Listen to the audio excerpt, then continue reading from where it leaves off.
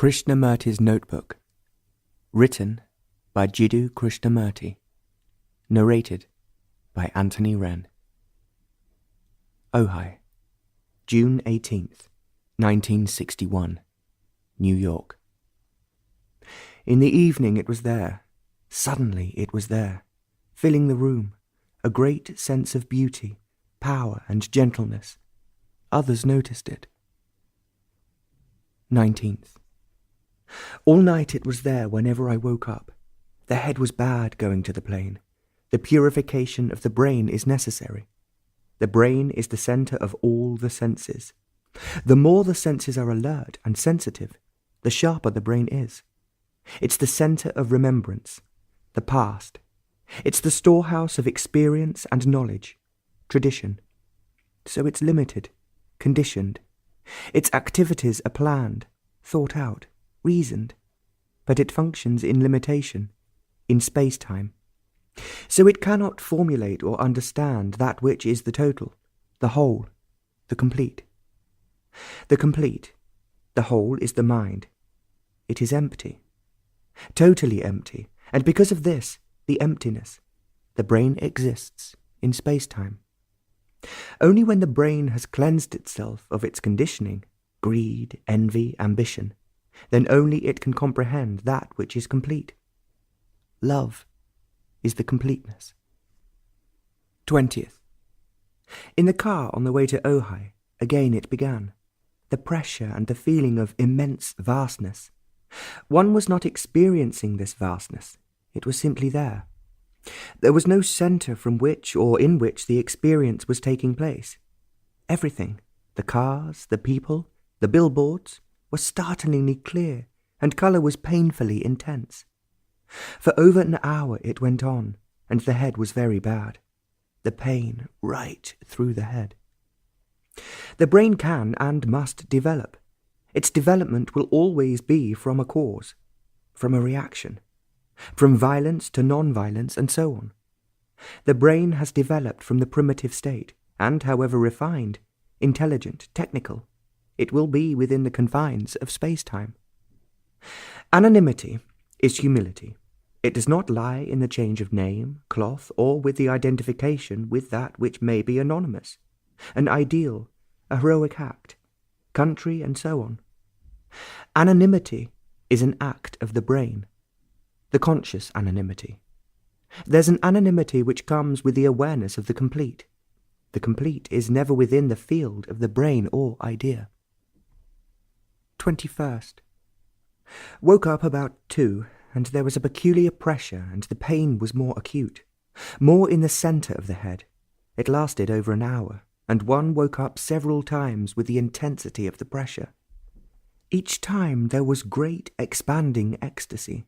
This joy continued. Again, sitting in the dentist's chair, waiting, suddenly the pressure began. The brain became very quiet, quivering, fully alive. Every sense was alert. The eyes were seeing the bee on the window, the spider, the birds, and the violet mountains in the distance. They were seeing, but the brain was not recording them. One could feel the quivering brain, something tremendously alive, vibrant, and so not merely recording. The pressure and the pain was great, and the body must have gone off into a doze. Self-critical awareness is essential. Imagination and illusion distort clear observation. Illusion will always exist, so long as the urge for the continuation of pleasure and the avoidance of pain exist.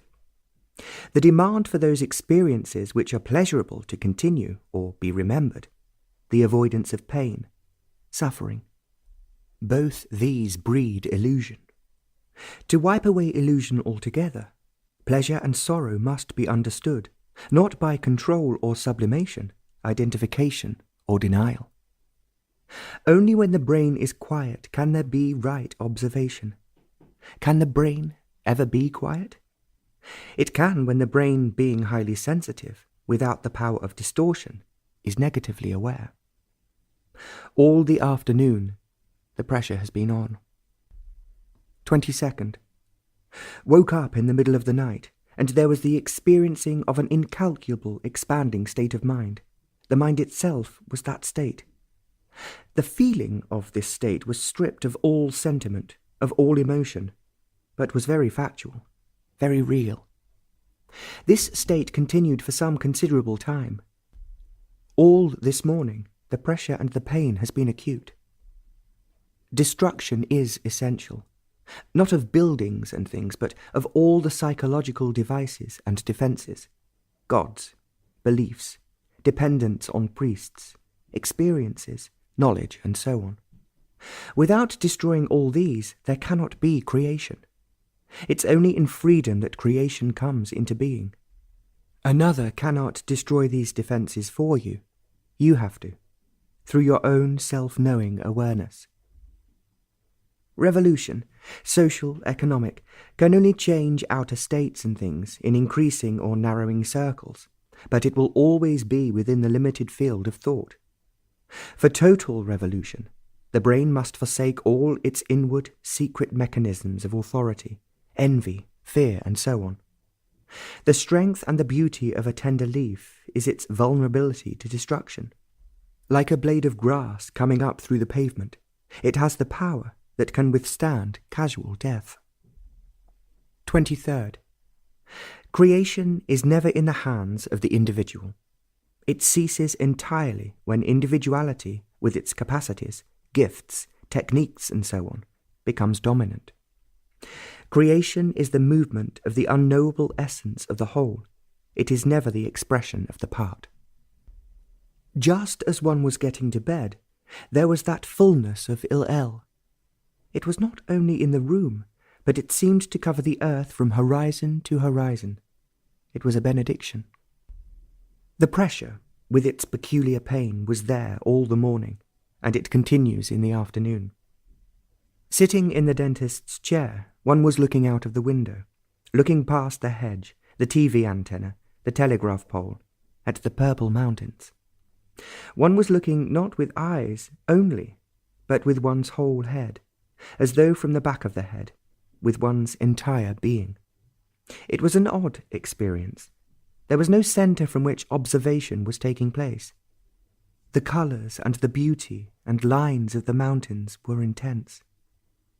Every twist of thought must be understood, for all thought is reaction, and any action from this can only increase confusion and conflict. 24th. The pressure and the pain was there all day yesterday. It is all becoming rather difficult. The moment one's by oneself, it begins. Any desire for its continuance, any disappointment if it does not continue, does not exist. It is simply there, whether one wants it or not. It's beyond all reason and thought. To do something for its own sake seems quite difficult and almost undesirable. Social values are based on doing something for the sake of something else. This makes for barren existence, a life which is never complete, full. This is one of the reasons of disintegrating discontent. To be satisfied is ugly, but to be discontented breeds hatred. To be virtuous in order to gain heaven or the approval of the respectable of society makes of life a barren field which has been ploughed over and over again, but has never been sown. This activity of doing something for the sake of something else is in essence an intricate series of escapes from oneself, from what is. Without experiencing the essence, there is no beauty. Beauty is not merely in the outward things or in the inward thoughts, feelings, and ideas. There is beauty beyond all thought and feeling. In this essence, that is beauty. But this beauty has no opposite. The pressure continues, and the strain is at the base of the head, and it's painful. 25th. Woke up in the middle of the night and found the body perfectly still, stretched out on its back, motionless. This position must have been maintained for some time. The pressure and the pain was there. The brain and the mind were intensely still. There was no division between them. There is a strange, quiet intensity. Like two great dynamos working at great speed, there was a peculiar tension in which there was no strain. There was a sense of vastness about the whole thing, and a power without direction and cause, and so no brutality and ruthlessness, and it continued during the morning. During the past year or so, one would wake up to experience in wakened state what had been going on while asleep, certain states of being. It is as though one woke up merely for the brain to register what was going on. But curiously, the particular experience would fade away quite soon. The brain was not putting it away in its scrolls of memory. There is only destruction and no change, for all change is a modified continuity of what has been. All social, economic revolutions are reactions, a modified continuation of that which has been. This change does not in any way destroy the roots of egocentric activities. Destruction, in the sense we are using the word, has no motive. It has no purpose which implies action for the sake of result. Destruction of envy is total and complete. It implies the freedom from suspension, control, and without any motive whatsoever. This total destruction is possible. It lies in seeing the total structure of envy. This seeing is not in space-time, but immediate. 26th. The pressure and the strain of it was there, very strongly, yesterday afternoon and this morning. Only there was a certain change. The pressure and the strain were from the back of the head, through the palate to the top of the head. A strange intensity continues. One has to be quiet only for it to begin. Control in any form is harmful to total understanding. A disciplined existence is a life of conformity. In conformity there is no freedom from fear. Habit destroys freedom. Habit of thought, habit of drinking, and so on, makes for a superficial and dull life. Organized religion, with its beliefs, dogmas, and rituals, denies the open entry into the vastness of mind. It is this entry that cleanses the brain of space-time. Being cleansed, the brain can then deal with time-space. 27th. That presence which was at Il-El was there, waiting patiently, benignly, with great tenderness. It was like the lightning on a dark night, but it was there, penetrating, blissful. Something strange is happening to the physical organism. One can't exactly put one's finger on it, but there's an odd insistency, drive. It's in no way self-created, bred out of imagination. It is palpable when one's quiet, alone, under a tree or in a room. It is there most urgently, as one's about to go off to sleep. It's there as this is being written, the pressure and the strain, with its familiar ache. Formulation and words about all this seem so futile. Words, however accurate, however clear the description, do not convey the real thing.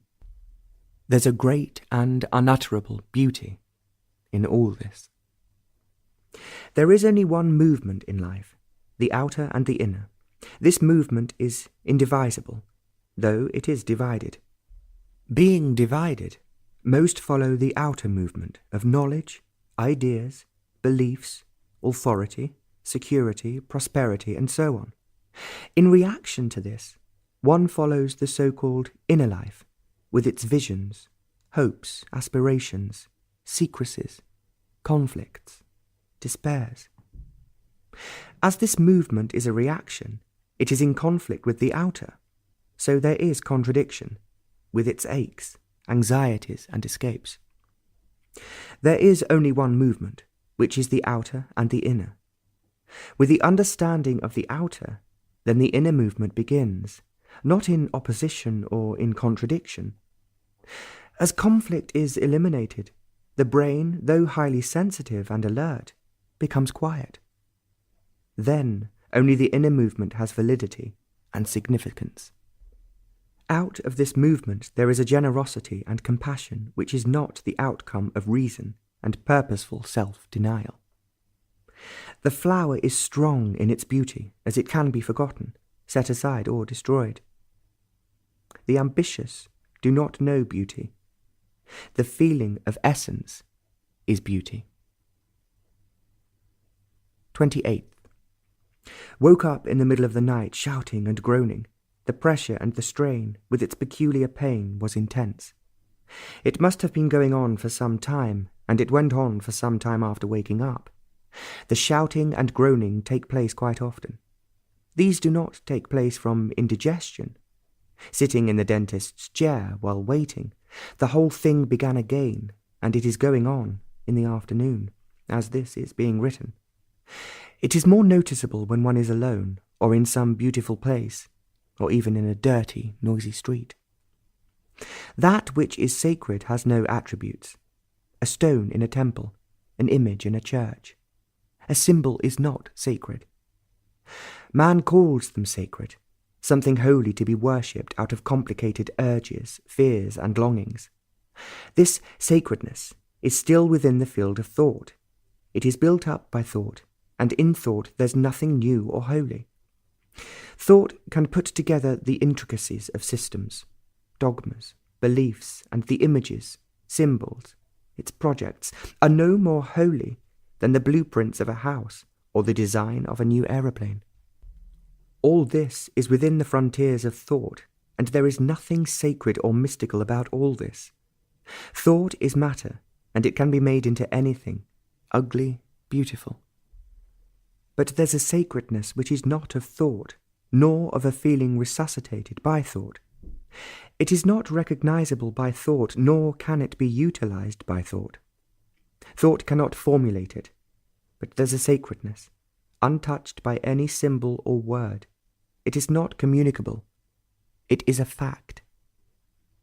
A fact is to be seen, and the seeing is not through the word. When a fact is interpreted, it ceases to be a fact. It becomes something entirely different. The seeing is of the highest importance. This seeing is out of space-time. It's immediate, instantaneous. And what's seen is never the same again. There's no again or in the meantime. This sacredness has no worshipper, the observer who meditates upon it. It's not in the market to be bought or sold. Like beauty, it cannot be seen through its opposite, for it has no opposite. That presence is here, filling the room, spilling over the hills, beyond the waters, covering the earth. Last night, as it has happened once or twice before, the body was just the organism and nothing else, functioning, empty, and still. 29th. The pressure and the strain of deep ache is there.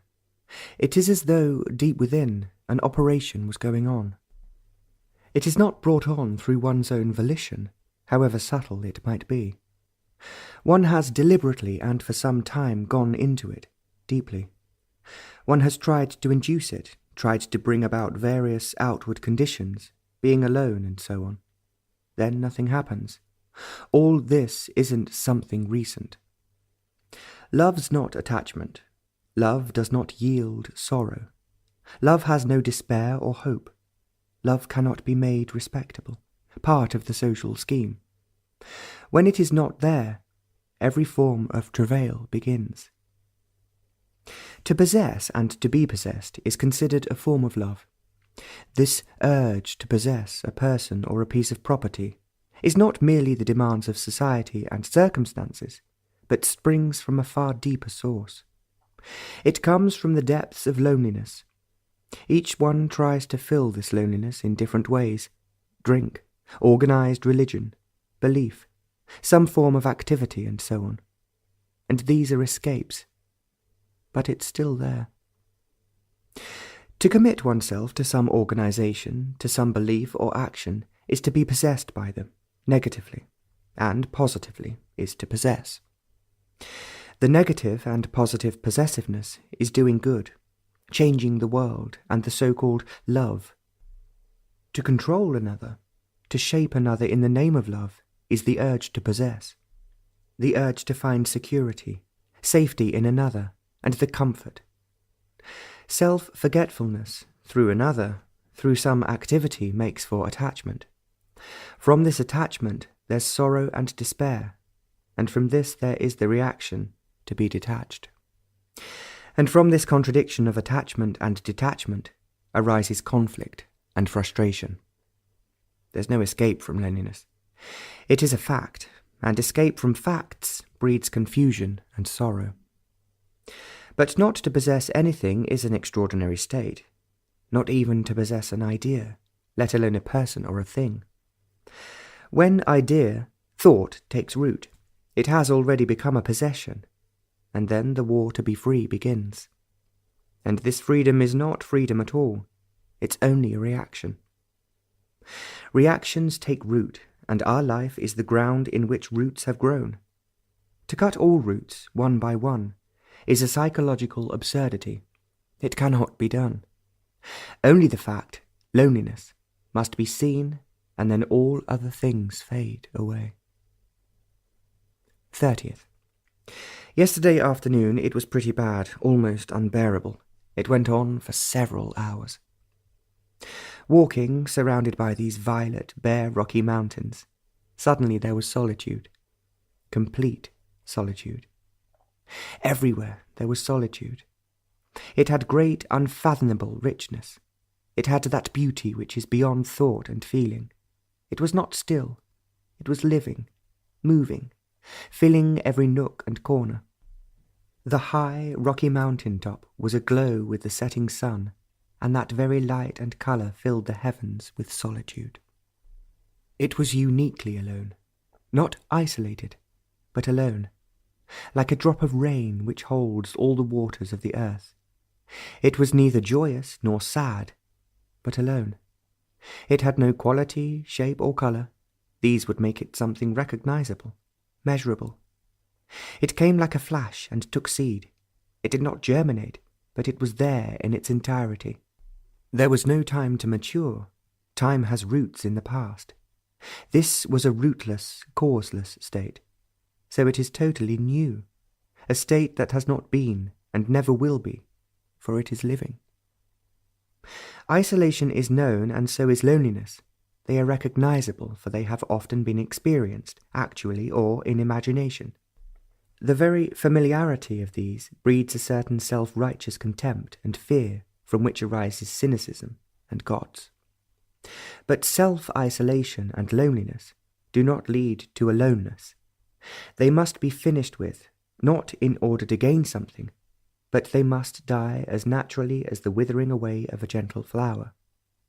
Resistance breeds fear, but also acceptance. The brain must wash itself clean of all these cunning devices. Unrelated to all these twists and turns of self-contaminated consciousness, wholly different, is this immense solitude. In it all creation takes place. Creation destroys, and so it is ever the unknown. All the evening of yesterday, this solitude was and is there, and on waking in the middle of the night, it sustained itself. The pressure and the strain continue, increasing and decreasing in continuous waves. It's pretty bad today, during the afternoon. July 1st. It is as though everything stood still. There is no movement, no stirring, complete emptiness of all thought, of all seeing. There is no interpreter to translate, to observe, to censor. An immeasurable vastness that is utterly still and silent. There is no space nor time to cover that space. The beginning and the ending are here, of all things. There is really nothing that can be said about it.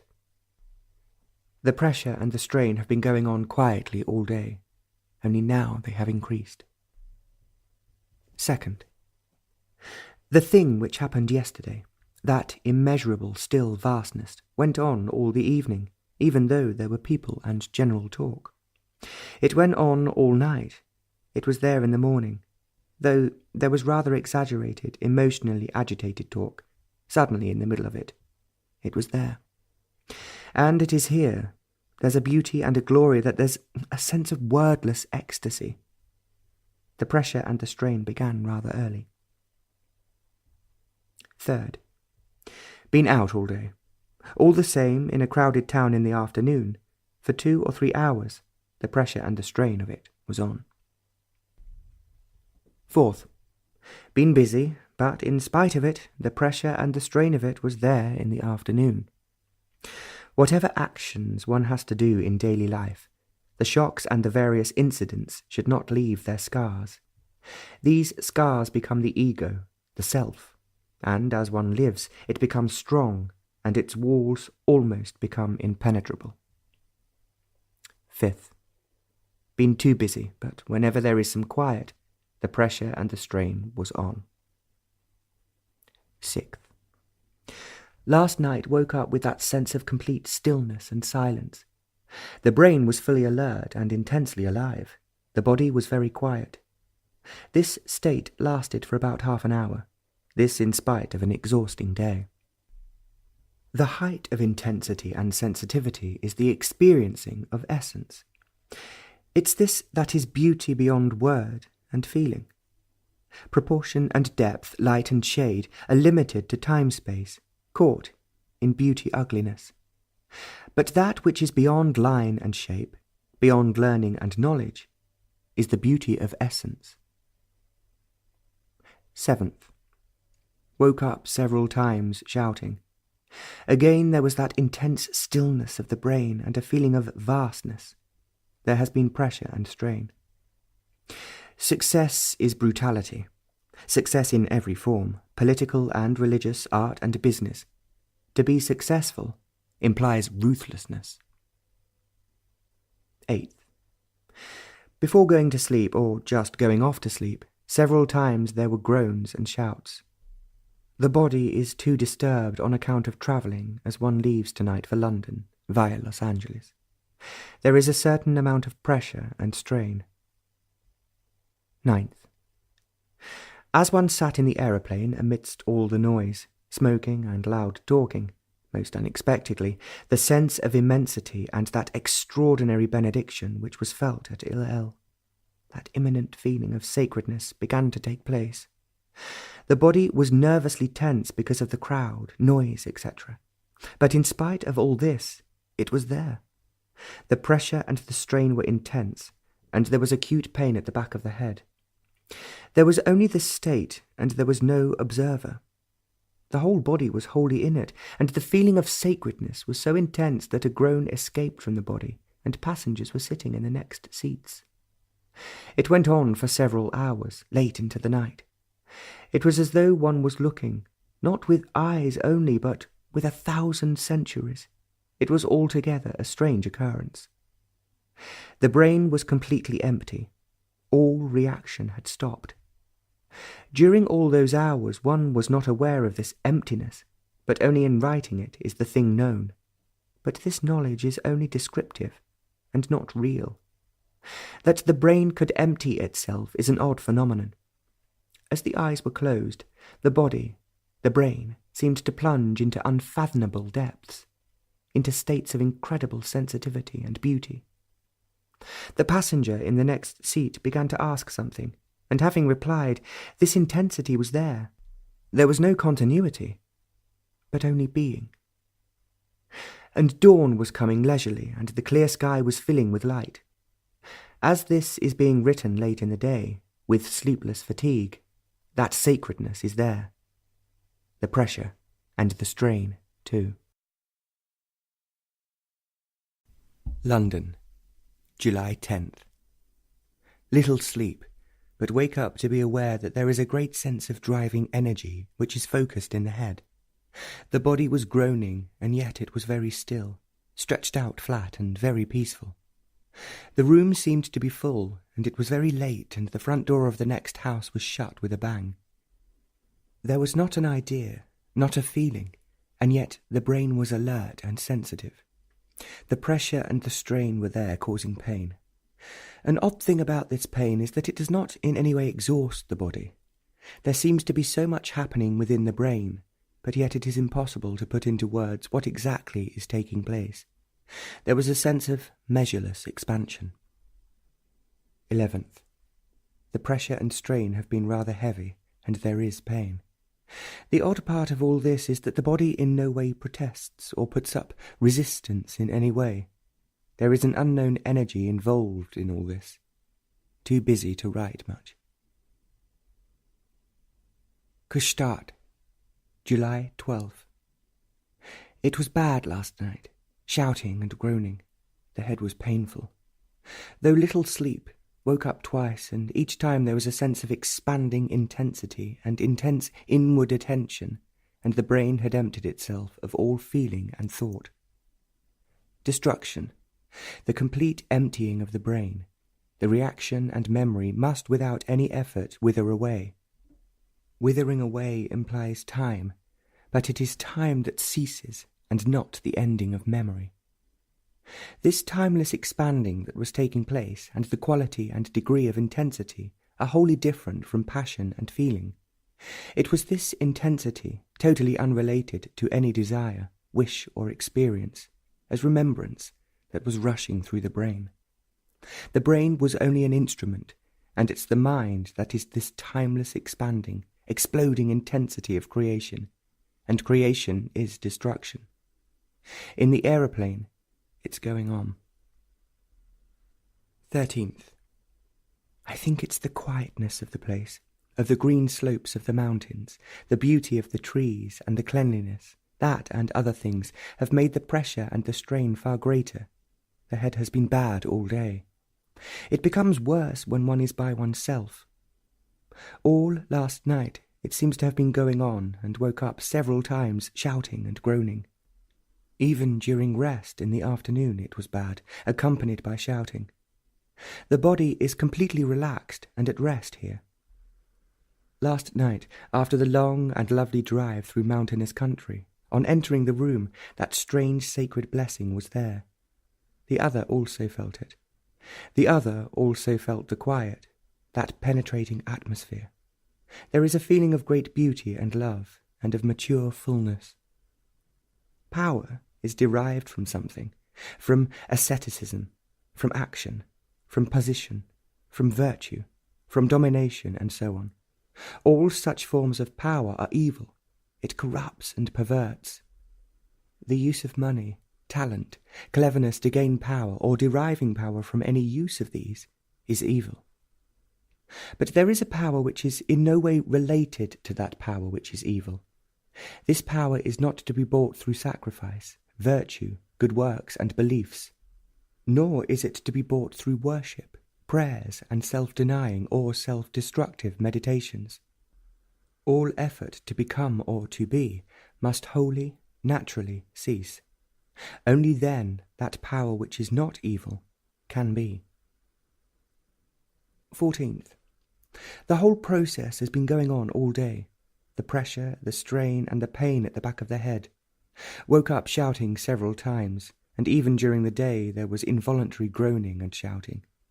Last night that sacred feeling filled the room, and the other felt it also.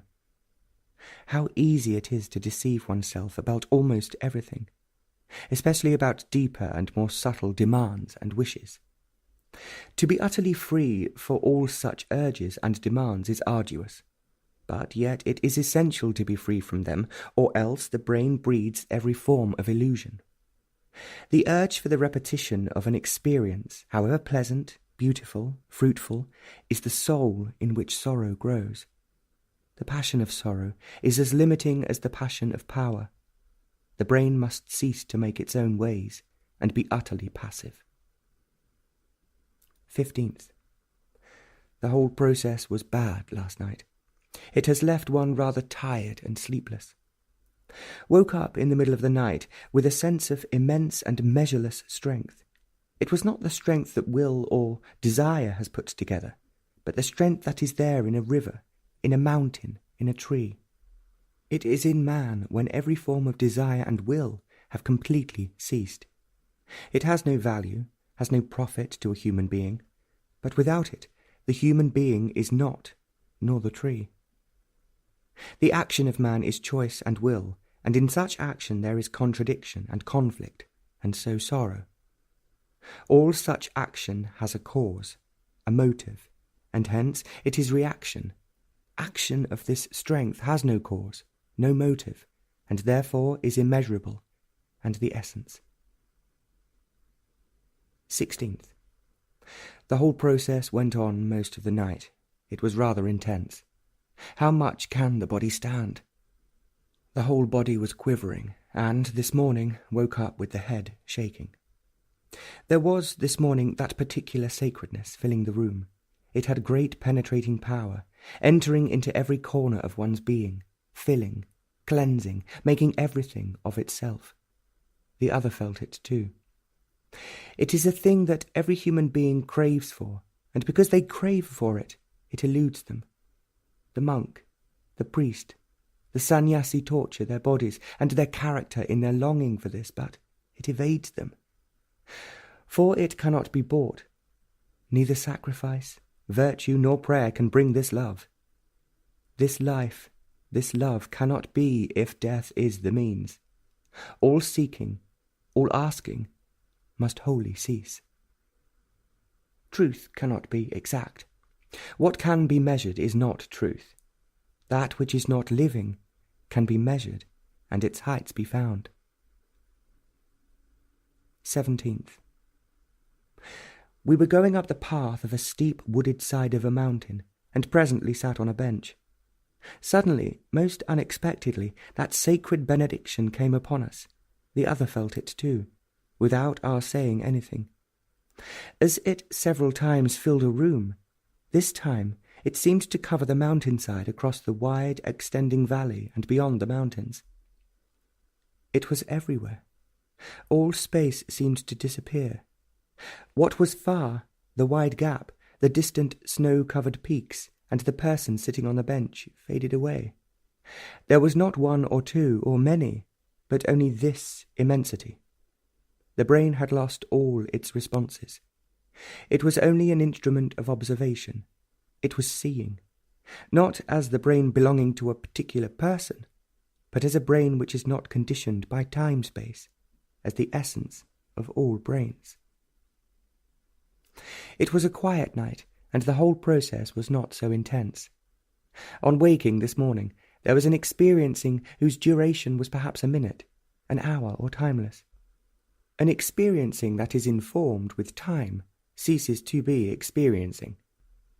What has continuity ceases to be the experiencing. On waking there was in the very depth, in the measureless depth of the total mind, an intense flame alive and burning furiously, of attention, of awareness, of creation. The word is not the thing. The symbol is not the real. The fires that burn on the surface of life pass, die away, leaving sorrow and ashes and remembrances. These fires are called life, but it's not life. It's decay. The fire of creation that is destruction is life. In it there is no beginning, no ending, neither tomorrow nor yesterday. It's there, and no surface activity will ever uncover it. The brain must die for this life to be. 18th. The process has been very acute, preventing sleep. Even in the morning and in the afternoon, shouting and groaning. The pain has been rather bad. Woke up this morning with a great deal of pain, but at the same time there was a flash of a seeing that was revealing. Our eyes and brain register the outward things, trees, mountains, swift running streams, accumulate knowledge, technique, and so on. With that same eyes and brain, trained to observe, to choose, to condemn and justify, we turn inward, look inward, with eyes and brain that recognize objects, build up ideas which are organized into reason. This inward look does not go very far, for it's still within the limitation of its own observation and reason. This inward gaze is still the outward look, and so there's not much difference between the two. What may appear to be different may be similar. But there's an inward observation which is not the outward observation turned inward. The brain and the eye which observe only partially do not comprehend the total seeing. They must be alive completely, but still. They must cease to choose and judge, but be passively aware. Then the inward seeing is without the border of time-space. In this flash, a new perception is born. 19th. It had been rather bad all the afternoon of yesterday, and it seemed more painful. Towards the evening that sacredness came and filled the room, and the other felt it too. All night it was fairly quiet, though the pressure and strain were there, like the sun behind the clouds. Early this morning, the process began again. It appears one is awakened merely to register a certain experience. This has happened quite often for the past year. One was awakened this morning with a living feeling of joy. It was taking place as one woke up. It wasn't a thing in the past. It was actually taking place. It was coming, this ecstasy from outside, not self-induced.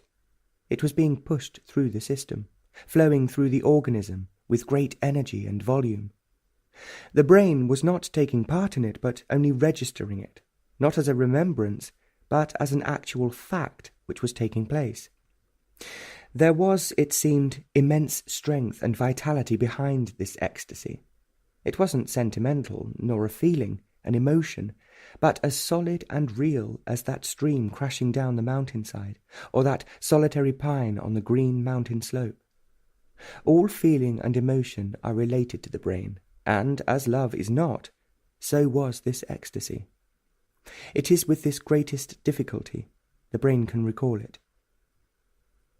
Early this morning there was a benediction that seemed to cover the earth and fill the room. When it comes, an all-consuming quietness, a stillness that seems to have within it all movement. 20th. The process was particularly intense yesterday afternoon. In the car, waiting, one was almost oblivious of what was going on around one. The intensity increased, and it was almost unbearable, so that one was forced to lie down. Fortunately, there was someone in the room. The room became full with that benediction. Now what followed is almost impossible to put down in words. Words are such dead things, with definite set meaning, and what took place was beyond all words and description. It was the centre of all creation. It was a purifying seriousness that cleansed the brain of every thought and feeling. Its seriousness was as lightning, which destroys and burns up. The profundity of it was not measurable. It was there, immovable, impenetrable, a solidity that was as light as the heavens. It was in the eyes, in the breath. It was in the eyes, and the eyes could see. The eyes that saw, that looked, were wholly different from the eyes of the organ, and yet they were the same eyes. There was only seeing, the eyes that saw beyond space-time. There was impenetrable dignity and a peace that was the essence of all movement, action. No virtue touched it, for it was beyond all virtue and sanctions of man. There was love that was utterly perishable, and so it had the delicacy of all new things, vulnerable, destructible, and yet it was beyond all this. It was there, imperishable, unnameable, the unknowing. No thought could ever penetrate it, no action could ever touch it. It was pure, untouched, and so ever-dyingly beautiful. All this seemed to affect the brain. It was not as it was before. Thought is such a trivial thing, necessary, but trivial. Because of it, relationship seems to have changed. As a terrific storm, a destructive earthquake gives a new course to the rivers, changes the landscape, digs deep into the earth, so it has levelled the contours of thought, changed the shape of the heart. 21st. The whole process is going on as usual, in spite of cold and feverish state.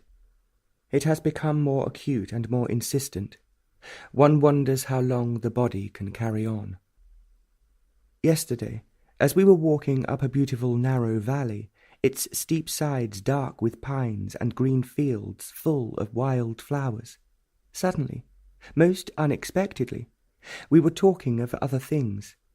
A benediction descended upon us like gentle rain. We became the centre of it. It was gentle, pressing, infinitely tender and peaceful. enfolding us in a power that was beyond all fault and reason. Early this morning, on waking, changing, changeless, purifying seriousness, and an ecstasy that had no cause. It was simply there. And during the day, whatever one did, it was there in the background, and it came directly and immediately to the fore when one was quiet. There is an urgency and beauty in it. No imagination or desire could ever formulate such profound seriousness. 22nd. While waiting in the doctor's dark, airless office, that benediction which no desire can construct came and filled the small room. It was there till we left. If it was felt by the doctor, it's impossible to say. Why is it that there is deterioration, inwardly as well as outwardly? Why? Time brings destruction to all mechanical organization. It wears out by use and disease every form of organism. Why should there be deterioration inwardly, psychologically? Beyond all explanations which a good brain can give, why do we choose the worse and not the better? Why hate rather than love? Why greed and not generosity? Why self-centered activity and not open, total action? Why be mean when there are soaring mountains and flashing streams? Why jealousy and not love? Why? Seeing the fact leads to one thing, and opinions, explanations to another. Seeing the fact that we decline, deteriorate, is all important, and not the why and wherefore of it. Explanation has very little significance in front of a fact, but to be satisfied with explanations, with words, is one of the major factors of deterioration. Why war and not peace? The fact is, we are violent. Conflict inside and outside the skin is part of our daily life, ambition and success. Seeing this fact and not the cunning explanation and the subtle word puts an end to deterioration. Choice, one of the major causes of decline, must wholly cease if it's to come to an end. The desire to fulfill and the satisfaction and sorrow that exists in its shadow is also one of the factors of deterioration. Woke up early this morning to experience that benediction. One was forced to sit up in that clarity and beauty. Later in the morning, sitting on a roadside bench under a tree, one felt the immensity of it. It gave shelter, protection like the tree overhead, whose leaves gave shelter against the strong mountain sun, and yet allowed light to come through. All relationship is such protection in which there's freedom, and because there's freedom, there is shelter. 23rd. Woke up early this morning with an enormous sense of power, beauty, and incorruptibility. It was not something that had happened, an experience that was past and woke up to remember it as in a dream, but something that was actually taking place. One was aware of something utterly incorruptible, in which nothing could possibly exist that could become corrupt, deteriorate. It was too immense for the brain to grasp, to remember. It could only register mechanically that there is such a state of incorruption. Experiencing such a state is vastly important. It was there, limitless, untouchable, impenetrable. Because of its incorruptibility, there was in it beauty. Not the beauty that fades, nor something put together by the hand of man, nor the evil with its beauty. One felt that in its presence all essence exists, and so it was sacred. It was a life in which nothing could perish. Death is incorruptible, but man makes of it a corruption, as, for him, life is. With it all there was that sense of power, strength as solid as that mountain which nothing could shatter, which no sacrifice, prayer, virtue could ever touch. It was there, immense, which no wave of thought could corrupt, a thing remembered. It was there, and the eyes, the breath were of it. Time, laziness corrupts. It must have gone on for a certain period, Dawn was just coming, and there was dew on the car outside and on the grass. The sun wasn't up yet, but the sharp snow peak was clear in the grey-blue sky. It was an enchanting morning, with not a cloud. But it wouldn't last. It was too lovely. Why should all this happen to us? No explanation is good enough, though one can invent a dozen. But certain things are fairly clear. Number 1. One must be wholly indifferent to it coming and going. Number 2. There must be no desire to continue the experience or to store it away in memory. Number 3. There must be a certain physical sensitivity, a certain indifference to comfort. Number 4. There must be self-critical, humorous approach. But even if one had all these, by chance, not through deliberate cultivation and humility, even then they are not enough. Something totally different is necessary, or nothing is necessary. It must come, and you can never go after it, do what you will. You can also add love to the list, but it is beyond love. One thing is certain, the brain can never comprehend it, nor can it contain it. Blessed is he to whom it is given, and you can add also a still, quiet brain. 24th. The process has not been so intense, as the body for some days has not been well. But though it is weak, now and then one can feel the intensity of it. It's strange how this process adjusts itself to circumstance. Yesterday, driving through the narrow valley, a mountain stream noisily making its way beside the wet road, there was this benediction. It was very strong, and everything was bathed in it. The noise of the stream was part of it, and the high waterfall which became the stream were in it. It was like the gentle rain that was coming down, and one became utterly vulnerable. The body seemed to have become light as a leaf, exposed and trembling. This went on through the long, cool drive. Talk became monosyllabic. The beauty of it seemed incredible. All the evening it remained, and though there was laughter, the solid, the impenetrable seriousness remained. On waking this morning, early when the sun was still below the horizon, there was the ecstasy of this seriousness. It filled the heart and the brain, and there was a sense of immovability. To look is important. We look to immediate things, and out of immediate necessities to the future, coloured by the past. Our seeing is very limited, and our eyes are accustomed to near things. Our look is as bound by time-space as our brain. We never look, we never see beyond this limitation. We do not know how to look through and beyond these fragmentary frontiers. But the eyes have to see beyond them, penetrating deeply and widely, without choosing, without shelter. They have to wander beyond man-made frontiers of ideas and values, and to feel beyond love. Then there is a benediction, which no God can give. 25th. In spite of a meeting, the process is going on, rather gently, but going on. Woke up this morning rather early, with a sense of a mind that had penetrated into unknown depths.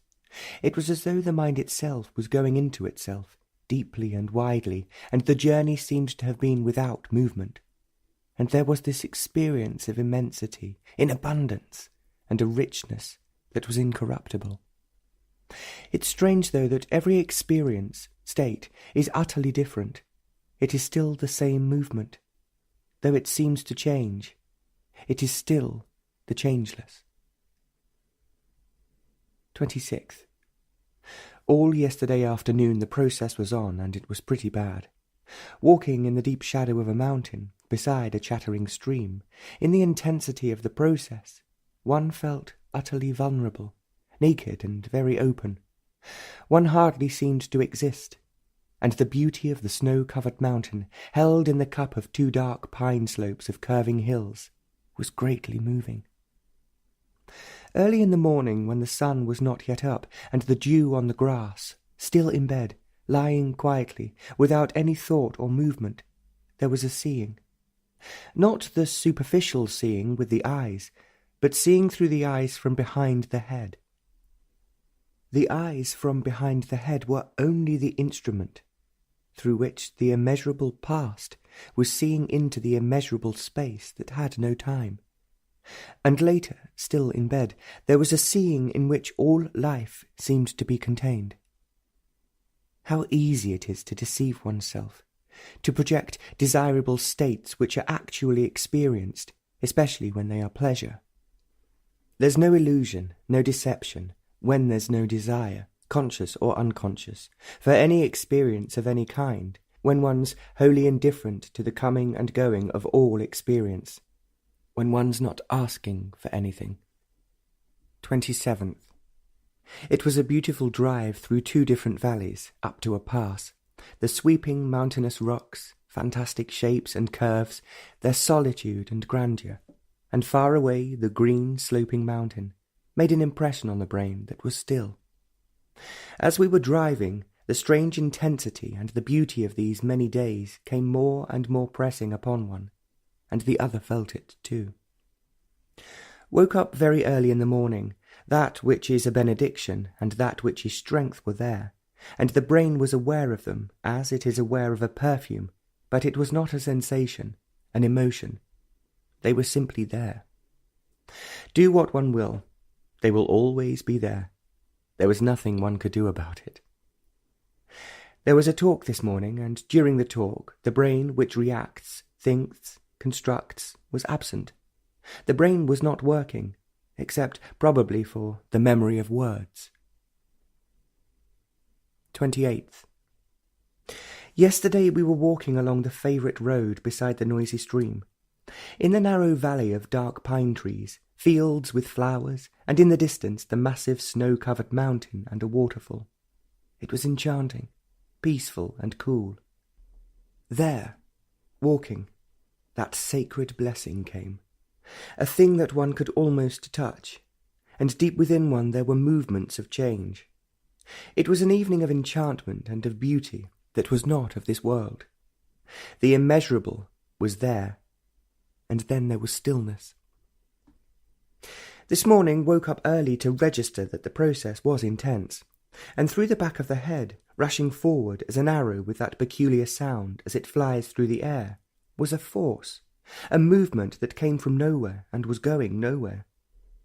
And there was a sense of vast stability, and a dignity that could not be approached, and an austerity that no thought could formulate, but with it a purity of infinite gentleness. All these are merely words, and so they can never represent the real. The symbol is never the real, and the symbol is without value. All the morning the process was on, and a cup that had no height and no depth seemed to be full to the overflowing.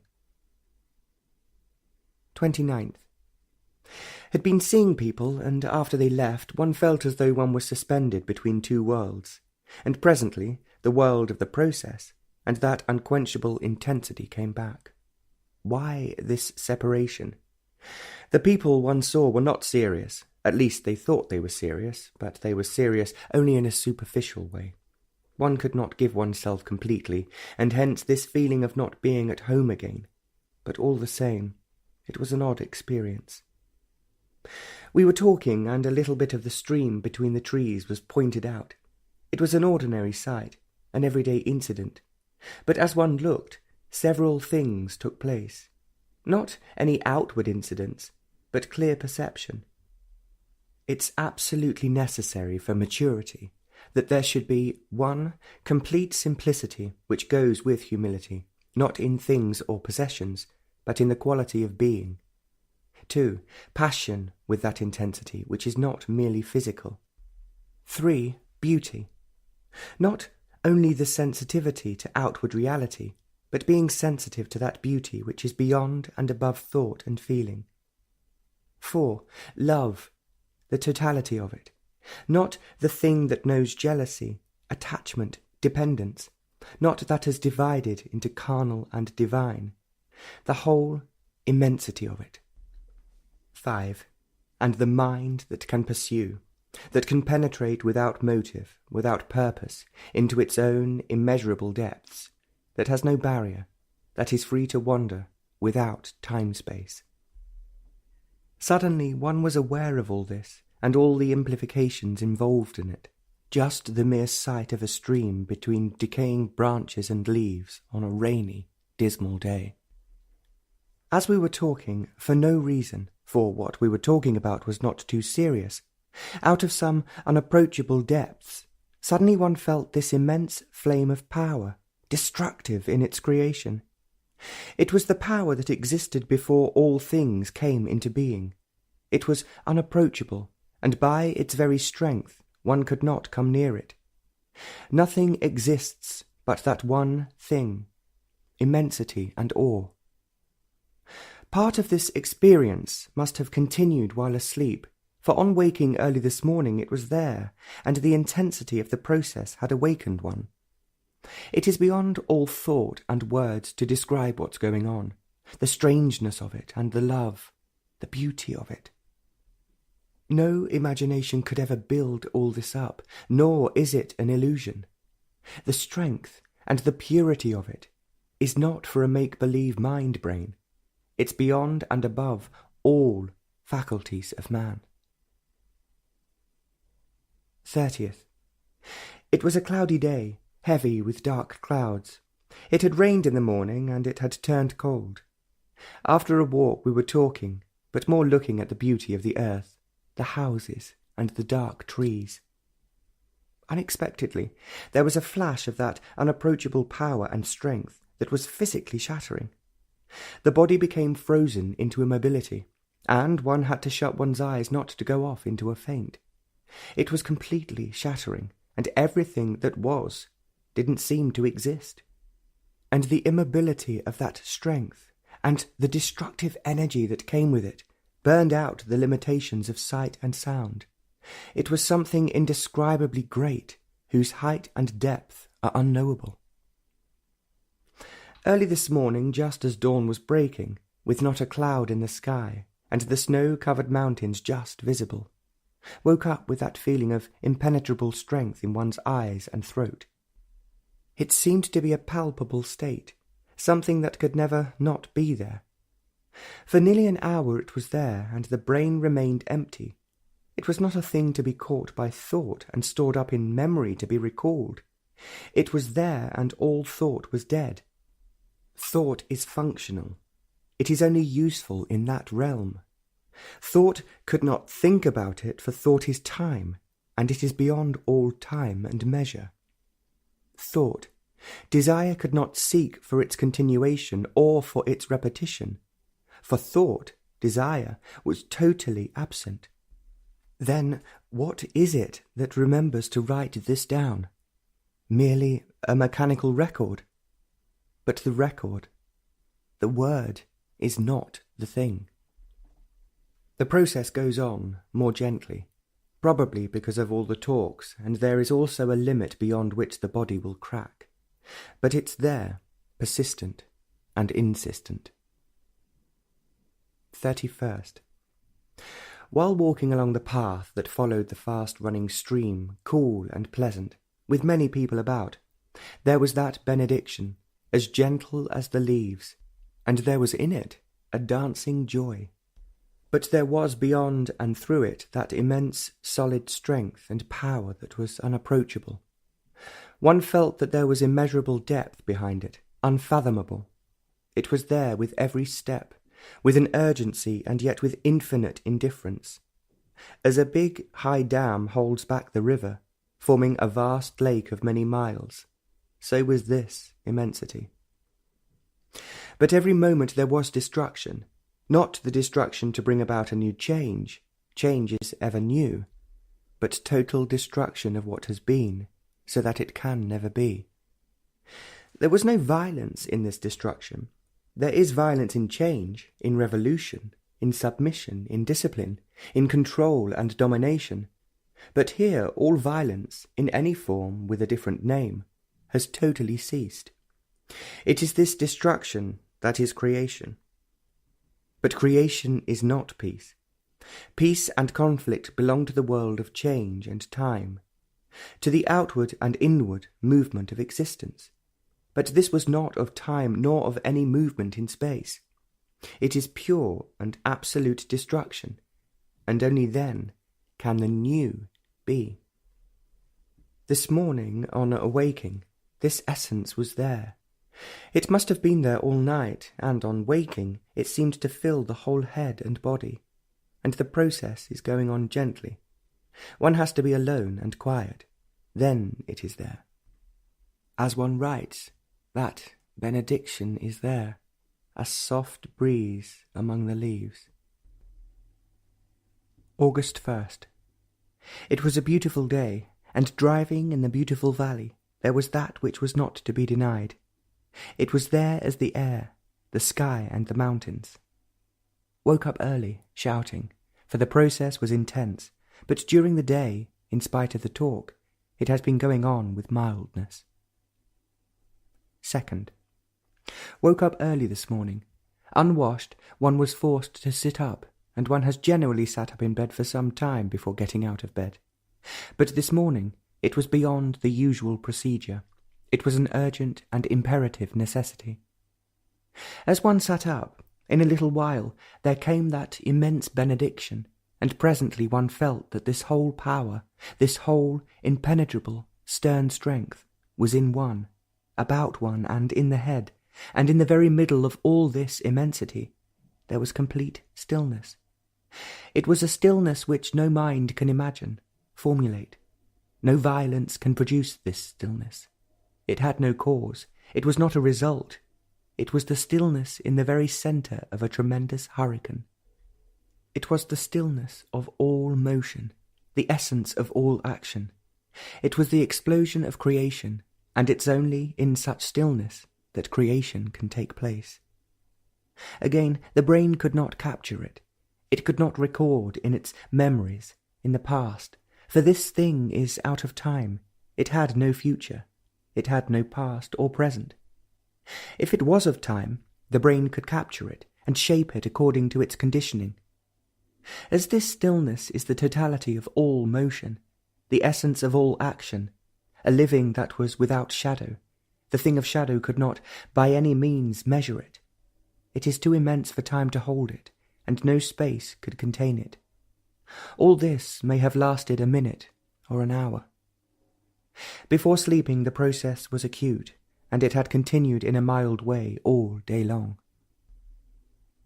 3rd. Woke up early with that strong feeling of otherness, of another world that is beyond all thought. It was very intense and as clear and pure as the early morning, cloudless sky. Imagination and illusion are purged from the mind, for there is no continuance. Everything is, and it has never been before. Where there is a possibility of continuance, there is delusion. It was a clear morning, though soon clouds would be gathering. As one looked out of the window, the trees, the fields were very clear. A curious thing is happening. There is a heightening of sensitivity. Sensitivity not only to beauty, but also to other things. The blade of grass was astonishingly green. That one blade of grass contained the whole spectrum of colour. It was intense, dazzling, and such a small thing, so easy to destroy. Those trees were all of life, their height and their depth. The line of those sweeping hills and the solitary trees were the expression of all time and space. And the mountains, against the pale sky, were beyond all the gods of man. It was incredible to see, feel, all this by just looking out of the window. One's eyes were cleansed. It is strange how during one or two interviews that strength, that power filled the room. It seemed to be in one's eyes and breath. It comes into being, suddenly and most unexpectedly, with a force and intensity that is quite overpowering, and at other times it's there, quietly and serenely. But it's there whether one wants it or not. There is no possibility of getting used to it, for it has never been, nor will it ever be. But it's there. The process has been mild. These talks and seeing people probably make it so. 4th. Woke up very early in the morning. It was still dark, but dawn would soon come. Towards the east there was in the distance a pale light. The sky was very clear, and the shape of the mountains and the hills were just visible. It was very quiet. Out of this vast silence, suddenly, as one sat up in bed, when thought was quiet and far away, when there wasn't even a whisper of a feeling, there came that which was now the solid, inexhaustible being. It was solid without weight, without measure. It was there, and besides it, there existed nothing. It was there without another. The words solid, immovable, imperishable do not in any way convey that quality of timeless stability. None of these or any other word could communicate that which was there. It was totally itself and nothing else. It was the totality of all things, the essence.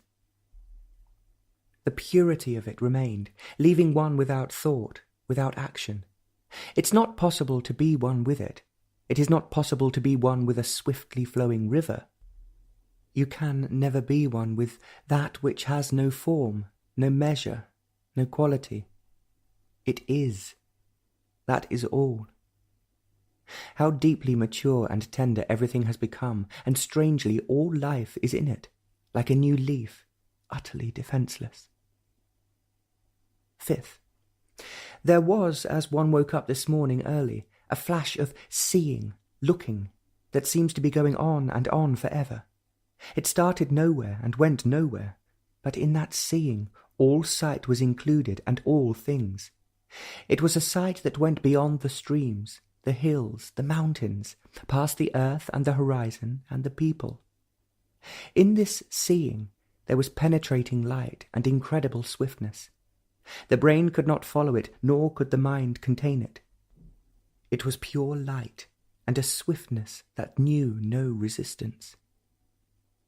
On the walk yesterday, the beauty of light among the trees and on the grass was so intense that it left one actually breathless, and the body frail. Later this morning, as one was going to have breakfast, like a knife thrust into a soft earth, there was that benediction, with its power and strength. It came as does lightning, and was gone as quickly. The process was rather intense yesterday afternoon, and somewhat less this morning. There's a frailty about the body. 6th. Though one had slept not too well, on walking one was aware that all night the process was going, but much more, that there was a blossoming of that benediction. One felt as though it was operating upon one. On waking, there was an outpouring of this power and strength. It was as a stream rushing out of the rocks, out of the earth. There was a strange and unimaginable bliss in this, an ecstasy that had nothing to do with thought and feeling. There is an aspen tree, and its leaves are trembling in the breeze, and without that dance, life is not. 7th.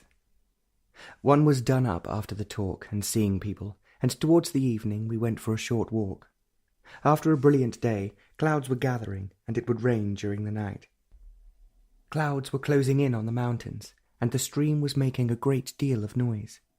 The road was dusty with cars, and across the stream was a narrow wooden bridge. We crossed it, and went up a grassy path, and the green slope was full of flowers of so many colours. The path went up gently past a cowshed, but it was empty. The cattle had been taken to pastures much higher up.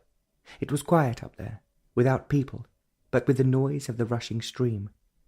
Quietly it came, so gently that one was not aware of it, so close to the earth among the flowers. It was spreading, covering the earth, and one was in it, not as an observer, but of it. There was no thought or feeling, the brain utterly quiet. Suddenly there was innocence, so simple, so clear and delicate. It was a meadow of innocence, past all pleasure and ache, beyond all torture of hope and despair. It was there, and it made the mind, one's whole being, innocent. One was of it, past measure, past word, the mind transparent, and the brain young without time. It went on for some time, and it was late, and we had to return. This morning, on waking, it took a little time for that immensity to come, but it was there, and thought and feeling were made still. As one was cleaning one's teeth, The intensity of it was sharp and clear. It comes as suddenly as it goes. Nothing can restrain it, and nothing can call it.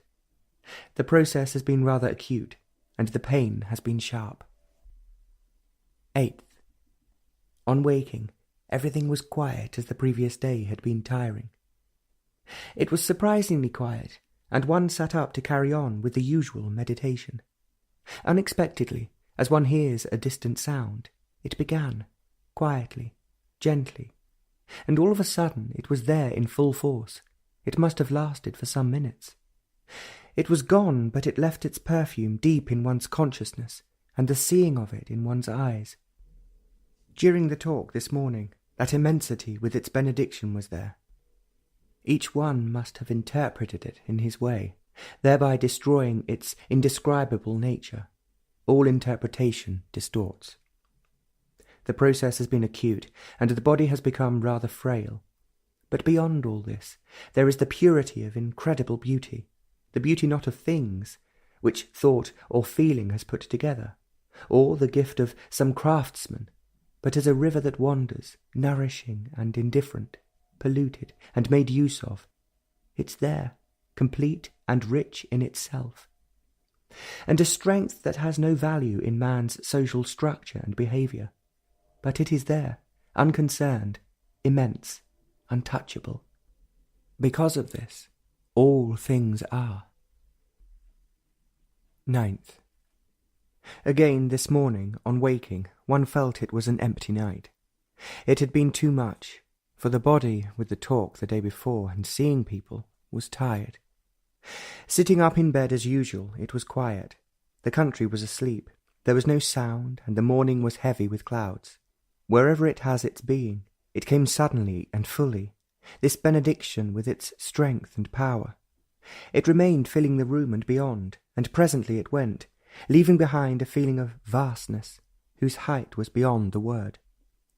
Yesterday, walking amidst hills, meadows and streams, among pleasant quietness and beauty, one was again aware of that strange and deeply moving innocence.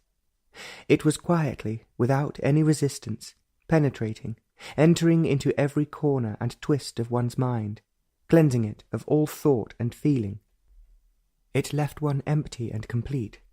Suddenly all time had stopped. Each one was aware of its passage. The process is going on, but more gently and deeply. 10th. It had rained sharply and very heavily, washing off the white dust on the big round leaves by the unpaved road that went deep into the mountains. The air was soft and gentle, and at that altitude not heavy. The air was clean and pleasant, and there was the smell of rain-washed earth. Walking up the road, one was aware of the beauty of the earth, and the delicate line of the steep hills against the evening sky, of the massive, rocky mountain with its glacier and wide field of snow, of the many flowers in the meadows. It was an evening of great beauty and quietness. The stream, so boisterous, was made muddy by the recent heavy rain. It had lost that peculiar bright clarity of mountain water, but in a few hours it would again become clear. As one looked at the massive rocks, with their curves and shapes and the sparkling snow, half dreamily with no thought in mind, suddenly there was an immense, massive dignity of strength and benediction. It filled the valley on the instant, and the mind had no measurement. It was deep beyond the word. Again there was innocence. On waking early this morning, it was there, and meditation was a little thing, and all thought died, and all feeling had ceased. The brain was utterly quiet. Its record is not the real. It was there, untouchable and unknowable. It would never be what has been. It is of never-ending beauty. It was an extraordinary morning. This has been going on for 4 solid months. Whatever the environment, whatever the condition of the body, it's never the same, and yet the same. It is destruction and never-ending creation. Its power and strength are beyond all comparison and word, and it's never continuous. It is death and life. The process has been rather acute, and it all seems rather unimportant. August the 11th, 1961. While sitting in the car beside a boisterous mountain stream and in the middle of green, rich meadows and a darkening sky, that incorruptible innocence was there, whose austerity was beauty. The brain was utterly quiet, and it was touched by it. The brain is nourished by reaction and experience. It lives on experience. But experience is always limiting and conditioning. Memory is the machinery of action. Without experience, knowledge, and memory, action is not possible, but such action is fragmentary, limited. Reason, organized thought, is always incomplete. Idea, responsive thought, is barren, and belief is the refuge of thought. All experience only strengthens thought, negatively or positively. Experiencing is conditioned by experience, the past. Freedom is the emptying of the mind of experience. When the brain ceases to nourish itself through experience, memory, and thought, when it dies to experiencing, then its activity is not self-centered. It then has its nourishment from elsewhere. It is this nourishment that makes the mind religious. On waking this morning, beyond all meditation and thought, and the delusions that feelings create, there was an intense bright light at the very centre of the brain, and beyond the brain, at the very centre of consciousness, of one's being. It was a light that had no shadow, nor was it set in any dimension. It was there without movement. With that light, there was present that incalculable strength and beauty beyond thought and feeling. The process was rather acute in the afternoon. 12th. Yesterday, walking up the valley, the mountains covered with clouds and the stream seemingly more noisy than ever, there was a sense of astonishing beauty. Not that the meadows and hills and the dark pines had changed, only the light was different, more soft, with a clarity that seemed to penetrate everything, leaving no shadow. As the road climbed, we were able to look down on a farm, with green pasture land around it. It was a green meadow, a rich green that is seen nowhere, but that little farmhouse and that green pasture contained all the earth and all mankind. There was an absolute finality about it. It was the finality of beauty that is not tortured by thought and feeling. The beauty of a picture, a song, a building is put together by man, to be compared, to be criticized, to be added up by this beauty, was not the handiwork of man. All the handiwork of man must be denied with a finality before this beauty can be. For it needs total innocence, total austerity. Not the innocence that thought had contrived, nor the austerity of sacrifice. Only when the brain is free of time, and its responses utterly still, is there that austere innocence. Woke up long before dawn when the air is very still and the earth waiting for the sun. Woke up with a clarity that was peculiar and an urgency that demanded full attention. The body was completely motionless, an immobility that was without strain, without tension. And inside the head a peculiar phenomenon was going on. A great wide river was flowing with the pressure of immense weight of water, flowing between high, polished granite rock. On each side of this great wide river was polished, sparkling granite, on which nothing grew, not even a blade of grass. There was nothing but sheer, polished rock, soaring up beyond measurable eyesight. The river was making its way, silently, without a whisper, indifferent, majestic. It was actually taking place. It wasn't a dream, a vision, nor a symbol to be interpreted. It was there, taking place, beyond any doubt. It was not a thing of imagination. No thought could possibly invent it. It was too immense and real for thought to formulate it. The immobility of the body and this great flowing river between the polished granite walls of the brain went on for an hour and a half by the watch. Through the open window the eyes could see the coming dawn. There was no mistaking the reality of what was taking place.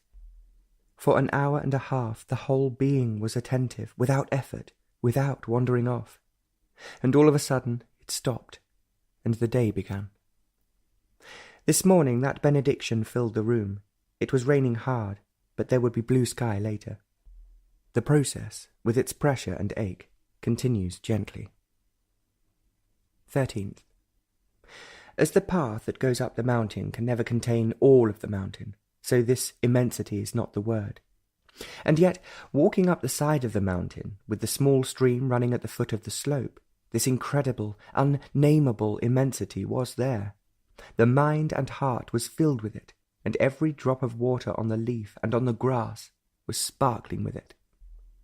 It had been raining all night and all morning, and it had been heavy with clouds, and now the sun was coming out over the high hills, and there were shadows on the green, spotless meadows that were rich with flowers.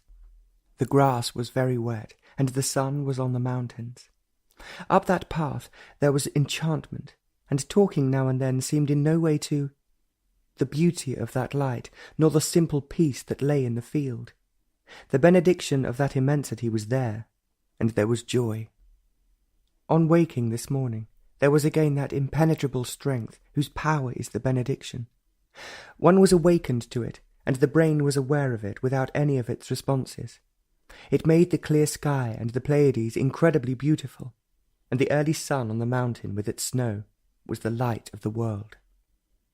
During the talk it was there, untouchable and pure, and in the afternoon, in the room it came, with the speed of lightning, and was gone. But it's always here in some measure, with its strange innocency, whose eyes have never been touched. The process was rather acute last night, and as this is being written. 14th. Though the body was done up this morning after the talk of yesterday, and seeing people, sitting in the car under a spreading tree, there was a deep, strange activity going on. It was not an activity which the brain, with its customary responses, could comprehend and formulate. It was beyond its scope. But there was an activity, deep within, which was wearing out all obstruction. But the nature of that activity is impossible to tell. Like deep subterranean waters making their way to the surface, so there was an activity far deeper than beyond all consciousness. One is aware of the increase of sensitivity of the brain. Colour, shape, line, the total form of things have become more intense and extraordinarily alive. Shadows seem to have a life of their own, of greater depth and purity. It was a beautiful, quiet evening. There was a breeze among the leaves, and the aspen leaves were trembling and dancing.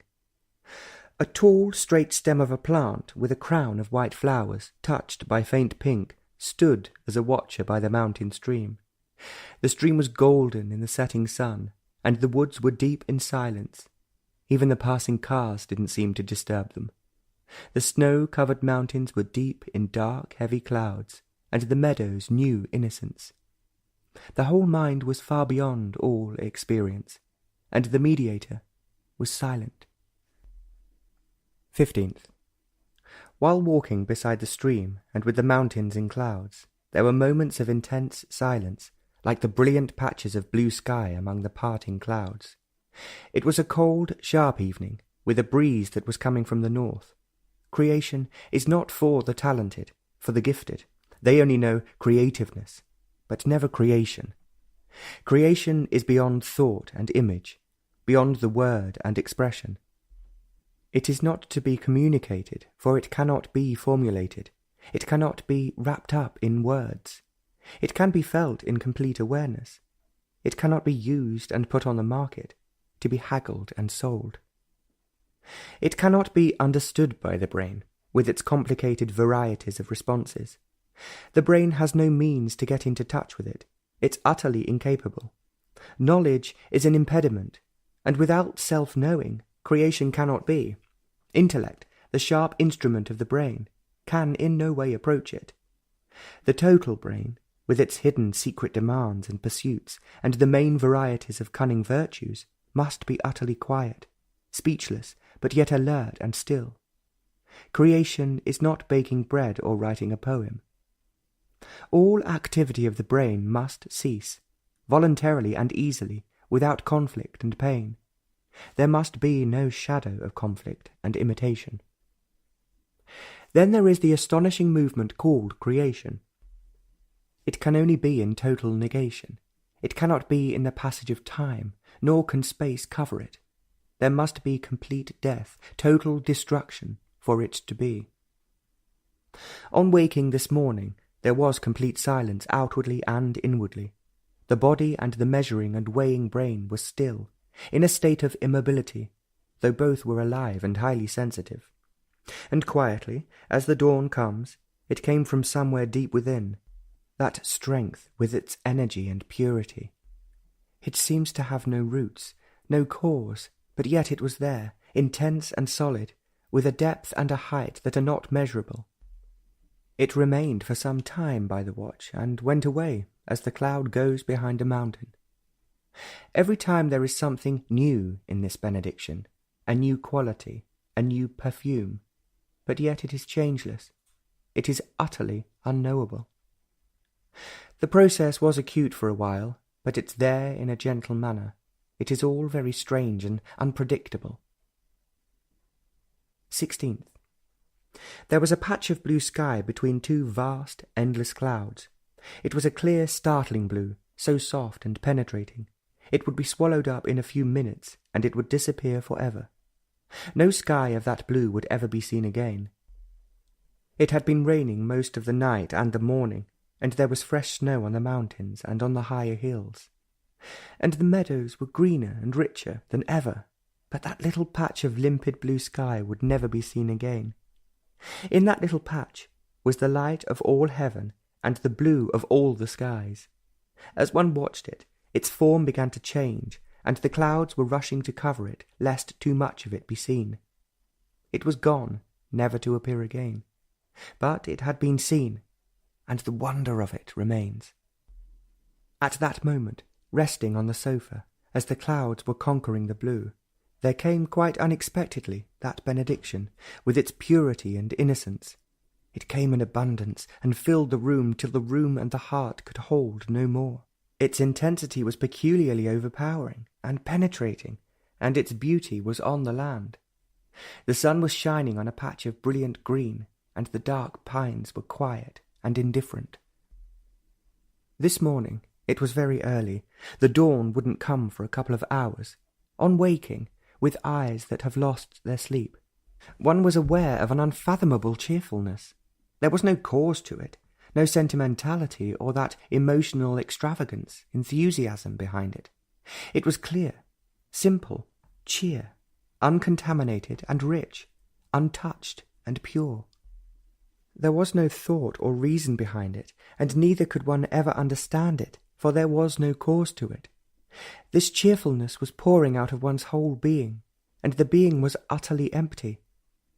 As a stream of water gushes out from the side of a mountain, naturally and under pressure, this cheer was pouring out in great abundance, coming from nowhere and going nowhere. But the heart and mind would never be the same again. One was not aware of the quality of this cheer as it was bursting forth. It was taking place, and its nature would show itself, probably, to time, and time would have no measure for it. Time is petty, and it cannot weigh abundance. The body has been rather frail and empty, but last night and this morning the process has been acute, not lasting for long. 17th. It had been a cloudy, rainy day with northwest wind, hard and cold. Up the road that led to the waterfall, which became the noisy stream, we were walking. There were few on the roads, and few cars went by, and the stream rushed on, faster than ever. We walked up the road with the wind behind us, and the narrow valley widened, and there were patches of sun on the sparkling green pasture. They were widening the road, and as we passed they greeted us, with friendly smiles and a few words in Italian. They had been labouring all day, digging and carrying rocks, so that it seemed incredible that they should smile at all. But they did, and up further on, under a large shed, modern machinery was cutting wood, drilling holes and cutting patterns on heavy lumber. And the valley opened more and more, and there was a village further on, and still further on was the waterfall from the glacier, high up in the Rocky Mountain. One felt more than one saw the beauty of the land and the weary people, the fast-running stream and the quiet meadows. On the way back, near the chalet, all the sky was covered with heavy clouds, and suddenly the setting sun was on some rocks high up in the mountain. That patch of sunlight on the face of those rocks revealed a depth of beauty and feeling that no graven image can hold.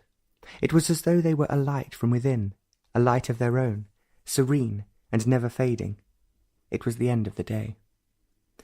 Only on waking early next morning, one was aware of the previous evening's splendour and the love that went by.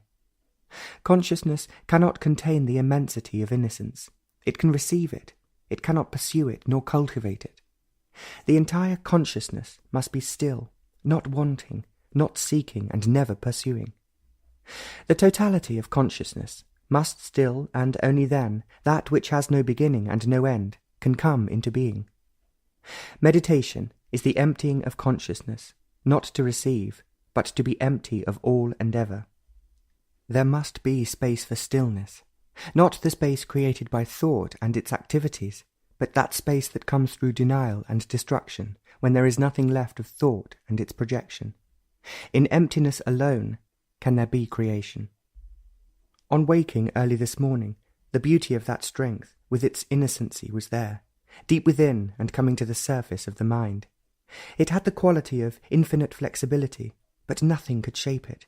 It could not be made to adjust, to conform to the mould of man. It could not be caught in symbols or words, but it was there, immense and untouchable. All meditation seemed trivial and foolish. It only stayed, and the mind was still. Several times during the day, at odd moments, that benediction would come and pass away. Desiring and asking have no significance whatsoever. The process goes on mildly. 18th. It had been raining most of the night, and it had turned quite cold. There was quite a lot of fresh snow on the higher hills and mountains, and there was a sharp wind too. The green meadows were extraordinarily bright, and the green was startling. It had been raining most of the day too, and only towards the late afternoon it began to clear up, and sun was among the mountains.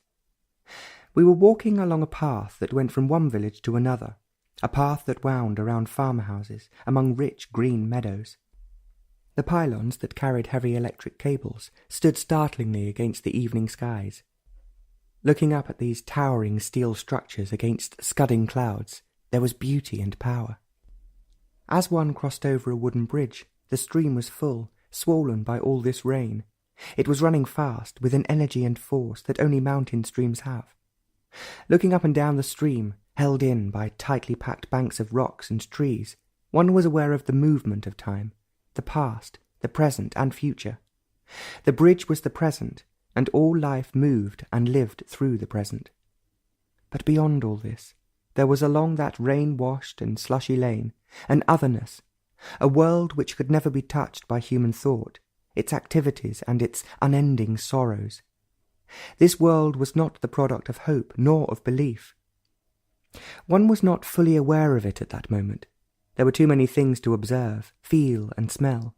The clouds, the pale blue sky beyond the mountains, and the sun among them, and the evening light on the sparkling meadows, the smell of cowsheds and red flowers around the farmhouses. The otherness was there covering all this, never a little thing being missed, and as one lay awake in bed, it came pouring in, filling the mind and the heart. Then one was aware of its subtle beauty, its passion and love. It's not the love that is enshrined in images, evoked by symbols, pictures and words, nor that which is cloaked in envy and jealousy, but that which is there, freed from thought and feeling, a curving movement, everlasting. Its beauty is there with the self-abandonment of passion. There's no passion of that beauty if there is no austerity. Austerity is not a thing of the mind, carefully gathered through sacrifice, suppression, and discipline. All these must cease, naturally, for they have no meaning for that otherness. It came pouring in with its measureless abundance.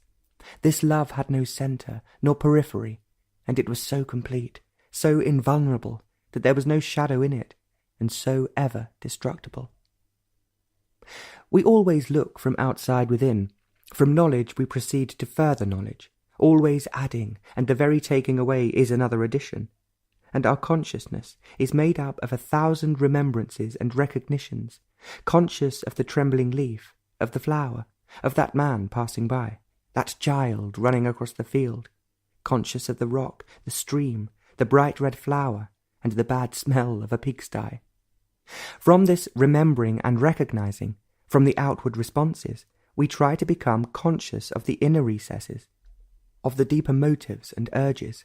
We probe deeper and deeper into the vast depths of the mind. This whole process of challenges and responses, of the movement of experiencing and recognizing the hidden and the open activities, this whole is consciousness bound to time.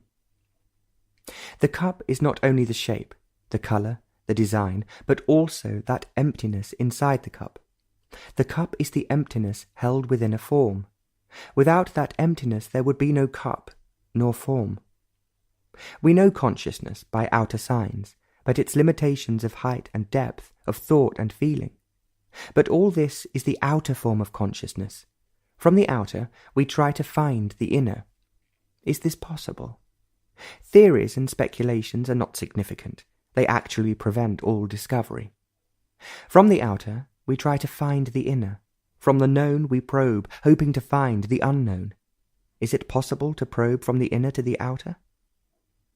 The instrument that probes from the outer, we know, but is there such an instrument that probes from the unknown to the known? Is there? And how can there be? There cannot be. If there is one, it's recognizable, and if it's recognizable, it's within the area of the known. That strange benediction comes when it will, but with each visitation, deep within, there is a transformation. It is never the same. The process goes on, sometimes mild and sometimes acute. 19th. It was a beautiful day, a cloudless day, a day of shadows and light. After the heavy rains, the sun shone in a clear, limpid blue sky. The mountains with their snow were very close. One could almost touch them. They stood out sharply against the sky. The bright, brilliant meadows were sparkling in the sun. Every blade of grass did a dance of its own, and the leaves were heavier in their movement. The valley was radiant, and there was laughter. It was a magnificent day, and there were 1,000 shadows. Shadows are more alive than the reality. Shadows are longer, deeper, richer. They seem to have a life of their own, independent and protecting. There is a peculiar satisfaction in their invitation. The symbol becomes more important than reality. The symbol gives a shelter. It is easy to take comfort in its shelter. You can do what you will with it. It will never contradict. It will never change. It can be covered with garlands or ashes. There's an extraordinary satisfaction in a dead thing, in a picture, in a conclusion, in a word. They are dead, past all recalling, and there is pleasure in the many smells of yesterday. The brain is always the yesterday, and today is the shadow of yesterday, and tomorrow is the continuation of that shadow. Somewhat changed, but it still smells of yesterday. So the brain lives, and has its being in shadows. It is safer, more comforting. Consciousness is always receiving, accumulating, and from what it has gathered, interpreting, receiving through all its pores, storing up, experiencing from what it has gathered, judging, compiling, modifying. It looks not only through the eyes, through the brain, but through this background. Consciousness goes out to receive, and in receiving, it exists. In its hidden depths, it has stored what it has received through centuries, the instincts, the memories, the safeguard, adding, only to take away, to add further. When this consciousness looks out, it is to weigh, to balance, and to receive. And when it looks within, its look is still the outer look, to weigh, to balance, and to receive. The inward stripping is another form of adding. This time-binding process goes on and on with an ache, with fleeting joy and sorrow. But to look, to see, to listen, without this consciousness, an outgoing in which there is no receiving, is the total movement of freedom. This outgoing has no centre, a point, small or extensive, from which it moves. Thus it moves in all directions, without the barrier of space-time. Its listening is total, its look is total. This outgoing is the essence of attention. In attention, all distractions are, for there are no distractions. Only concentration knows the conflict of distraction. All consciousness is thought, expressed or unexpressed, verbal or seeking the word, thought as feeling, feeling as thought. Thought is never still. Reaction expressing itself is thought, and thought further increases responses. Beauty is the feeling which thought expresses. Love is still within the field of thought. Is there love and beauty within the enclosure of thought? Is there beauty when thought is? The beauty, the love that thought knows, is the opposite of ugliness and hate. Beauty has no opposite, nor has love. Seeing without thought, without word, without the response of memory, is wholly different from seeing with thought and feeling. What you see with thought is superficial, then seeing is only partial. This is not seeing at all. Seeing without thought is total seeing. Seeing a cloud over a mountain, without thought and its responses, is the miracle of the new. It's not beautiful, it's explosive in its immensity. It is something that has never been and never will be. To see, to listen, consciousness in its entirety, must be still for the destructive creation to be. It is the totality of life, and not the fragment of all thought. There is no beauty, but only a cloud over the mountain. It is creation. The setting sun touched the mountain tops, brilliant and breathtaking, and the land was still. There was only colour, and not different colours. There was only listening, and not the many sounds. This morning, waking late, when the sun was pressing the hills, like a brilliant light, that benediction was there. It seems to have a strength and power of its own, like a distant murmur of waters. There is an activity going on, not of the brain with its volitions and deceptions, but an activity of intensity. The process goes on with varying intensity. Sometimes it is fairly acute. 20th. It was a perfect day. The sky was intensely blue, and everything was sparkling in the morning sun. There were a few clouds floating about, leisurely, with nowhere to go.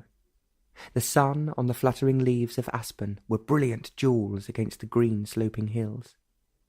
The meadows overnight had changed, more intense, more soft, a green that is utterly unimaginable.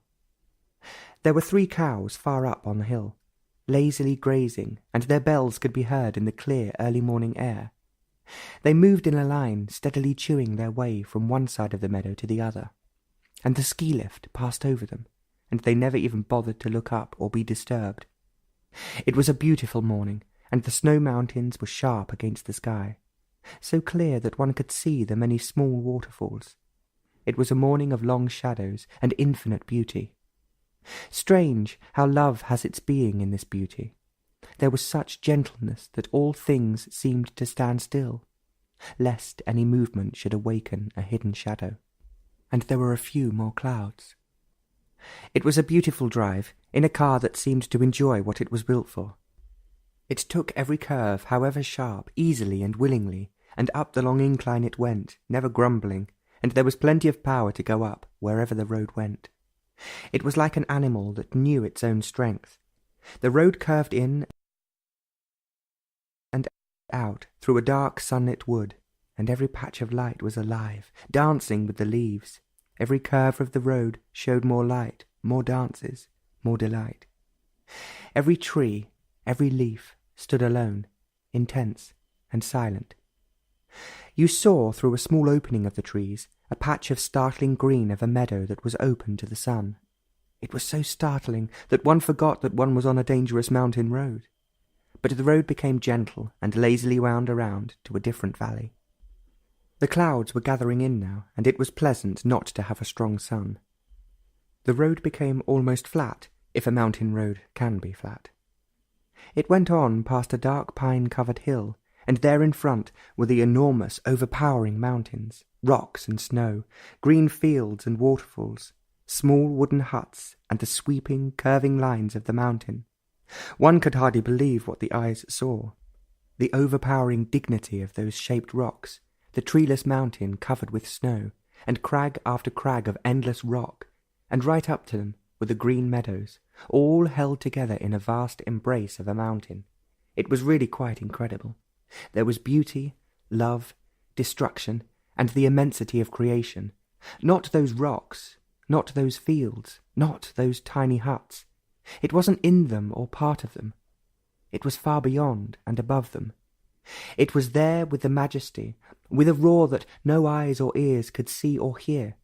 It was there with such totality and stillness that the brain with its thoughts became as nothing as those dead leaves in the woods. It was there with such abundance, such strength, that the world, the trees, and the earth came to an end. It was love, creation, and destruction, and there was nothing else. There was the essence of depth. The essence of thought is that state when thought is not. However deeply and widely thought is pursued, thought will always remain shallow, superficial. The ending of thought is the beginning of that essence. The ending of thought is negation, and what is negative has no positive way. There is no method, no system to end thought. The method, the system, is a positive approach to negation, and thus thought can never find the essence of itself. It must cease for the essence to be. The essence of being is non-being, and to see the depth of non-being, there must be freedom from becoming. There is no freedom if there is continuity, and that which has continuity is time-bound. Every experience is binding thought to time, and a mind that's in a state of non-experiencing is aware of all essence. This state in which all experiencing has come to an end is not the paralysis of the mind. On the contrary, it is the additive mind, the mind that is accumulating, that is withering away. For accumulation is mechanical, a repetition. The denial to acquire and mere acquisition are both repetitive and imitative. The mind that destroys totally this accumulative and defensive mechanism is free, and so experiencing has lost its significance.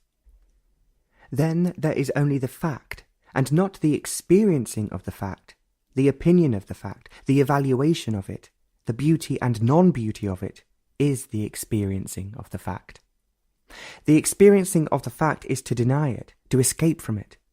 The experiencing of a fact without thought or feeling is a profound event.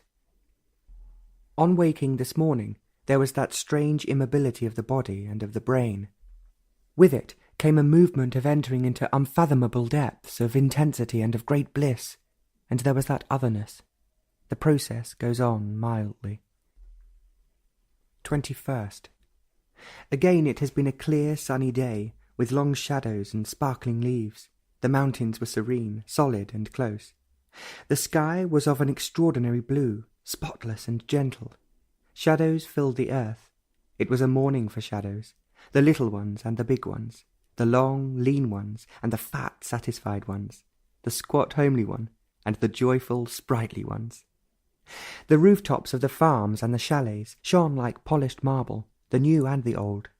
There seemed to be a great rejoicing and shouting among the trees and meadows. They existed for each other, and above them was heaven, not the man-made with its tortures and hopes. And there was life, vast, splendid, throbbing and stretching in all directions. It was life, always young and always dangerous. Life that never stayed, that wandered through the earth, indifferent, never leaving a mark, never asking or calling for anything. It was there in abundance, shadowless and deathless. It didn't care from where it came or where it was going. Wherever it was, there was life, beyond time and thought. It was a marvellous thing, free, light and unfathomable. It was not to be closed in. Where they closed it, in the places of worship, in the marketplace, in the home, there was decay and corruption and their perpetual reform. It was there, simple, majestic and shattering, and the beauty of it is beyond thought and feeling. It is so vast and incomparable that it fills the earth and heavens and the blade of grass that's destroyed so soon. It is there with love and death.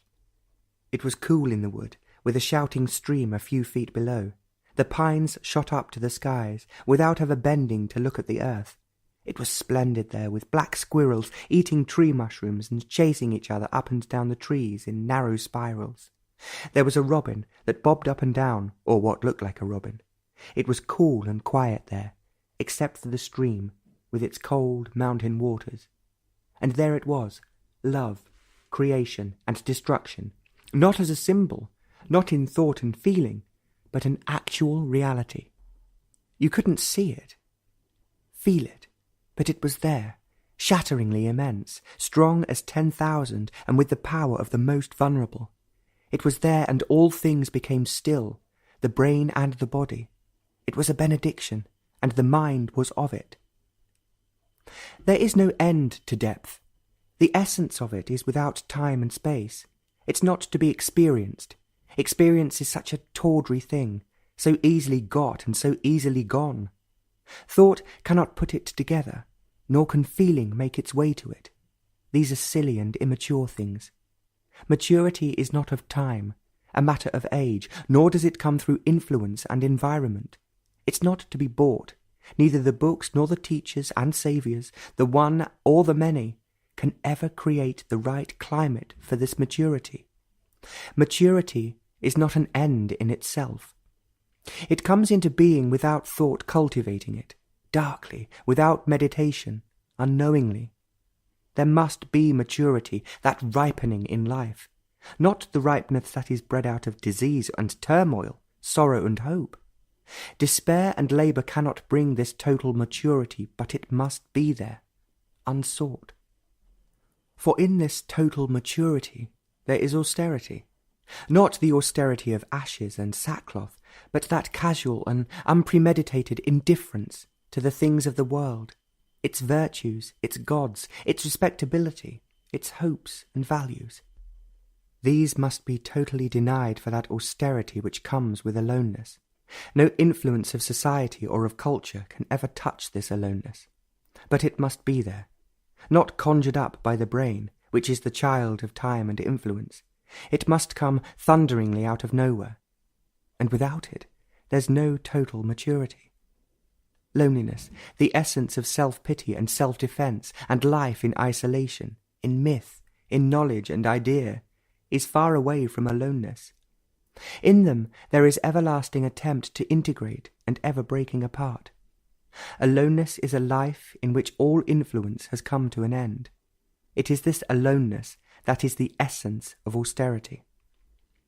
But this austerity comes when the brain remains clear, undamaged by any psychological wounds that are caused through fear. Conflict, in any form, destroys the sensitivity of the brain. Ambition, with its ruthlessness, with its ceaseless effort to become, wears down the subtle capacities of the brain. Greed and envy make the brain heavy with content and weary with discontent. There must be alertness, without choice, an awareness in which all receiving and adjustment have ceased. Overeating and indulgence in any form makes the body dull and stupefies the brain. There is a flower by the wayside, a clear, bright thing open to the skies, the sun, the rains, the darkness of the night, the winds and thunder, and the soil have gone into making that flower. But the flower is none of these things. It is the essence of all flowers. The freedom from authority, from envy, fear, from loneliness will not bring about that aloneness, with its extraordinary austerity. It comes when the brain is not looking for it. It comes when your back is turned upon it. Then nothing can be added to it or taken away from it. Then it has a life of its own, a movement which is the essence of all life, without time and space. That benediction was there with great peace. The process goes on mildly. 22nd. The moon was in the clouds, but the mountains and the dark hills were clear, and there was a great stillness about them.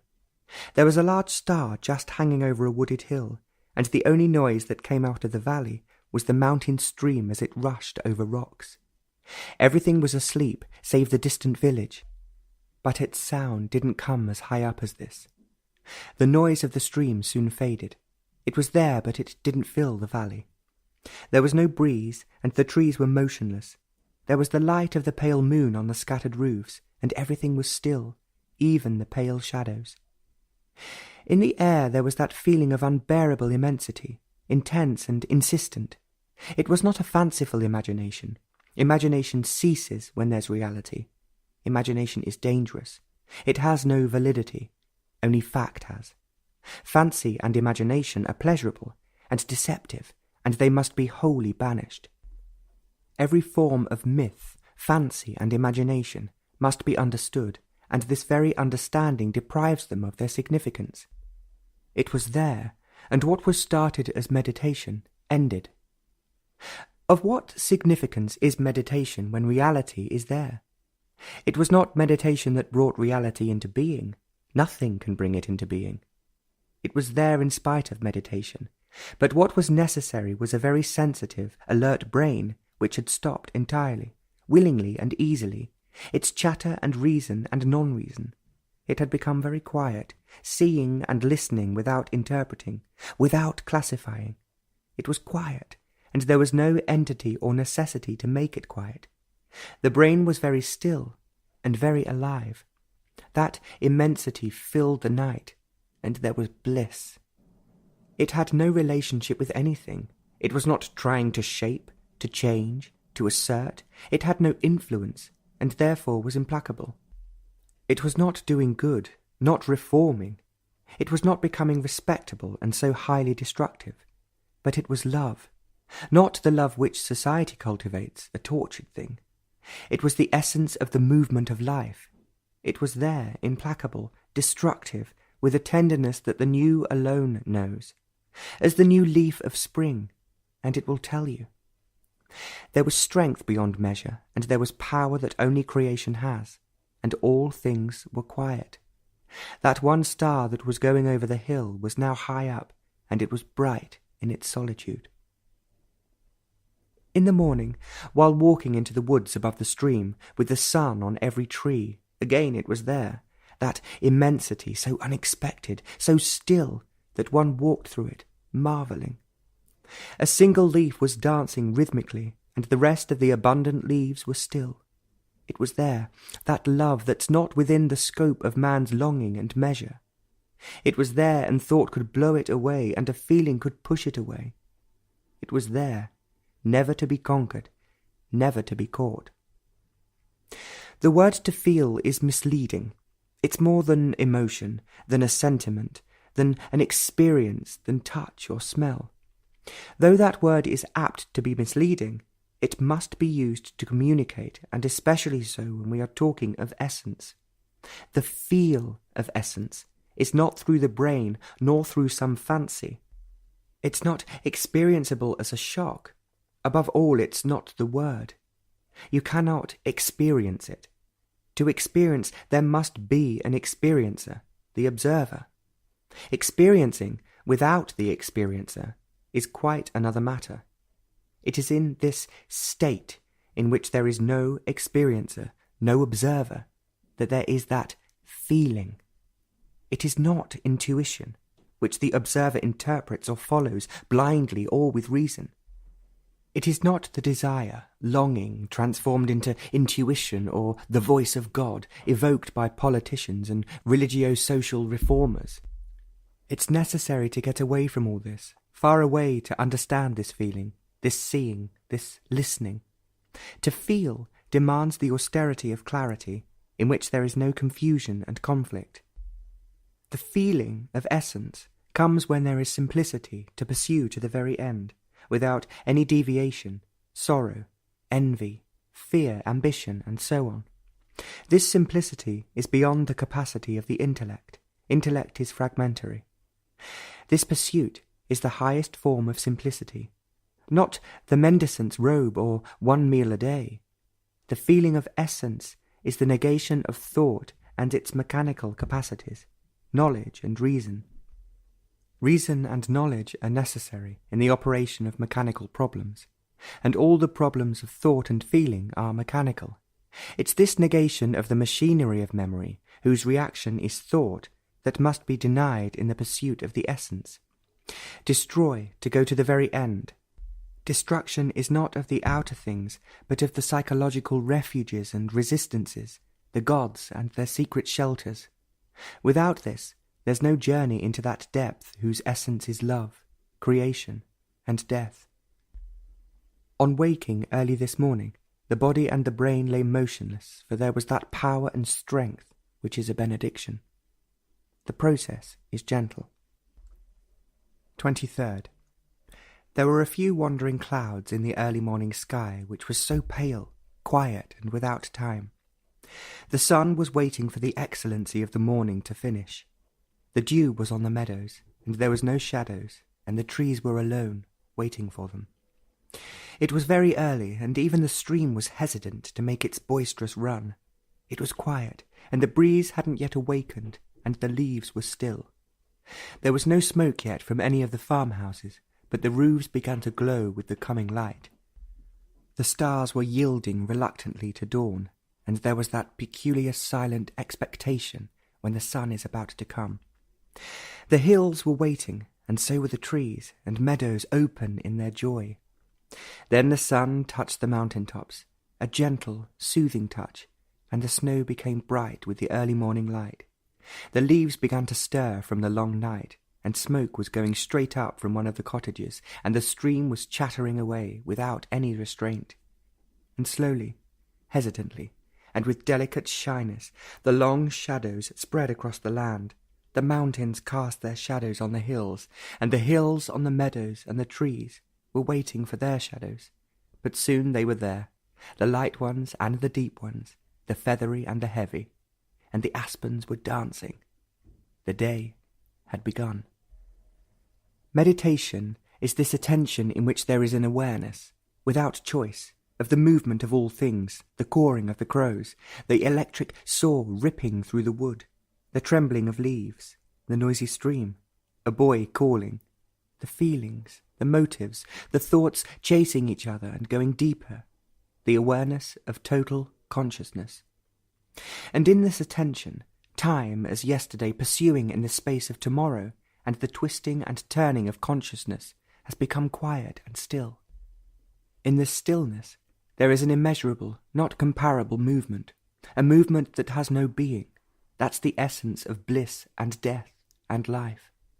A movement that cannot be followed, for it leaves no path, and because it is still, motionless, it is the essence of all motion. The road went west, curling through rain-soaked meadows, past small villages on the slope of hills, crossing the mountain streams of clear snow waters, past churches with copper steeples. It went on and on into dark, cavernous clouds, and rain, with mountains closing in. It began to drizzle, and looking back casually through the back window of the slow-moving car, from where we had come, there were the sunlit clouds, blue sky, and the bright, clear mountains. Without saying a word, instinctively the car stopped, backed, and turned, and we went on towards light and mountains. It was impossibly beautiful, and as the road turned into an open valley, the heart stood still. It was still, and as open as the expanding valley. It was completely shattering. We had been through that valley several times. The shapes of the hills were fairly familiar. The meadows and the cottages were recognizable, and the familiar noise of the stream was there. Everything was there except the brain, though it was driving the car. Everything had become so intense. There was death. Not because the brain was quiet, not because of the beauty of the land, or of the light on the clouds, or the immovable dignity of the mountains. It was none of these things, though all these things may have added something towards it. It was literally death. Everything suddenly coming to an end. There was no continuity. The brain was directing the body in driving the car, and that was all. Literally, that was all. The car went on for some time and stopped. There was life and death, so closely, intimately, inseparably together, and neither was important. Something shattering had taken place. There was no deception or imagination. It was much too serious for that kind of silly aberration. It was not something to play about. Death is not a casual affair, and it would not go. There's no argument with it. You can have a lifelong discussion with life, but it is not possible with death. It's so final and absolute. It wasn't the death of the body. That would be a fairly simple and decisive event. Living with death was quite another matter. There was life, and there was death. They were there, inexorably united. It wasn't a psychological death.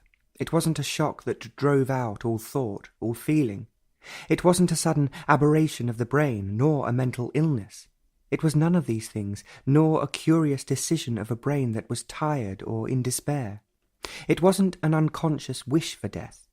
It was none of these things. These would be immature and so easily connived at. It was something in a different dimension. It was something that defied time-space description. It was there, the very essence of death. The essence of self is death, but this death was the very essence of life as well. In fact, they were not separate, life and death. This was not something conjured up by the brain for its comfort and ideational security. The very living was the dying, and the dying was living. In that car, with all that beauty and colour, with that feeling of ecstasy, death was part of love, part of everything. Death wasn't a symbol, an idea, a thing that one knew. It was there in reality, in fact, as intense and demanding as the honk of a car that wanted to pass. As life would never leave nor can be set aside, so death now would never leave or be put aside. It was there with an extraordinary intensity and with a finality. All night one lived with it. It seemed to have taken possession of the brain and the usual activities. Not too many of the brain's movements went on, but there was a casual indifference about them. There was indifference previously, but now it was past and beyond all formulation. Everything had become much more intense, both life and death. Death was there on waking, without sorrow, but with life. It was a marvellous morning. There was that benediction, which was the delight of the mountains and of the trees. 24th. It was a warm day, and there were plenty of shadows. The rocks shone with a solid brilliance. The dark pines never seemed to move, unlike those aspens which were ready to tremble at the slightest whisper. There was a strong breeze from the west, sweeping through the valley. The rocks were so alive that they seemed to run after the clouds, and the clouds clung to them, taking the shape and the curve of the rocks. They flowed around them, and it was difficult to separate the rocks from the clouds. And the trees were walking with the clouds. The whole valley seemed to be moving, and the small, narrow paths that went up to the woods and beyond seemed to yield and come alive. And the sparkling meadows were the haunt of shy flowers. But this morning rocks ruled the valley. They were of so many colours that there was only one colour. These rocks were gentle this morning, and they were of so many shapes and sizes. And they were so indifferent to everything, to the wind, rains, and to the explosions for the needs of man. They had been there, and they were going to be past all time. It was a splendid morning, and the sun was everywhere, and every leaf was stirring. It was a good morning for the drive. Not long, but enough to see the beauty of the land. It was a morning that was made new by death, not the death of decay, disease, or accident, but the death that destroys for creation to be. There is no creation if death does not sweep away all the things that the brain has put together to safeguard the self-centered existence. Death, previously, was a new form of continuity. Death was associated with continuity. With death came a new existence, a new experience, a new breath and a new life. The old ceased, and the new was born, and the new then gave place to yet another new. Death was the means to the new state, new invention, to a new way of life, to a new thought. It was a frightening change, but that very change brought a fresh hope. But now death did not bring anything new, a new horizon, a new breath. It is a death, absolute and final. And then there's nothing, neither past nor future. Nothing. There's no giving birth to anything. But there's no despair, no seeking, complete death without time. Looking out of great depths which are not there. Death is there without the old or the new. It is death without smile and tear. It is not a mask covering up, hiding some reality. The reality is death, and there's no need for cover. Death has wiped away everything and left nothing. This nothing is the dance of the leaf. It is the call of that child. It is nothing, and there must be nothing. What continues is decay, the machine, the habit, the ambition. There is corruption, but not in death. Death is total nothingness. It must be there, for out of that life is, love is. For in this nothingness creation is. Without absolute death, there's no creation. We were reading something casually and remarking about the state of the world, when suddenly and unexpectedly the room became full with that benediction which has come so often now. The door was open in the little room, and we were just going to eat, when through the open door it came. One could literally, physically feel it, like a wave flowing into the room. It became more and more intense. The more is not comparatively used. It was something that was incredibly strong and immovable, with shattering power. Words are not the thing, and the actual thing can never be put into words. It must be seen, heard, and lived. Then it has quite a different significance. The process has been acute the last few days, and one need not write about it every day. 25th. It was very early in the morning. There wouldn't be dawn for another couple of hours or more. Orion was just coming up over the top of that peak that is beyond the curving and wooded hills. There was not a cloud in the sky, but from the feel of the air there would probably be fog. It was an hour of quietness, and even the stream was sleeping. There was a fading moonlight, and the hills were dark, clear in their shape, against the pale sky. There was no breeze, and the trees were still, and the stars were bright. Meditation is not a search. It's not a seeking, a probing, an exploration. It is an explosion and discovery. It's not the taming of the brain to conform, nor is it a self-introspective analysis. It is certainly not the training in concentration, which includes, chooses, and denies. It's something that comes naturally, when all positive and negative assertions and accomplishments have been understood and drop away easily. It is the total emptiness of the brain. It's the emptiness that is essential, not what's in the emptiness. There is seeing only from emptiness. All virtue, not social morality and respectability, springs from it.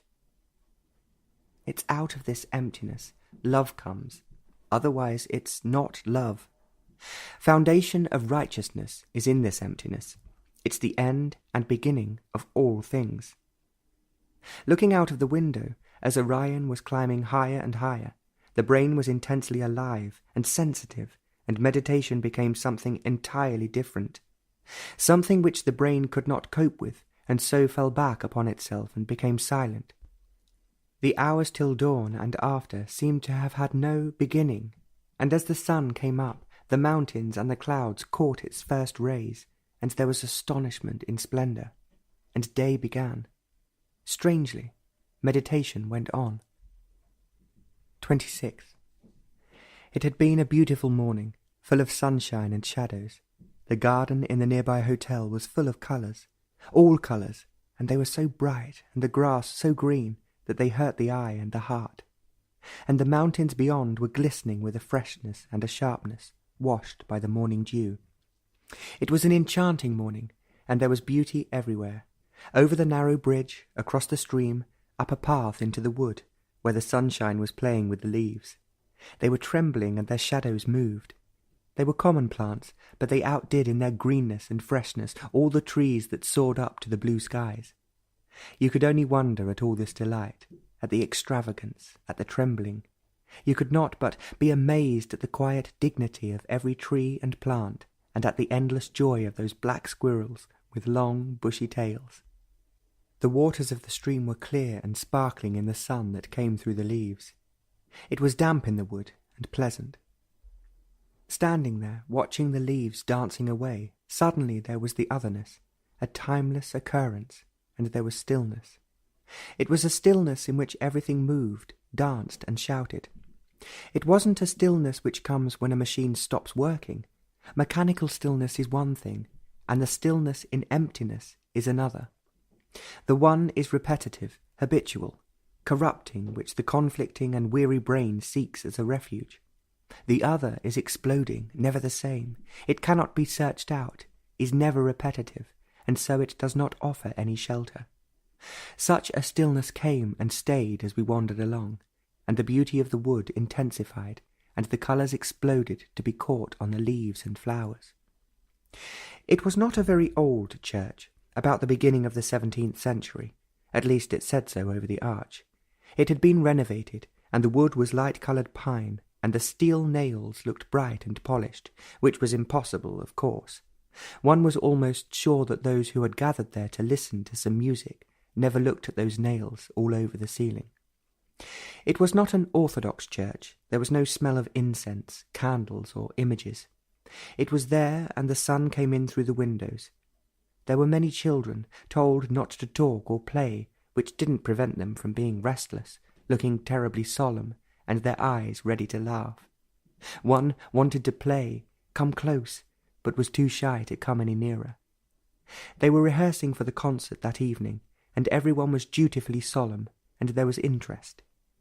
Outside, the grass was bright, the sky clear blue, and shadows were numberless. Why this everlasting struggle to be perfect, to achieve perfection, as the machines are? The idea, the example, the symbol of perfection is something marvellous, ennobling. But is it?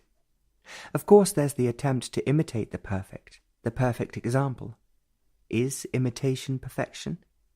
Is there perfection, or is it merely an idea given to man by the preacher to keep him respectable? In the idea of perfection, there's a great deal of comfort and security, and always it is profitable both to the priest and to the one who's trying to become perfect. A mechanical habit, repeated over and over again, can eventually be perfected. Only habit can be perfected. Thinking, believing the same thing over and over again without deviation, becomes a mechanical habit, and perhaps this is the kind of perfection everyone wants. This cultivates a perfect wall of resistance, which will prevent any disturbance, any discomfort. Besides, perfection is a glorified form of success, and ambition is blessed by respectability and the representatives and heroes of success. There's no perfection. It's an ugly thing, except in a machine. The attempt to be perfect is really to break the record, as in golf. Competition is saintly. To compete with your neighbour and with God for perfection is called brotherhood and love. But each attempt at perfection leads only to greater confusion and sorrow, which only gives greater impetus to be more perfect. It's curious. We always want to be perfect in or with something. This gives the means for achievement, and the pleasure of achievement, of course, is vanity. Pride in any form is brutal and leads to disaster. The desire for perfection, outwardly or inwardly, denies love, and without love, do what you will, there's always frustration and sorrow. Love is neither perfect nor imperfect. It's only when there's no love that perfection and imperfection arise. Love never strives after something. It does not make itself perfect. It's the flame without the smoke. In striving to be perfect, there's only greater volume of smoke. Perfection, then, lies only in striving, which is mechanical, more and more perfect in habit, in imitation, in engendering more fear. Each one is educated to compete, to become successful. Then the end becomes all-important. Love for the thing itself disappears. Then the instrument is not used for the love of the sound, but for what the instrument will bring, fame, money, prestige, and so on. Being is infinitely more significant than becoming. Being is not the opposite of becoming. If it's the opposite or in opposition, then there is no being. When becoming dies completely, then there's being. But this being is not static. It's not acceptance, nor is it mere denial. Becoming involves time and space. All striving must cease. then only there is beginning. Being is not within the field of social virtue or morality. It shatters the social formula of life. This being is life, not the pattern of life. Where life is, there's no perfection. Perfection is an idea, a word. Life, the being, is beyond any formula of thought. It is there when the word, the example, the pattern are destroyed. It has been there, this benediction, for hours and in flashes. On waking this morning, many hours before sunrise, when there was the eclipse of the moon, it was there with such strength and power that sleep for a couple of hours was not possible. There is a strange purity and innocency in it. 27th. The stream, joined by other little streams, meandered through the valley, noisily, and the chatter was never the same. It had its own moods, but never unpleasant, never a dark mood. The little ones had a sharper note. There were more boulders and rocks. They had quiet pools in the shade, shallow with dancing shadows, and at night they had quite a different tone, soft, gentle, and hesitant. They came down through different valleys, from different sources, one much further away than the other, one from a glacier, and one from a winding waterfall, and the other must come from a source too far away to walk to. They both joined the bigger stream, which had a deep, quiet tone, more dignified, wider and swifter. All the three of them were tree-lined, and the long, curving lines of trees showed where these streams came from and where they went. They were the occupants of the valleys, and everyone else was a stranger, including the trees. One could watch them by the hour and listen to their endless chatter. They were very gay and full of fun, even the bigger one, though it had to maintain certain dignity. They were of the mountains, from dizzy heights, nearer the heavens, and so purer and nobler. They were not snobs, but they maintained their way, and they were rather distant and chilly. In the dark of the night they had a song of their own, when few were listening. It was a song of many songs. While crossing the bridge up in the sun-speckled wood, meditation was quite a different thing. Without any wish and search, without any complaint of the brain, there was unenforced silence. The little birds were chirping away, the squirrels were chasing up the trees, the breeze was playing with the leaves, and there was silence. The little stream, the one coming from a long distance, was more cheerful than ever, and yet there was silence. Not outside, but deep, far within. It was total stillness within the totality of the mind, which had no frontiers. It was not the silence within an enclosure, within an area, within the limits of thought, and so recognized as stillness. There were no frontiers, no measurements, and so the silence was not held within experience, to be recognized and stored away. It may never occur again, and if it did, it would be entirely different. Silence cannot repeat itself.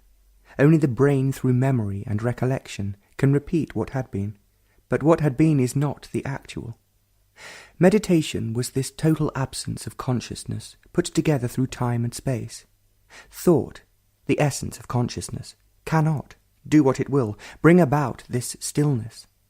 The brain, with all its subtle and complicated activities, must quiet down of its own accord, without the promise of any reward or of security. Only then it can be sensitive, alive and quiet. The brain, understanding its own activities, hidden and open, is part of meditation.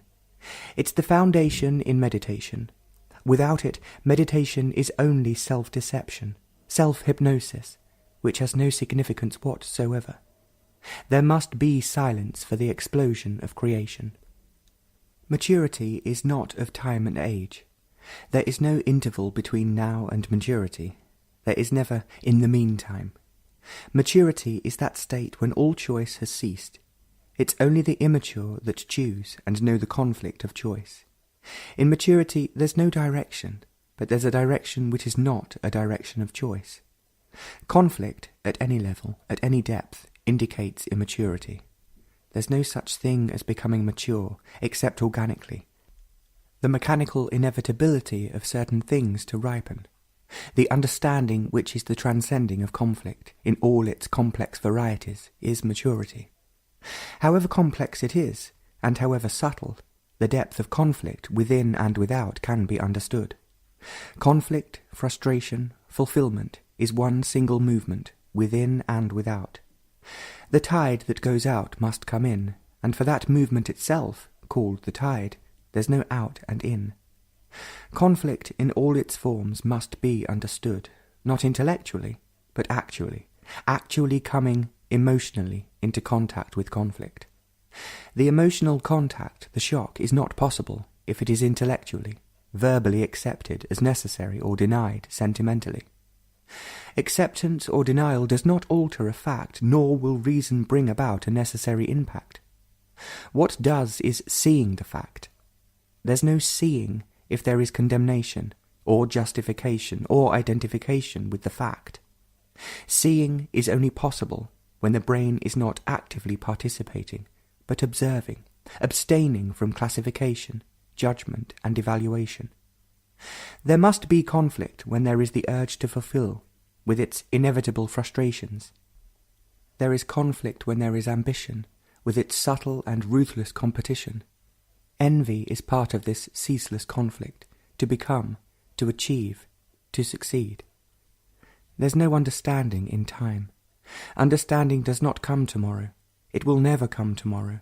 It is now or never. There's only now, and there's no never. The seeing is immediate.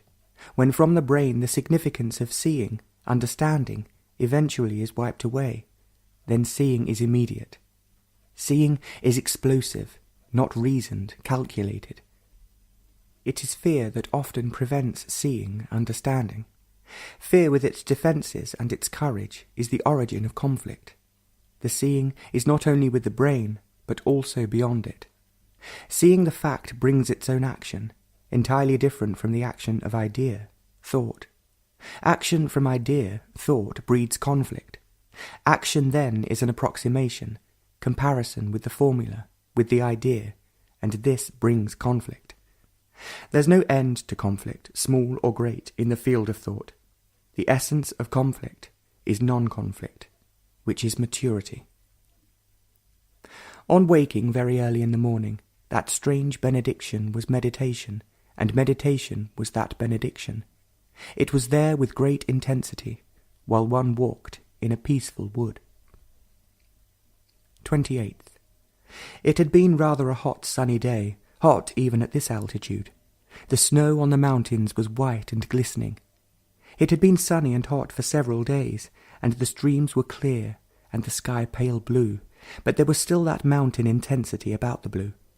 The flowers across the way were extraordinarily bright and gay, and the meadows were cool. The shadows were dark, and there were so many. There's a little path through the meadows going up across the rolling hills, wandering past farmhouses. There was no one on the path, except for an old lady carrying a milk can and a small basket of vegetables. She must have been going up and down that path all her life, racing up the hills when she was young, and now, all bent and crippled, she was coming up, slowly, painfully, hardly looking up from the ground. She will die, and the mountains will go on. There were 2 goats higher up, white, with those peculiar eyes. They came up to be petted, keeping a safe distance from the electric fence, which kept them from wandering off. There was a white and black kitten belonging to the same farm as the goats. It wanted to play. There was another cat higher up still, in a meadow, perfectly still, waiting to catch a field rat. Up there in the shade, it was cool and fresh and beautiful.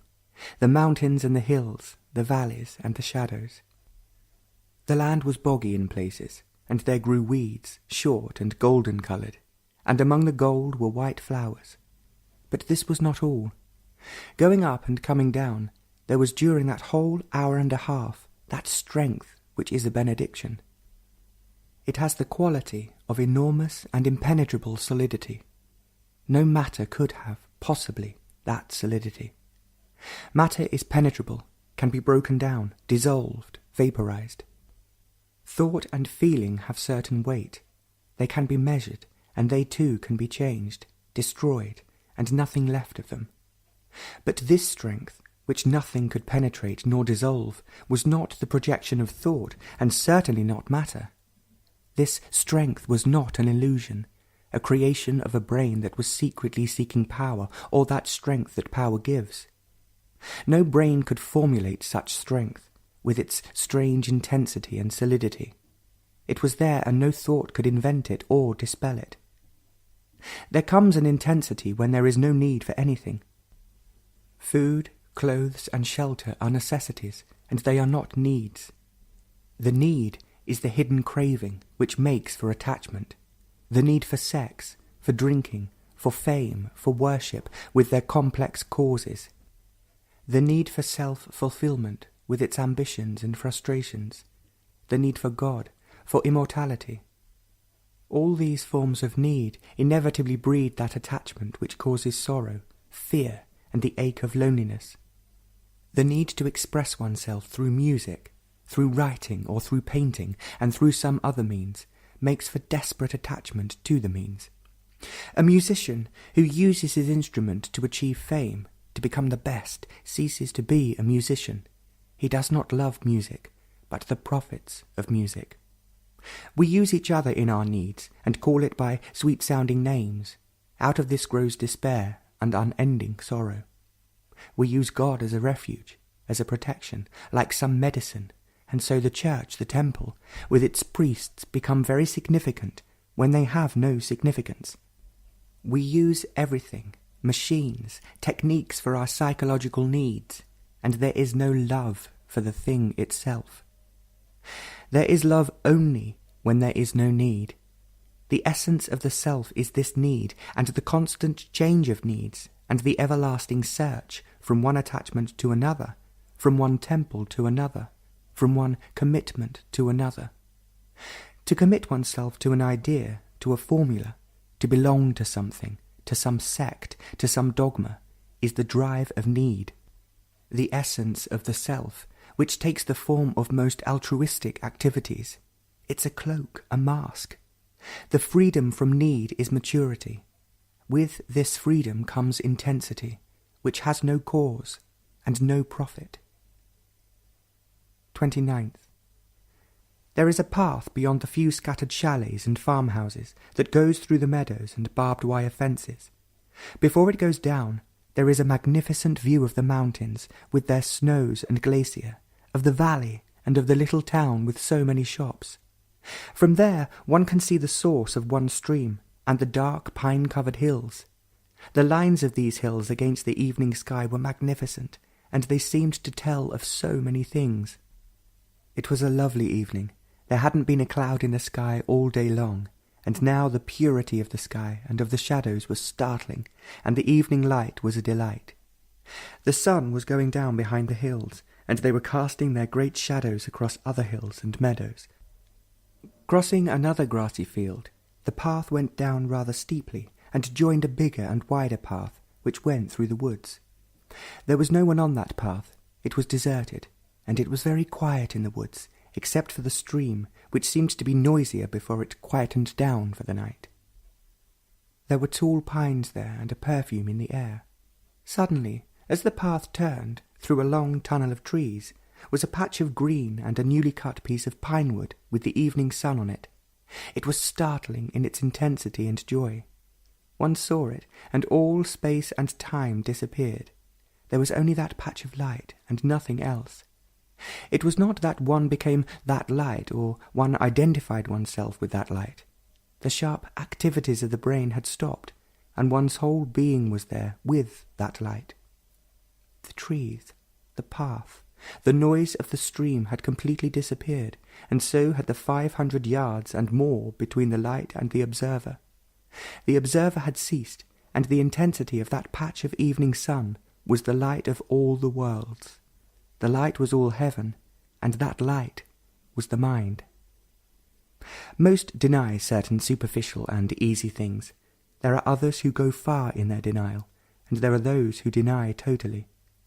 To deny certain things is comparatively easy: church and its gods, authority and the power of those who have it, the politician and his ways, and so on. One can go pretty far in the denial of things that apparently do matter: relationships, the absurdities of society, the conception of beauty as established by the critics and of those who say they know. One can put aside all these and remain alone. Alone not in the sense of isolation and frustration, but alone because one has seen the significance of all this and has walked away from them casually and without any sense of superiority. They are finished, dead, and there's no way going back to them. But to go to the very end of denial is quite another matter. The essence of denial is the freedom in aloneness. But few go that far, shattering through every refuge, every formula, every idea, every symbol, and be naked, unburned and clear. But how necessary is it to deny? Deny without reaching out, deny without the bitterness of experience and the hope of knowledge, to deny and stand alone, without tomorrow, without a future. The storm of denial is nakedness. To stand alone, without being committed to any course of action, to any conduct, to any experience, is essential. For this alone frees consciousness from the bondage of time. Every form of influence is understood and denied, giving thought no passage in time. Denying time is the essence of timelessness. To deny knowledge, experience, the known, is to invite the unknown. Denial is explosive. It is not an intellectual, ideational affair, something which the brain can play. In the very act of denial there is energy, the energy of understanding, and this energy is not docile, to be tamed by fear and convenience. Denial is destructive. It is unaware of consequences. It is not a reaction, and so not the opposite of assertion. To assert that there is, or that there is not, is to continue in reaction, and reaction is not denial. Denial has no choice, and so is not the outcome of conflict. Choice is conflict, and conflict is immaturity. Seeing the truth as truth, the false as false, and the truth in the false, is the act of denial. It's an act, and not an idea. The total denial of thought, the idea and the word brings freedom from the known. With the total denial of feeling, emotion and sentiment, there's love. Love is beyond and above thought and feeling. The total denial of the known is the essence of freedom. Waking early this morning, the sunrise many hours away, meditation was beyond the responses of thought. It was an arrow into the unknowable, and thought could not follow it. And dawn came to brighten the sky, and as soon as the sun was touching the highest peaks, there was that immensity whose purity is beyond the sun and the mountains. 30th. It had been a cloudless day, hot, and the earth and the trees were gathering strength for the coming winter. Autumn was already turning the few leaves yellow. They were bright yellow against the dark green. They were cutting the meadows and the fields of their rich grass for the cows during the long winter. Everyone was working, grown-ups and children. It was serious work, and there wasn't much talk or laughter. Machines were taking the place of scythes, and here and there scythes were cutting the pasture. And along the stream there's a path, through the fields. It was cool there, for the hot sun was already behind the hills. The path went past farmhouses and a sawmill. In the newly cut fields there were thousands of crocuses, so delicate, with that peculiar perfume of their own. It was a quiet, clear evening, and the mountains were closer than ever. The stream was quiet. There were not too many rocks, and the water ran fast. You would have to run to keep with it. There was, in the air, the smell of freshly cut grass, in a land that was prosperous and contented. Every farm had electricity, and there seemed to be peace and plenty. How few see the mountains or a cloud. They look, make some remarks, and pass on. Words, gestures, emotions prevent seeing. A tree, a flower, is given a name, put into a category, and that's that. You see a landscape through an archway or from a window, and if you happen to be an artist or are familiar with art, you say almost immediately that it is like those medieval paintings, or mention some name of some recent painter. Or, if you are a writer, you look in order to describe it. If you are a musician, probably you have never seen the curve of a hill or the flowers at your feet. You are caught up in your daily practice, or ambition has you by the throat. If you are a professional of some kind, probably you never see it. But to see there must be humility, whose essence is innocent. There's that mountain with the evening sun on it. To see it for the first time, to see it as though it had never been seen before, to see it with innocence, to see it with eyes that have been bathed in emptiness, that have not been hurt with knowledge. To see, then, is an extraordinary experience. The word experience is ugly. With it goes emotion, knowledge, recognition, and a continuity. It is none of these things. It is something totally new. To see this newness, there must be humility. That humility which has never been contaminated by pride, by vanity. With this certain happening, that morning, there was this seeing, as with the mountain top, with the evening sun. The totality of one's whole being was there, which was not in a state of need, conflict and choice. The total being was passive, whose passivity was active. There are two kinds of attention. One is active and the other is without movement. What was happening was actually new, a thing that had never happened before. To see it happening was the wonder of humility. The brain was completely still, without any response, though it was fully awake. To see that mountain peak, so splendid with the evening sun, though one had seen it 1,000 times, with eyes that had no knowledge, was to see the birth of the new. This is not silly romanticism or sentimentality with its cruelties and moods, or emotion with its waves of enthusiasm and depression. It is something so utterly new that in this total attention is silence. Out of this emptiness, the new is. Humility is not a virtue. It is not to be cultivated. It's not within the morality of the respectable.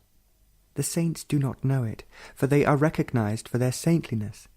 The worshipper does not know it, for he is asking, seeking, nor the devotee and the follower, for he is following. Accumulation denies humility, whether it be property, experience, or capacity. Learning is not an additive process. Knowledge is. Knowledge is mechanical. Learning never is. There can be more and more knowledge, but there is never more in learning. Where there is comparison, learning ceases. Learning is the immediate seeing which is not in time. All accumulation and knowledge are measurable. Humility is not comparable. There's no more or less of humility, so it cannot be cultivated. Morality and technique can be cultivated. There can be more or less of them. Humility is not within the capacity of the brain, nor is love. Humility is ever the act of death. Very early this morning, many hours before dawn, on waking there was that piercing intensity of strength with its sternness. There was in this sternness bliss. By the watch it lasted for 45 minutes with increasing intensity. The stream and the quiet night with their brilliant stars were within it. 31st. Meditation without a set formula, without a cause and reason, without end and purpose, is an incredible phenomenon. It is not only a great explosion, which purifies, but also it is death that has no tomorrow. Its purity devastates, leaving no hidden corner where thought can lurk in its own dark shadows. Its purity is vulnerable. It is not a virtue brought into being through resistance. It is pure because it has no resistance, like love. There is no tomorrow in meditation, no argument with death. The death of yesterday and of tomorrow does not leave the petty present of time, and time is always petty, but a destruction is the new. Meditation is this, not the silly calculations of the brain in search of security. Meditation is destruction to security, and there is great beauty in meditation, not the beauty of the things that have been put together by man or by nature, but of silence. This silence is emptiness, in which and from which all things flow and have their being. It is unknowable. Neither intellect nor feeling can make their way to it. There is no way to it, and a method to it is the invention of a greedy brain. All the ways and means of the calculating self must be destroyed wholly. All going forward or backward, the way of time must come to an end without tomorrow. Meditation is destruction. It's a danger to those who wish to lead a superficial life and a life of fancy and myth. The stars were very bright, brilliant, so early in the morning. Dawn was far away. It was surprisingly quiet. Even the boisterous stream was quiet, and the hills were silent. A whole hour passed in that state when the brain was not asleep, but awake, sensitive and only watching. During that state, the totality of the mind can go beyond itself, without directions, for there is no director. Meditation is a storm, destroying and cleansing.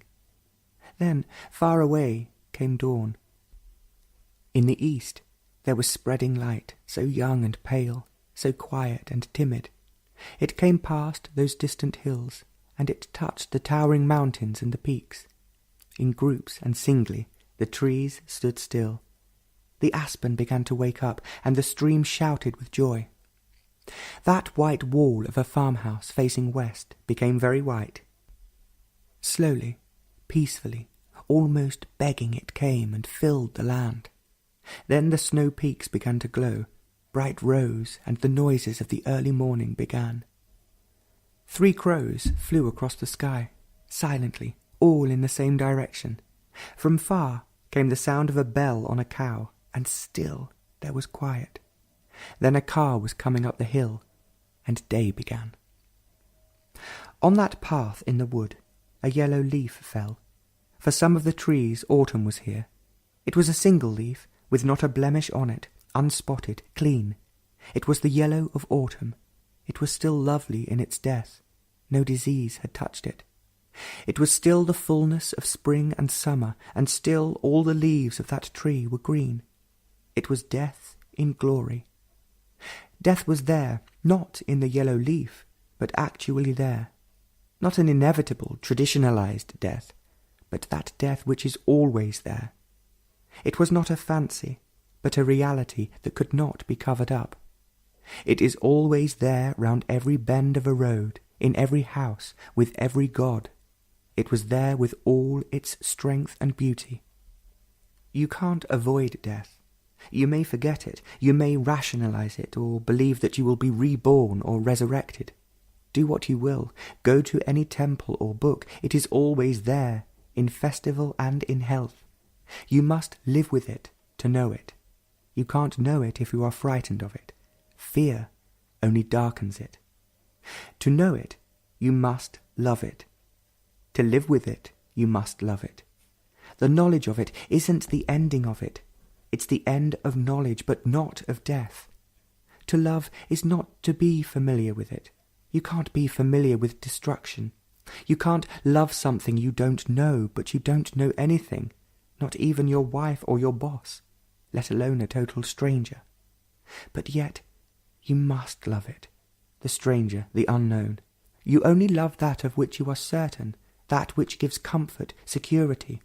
You do not love the uncertain, the unknown. You may love danger, give your life for another, or kill another for your country. But this is not love. These have their own reward and profit. Gain and success you love, though there's pain in them. There's no profit in knowing death, but strangely death and love always go together. They never separate. You can't love without death. You can't embrace without death being there. Where love is, there is also death. They are inseparable. But do we know what love is? You know sensation, emotion, desire, feeling, and the mechanism of thought, but none of these is love. You love your husband, your children. You hate war, but you practice war. Your love knows hate, envy, ambition, fear. The smoke of these is not love.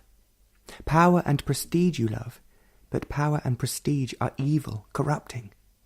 Do we know what love is? Never knowing is the wonder of it, the beauty of it. Never knowing, which does not mean remaining in doubt, nor does it mean despair. It's the death of yesterday, and so the complete uncertainty of tomorrow.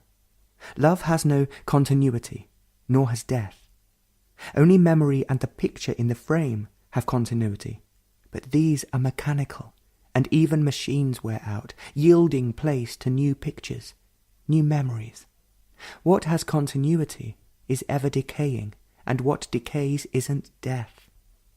Love and death are inseparable, and where they are, there's always destruction. September 1st. The snow was melting fast in the mountains, for there had been many unclouded days and hot sun. The stream had become muddy, and there was more water, and it had become more noisy and impetuous. Crossing the little wooden bridge and looking up the stream, there was the mountain, surprisingly delicate, aloof, with inviting strength. Its snow was glistening in the evening sun. It was beautiful, caught between the trees on either side of the stream and the fast running waters. It was startlingly immense, soaring into the sky, suspended in the air. It wasn't only the mountain that was beautiful, but the evening light, the hills, the meadows, the trees, and the stream. Suddenly, the whole land with its shadows and peace became intense, so alive and absorbing. It pushed its way through the brain as a flame burning away the insensitivity of thought.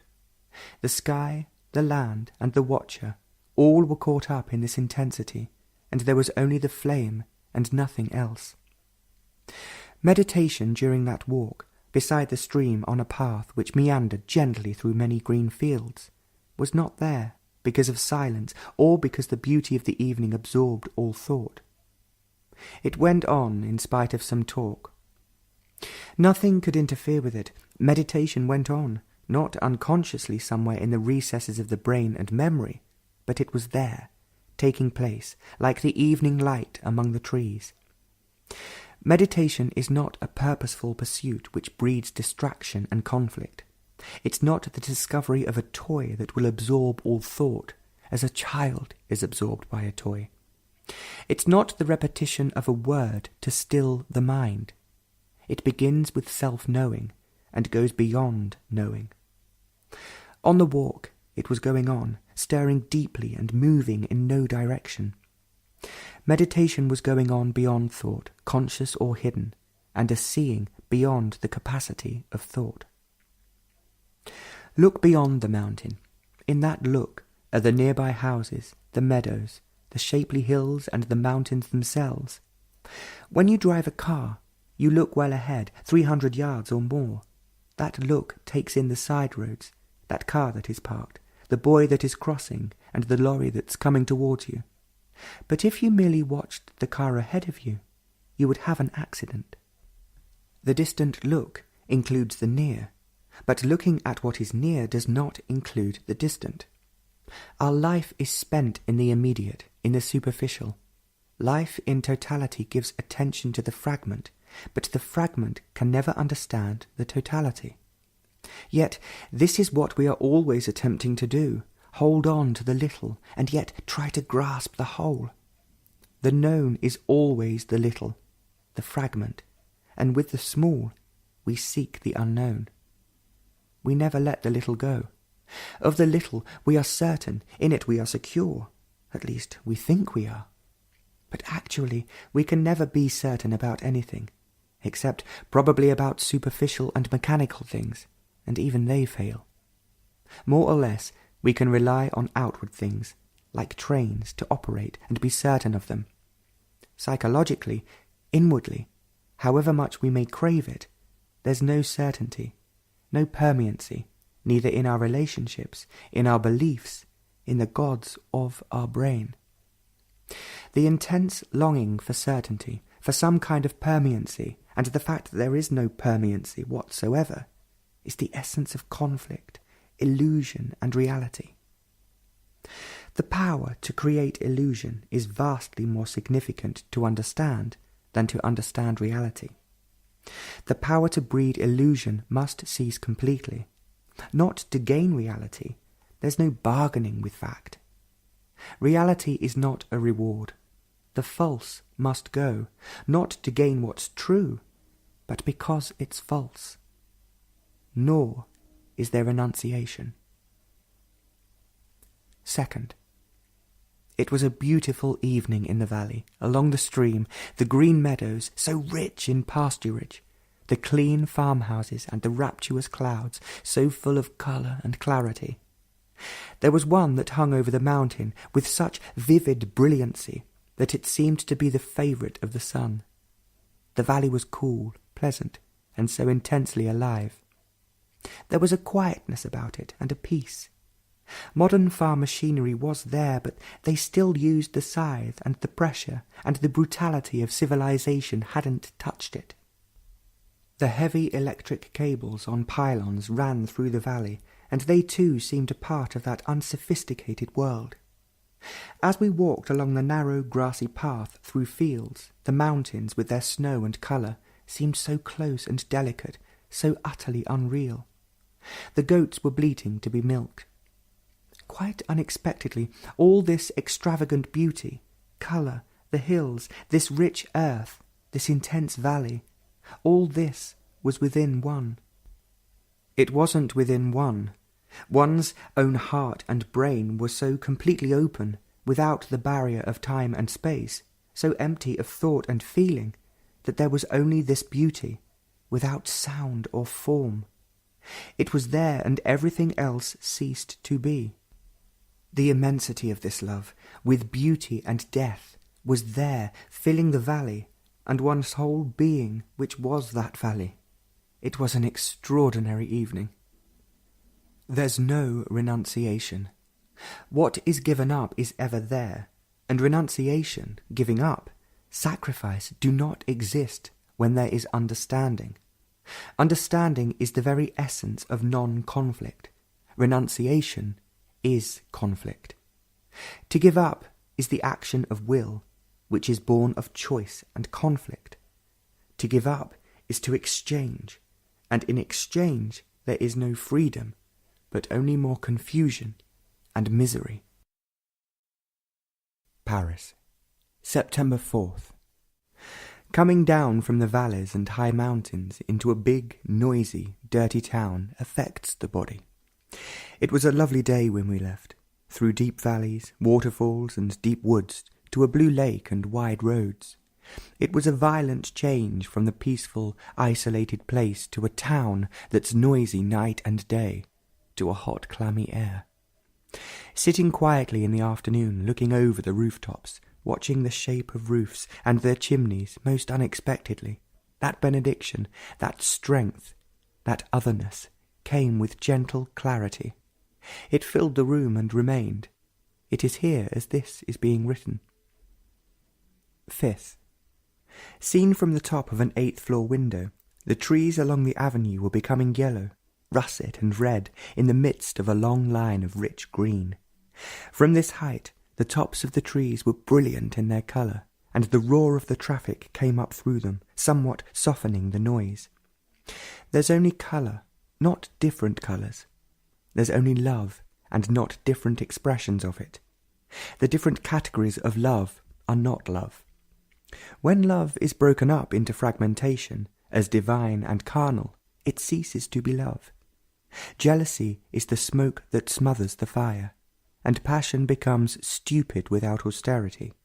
But there is no austerity if there is no self-abandonment, which is humility. Looking down on that mass of colour, with different colours, there's only purity, however much it may be broken up.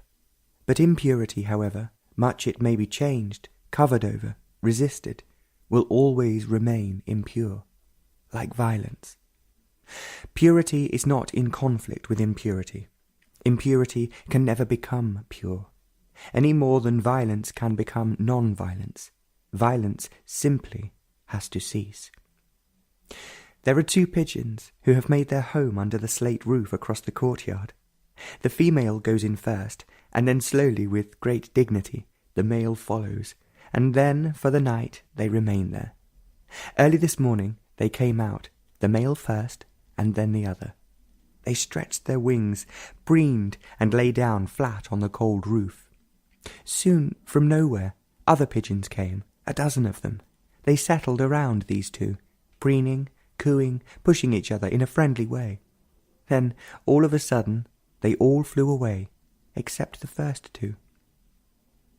The sky was overcast. There were heavy clouds full of light on the horizon, and a long streak of blue sky.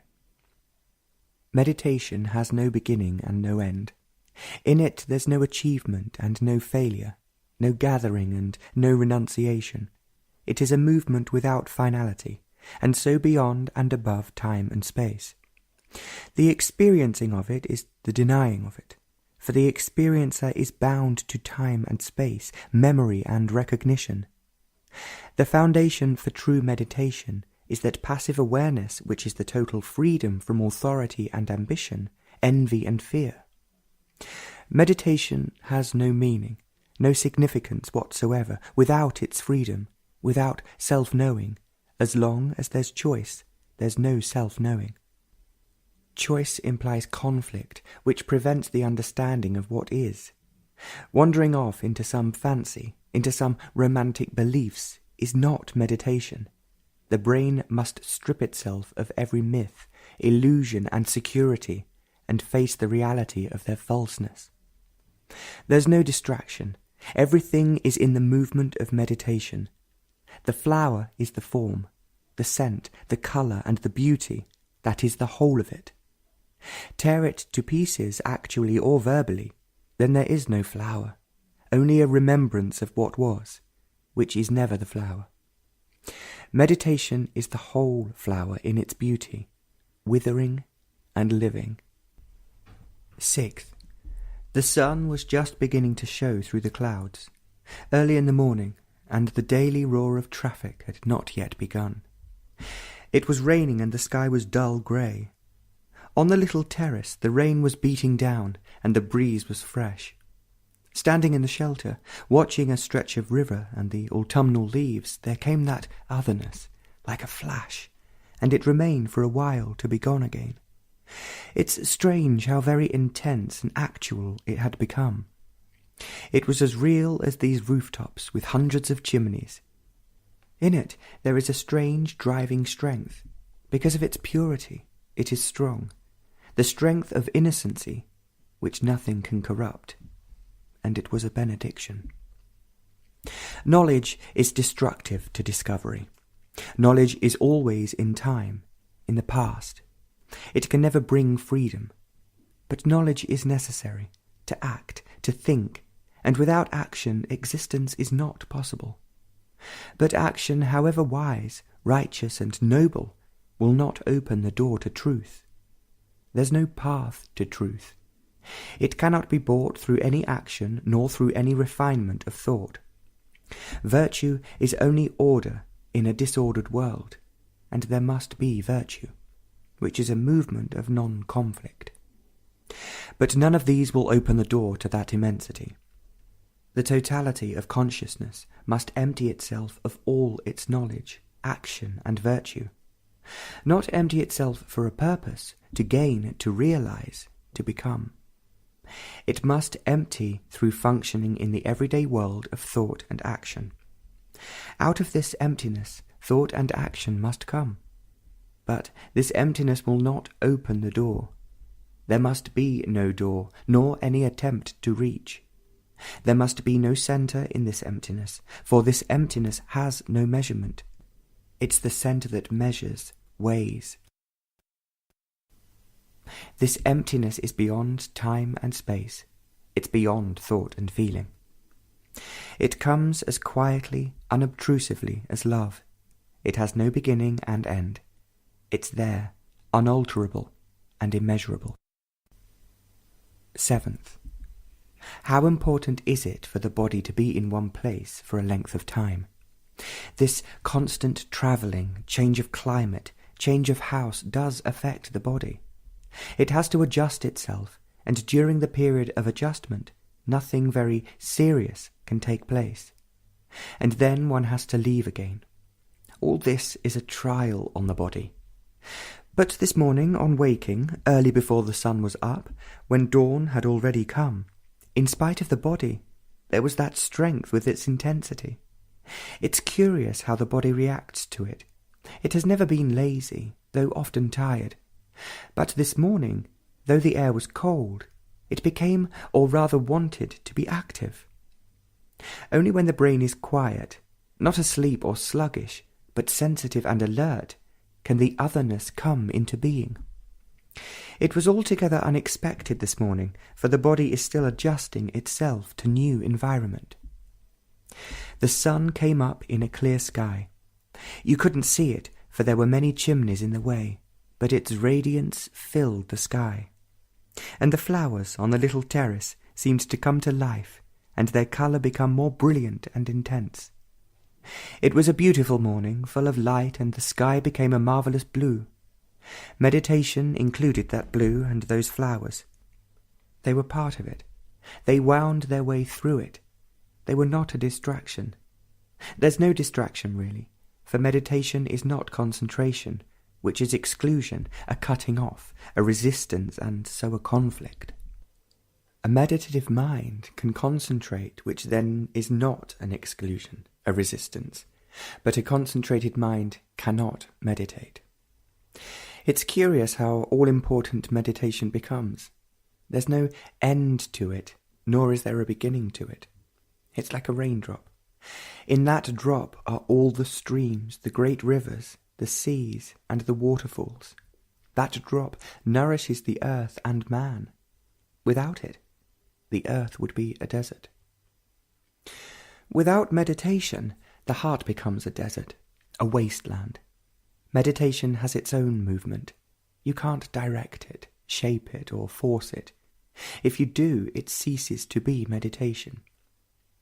This movement ceases if you are merely an observer, if you are the experiencer. Meditation is the movement that destroys the observer, the experiencer. It's a movement that is beyond all symbol, thought, and feeling. Its rapidity is not measurable. But the clouds were covering the sky, and there was a battle going on between them and the wind was conquering. There was a wide expanse of blue, so blue, and the clouds were extravagant, full of light and darkness, and those to the north seemed to have forgotten time, but space was theirs. In the park, the Champ de Mars, the ground was covered with autumn leaves, and the pavement was full of them. It was a bright, fresh morning, and the flowers were splendid in their summer colours. Beyond the huge, tall, open tower, the Eiffel Tower, the main attraction, passed a funeral procession, the coffin and the hearse covered with flowers, followed by many cars. Even in death we want to be important. To our vanity and pretence there is no end. Everyone wants to be somebody, or be associated with someone who is somebody, power and success little or great, and recognized. Without recognition they have no meaning, recognized by the many or by the one who is dominated. Power is always respected, and so is made respectable. Power is always evil, wielded by the politician or by the saint or by the wife over the husband. However evil it is, everyone craves for it, and those who have it want more of it.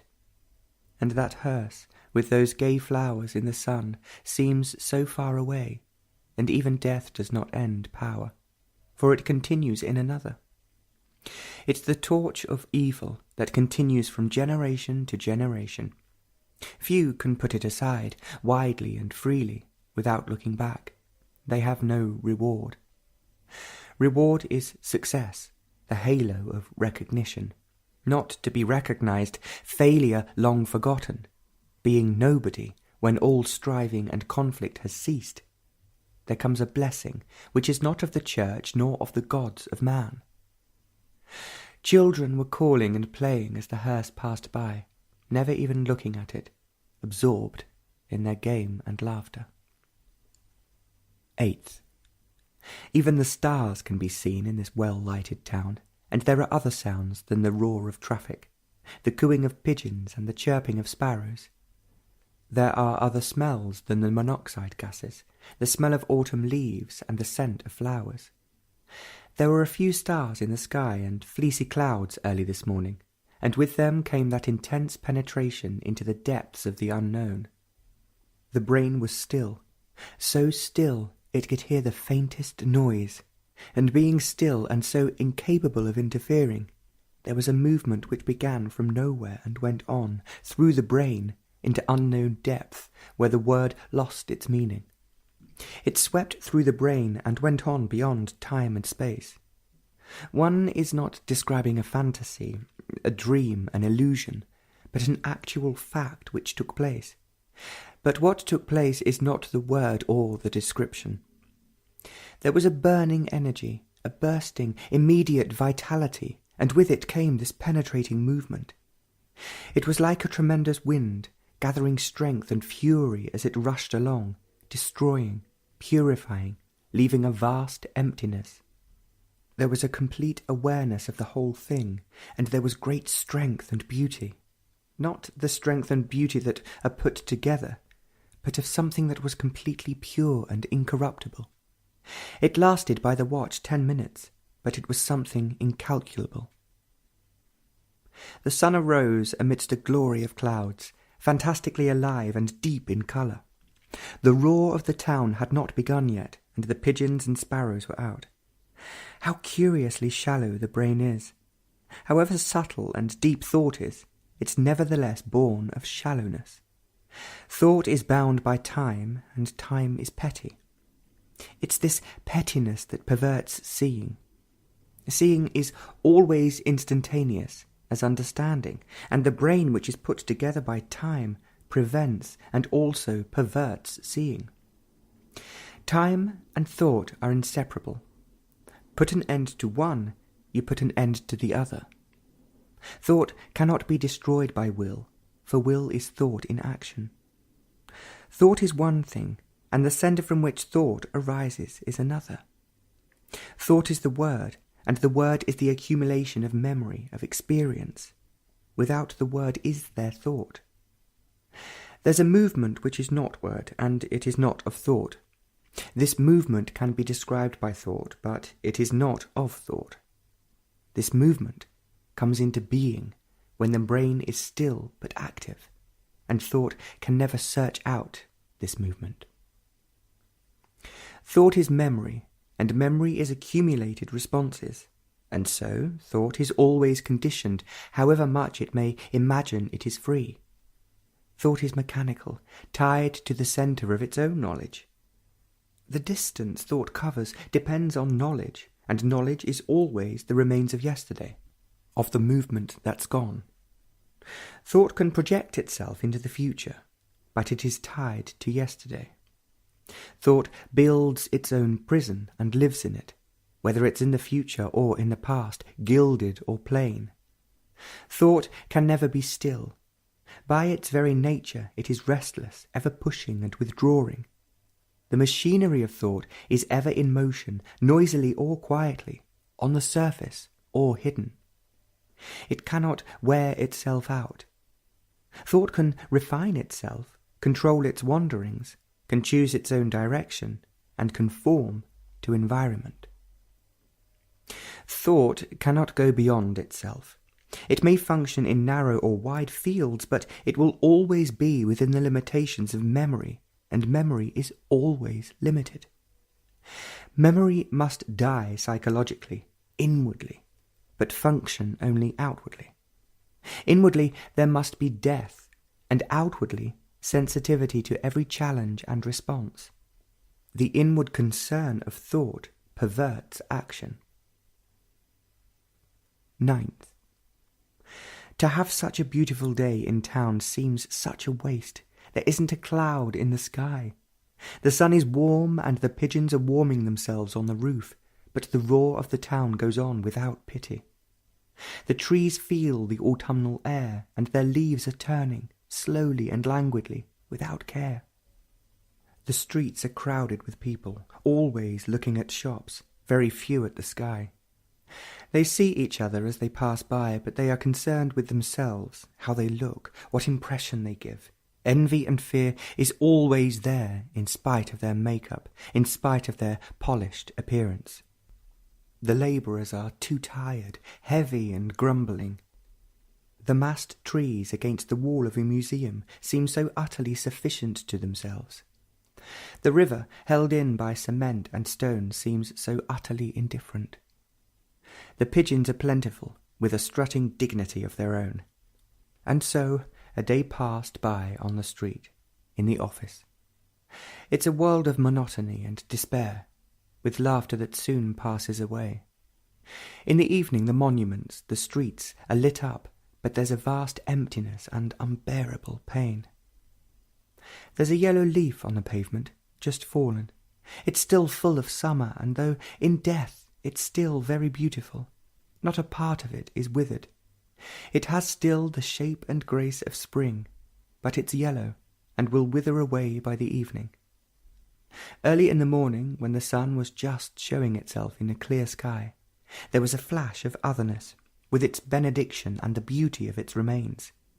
It's not that thought has captured it and holds it, but it has left its imprint on consciousness. Thought is always fragmentary, and what it holds is always partial as memory. It cannot observe the whole, the part cannot see the whole, and the imprint of benediction is non-verbal and non-communicable through words, through any symbol.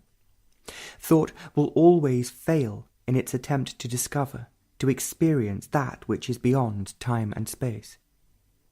The brain, the machinery of thought, can be quiet. The very active brain can be quiet. Its machinery can run very slowly. The quietness of the brain, though intensely sensitive, is essential. Then only can thought disentangle itself and come to an end. The ending of thought is not death. Then only can there be innocency, freshness, a new quality to thought. It's this quality that puts an end to sorrow and despair. 10th. It's a morning without a cloud. The sun seems to have banished every cloud from sight. It is peaceful, except for the roar of traffic, even though it is Sunday. The pigeons are warming themselves on the zinc roofs, and are almost the same colour as the roof. There's not a breath of air, though it's cool and fresh. There is peace beyond thought and feeling. It is not the peace of the politician, nor the priest, nor of the one who seeks it. It is not to be sought. What is sought must already be known, and what's known is never the real. Peace is not to the believer, to the philosopher who specializes in theory. It is not a reaction, a contrary response to violence. It has no opposite. All opposites must cease, the conflict of duality. There is duality, light and darkness, man and woman, and so on, but the conflict between the opposites is in no way necessary. Conflict between the opposites arises only when there's need, the compulsion to fulfill, the need for sex, the psychological demand for security. Then only is there conflict between the opposites, the escape from the opposites, attachment and detachment. Then is the search for peace through church and law. Law can and does give superficial order. The peace that church and temple offer is fancy, a myth to which a confused mind can escape. But this is not peace. The word, the symbol, must be destroyed. Not destroyed in order to have peace, but they must be shattered, for they are an impediment to understanding. Peace is not for sale, a commodity of exchange. Conflict in every form must cease, and then perhaps it is there. There must be total negation. The cessation of demand and need, then only does conflict come to an end. In emptiness there is birth. All the inward structure of resistance and security must die away. Then only is there emptiness. Only in this emptiness is there peace, whose virtue has no value nor profit. It was there early in the morning. It came with the sun in a clear, opaque sky. It was a marvellous thing full of beauty, a benediction that asked nothing, no sacrifice, no disciple, no virtue, no midnight hour. It was there in abundance, and only an abundant mind and heart could receive it. It was beyond all measure. 11th. In the park it was crowded. Everywhere there were people, children, nurses, different races. They were talking, shouting, playing, and the fountains were going. The head gardener must have very good taste. There were so many flowers and so many colours all mixed together. It was quite spectacular, and they had an air of gay festivity. It was a pleasant afternoon, and everyone seemed to be out in their best clothes. Going through the park, crossing a main thoroughfare, there was a quiet street with trees and old houses, well kept. The sun was just going down, setting fire to the clouds and to the river. It promised to be a nice day again tomorrow, and this morning the early sun caught a few clouds, turning them bright pink and rose. It was a good hour to be quiet, to be meditative. Lethargy and quietness don't go together. To be quiet, there must be intensity and meditation. Then it is not a meandering, but very active and forceful. Meditation is not a pursuit of thought or idea. It is the essence of all thought, which is to be beyond all thought and feeling. Then is it a movement into the unknown. Intelligence is not the mere capacity of design, remembrance, and communication. It is more than that. One can be very informed and clever at one level of existence, and quite dull at other levels. Mere knowledge, however deep and wide, does not necessarily indicate intelligence. Capacity is not intelligence. Intelligence is sensitive awareness of the totality of life. Life with its problems, contradictions, miseries and joys. To be aware of all this, without choice and without being caught by any one of its issues, and to flow with the whole of life, is intelligence. This intelligence is not the result of influence and environment. It is not the prisoner of either of them, and so can understand them, and thus be free of them. Consciousness is limited, open or hidden, and its activity, however alert, is confined within the borders of time. Intelligence is not. Sensitive awareness without choice of the totality of life is intelligence. This intelligence cannot be used for gain and profit, personal or collective. This intelligence is destruction, and so the form has no significance, and reform then becomes a retrogression. Without destruction, all change is modified continuity. Psychological destruction of all that has been, not mere outward change, that is the essence of intelligence. Without this intelligence, every action leads to misery and confusion. Sorrow is the denial of this intelligence. Ignorance is not the lack of knowledge, but of self-knowing. Without self-knowing, there is no intelligence. Self-knowing is not accumulative as knowledge. Learning is from moment to moment. It is not an additive process. In the process of gathering, adding, a centre is formed, a centre of knowledge. In this process, positive or negative, there is no understanding, for as long as there is an intention of gathering or resisting, the movement of thought and feeling are not understood. There is no self-knowing. Without self-knowing, there's no intelligence. Self-knowing is active present, not a judgment. All self-judgment implies an accumulation, evaluation from a centre of experience and knowledge. It is this past that prevents the understanding of the active present. In the pursuit of self-knowing, there is intelligence. 12. A town is not a pleasant place, however beautiful the town is, and this is. The clean river, the open spaces, the flowers, the noise, the dirt, and the striking tower, the pigeons and the people, all this and the sky make for a pleasant town, but it is not the country. The fields, the woods, and the clear air. The country is always beautiful. So far away from all the smoke and the roar of traffic, so far away, and there is the earth, so plentiful, so rich. Walking along the river, with the ceaseless roar of traffic, the river seemed to contain all the earth. Though it was held by rock and cement, it was vast. It was the waters of every river from the mountains to the plains. It became the colour of the sunset. Every colour that the eye had ever seen, so splendid and fleeting. The evening breeze was playing with everything, and autumn was touching every leaf. The sky was so close, embracing the earth, and there was peace past belief. And the night came slowly. On waking this morning early, when the sun was below the horizon and dawn had begun, meditation yielded to that otherness whose benediction is clarity and strength. It was there last night as one was getting into bed, so unexpectedly, so clearly.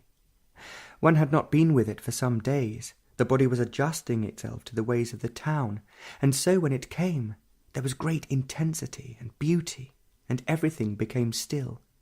It was filling the room and far beyond the room.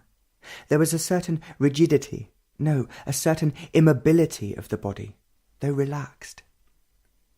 All during the night it must have gone on, for on waking it was there, actively present, filling the room and beyond. All description of it is of no significance, for the word can never cover the immensity nor the beauty of it. Everything ceases when that is, and strangely the brain with all its responses and activities finds itself suddenly and voluntarily quiet, without a single response, without a single memory, nor is there any recording of what is going on. It is very much alive but utterly quiet. It is too immense for any imagination, which is rather immature and silly anyway. What is actually is so vital and significant that all imagination and illusion have lost their meaning. The understanding of need is of great significance. There is the outward need, necessary and essential, food, clothes, and shelter. But beyond that, is there any other need? Though each one is caught up in the turmoil of inward needs, are they essential?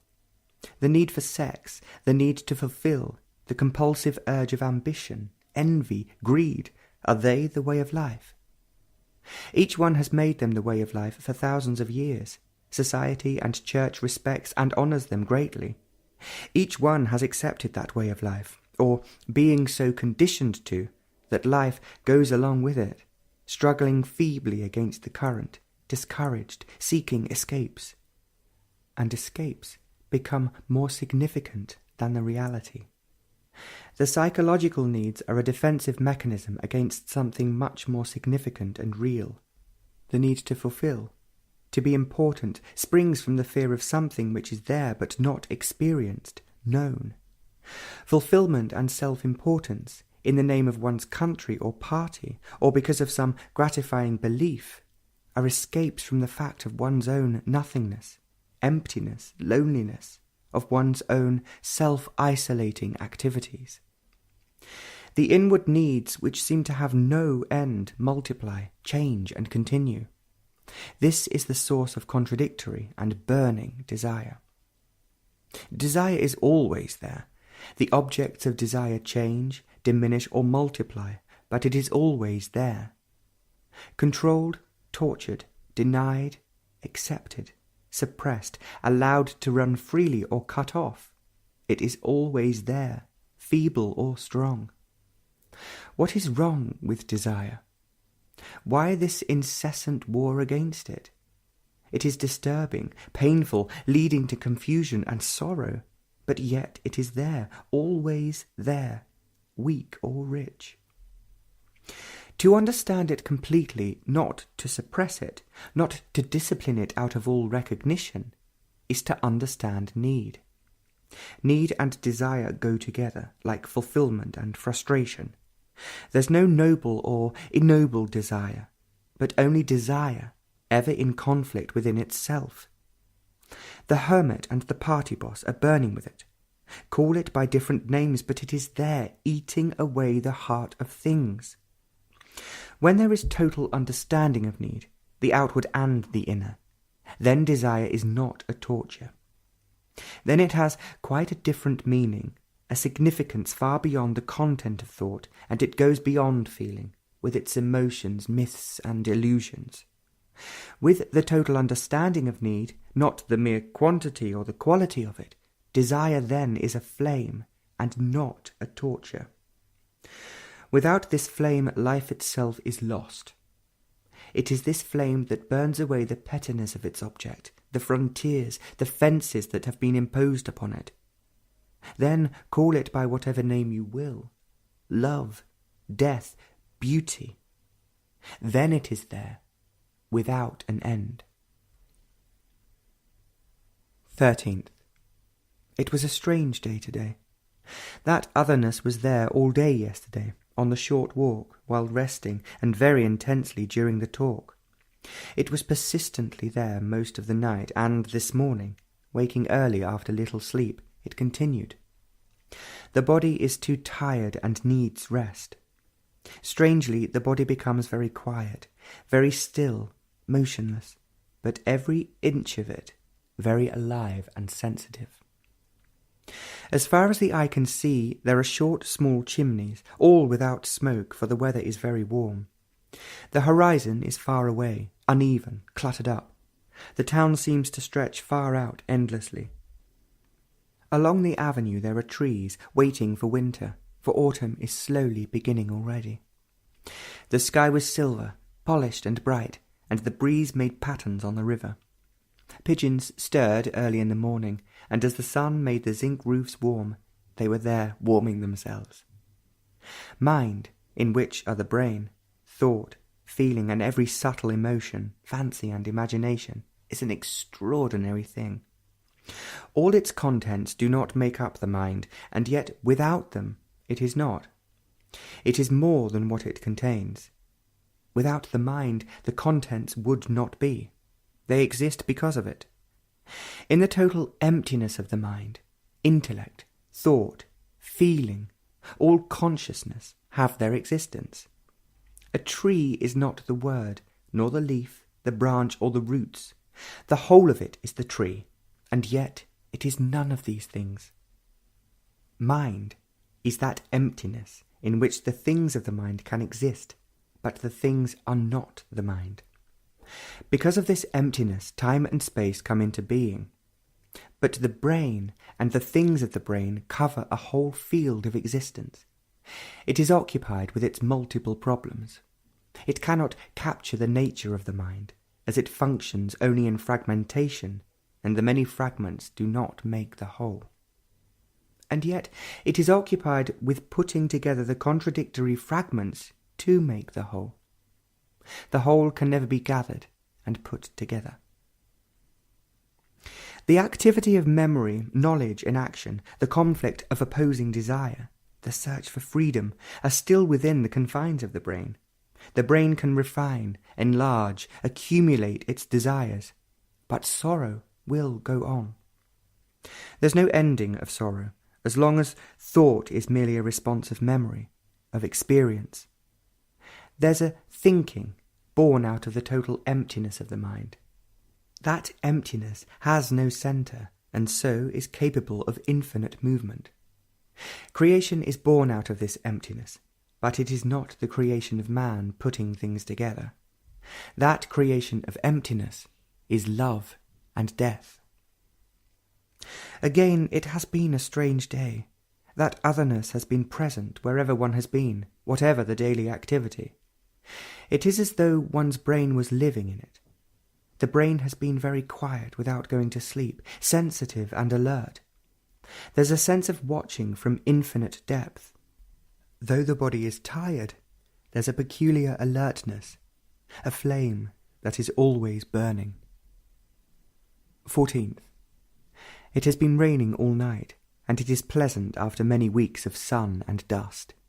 The earth has been dry, parched, and there were cracks.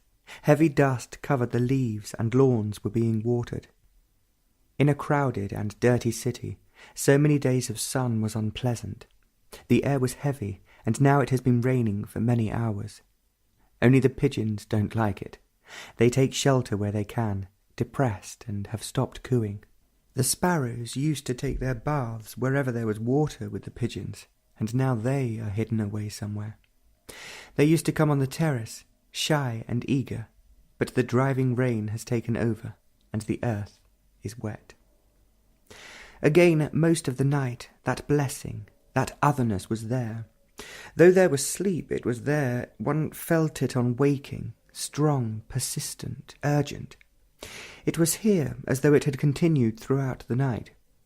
With it there is always great beauty, not of images, feeling, or thought. Beauty is neither thought nor feeling. It has nothing whatsoever to do with emotion or sentiment. There is fear. Fear is never an actuality. It is either before or after the active present. When there is fear in the active present, is it fear? It is there, and there is no escape from it, no evasion possible. There, at that actual moment, there is total attention at that moment of danger, physical or psychological. When there is complete attention, there is no fear. But the actual fact of inattention breeds fear. Fear arises when there is an avoidance of the fact, a flight.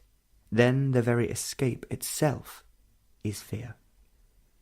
Fear and its many forms, guilt, anxiety, hope, despair, is there in every movement of relationship.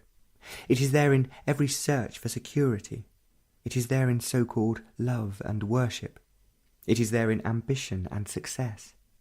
It is there in life and in death. It is there in physical things and in psychological factors. There is fear in so many forms and at all the levels of our consciousness. Defense, resistance, and denial spring from fear. Fear of the dark and fear of the light. Fear of going and fear of coming. Fear begins and ends with the desire to be secure, inward and outward security, with the desire to be certain, to have permanency. The continuity of permanence is sought in every direction, in virtue, in relationship, in action, in experience, in knowledge, in outward and inward things. To find and be secure is the everlasting cry. It is this insistent demand that breeds fear.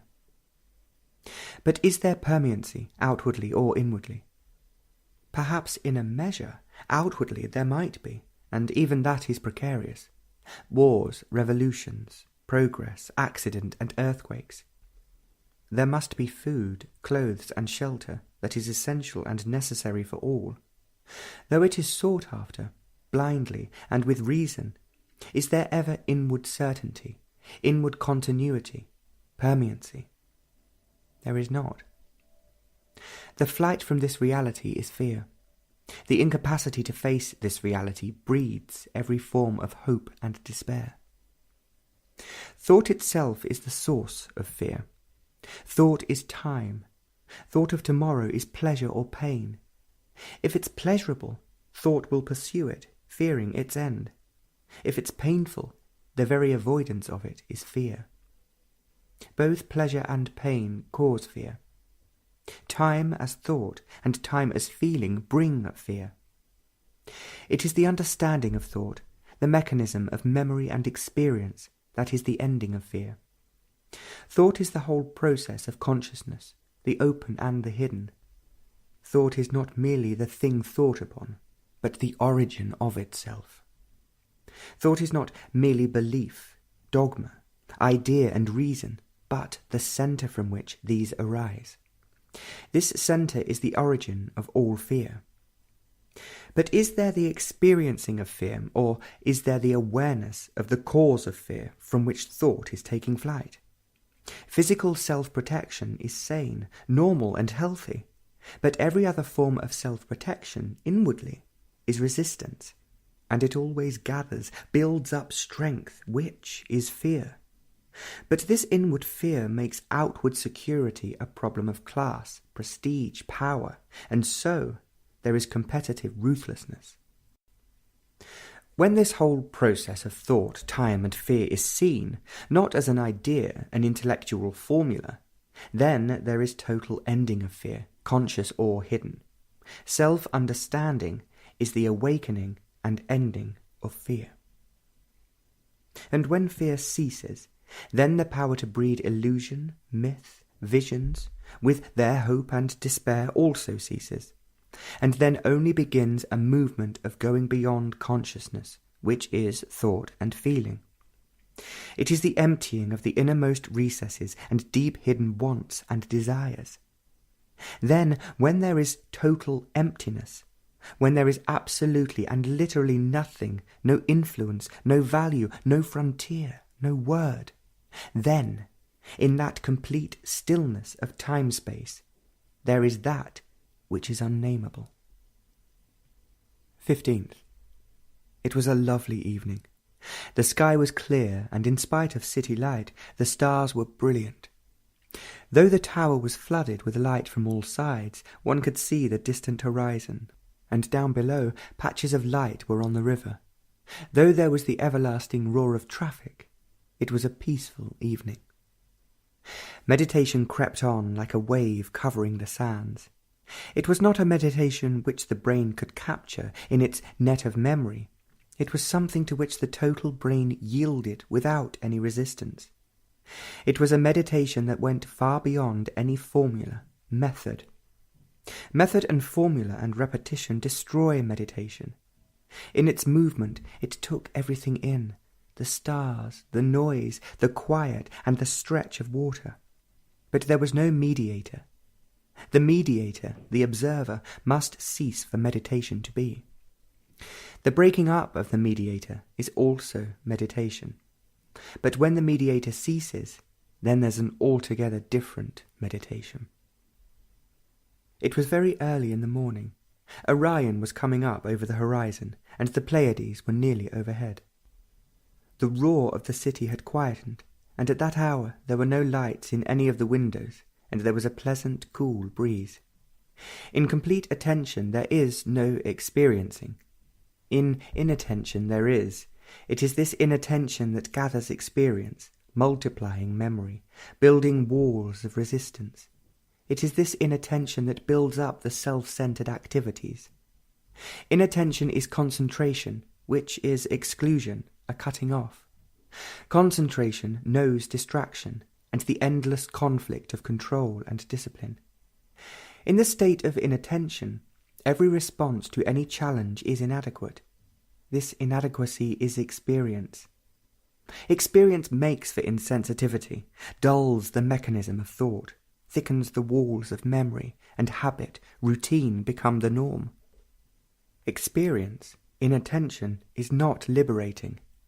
Inattention is slow decay. In complete attention there is no experiencing. There's no centre which experiences, nor a periphery within which experience can take place. Attention is not concentration, which is narrowing, limiting. Total attention includes, never excludes. Superficiality of attention is inattention. Total attention includes the superficial and the hidden, the past, and its influence on the present, moving into the future. All consciousness is partial, confined, and total attention includes consciousness with its limitations, and so is able to break down the borders, the limitations. All thought is conditioned, and thought cannot uncondition itself. Thought is time and experience. It is essentially the result of non-attention. What brings about total attention? Not any method nor any system. They bring about a result promised by them. But total attention is not a result, any more than love is. It cannot be induced, it cannot be brought on by any action. Total attention is the negation of the results of inattention, but this negation is not the act of knowing attention. What is false must be denied, not because you already know what is true. If you know what is true, the false would not exist. The true is not the opposite of false. Love is not the opposite of hate. Because you know attention is not the outcome of the desire to achieve total attention. Seeing the false as the false and the true as the true, and the true in the false, is not the result of comparison. To see the false as the false is attention. The false as the false cannot be seen when there is opinion, judgment, evaluation, attachment, and so on, which are the result of non-attention. Seeing the whole fabric of non-attention is total attention. An attentive mind is an empty mind.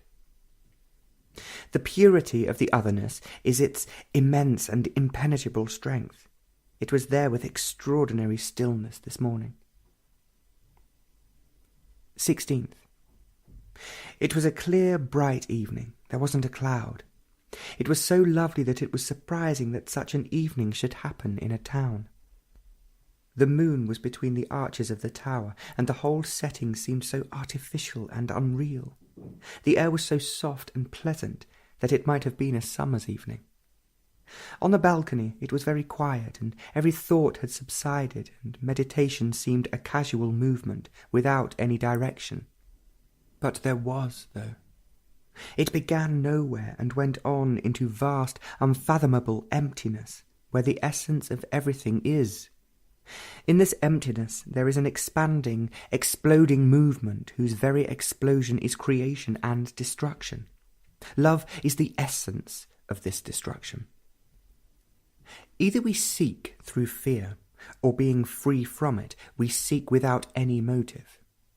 This surge does not spring from discontent, not being satisfied with every form of thought and feeling. Seeing their significance is not discontent. Discontent is so easily satisfied when thought and feeling have found some form of shelter, success, a gratifying position, a belief, and so on, only to be roused again when that shelter is attacked, shaken, or broken down. With this cycle, most of us are familiar, hope and despair. Surge, whose motive is discontent, can only lead to some form of illusion, a collective or a private illusion, a prison of many attractions. But there is a seeking without any motive whatsoever. Then is it a seeking? Seeking implies, does it not, an objective, an end already known or felt or formulated. If it's formulated, it's the calculation of thought, putting together all the things it has known or experienced. To find what is sought after, methods and systems are devised. This is not seeking at all. It is merely a desire to gain a gratifying end, or merely to escape into some fancy or promise of a theory or belief. This is not seeking. When fear, satisfaction, escape have lost their significance, then is there seeking at all? If the motive of all search has withered away, discontent and the urge to succeed are dead, is there seeking? If there is no seeking, will consciousness decay, become stagnant? On the contrary, it is this seeking, going from one commitment to another, from one church to another, that weakens that essential energy to understand what is. The what is never new. It has never been, and it will never be.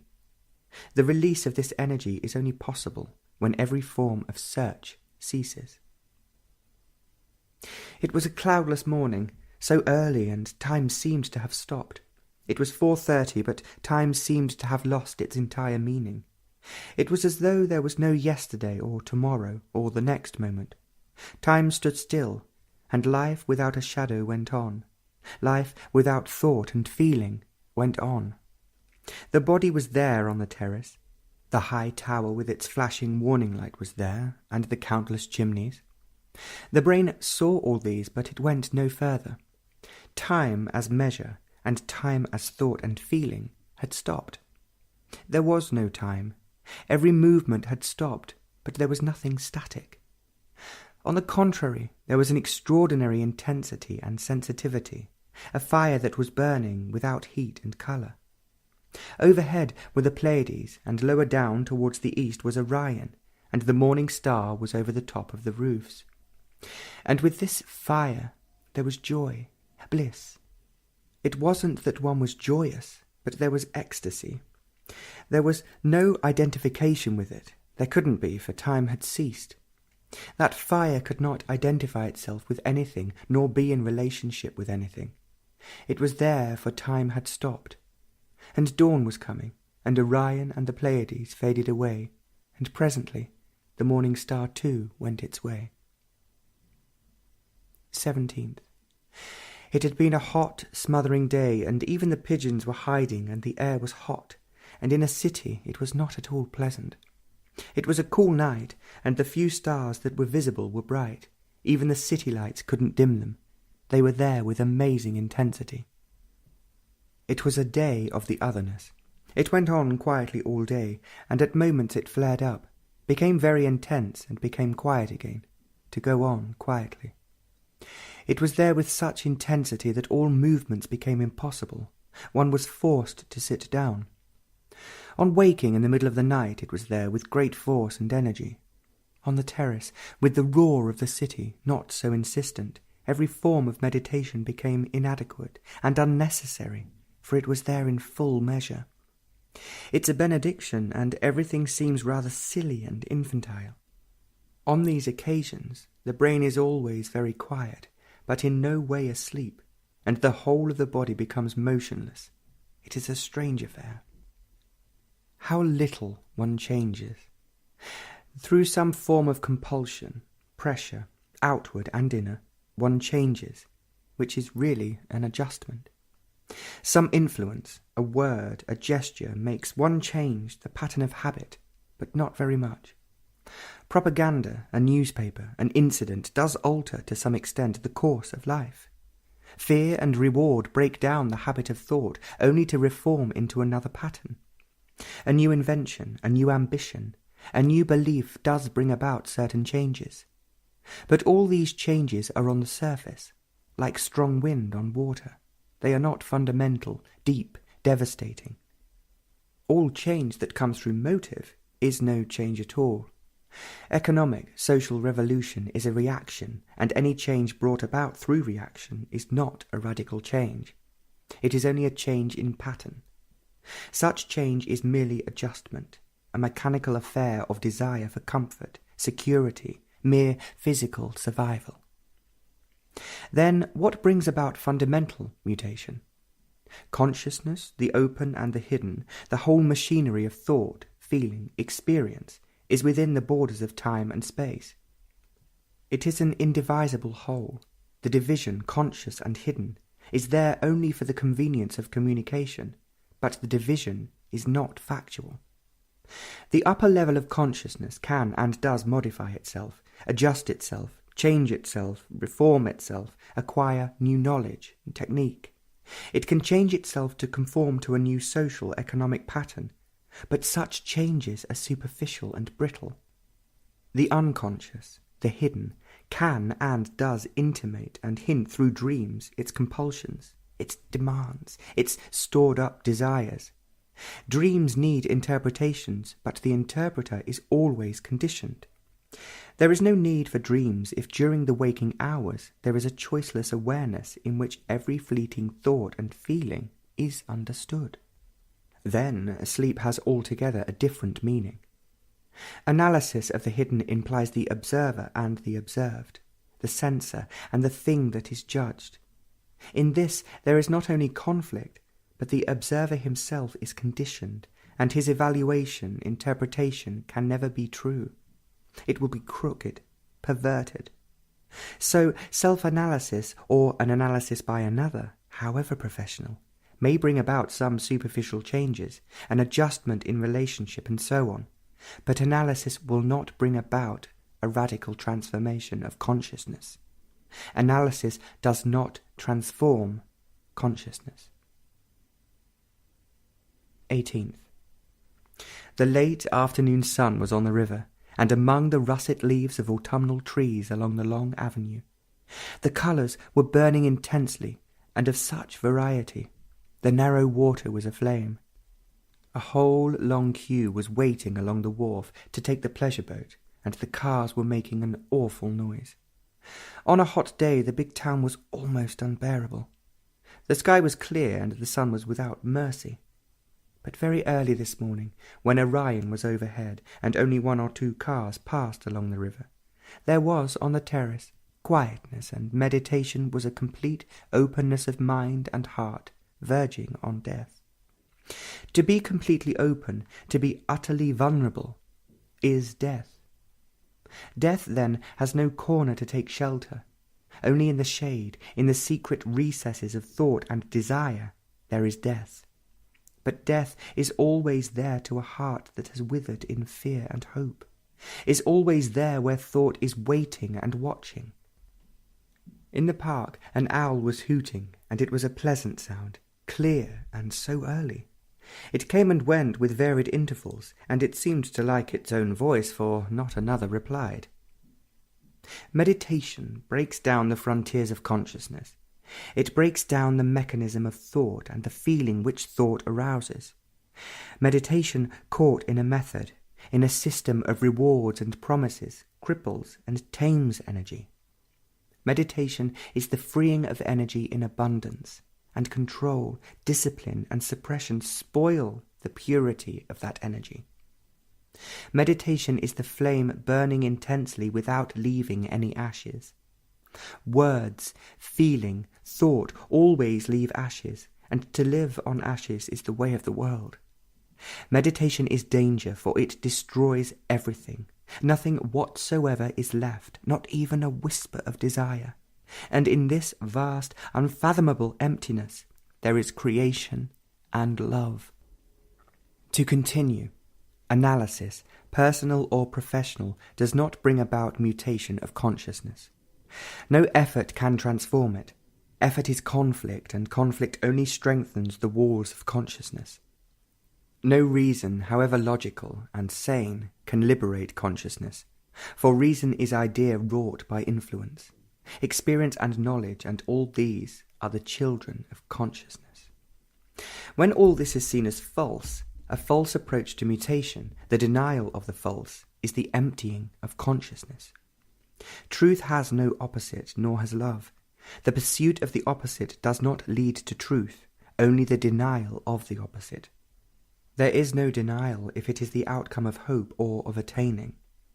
There is denial only when there is no reward or exchange. There is renunciation only when there is no gain in the act of renouncing. Denial of the false is the freedom from the positive with its opposite. The positive is authority with its acceptance, conformity, imitation, and experience with its knowledge. To deny is to be alone from all influence, tradition, and from need, with its dependence and attachment. To be alone is to deny the conditioning, the background. The frame in which consciousness exists and has its being is its conditioning.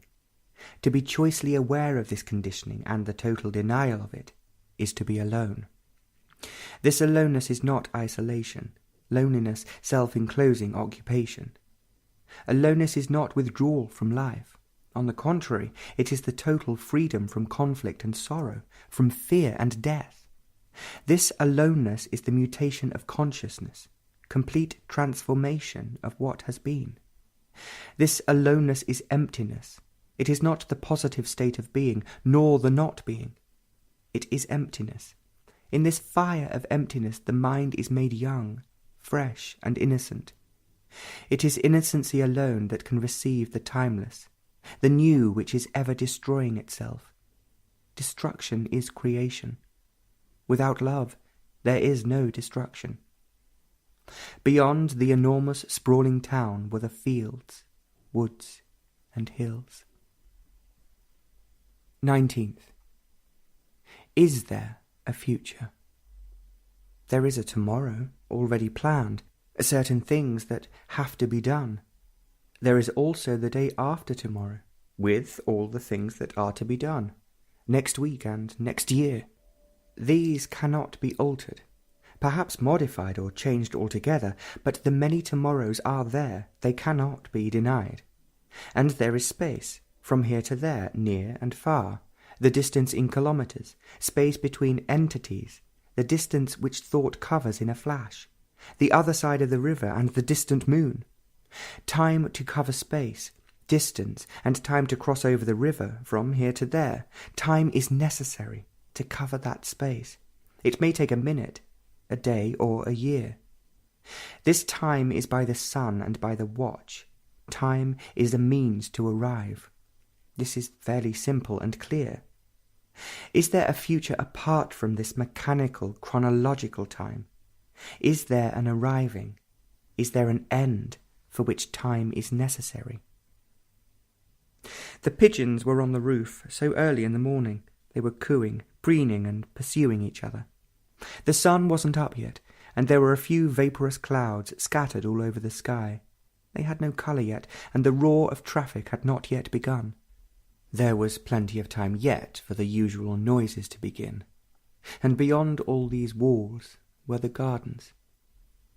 In the evening yesterday, the grass where no one is allowed to walk, except of course the pigeons and a few sparrows, was very green, startlingly green, and the flowers were very bright. Everywhere else was man with his activities and interminable work. There was the tower, so strongly and delicately put together, and presently it would be flooded with brilliant light. The grass seemed so perishable, and the flowers would fade, for autumn was everywhere. But long before the pigeons were on the roof, on the terrace, meditation was gladness. There was no reason for this ecstasy. To have a cause for joy is no longer joy. It was simply there, and thought could not capture it and make it into a remembrance. It was too strong and active for thought to play with it, and thought and feeling became very quiet and still.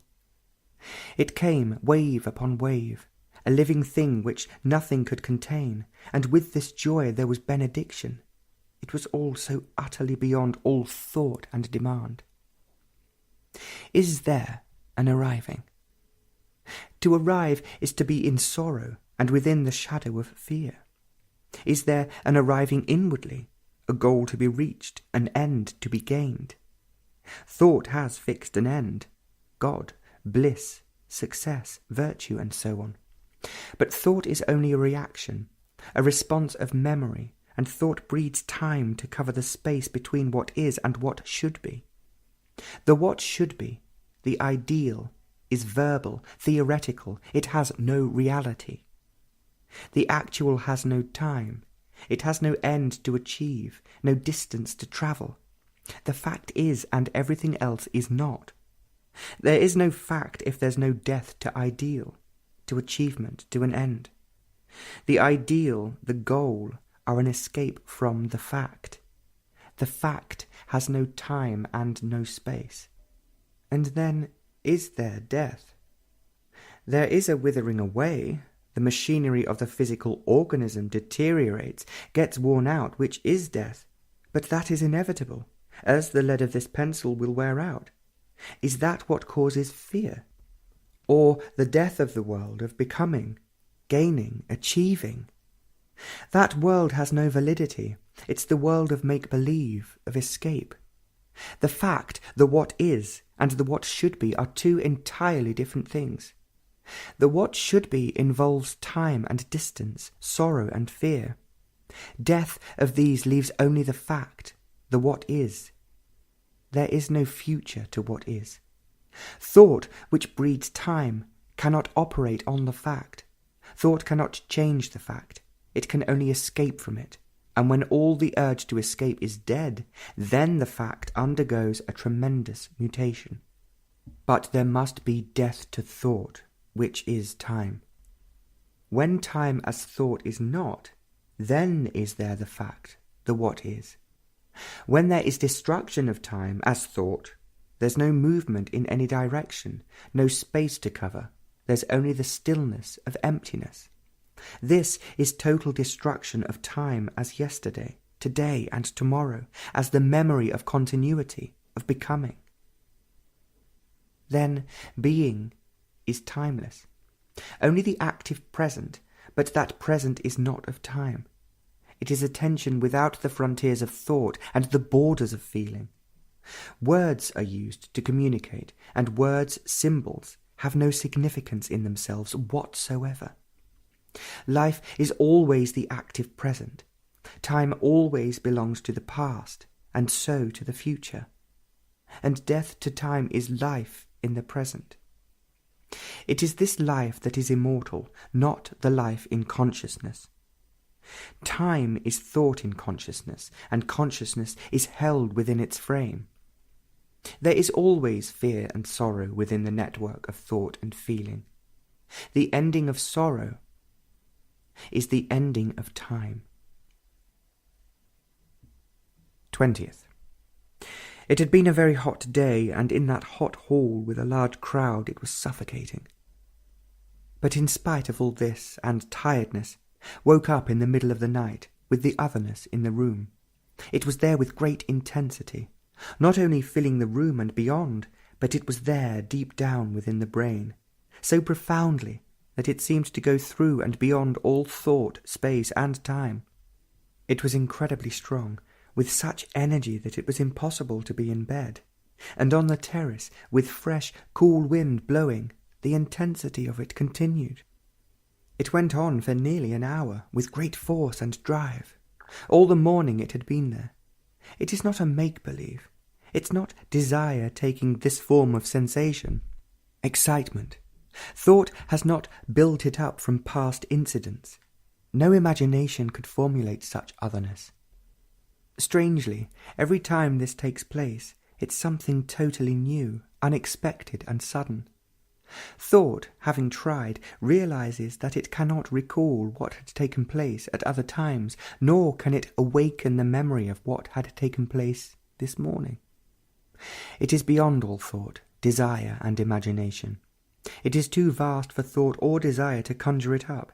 It is too immense for the brain to bring it about. It's not an illusion.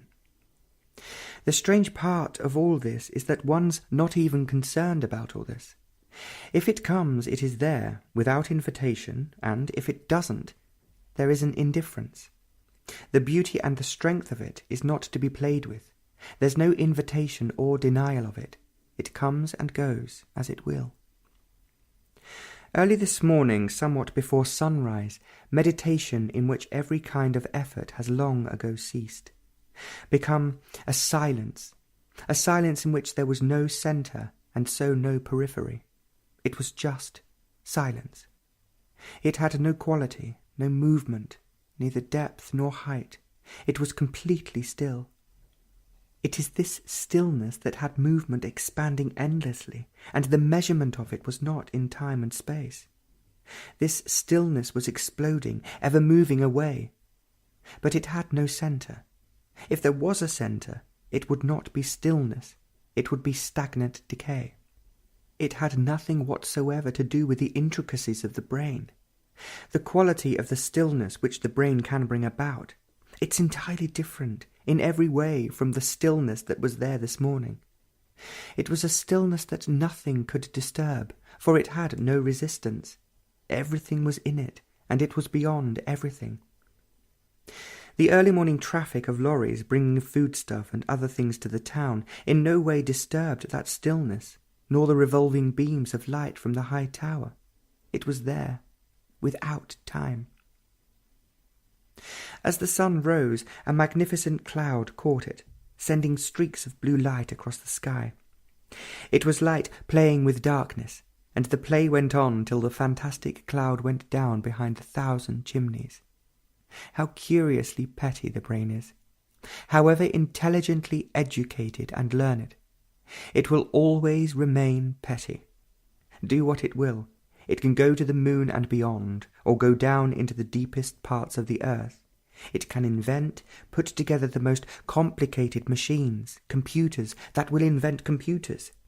It can destroy itself and recreate itself, but do what it will ever remain petty. For it can only function in time and space.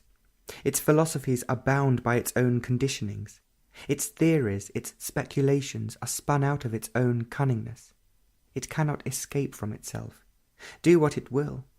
Its gods and its saviours, its masters and leaders are all as small and petty as itself. If it's stupid, it tries to become clever, and its cleverness is measured in terms of success. It is always pursuing or being chased. Its shadow is its own sorrow. do what it will, it will ever remain petty. Its action is the inaction of pursuing itself. Its reform is action that ever needs further reform. It is held by its own action and inaction. It never sleeps, and its dreams are the awakening of thought. However active, however noble or ignoble, it is petty. There is no end to its pettiness. It cannot run away from itself. Its virtue is mean, and its morality mean. There is only one thing it can do: be utterly and completely quiet. This quietness is not sleep or laziness. The brain is sensitive, and to remain sensitive without its familiar self-protective responses, without its customary judgments, condemnation and approval, the only thing it can do is to be utterly quiet, which is to remain in a state of negation, complete denial of itself and its activities. In this state of negation, it's no longer petty. Then it is no longer gathering to achieve, to fulfill, to become. It is then what it is: mechanical, inventive, self-protective, calculating. A perfect machine is never petty, and when it functions at that level, it is a wonderful thing. Like all machines, it wears out and dies. It becomes petty when it proceeds to investigate the unknown, that which is not measurable. Its function is in the known, and it cannot function in the unknown. Its creations are in the field of the known, but the creation of the unknowable it can never capture, neither in paint nor in word. Its beauty it can never know. Only when it is utterly quiet, silent, without a word, and still without a gesture, without movement, there is that immensity. 21st. The evening light was on the river, and the traffic across the bridge was furious and fast. The pavement was crowded with people returning home after a day's work in offices. The river was sparkling. There were ripples, small ones, pursuing each other with such delight. You could almost hear them, but the fury of the traffic was too much. Further down the river, the light on the water was changing, becoming more deep, and it would soon be dark. The moon on the other side of the huge tower, looking so out of place, so artificial. It had no reality, but the high steel tower had. There were people on it. The restaurant up there was lit up, and you could see crowds of people going into it. And as the night was hazy, the beams of the revolving lights were far stronger than the moon. Everything seemed so far away, except the tower. How little we know about ourselves. We seem to know so much about other things: the distance to the moon, the atmosphere of Venus, how to put together the most extraordinary and complicated electronic brains, to break up the atoms and the minutest particle of matter. But we know so little about ourselves. To go to the moon is far more exciting than to go into ourselves. Perhaps one's lazy or frightened, or it's not profitable in the sense of money and success to go into ourselves. It's a much longer journey than to go to the moon. No machines are available to take this journey, and no one can help. No book, no theories, no guide. You have to do it yourself. You have to have more energy than in inventing and putting together parts of a vast machine. You cannot get this energy through any drug, through any interaction of relationship, nor through control, denial. No gods, rituals, beliefs, prayers can give it to you. On the contrary, in the very act of putting these aside, in being aware of their significance, that energy comes to penetrate into consciousness and beyond.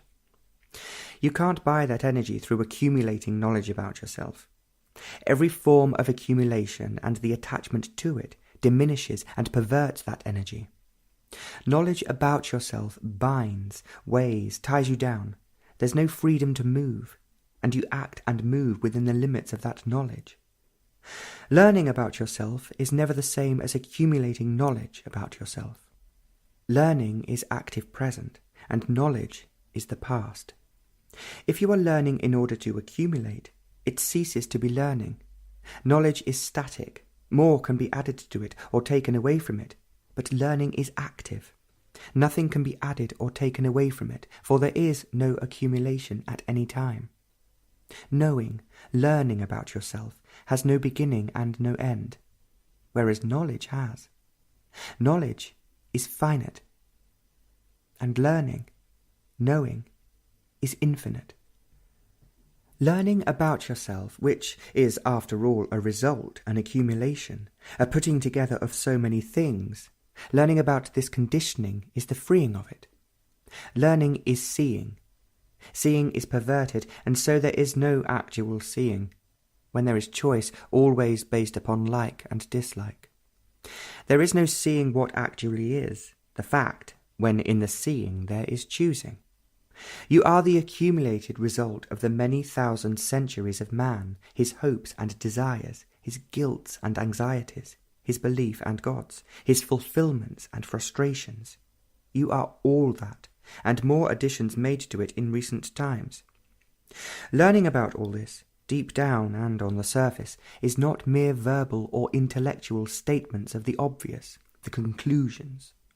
Learning is the experiencing of these facts, emotionally and directly, to come into contact with them not theoretically, verbally, but actually, like a hungry man. Learning is not possible if there's a learner. The learner is the accumulated, the past, the knowledge. There is a division between the learner and the thing he is learning about, and so there is conflict between them. This conflict destroys, diminishes energy to learn, to pursue to the very end the total make-up of consciousness. Choice is conflict, and choice prevents seeing. Condemnation, judgment also prevent seeing. When this fact is seen, understood, not verbally, theoretically, but actually seen as fact, then learning is a moment-to-moment affair. And there is no end to learning. Learning is all-important, not the failures, successes, and mistakes. There is only seeing, and not the seer and the thing seen. Consciousness is limited. Its very nature is restriction. It functions within the frame of its own existence, which is experience, knowledge, memory.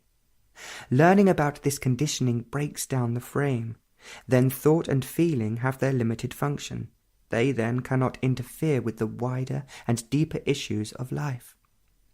Where the self ends, with all its secret and open intrigues, its compulsive urges and demands, its joys and sorrows, there begins a movement of life that is beyond time and its bondage. 22nd.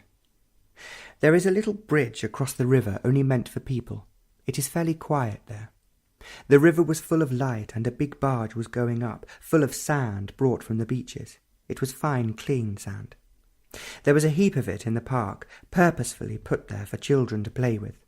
There were several, and they were making deep tunnels, a big castle with a moat around it. They were having great fun. It was a pleasant day, fairly cool, the sun not too strong, and there was a dampness in the air. More trees were turning brown and yellow, and there was the smell of autumn. The trees were getting ready for winter.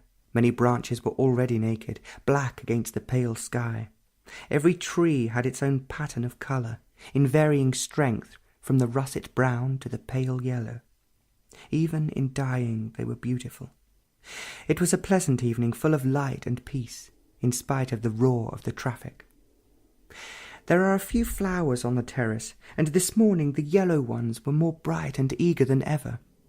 In the early morning light they seemed more awake and had more colour, much more so than their neighbours. The east was beginning to get brighter, and there was that otherness in the room. It had been there for some hours. On waking in the middle of the night, it was there, something wholly objective, which no thought or imagination could possibly bring about. Again, on waking, the body was perfectly still, without any movements, as was also the brain. The brain was not dormant, but very much awake, watching without any interpretation. It was the strength of unapproachable purity, with an energy that was startling. It was there, ever new, ever penetrating.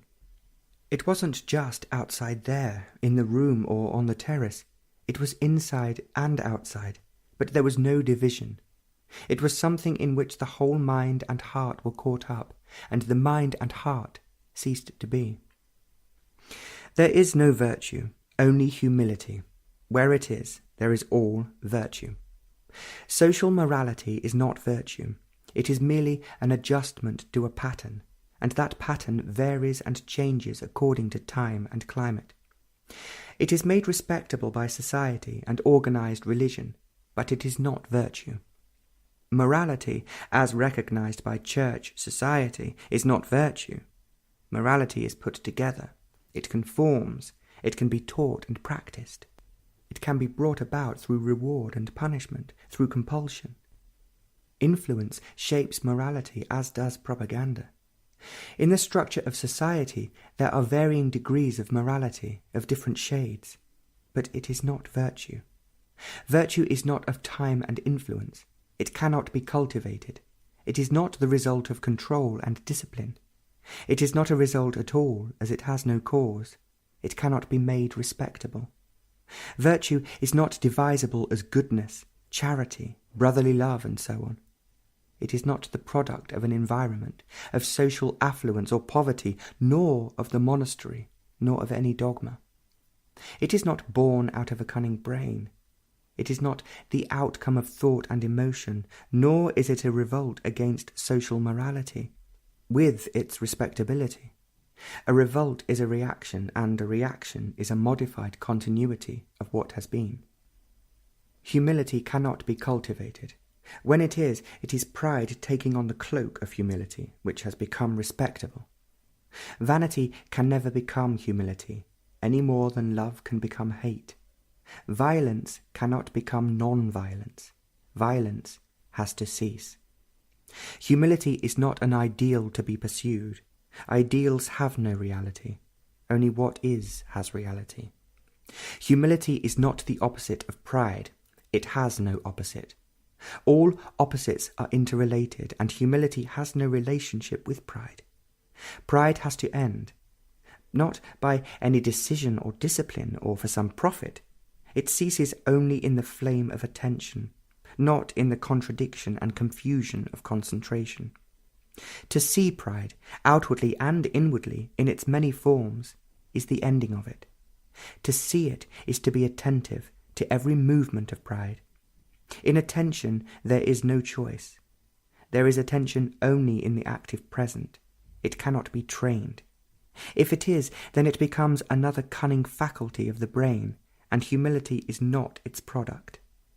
There is attention when the brain is utterly still, alive and sensitive, but still. There is no centre from which to attend, whereas concentration has a centre, with its exclusions.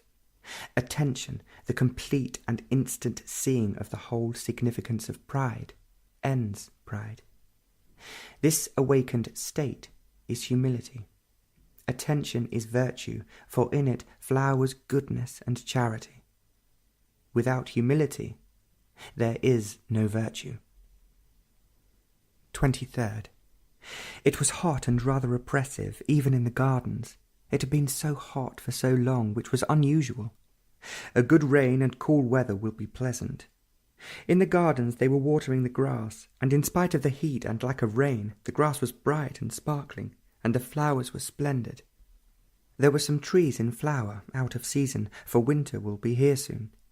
Pigeons were all over the place, shyly avoiding the children, and some of the children were chasing them for fun, and the pigeons knew it. The sun was red in a dull, heavy sky. There was no colour except in the flowers and in the grass. The river was opaque and indolent. Meditation at that hour was freedom, and it was like entering into an unknown world of beauty and quietness. It is a world without image, symbol, or word, without waves of memory. Love was the death of every minute, and each death was the renewing of love. It was not attachment. It had no roots. It flowered without cause, and it was a flame that burned away the borders, the carefully built fences of consciousness. It was beauty beyond thought and feeling. It was not put together on canvas, in words or in marble. Meditation was joy, and with it came a benediction. It is very odd how each one craves power, the power of money, position, capacity, knowledge. In gaining power there's conflict, confusion and sorrow. The hermit and the politician, the housewife and the scientist are seeking it. They will kill and destroy each other to get it. The ascetics, through self-denial, control, suppression, gain that power. The politician, by his word, capacity, cleverness, derives that power. The domination of the wife over the husband, and he over her, feel this power. The priest, who has assumed, who has taken upon himself the responsibility of his God, knows this power.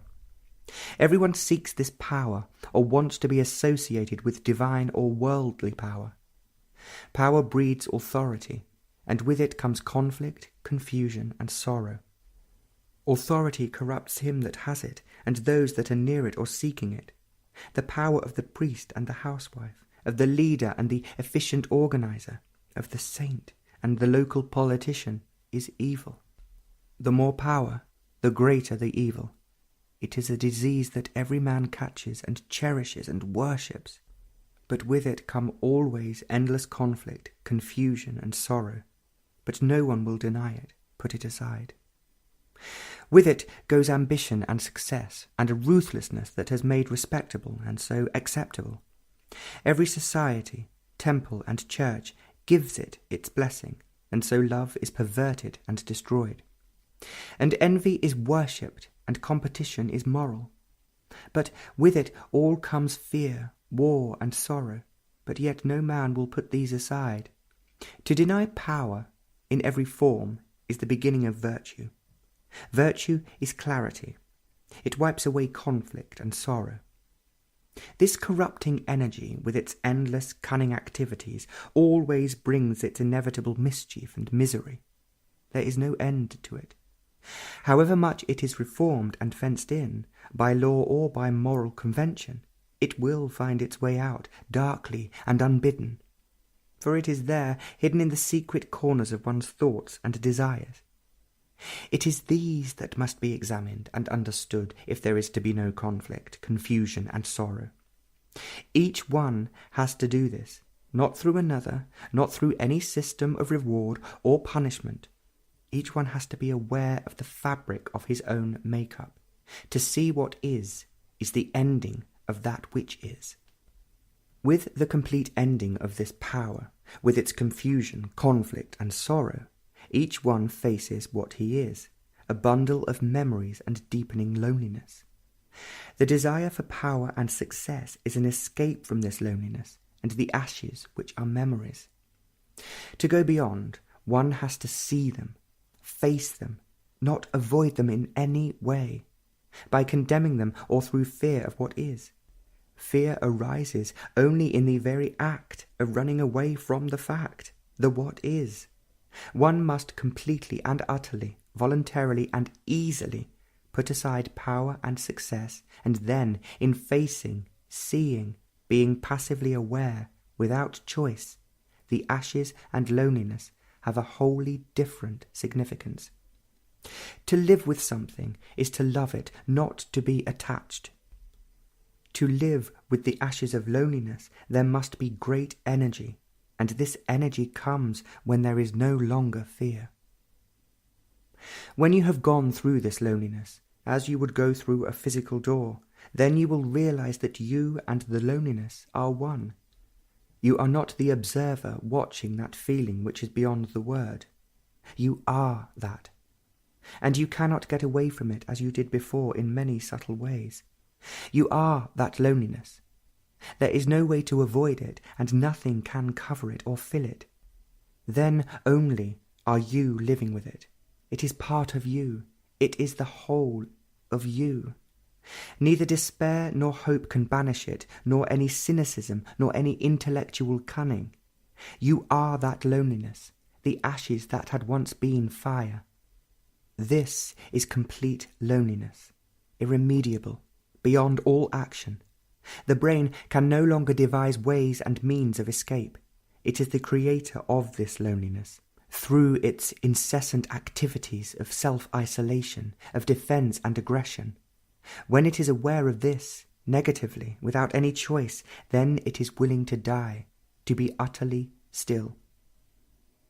Out of this loneliness, out of these ashes, a new movement is born. It is the movement of the alone.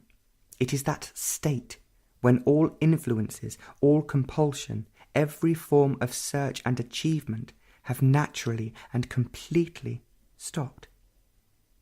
It is death of the known. Then only is there the never-ending journey of the unknowable. Then is there power whose purity is creation. 24th. There was a beautifully kept lawn, not too large, and it was incredibly green. It was behind an iron grill, well watered, carefully looked after, rolled and splendidly alive, sparkling in its beauty.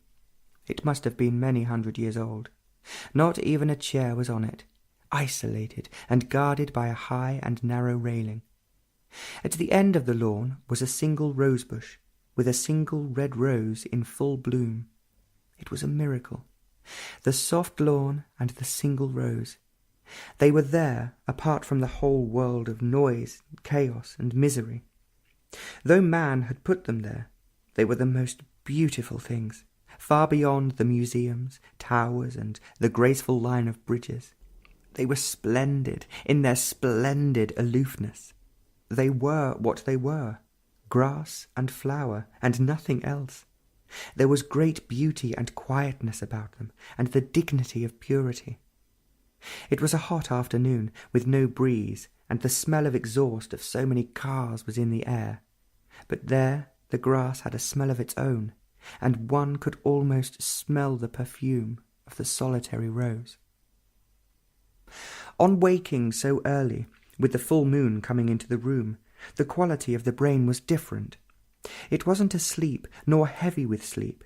It was fully awake, watching.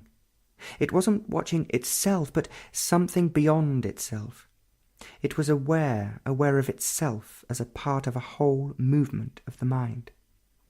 The brain functions in fragmentation. It functions in part, in division. It specializes. It's never the whole. It tries to capture the whole, to understand it, but it cannot. By its very nature, thought is always incomplete, as is feeling. Thought, the response of memory, can function only in the known things or interpret from what it has known, knowledge. The brain is the product of specialization. It cannot go beyond itself. It divides and specializes. The scientist, the artist, the priest, the lawyer, the technician, the farmer. In functioning, it projects its own status, the privileges, the power, the prestige. Function and status go together, for the brain is a self-protective organism. From the demand for status begins the opposing and contradictory elements in society. The specialist cannot see the whole. Rome and Florence, September 25th. Meditation is the flowering of understanding. Understanding is not within the borders of time. Time never brings understanding. Understanding is not a gradual process to be gathered little by little with care and patience. Understanding is now or never. It is a destructive flash, not a tame affair. It is this shattering that one is afraid of, and so one avoids it, knowingly or unknowingly. Understanding may alter the course of one's life, the way of thought and action. It may be pleasant or not, but understanding is a danger to all relationship. But without understanding, sorrow will continue. Sorrow ends only through self-knowing, the awareness of every thought and feeling, every movement of the conscious and that which is hidden. Meditation is the understanding of consciousness, the hidden and the open, and of the movement that lies beyond all thought and feeling. The specialist cannot perceive the whole.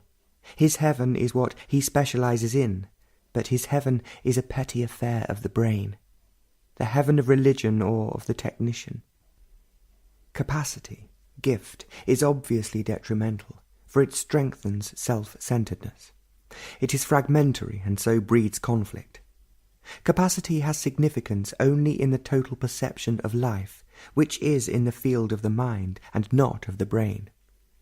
Capacity and its function is within the limits of the brain, and so becomes ruthless, indifferent to the total process of life.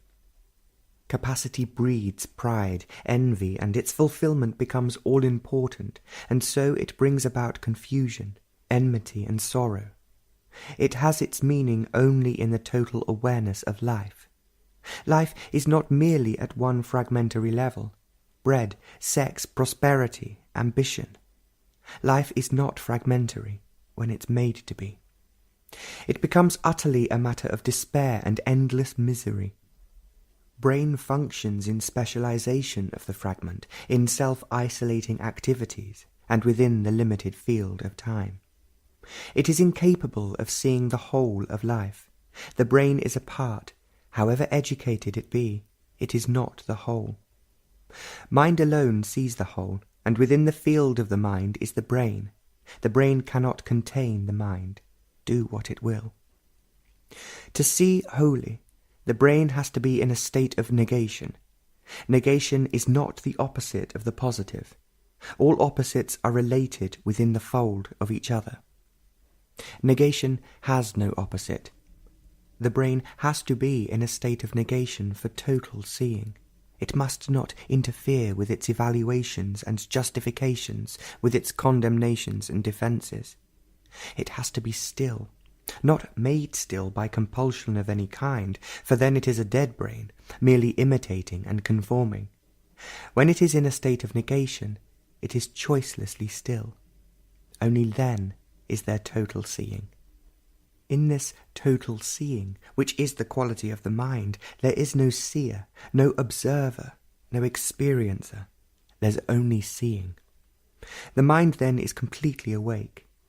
In this fully wakened state, there is no observer and the observed. There is only light, clarity. The contradiction and conflict between the thinker and thought ceases. 27th. Walking along the pavement overlooking the biggest basilica and down the famous steps to a fountain and many picked flowers of so many colours, crossing the crowded square, we went along a narrow one-way street, Via Margata, quiet, with not too many cars. There in that dimly lit street, with few unfashionable shops, suddenly and most unexpectedly, that otherness came with such intense tenderness and beauty that one's body and brain became motionless. For some days now it had not made its immense presence felt. It was there vaguely in the distance, a whisper, but there the immense was manifesting itself, sharply, and with waiting patience. Thought and speech were gone, and there was peculiar joy and clarity. It followed down the long, narrow street till the roar of traffic and the overcrowded pavement swallowed us all. It was a benediction that was beyond all image and thought. 28th. At odd and unexpected moments, the otherness has come, suddenly and unexpectedly, and went its way, without invitation and without need. All need and demand must wholly cease for it to be. Meditation in the still hours of early morning, with no car rattling by, was the unfolding of beauty. It was not thought exploring with its limited capacity, nor the sensitivity of feeling. It was not any outward or inward substance which was expressing itself. It was not the movement of time, for the brain was still. It was total negation of everything known, not a reaction, but a denial that had no cause. It was a movement in complete freedom, a movement that had no direction and dimension. In that movement there was boundless energy whose very essence was stillness. Its action was total inaction, and the essence of that inaction is freedom.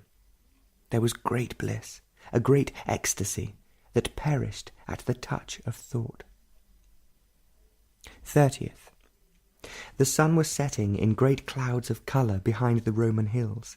They were brilliant, splashed across the sky, and the whole earth was made splendid, even the telegraph poles and the endless rows of building.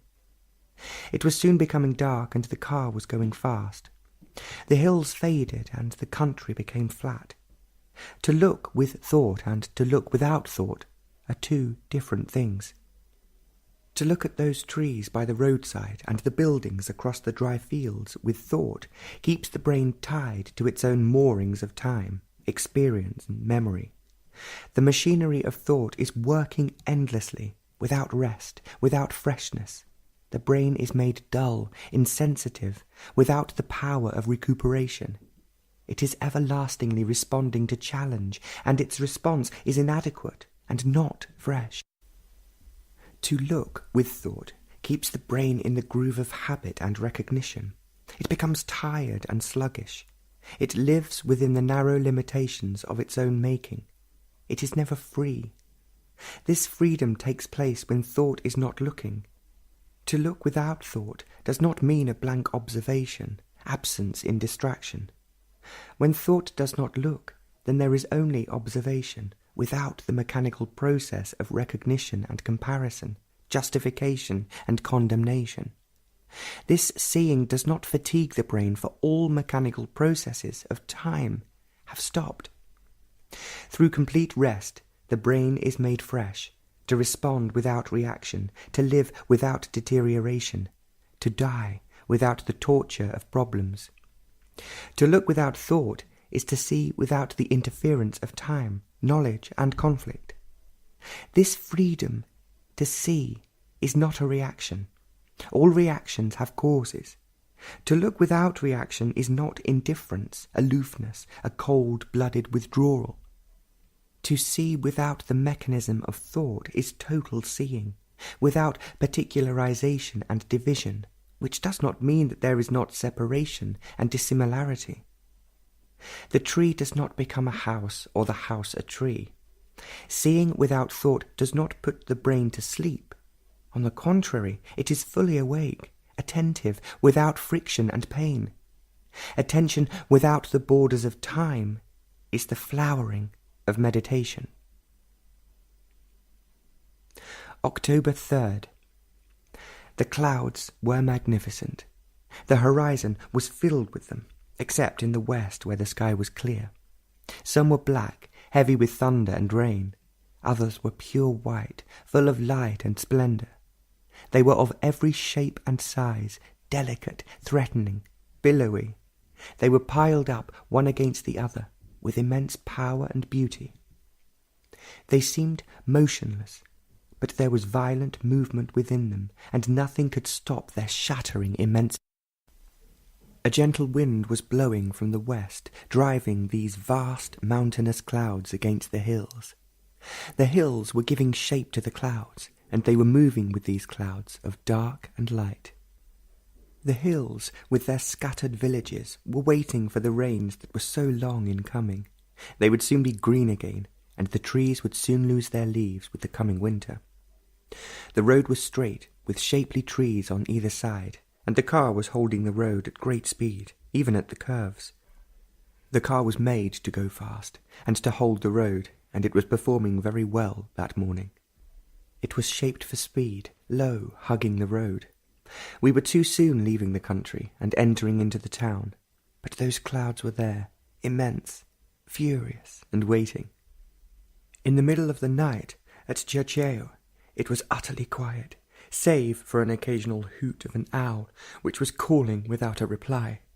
In a little house in the woods, meditation was pure delight, without a flutter of thought, with its endless subtleties. It was a movement that had no end, and every movement of the brain was still, watching from emptiness. It was an emptiness that had known no knowing. It was emptiness that had known no space. It was empty of time. It was empty past all seeing, knowing, and being. In this emptiness there was fury, the fury of a storm, the fury of exploding universe, the fury of creation which could never have any expression. It was the fury of all life, death, and love. But yet it was empty, a vast, boundless emptiness, which nothing could ever fill, transform, or cover up. Meditation was the ecstasy of this emptiness. The subtle interrelationship of the mind, the brain, and the body is the complicated play of life. There is misery when one predominates over the other, and the mind cannot dominate the brain or the physical organism. When there is harmony between the two, then the mind can consent to abide with them. It is not a plaything of either. The whole can contain the particular, but the little, the part, can never formulate the whole. It is incredibly subtle for the two to live together in complete harmony, without one or the other forcing, choosing, dominating. The intellect can and does destroy the body, and the body with its dullness, insensitivity, can pervert, bring about the deterioration of the intellect. The neglect of the body, with its indulgent and demanding tastes, with its appetites, can make the body heavy and insensitive, and so make dull thought. And thought, becoming more refined, more cunning, can and does neglect the demands of the body, which then sets about to pervert thought. A fat, gross body does interfere with the subtleties of thought, and thought, escaping from the conflicts and problems it has bred, does make the body a perverse thing. The body and the brain have to be sensitive and in harmony to be with the incredible subtleness of the mind, which is ever explosive and destructive. The mind is not a plaything of the brain, whose function is mechanical. When the absolute necessity of complete harmony of the brain and body is seen, then the brain will watch over the body, not dominating it, and this very watching sharpens the brain and makes the body sensitive. The seeing is the fact, and with the fact there is no bargaining. It can be put aside, denied, avoided, but it still remains a fact. The understanding of the fact is essential, and not the evaluation of the fact. When the fact is seen, then the brain is watchful of the habits, the degenerating factors of the body. Then thought does not impose a discipline on the body, nor control it. For discipline, control, makes for insensitivity, and any form of insensitivity is deterioration, a withering away. Again, on waking, when there were no cars roaring up the hill, and the smell of a small wood nearby was in the air, and rain was tapping on the window, there was that otherness again filling the room. It was intense, and there was a sense of fury. It was the fury of a storm, of a full, roaring river, the fury of innocency. It was there in the room with such abundance that every form of meditation came to an end, and the brain was looking, feeling out of its own emptiness. It lasted for a considerable time, in spite of the fury, of its intensity, or because of it, the brain remained empty, full of that otherness. It shattered everything that one thought of, that one felt or saw. It was an emptiness in which nothing existed. It was complete destruction. Fourth, the train to Florence was going very fast, over 90 miles an hour. The towns on the hills were familiar, and the lake Trasimenus seemed a friend. It was a familiar country, the olive and the cypress and the road that followed the railway. It was raining, and the earth was glad of it. For months had passed without rain, and now there were new shoots of green, and the rivers were running brown, fast and full. The train was following the valleys, shouting at the crossroads, and the workmen, labouring along the metalled way, stopped and waved as the train slowed down. It was a pleasant, cool morning, and autumn was turning many leaves brown and yellow. They were ploughing deep for the winter sowing, and the hills seemed so friendly, never too high, gentle and old. The train was again running very fast, and the drivers of this electric train welcomed us and asked us to come into their cab, for we had met several times in several years. Before the train started, they said we must come and see them. They were as friendly as the rivers and the hills. From their window, the country was open, and the hills with their towns and the river that we were following seemed to be waiting for the familiar roar of their train. The sun was touching a few of the hills, and there was a small smile upon the face of the land. As we raced north, the sky was becoming clear, and the cypress and the olive against the blue sky were delicate in their splendour. The earth, as ever, was beautiful. It was deep in the night when meditation was filling the spaces of the brain and beyond. Meditation is not conflict, a war between what is and what should be. There was no control, and so no distraction. There was no contradiction between the thinker and the thought, for neither existed.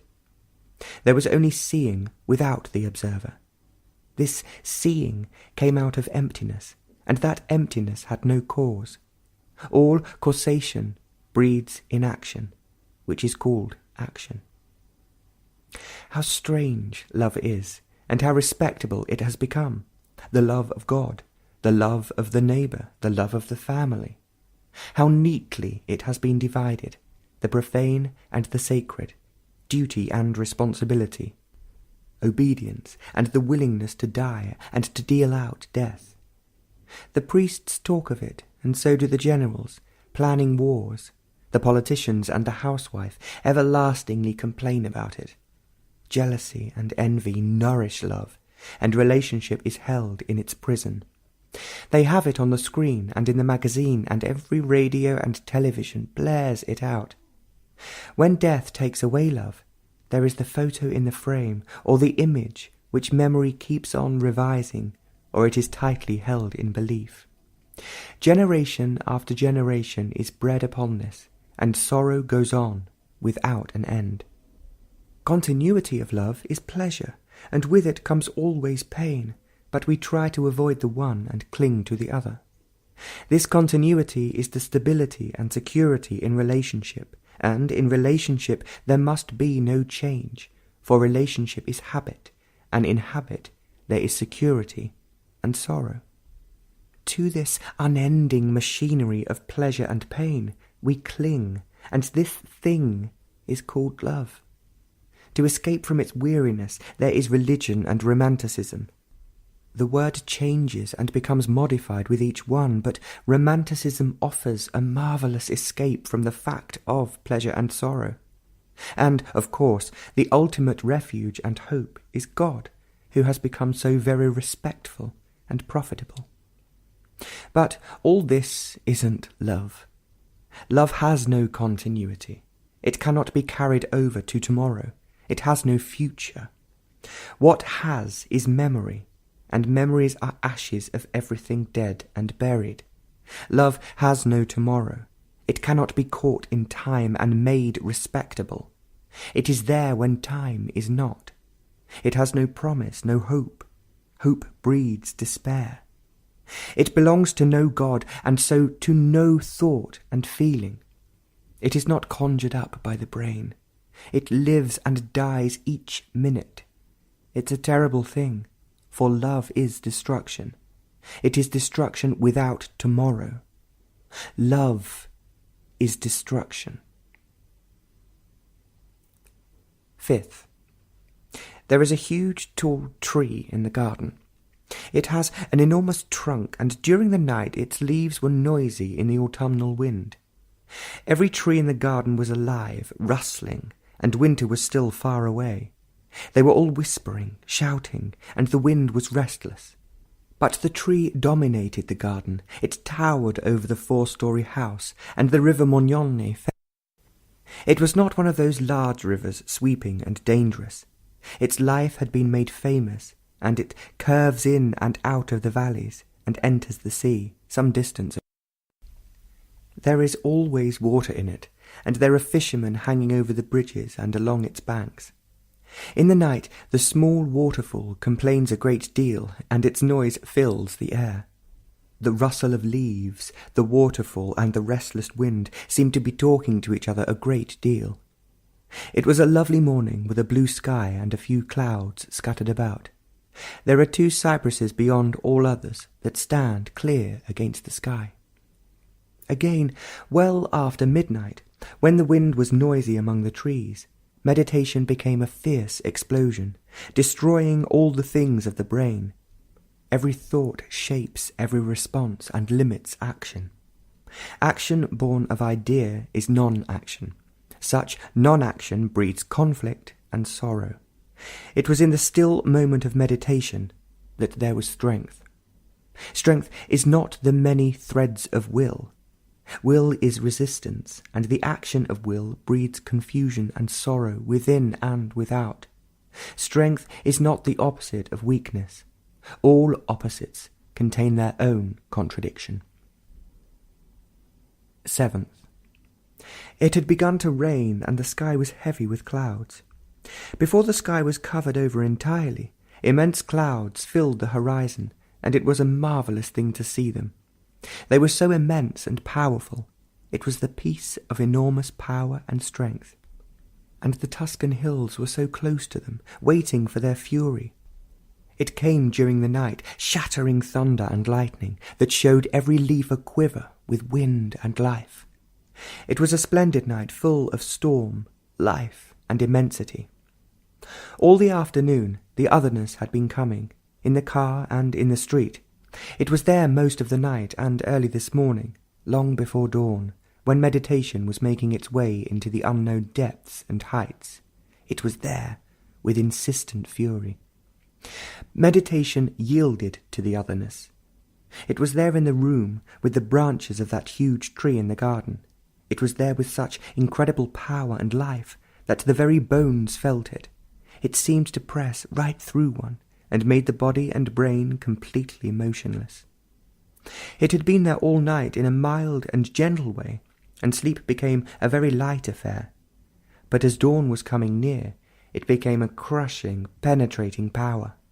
The body and the brain were very alert, listening to the rustle of leaves and seeing the dawn coming through the dark branches of a tall, straight pine. It had great tenderness and beauty that was past and beyond all thought and emotion. It was there, and with it was benediction. Strength is not the opposite of weakness. All opposites breed further opposites. Strength is not an event of will, and will is action in contradiction. There is a strength that has no cause, that is not put together through multiple decisions. It is that strength that exists in negation and denial. It is that strength that comes into being out of total aloneness. It is that strength which comes when all conflict and effort have completely ceased. It is there when all thought and feeling have come to an end, and there is only seeing. It is there when ambition, greed, envy have come to an end without any compulsion. They wither away with understanding. There is that strength when love is death, and death life. The essence of strength is humility.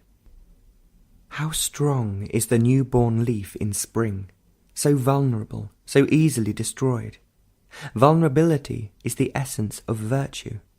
Virtue is never strong. It cannot stand the glare of respectability and the vanity of the intellect. Virtue is not a mechanical continuity of an idea, of thought in habit. The strength of virtue is that it is easily destroyed to be reborn again anew. Strength and virtue go together, for neither can exist without the other. They can only survive in emptiness. 8th. It had been raining all day. The roads were slushy, and there was more brown water in the river, and the slight fall of the river was making more noise. It was a still night, an invitation to the rains which never stopped till early this morning. And the sun suddenly came out, and towards the west the sky was blue, rain-washed and clean, with those enormous clouds full of light and splendour. It was a beautiful morning, and looking to the west, with the sky so intensely blue, all thought and emotion disappeared, and the seeing was from emptiness. Before dawn, meditation was the immense opening into the unknown. Nothing can open the door save the complete destruction of the known. Meditation is explosion in understanding. There is no understanding without self-knowing. Learning about the self is not accumulating knowledge about it. Gathering of knowledge prevents learning. Learning is not an additive process. Learning is from moment to moment, as is understanding. This total process of learning as explosion in meditation. 9th. Early this morning the sky was without a cloud. The sun was coming up behind the Tuscan hills, grey with olive, with dark cypress. There were no shadows on the river, and the aspen leaves were still. A few birds that had not yet migrated were chattering, and the river seemed motionless. As the sun came up behind the river, it cast long shadows on the quiet water. But a gentle breeze was coming over the hills and through the valleys. It was among the leaves, setting them trembling and dancing with the morning sun on them. There were long and short shadows, fat ones and little ones, on the brown sparkling waters. A solitary chimney began to smoke, grey fumes carrying across the trees. It was a lovely morning, full of enchantment and beauty. There were so many shadows and so many leaves trembling. There was perfume in the air, and though it was an autumnal sun, there was the breath of spring. A small car was going up the hill, making an awful noise, but 1,000 shadows remained motionless. It was a lovely morning. In the afternoon yesterday, it began suddenly in a room overlooking a noisy street. The strength and the beauty of the otherness was spreading from the room outward, over the traffic, past the gardens and beyond the hills. It was there immense and impenetrable. It was there in the afternoon, and just as one was getting into bed, it was there with furious intensity, a benediction of great holiness. There is no getting used to it, for it is always different. There's something always new, a new quality, a subtle significance, a new light, something that had not been seen before. It was not a thing to be stored up, remembered and examined at leisure. It was there, and no thought could approach, for the brain was still, and there was no time to experience, to store up. It was there, and all thought became still. The intense energy of life is always there, night and day. It is without friction, without direction, without choice and effort. It is there with such intensity that thought and feeling cannot capture it, to mould it according to their fancies, beliefs, experiences and demands. It is there with such abundance that nothing can diminish it. But we try to use it, to give it direction, to capture it within the mould of our existence, and thereby twist it to conform to our pattern, experience and knowledge. It is ambition, envy, greed that narrow down its energy, and so there is conflict and sorrow. The cruelty of ambition, personal or collective, distorts its intensity, causing hatred, antagonism, conflict. Every action of envy perverts this energy, causing discontent, misery, fear. With fear there is guilt and anxiety, and the never-ending misery of comparison and irritation. It is this perverted energy that makes the priest and the general, the politician and the thief. This boundless energy, made incomplete by our desire for permanency and security, is the soil in which grow barren ideas, competition, cruelty and war. It is the cause of everlasting conflict between man and man.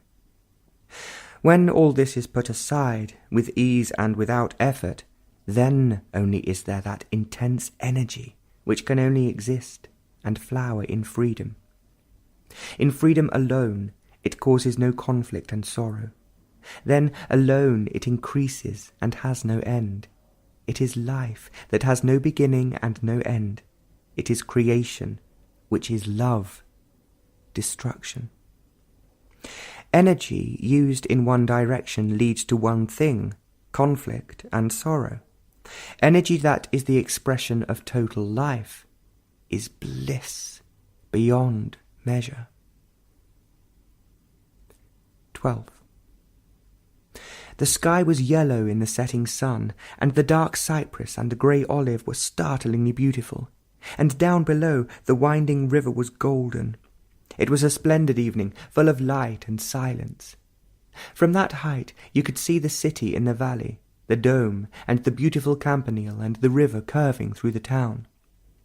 Going down the incline and down the steps, one felt the great beauty of the evening. There were few people, and the odd, restless tourists had passed by there earlier, always chattering, taking photos, and hardly ever seeing.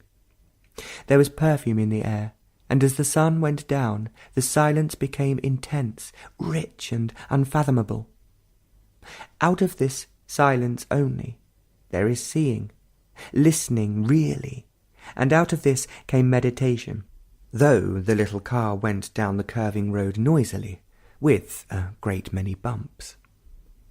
There were 2 Roman pines against the yellowing sky, and though one had seen them often before, it was as if they were never seen.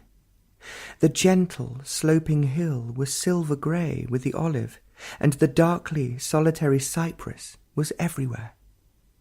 Meditation was explosion, not carefully planned, contrived, and joined together with determined pursuit. It was an explosion without leaving any remnant of the past. It exploded time, and time never need again stop. In this explosion everything was without shadow, and to see without shadow is to see beyond time. It was a marvellous evening, so full of humour and space. The noisy town with its lights and the smooth-running train were in this vast silence, and its beauty was everywhere. The train going south back to Rome was crowded with many tourists and businessmen. They were endlessly smoking, eating heavily when the meal was served. The country was beautiful, rain-washed, fresh, and there was not a cloud in the sky. There were old walled towns on the hills, and the lake of many memories was blue, without a ripple. The rich land yielded to poor and arid soil, and the farms seemed less prosperous. The chickens were thinner, there were no cattle about, and there were few sheep. The train was going fast, trying to make up the time that it had lost. It was a marvellous day, and there in that smoky compartment, with passengers that hardly looked out of the window, there was that otherness. All that night it was there with such intensity that the brain felt its pressure. It was as though at the very centre of all existence it was operating in its purity and immensity. The brain watched as it was watching the scene racing by, and in this very act it went beyond its own limitations. And during the night, at odd moments, meditation was a fire of explosion. 13th. The skies are clear. The small wood across the way is full of light and shadows. Early in the morning, before the sun showed over the hill, when dawn was still on the land and there were no cars going up the hill, meditation was inexhaustible. Thought is always limited. It cannot go very far, for it is rooted in memory. And when it does go far, it becomes merely speculative, imaginative, without validity. Thought cannot find what is and what is not beyond its own borders of time. Thought is time-binding. Thought unravelling itself, untangling itself from the net of its own making, is not the total movement of meditation. Thought in conflict with itself is not meditation. The ending of thought and the beginning of the new is meditation. The sun was making patterns on the wall. Cars were coming up the hill, and presently the workmen were whistling and singing on the new building across the way. The brain is restless, an astonishingly sensitive instrument. It's always receiving impressions, interpreting them, storing them away. It is never still, waking or sleeping. Its concern is survival and security. The inherited animal responses. On the basis of these, its cunning devices are built within and without its gods, its virtues, its moralities, or its defences. Its ambitions, desires, compulsions and conformities are the urges of survival and security. Being highly sensitive, the brain with its machinery of thought begins the cultivation of time, the yesterdays, the today, and the many tomorrows.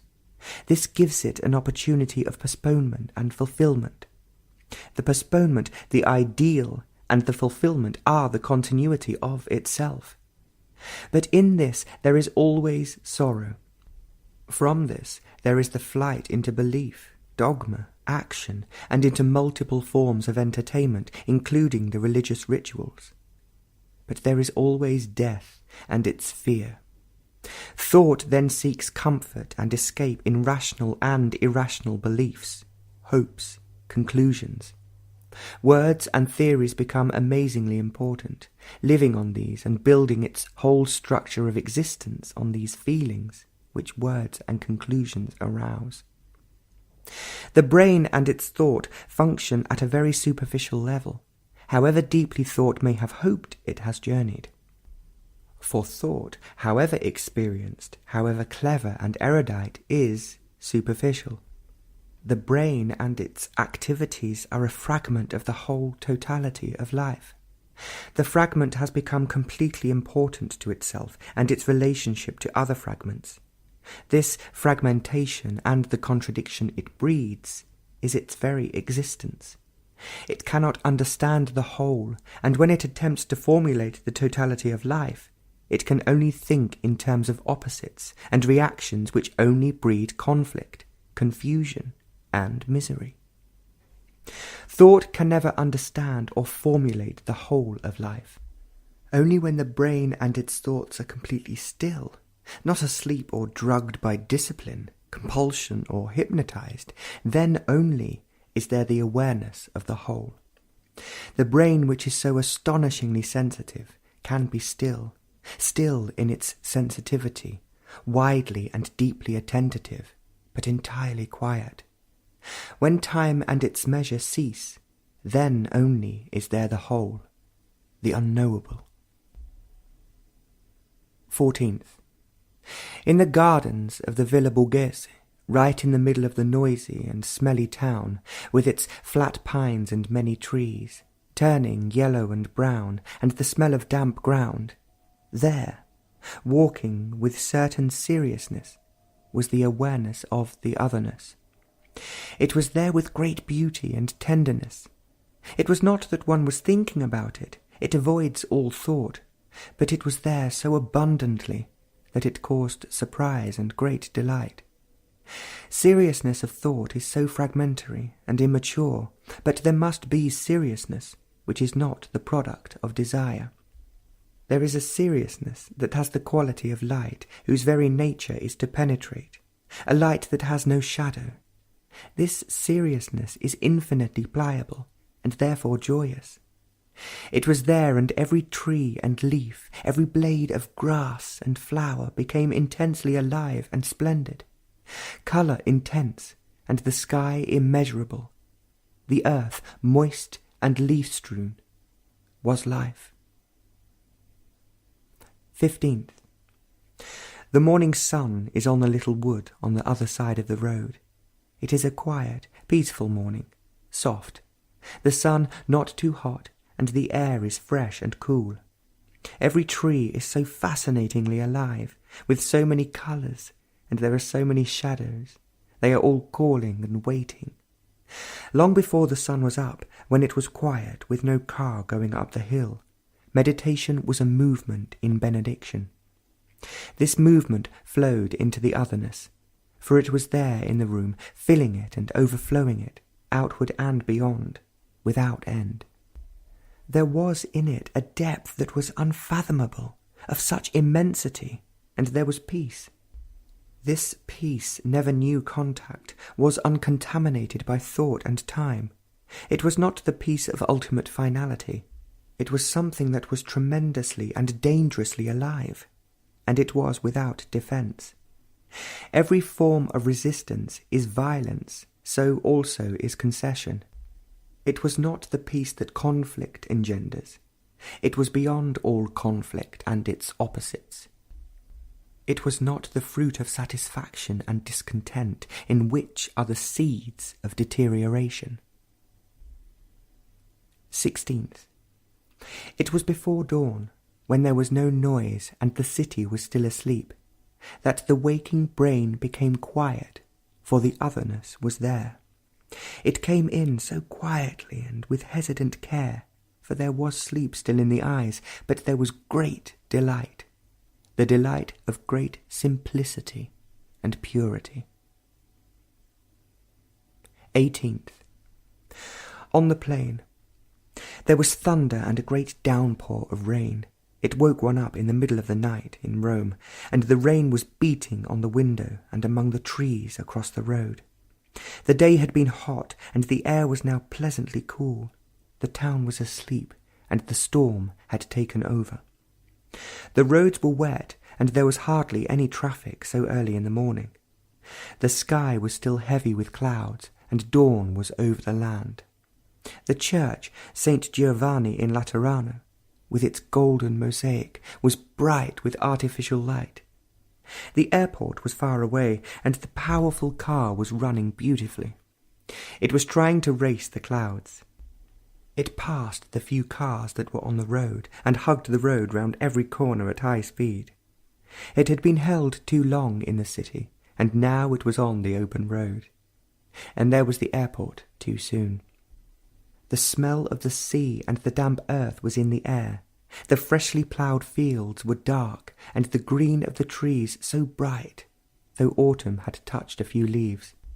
The wind was blowing from the west, and there would be no sun during all that day on the land. Every leaf was washed clean, and there was beauty and peace on the land. In the middle of the night, when it was quiet after thunder and lightning, the brain was utterly still, and meditation was an opening into immeasurable emptiness. The very sensitivity of the brain made it still. It was still for no cause. The action of stillness with cause is disintegration. It was so still that the limited space of a room had disappeared and time had stopped. There was only an awakened attention, with a centre which was attentive. It was the attention in which the origin of thought had ceased, without any violence, naturally, easily. It could hear the rain and movement in the next room. It was listening without any interpretation and watching without knowledge. The body was also motionless. Meditation yielded to the otherness. It was of shattering purity. Its purity left no residue. It was there. That is all, and nothing existed. As there was nothing, it was. It was the purity of all essence. This peace is a vast, boundless space of immeasurable emptiness. Bombay and Rishi Valley. 20th. The sea far below, nearly 40,000 feet below, seemed to be without a wave, so calm, so vast, so empty of any movement. The desert, the burning red hills, treeless, beautiful and pitiless. More sea and the distant lights of the town where all the passengers were getting down, the clamour, the mountain of bags, inspection, and the long drive through ill-lit streets and the pavement crowded with ever-increasing population, the many penetrating odours, the shrill voices, the decorated temples, cars festooned with flowers, for it was a day of festival. The rich houses, the dark slums, and down a steep incline, the car stopped, and the door was opened. There is a tree full of green bright leaves, very quiet in its purity and dignity, surrounded by houses that are ill-proportioned with people that have never looked at it or one single leaf of it. But they make money, go to offices, drink, beget children, and eat enormously. There was a moon over it last night, and all the splendid darkness was alive. And waking towards dawn, meditation was the splendour of light, for the otherness was there, in an unfamiliar room. Again it was an imminent and urgent peace, not the peace of politicians or of the priests, nor of the contented. It was too vast to be contained in space and time, to be formulated by thought or feeling. It was the weight of the earth and the things upon it. It was the heavens and beyond it. Man has to cease for it to be.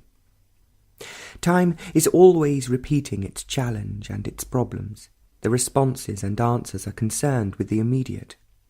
We are taken up with the immediate challenge and with the immediate reply to it. This immediate answer to the immediate call is worldliness, with all its indissoluble problems and agonies. The intellectual answers with action born of ideas which have their roots in time, in the immediate, and the thoughtless, amazed, follow him. The priest of the well-organized religion of propaganda and belief responds to the challenge according to what he has been taught. The rest follow the pattern of like and dislike, of prejudice and malice. And every argument and gesture is the continuity of despair, sorrow, and confusion. There is no end to it. To turn your back on it all, calling this activity by different names, is not to end it. It is there whether you deny it or not, whether you have critically analysed it or whether you say the whole thing is an illusion, maya. It is there, and you are always measuring it. It is these immediate answers to a series of immediate calls that has to come to an end. Then you will answer from the emptiness of no time to the immediate demand of time, or you may not answer at all, which may be the true response. All reply of thought and emotion will only prolong the despair and the agony of problems that have no answers. The final answer is beyond the immediate. In the immediate is all your hope, vanity, and ambition, whether that immediacy is projected into the future of many tomorrows or in the now. This is the way of sorrow. The ending of sorrow is never in the immediate response to the many challenges. The ending lies in seeing this fact. 21st. The palms were swaying with great dignity, bending with pleasure in the westerly breeze from the sea. They seemed so far away from the noisy, crowded street. Against the evening sky, they were dark. Their tall trunks were shapely, made slender with many years of patient work. They dominated the evening of stars and the warm sea. They almost stretched their palms to receive you, to snatch you away from the sordid street, but the evening breeze took them away to fill the sky with their movement. The street was crowded. It would never be clean. Too many people had spat on it. Its walls were made filthy with the announcements of latest films. They were plastered with names to whom you must give your vote, the party symbols. It was a sordid street, though it was one of the main thoroughfares. Unwashed buses roared by, taxis honked at you, and many dogs seemed to have passed by.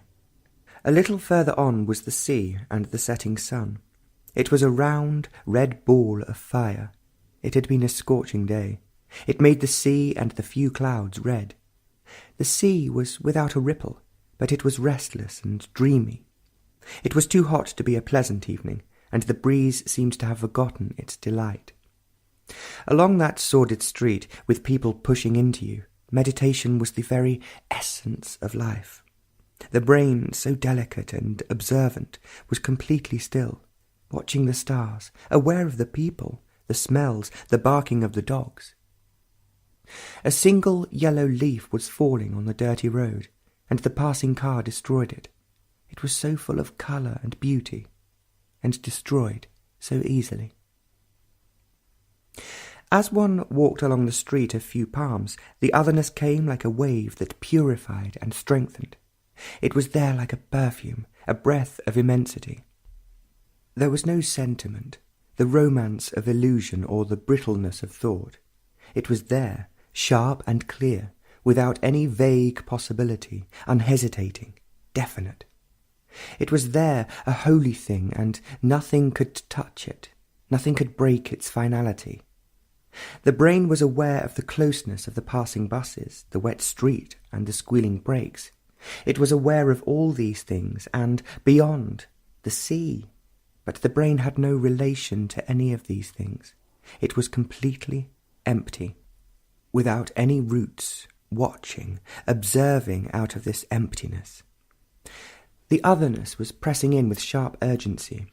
It was not a feeling, a sensation, but as factual as the man who was calling.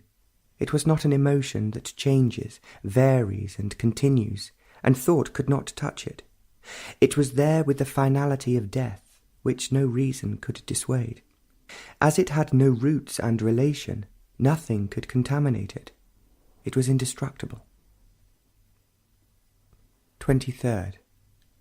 The complete stillness of the brain is an extraordinary thing. It is highly sensitive, vigorous, fully alive, aware of every outward movement, but utterly still. It is still as it is completely open, without any hindrance, without any secret wants and pursuits. It is still as there is no conflict, which is essentially a state of contradiction. It is utterly still in emptiness. This emptiness is not a state of vacuum, a blankness. It is energy without a centre, without a border. While one walked down the crowded street, smelly and sordid, with the buses roaring by, the brain was aware of the things about it, and the body was walking along, sensitive, alive to the smells, to the dirt, to the sweating labourers, but there was no centre from which watching, directing, censoring took place. During the whole of that mile and back, the brain was without a movement, as thought and feeling. The body was getting tired, unaccustomed to the frightful heat and humidity, though the sun had set some time ago. It was a strange phenomenon, though it had happened several times before. One can never get used to any of these things, for it is not a thing of habit and desire. It is always surprising after it is over. The crowded plain to Madras was hot, and even at that height, about 8,000 feet up, it never seemed to get cool. In that morning plain, suddenly and most unexpectedly, the otherness came. It is never the same, always new, always unexpected. The odd thing about it is that thought cannot go back over it, reconsider it, examine it leisurely. Memory has no part in it. For every time it happens, it is so totally new and unexpected that it does not leave any memory behind it. For it is a total and complete happening, an event that leaves no record as memory. It is always new, young, unexpected. It came with extraordinary beauty, not because of the fantastic shape of clouds and the light in them, nor of the blue sky, so infinitely blue and tender. There was no reason, no cause for its incredible beauty, and that is why it was beautiful. It was the essence not of all the things put together and boiled down to be felt and seen, but of all life that has been, and that is, and that will be. Life without time. It was there, and it was the fury of beauty. The little car was going home to its valley, far from cities and civilizations. It was going over bumpy roads, over potholes, round sharp corners, groaning, creaking, but it went. It was not old, but it had been assembled carelessly. It smelled of petrol and oil, but it was racing home as fast as it could over the paved and unpaved roads. The country was beautiful. It had rained recently, the night before. The trees were alive with bright green leaves, the tamarind and the banyan and other innumerable trees. They were so vital, fresh and young, though some of them must have been quite old. There were hills and the red earth. They were not thundering hills, but gentle and old, some of the oldest on the earth. And in the evening light they were serene, with that ancient blue which only certain hills have. Some were rocky and barren. Others had scrubby bushes, and a few had some trees, but they were friendly, as though they had seen all sorrow. And the earth at their feet was red. The rains had made it more red. It was not the red of blood, or of the sun, or of any man-made dye. It was the red, the colour of all reds. There was a clarity and purity about it, and the green was the more startling against it. It was a lovely evening, and it was getting cooler, for the valley was at some height. In the midst of the evening light and the hills becoming more blue and the red earth richer, the otherness came silently with benediction. It is marvellously new each time, but yet it is the same. It was immense with strength, the strength of destruction and vulnerability. It came with such fullness and was gone in a flash. The moment was beyond all time. It was a tiring day, but the brain was strangely alert, seeing without the watcher, seeing not with experience, but out of emptiness. 24th. The moon was just coming over the hills, caught in a long serpentine cloud, giving her a fantastic shape. She was huge, dwarfing the hills, the earth, and the green pastures. Where she was coming up was more clear, fewer clouds, but she soon disappeared in dark, rain-bearing clouds. It began to drizzle, and the earth was glad. It doesn't rain much here, and every drop counts. The big banyan and the tamarind and the mango would struggle through, but the little plants and the rice crop were rejoicing at even a little rain. Unfortunately, even the few drops stopped, and presently the moon shone in a clear sky. It was raining furiously on the coast, but here, where the rain was needed, the rain-bearing clouds passed away. It was a beautiful evening, and there were deep dark shadows of many patterns.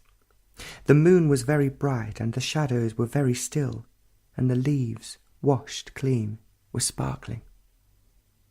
While walking and talking, meditation was going on below the words and the beauty of the night. It was going on at a great depth, flowing outwardly and inwardly. It was exploding and expanding. One was aware of it. It was happening. One wasn't experiencing it. Experiencing is limiting. It was taking place. There was no participation in it. Thought could not share it, for thought is such a futile and mechanical thing anyhow, nor could emotion get entangled in it. It was too disturbingly active for either.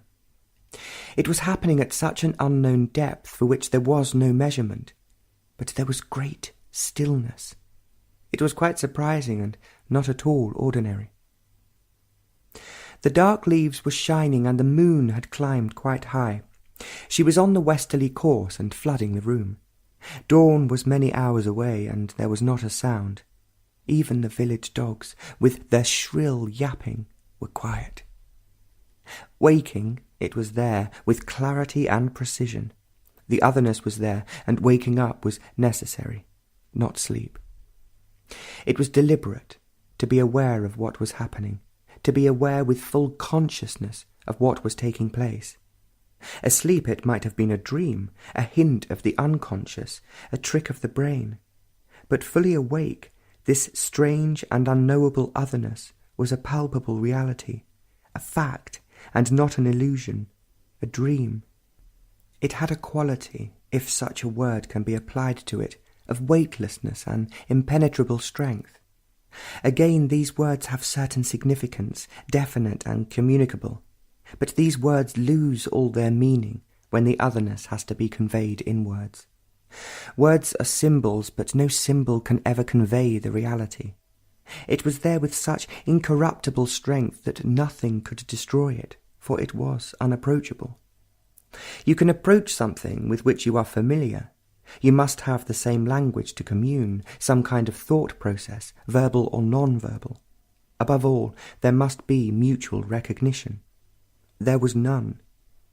On your side you may say it is this or that quality, but at the moment of the happening there was no verbalization, for the brain was utterly still, without any movement of thought. But the otherness is without relationship to anything, and all thought and being is a cause-effect process, and so there was no understanding of it or relationship with it. It was an unapproachable flame, and you could only look at it and keep your distance. And on waking, suddenly, it was there. And with it came unexpected ecstasy, an unreasonable joy. There was no cause for it has never been sought or pursued. There was this ecstasy on waking again at the usual hour. It was there, and continued for a lengthy period of time. 25th. There is a long-stemmed weed, grass of some kind, which grows wildly in the garden, and it has a feathery flowering, burnt gold, flashing in the breeze. swaying till it almost breaks, but never breaking, except in a strong wind. There is a clump of these weeds of golden beige, and when the breeze blows it sets them dancing. Each stem has its own rhythm, its own splendour, and they are like a wave when they all move together. The colour, then, with the evening light, is indescribable. It is the colour of the sunset, of the earth, and of the golden hills and clouds. The flowers beside them were too definite, too crude, demanding that you look at them. These weeds had a strange delicacy. They had a faint smell of wheat and of ancient times.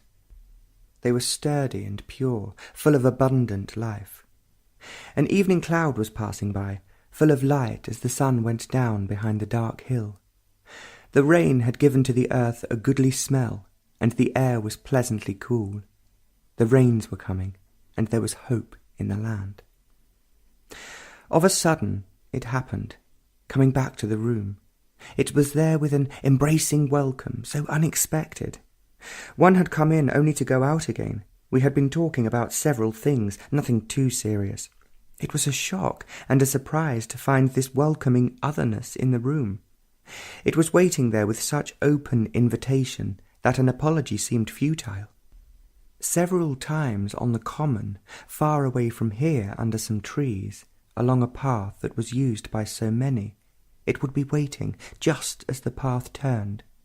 With astonishment one stood there, near those trees, completely open, vulnerable, speechless, without a movement. It was not a fancy, a self-projected delusion. The other who happened to be there felt it too. On several occasions it was there with an all-embracing welcome of love, and it was quite incredible every time. It had a new quality, a new beauty, a new austerity. And it was like that in this room, something totally new and wholly unexpected. It was beauty that made the entire mind still, and the body without a movement. It made the mind, the brain, and the body intensely alert and sensitive. It made the body tremble, and in a few minutes that welcoming otherness was gone, as swiftly as it must have come. No thought or fanciful emotion could ever conjure up such a happening. Thought is petty, do what it will, and feeling is so fragile and deceitful. Neither of them, in their wildest endeavour, could build up these happenings. They are too immeasurably great, too immense in their strength and purity for thought or feeling. These have roots, and they have none. They are not to be invited or held. Thought-feeling can play every kind of clever and fanciful trick, but they cannot invent or contain the otherness. It is by itself, and nothing can touch it. Sensitivity is wholly different from refinement. Sensitivity is an integral state. Refinement is always partial. There is no partial sensitivity. Either it is the state of one's whole being, total consciousness, or it is not there at all. It is not to be gathered bit by bit. It cannot be cultivated. It is not the result of experience and thought. It is not a state of emotionalism. It has the quality of precision, no overtones of romanticism and fancy. Only the sensitive can face the actual without escaping into all kinds of conclusions, opinions, and evaluations.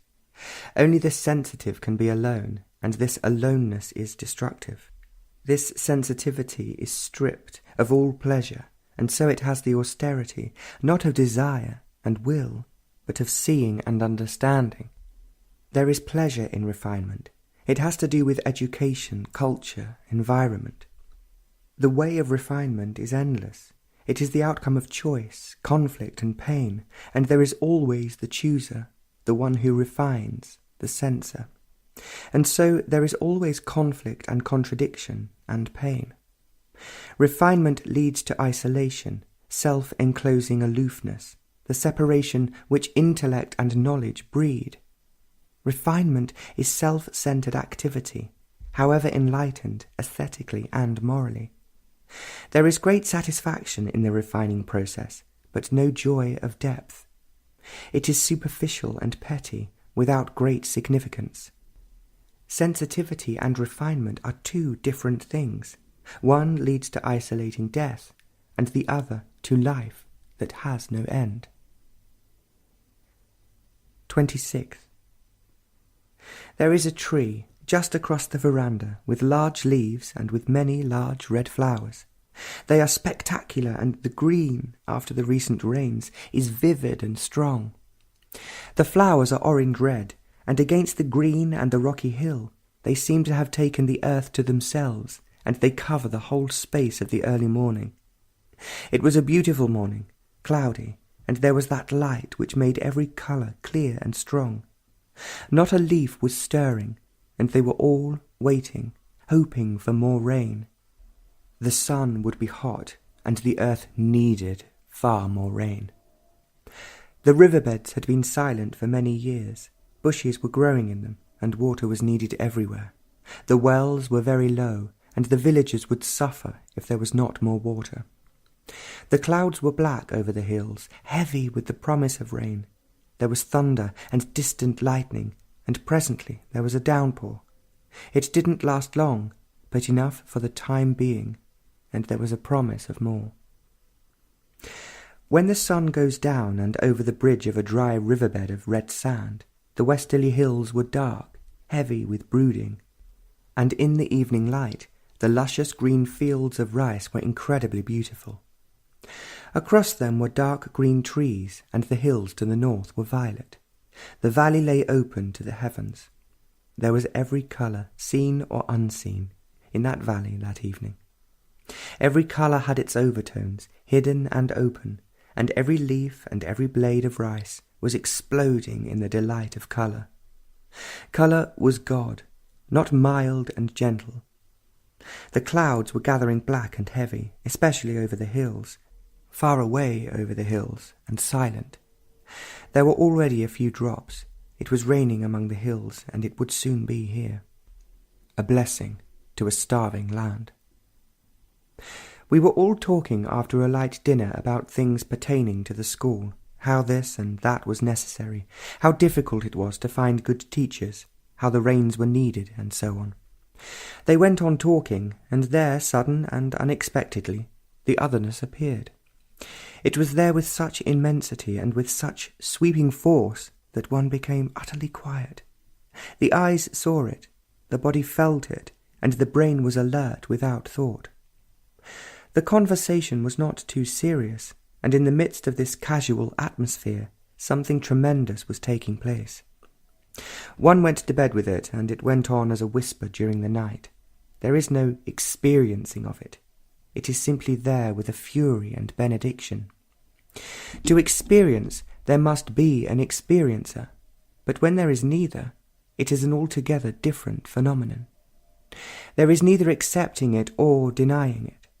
It is simply there as a fact.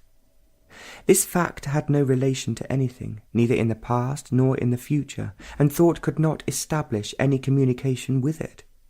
It had no value in terms of utility and profit. Nothing could be got out of it. But it was there, and by its very existence there was love, beauty, immensity. Without it there is nothing. Without rain, the earth would perish. Time is illusion. There is tomorrow, and there have been many yesterdays. This time is not an illusion. Thought, which uses time as a means to bring about an inward change, a psychological change, is pursuing a non-change, for such a change is only a modified continuity of what has been. Such thought is sluggish, postpones, takes shelter in the illusions of gradualness, in ideals, in time. Through time, mutation is not possible. The very denial of time is mutation. Mutation takes place where the things which time has brought into being, habit, tradition, reforms, the ideals are denied. Deny time and mutation has taken place, a total mutation, not the alteration in patterns nor the substitution of one pattern by another. But acquiring knowledge, learning a technique, require time, which cannot and must not be denied. They are essential for existence. Time to go from here to there is not an illusion, but every other form of time is illusion. In this mutation there is attention, and from this attention there is a totally different kind of action. Such action does not become a habit, a repetition of a sensation, of an experience, of knowledge which dulls the brain, insensitive to a mutation. Virtue, then, is not the better habit, the better conduct. It has no pattern, no limitation. It is not the stamp of respectability. It is not, then, an ideal to be pursued, but put together by time. Virtue, then, is a danger, not a tame thing of society. To love, then, is destruction, a revolution, not economic and social, but of total consciousness. 27th. Several of us were chanting and singing, learning new chants and songs. The room overlooked the garden that was with great difficulty maintained, as there was little water.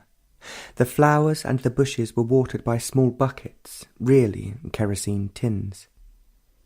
It was quite a nice garden with many flowers, but the trees dominated the garden. They were shapely, wide-spreading, and at certain seasons full of flowers. Now only one tree was flowering, orange-red flowers with large petals, a profusion of them. There were several trees with fine, small, delicate leaves, mimosa-like trees, but with greater abundance of foliage.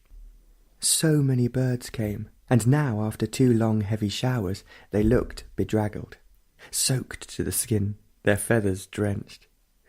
There was a yellow bird with black wings, larger than a starling, nearly as big as a blackbird. The yellow was so bright against the dark green foliage, and its bright, elongated eyes were watching everything. The slightest movement among the trees, and the coming and going of other birds. There were 2 blackbirds, smaller than crows, their feathers soaked, sitting close to the yellow one on the same tree. They had spread out their tail feathers, and were fluttering their wings to get them dry. Several other birds of different sizes came to that tree, all at peace with each other, all alertly watching. The valley needed the rain very badly, and every drop was welcome. The wells were low, and the big urban tanks were empty, and these rains would help to fill them. They had been empty for many years, and there was hope now.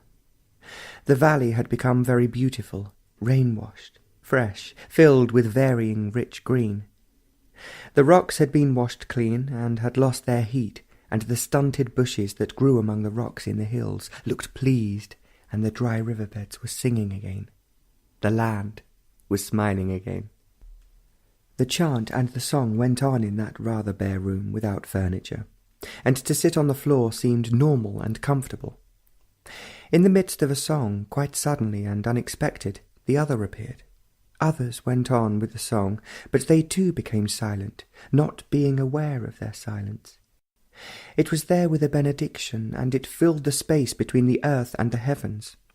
About ordinary things, up to a certain point, communication is possible through words. Words have significance, but words lose altogether their limited significance when we are trying to commune about events that cannot be verbalized.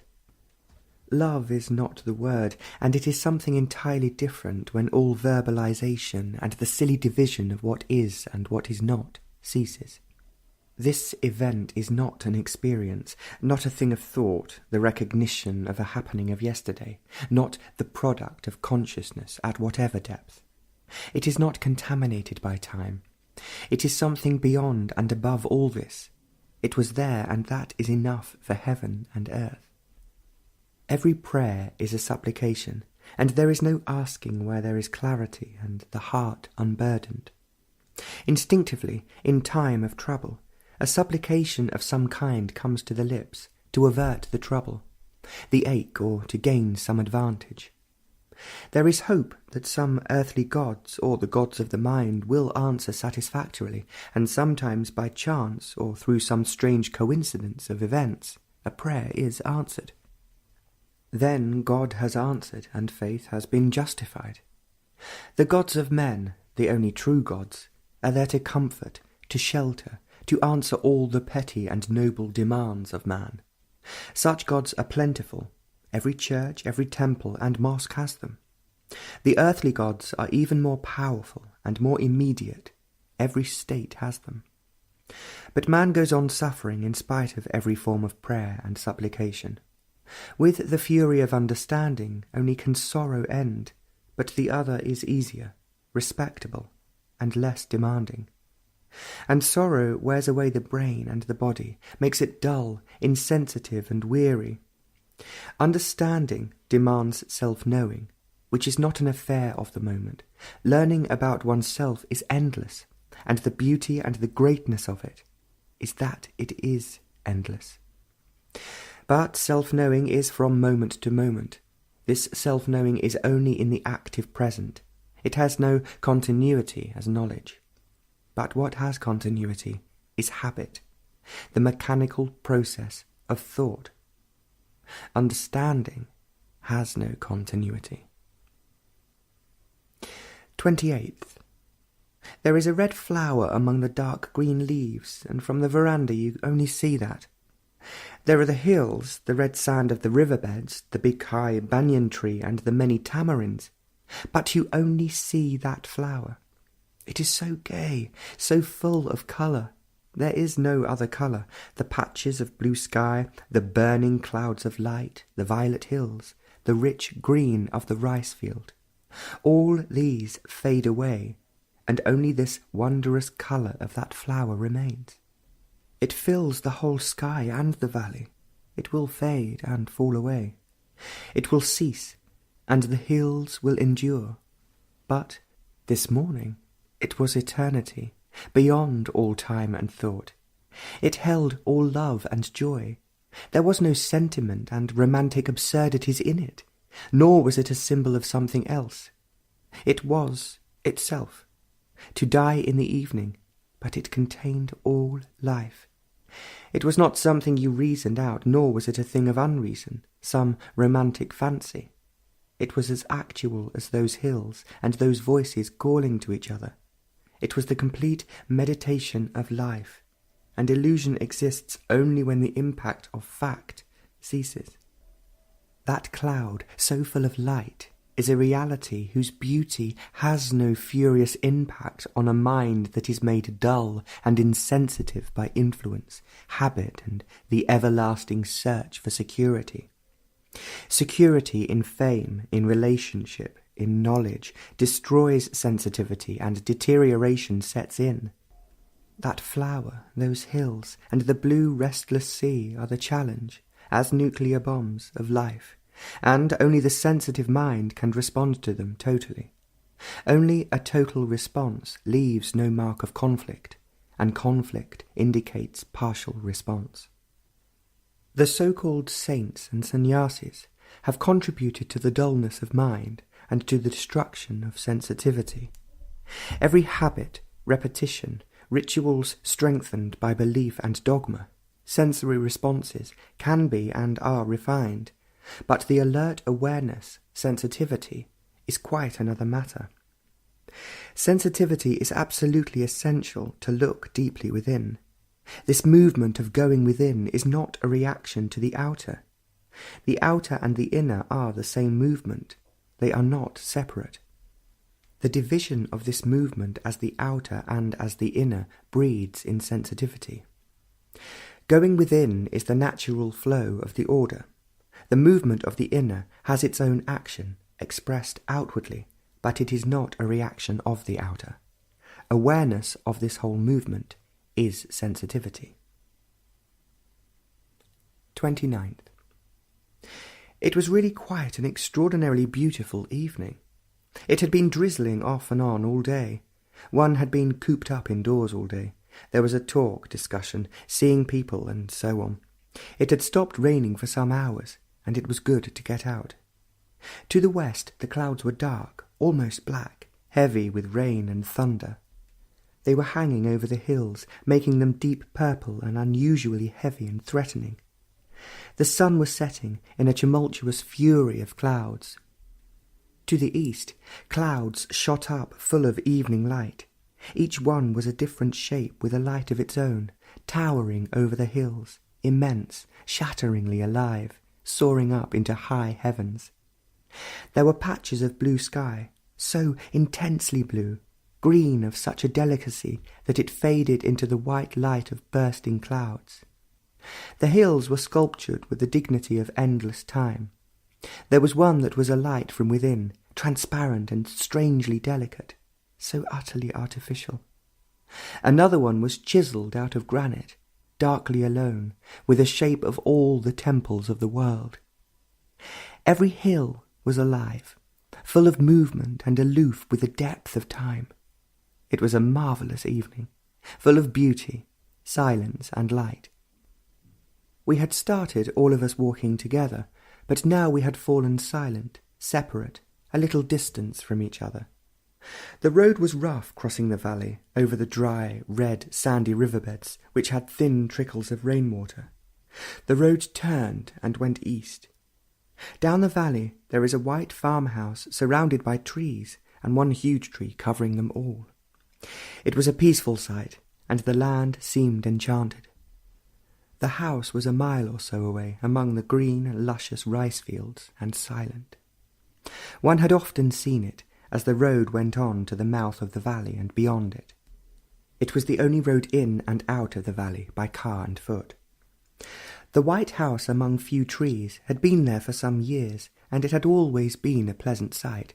But seeing it, that evening, as the road turned, there was an altogether different beauty and feeling about it. For the otherness was there, and coming up the valley, it was like a curtain of rain, but only there was no rain. It was coming as a breeze comes, soft and gently, and it was there inside and outside. It was not thought, it was not feeling, nor was it a fancy, a thing of the brain.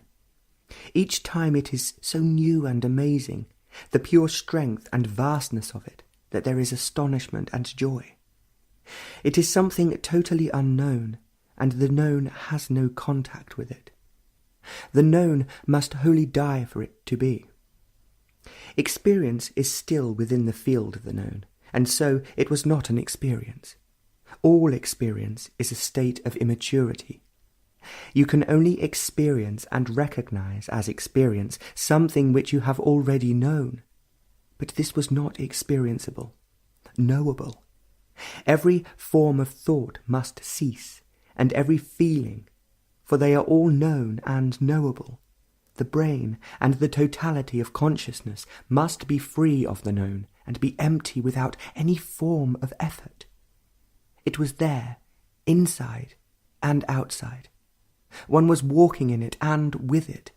The hills, the land, the earth were with it. It was quite early in the morning, and it was still dark. The night was thunderous and rainy. Windows banged, and rain was pouring into the room. Not a star was visible. The sky and the hills were covered with clouds, and it was raining with fury and noise. On waking, the rain had stopped, and it was still dark. Meditation is not a practice, following a system, a method. These only lead to the darkening of the mind, and it is ever a movement within the boundaries of the known. There is despair and illusion within their activity. It was very quiet so early in the morning, and not a bird or leaf was stirring. Meditation, which began at unknown depths, and went on with increasing intensity and sweep, carved the brain into total silence, scooping out the depths of thought, uprooting feeling, emptying the brain of the known and its shadow. It was an operation, and there was no operator, no surgeon. It was going on as a surgeon operates for cancer, cutting out every tissue which has been contaminated, lest the contamination should again spread. It was going on, this meditation, for an hour by the watch, and it was meditation without the meditator. The meditator interferes with his stupidities and vanities, ambitions and greed. The meditator is thought, nurtured in these conflicts and injuries, and thought in meditation must totally cease. This is the foundation for meditation. 30th. Everywhere there was silence, The hills were motionless, the trees were still, and the riverbeds empty. The birds had found shelter for the night, and everything was still, even the village dogs. It had rained, and the clouds were motionless. Silence grew and became intense, wider and deeper. What was outside was now inside. The brain which had listened to the silence of the hills, fields, and groves was itself now silent. It no longer listened to itself. It had gone through that and had become quiet, naturally, without any enforcement. It was still, ready to stir itself on the instant. It was still, deep within itself, like a bird that folds its wings. It had folded upon itself. It was not asleep nor lazy, but in folding upon itself, it had entered into depths which were beyond itself. The brain is essentially superficial. Its activities are superficial, almost mechanical. Its activities and responses are immediate, though this immediacy is translated in terms of the future. Its thoughts and feelings are on the surface, though it may think and feel far into the future and way back into the past. All experience and memory are deep only to the extent of their own limited capacity, but the brain being still and turning upon itself, it was no longer experiencing outwardly or inwardly. Consciousness, the fragments of many experiences, compulsions, fears, hopes and despairs of the past and the future, the contradictions of the race and its own self-centred activities, was absent. It was not there. The entire being was utterly still, and as it became intense, it was not more or less. It was intense. There was an entering into a depth, or a depth which came into being, which thought, feeling, consciousness could not enter into. It was a dimension which the brain could not capture or understand, and there was no observer witnessing this depth. Every part of one's whole being was alert, sensitive, but intensely still. This depth was expanding, exploding, going away, developing in its own explosions, but out of time and beyond time and space. 31st. It was a beautiful evening. The air was clean, the hills were blue, violet and dark purple. The rice fields had plenty of water, and were a varying rich green, from light to metallic to dark flashing green.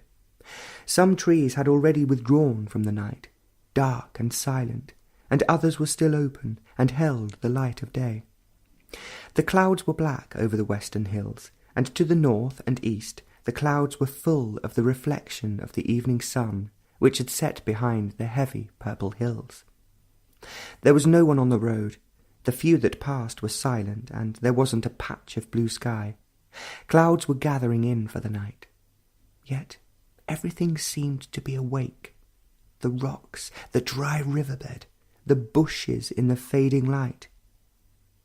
Meditation along that quiet and deserted road came like a soft rain over the hills. It came as easily and naturally as the coming night. There was no effort of any kind, and no control with its concentrations and distractions. There was no order and pursuit, no denial or acceptance, nor any continuity of memory in meditation. The brain was aware of its environment, but quiet without response, uninfluenced, but recognizing without responding. It was very quiet, and words had faded with thought. There was that strange energy. Call it by any other name, it has no importance whatsoever. Deeply active, without object and purpose. It was creation, without the canvas and the marble, and destructive. It was not the thing of human brain, of expression and decay. It was not approachable, to be classified and analysed, and thought and feeling are not the instruments of its comprehension. It was completely unrelated to everything, and totally alone in its vastness and immensity. And while walking along that darkening road, there was the ecstasy of the impossible, not of achievement, arriving, success, and all those immature demands and responses. but the aloneness of the impossible. The possible is mechanical, and the impossible can be envisaged, tried, and perhaps achieved, which in turn becomes mechanical. But the ecstasy had no cause, no reason. It was simply there, not as an experience, but as a fact, not to be accepted or denied, to be argued over and dissected. It was not a thing to be sought after, for there is no path to it. Everything has to die for it to be. Death, destruction, which is love. A poor, worn-out labourer in torn, dirty clothes was returning home with his bone-thin cow. November 1st. The sky was burning with fantastic colour, great splashes of incredible fire. The southern sky was aflame with clouds of exploding colour, and each cloud was more intensely furious than the other. The sun had set behind the sphinx-shaped hill, but there was no colour there. It was dull, without the serenity of a beautiful evening. But the east and the south held all the grandeur of a fading day. To the east it was blue, the blue of a morning glory, a flower so delicate that to touch it is to break the delicate, transparent petals.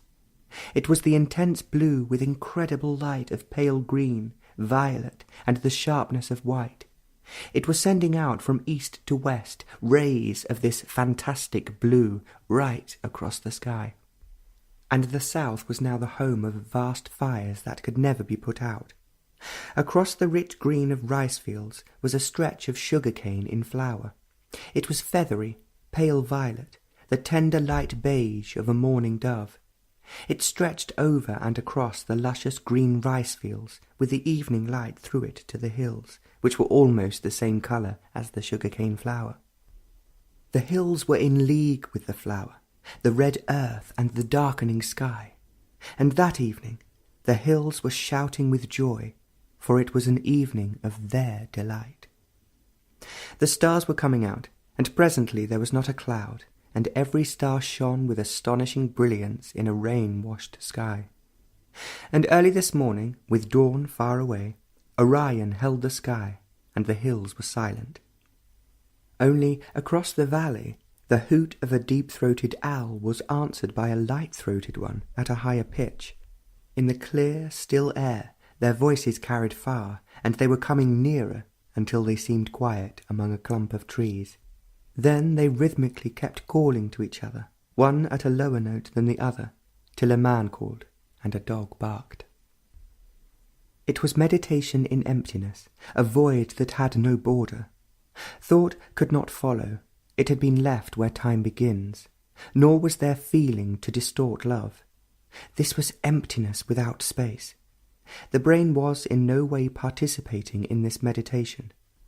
It was completely still, and in that stillness, going within itself and out of itself, but in no way sharing with this vast emptiness. The totality of the mind was receiving or perceiving or being aware of what was taking place, and yet it was not outside of itself, something extraneous, something foreign. Thought is an impediment to meditation, but only through meditation can this impediment be dissolved.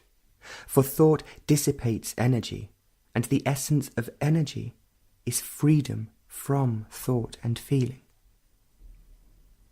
Second, it had become very cloudy.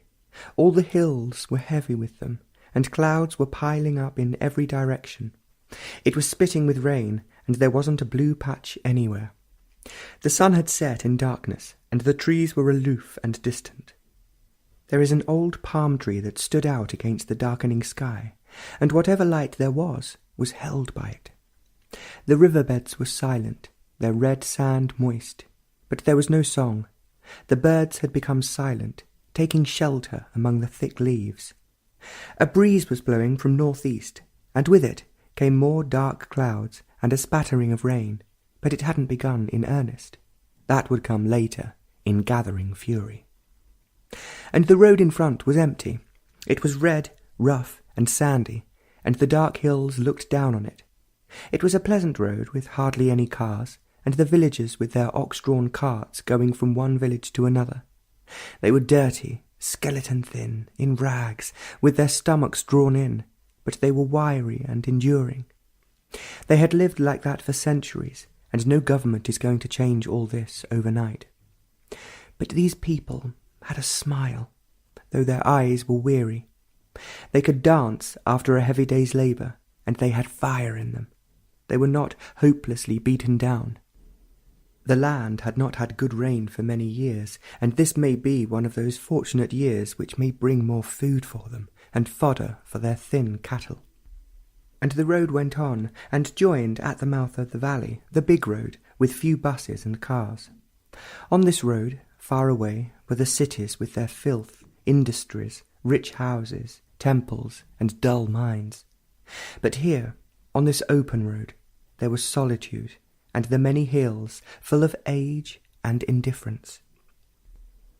Meditation is the emptying the mind of all thought, for thought and feeling dissipate energy. They are repetitive, producing mechanical activities which are a necessary part of existence. But they are only part, and thought and feeling cannot possibly enter into the immensity of life. Quite a different approach is necessary, not the path of habit, association, and the known. There must be freedom from these.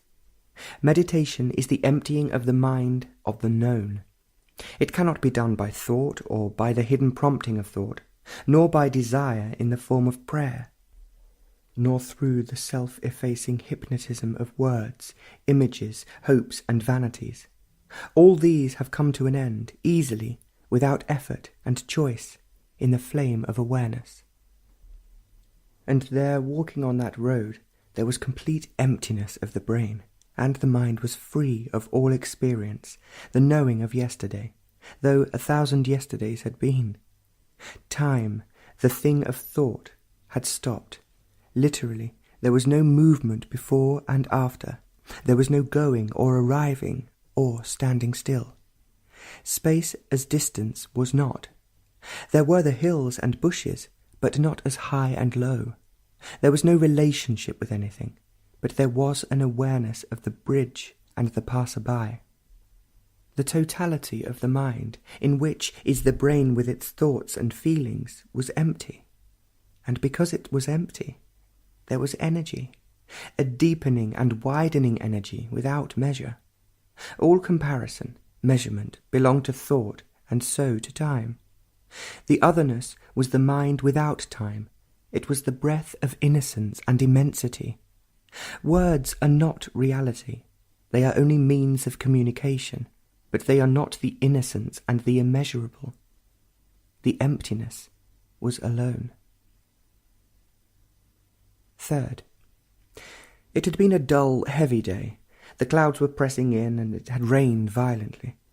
The riverbeds had some water in them, but the land needed lots more rain for the big catchments, tanks, and the wells to get filled up.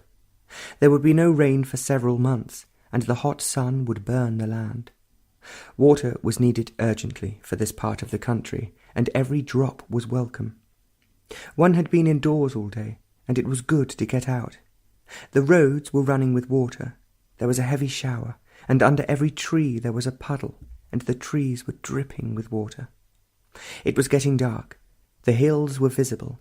They were just dark against the sky, the colour of the clouds. The trees were silent and motionless, lost in their brooding.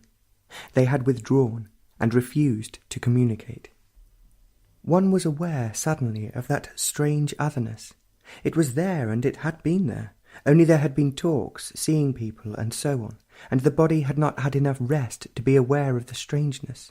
But on going out, it was there, and only then there was a realization that it had been there. Still, it was unexpected and sudden, with that intensity which is the essence of beauty. One went with it down the road, not as something separate, not as an experience, something to be observed and examined, to be remembered. These were the ways of thought, but thought had ceased, and so there was no experiencing of it. All experiencing is separative and deteriorating. It is part of the machinery of thought, and all mechanical processes deteriorate. It was something, each time, totally new, and that which is new has no relation whatsoever with the known, with the past, and there was beauty beyond all thought and feeling.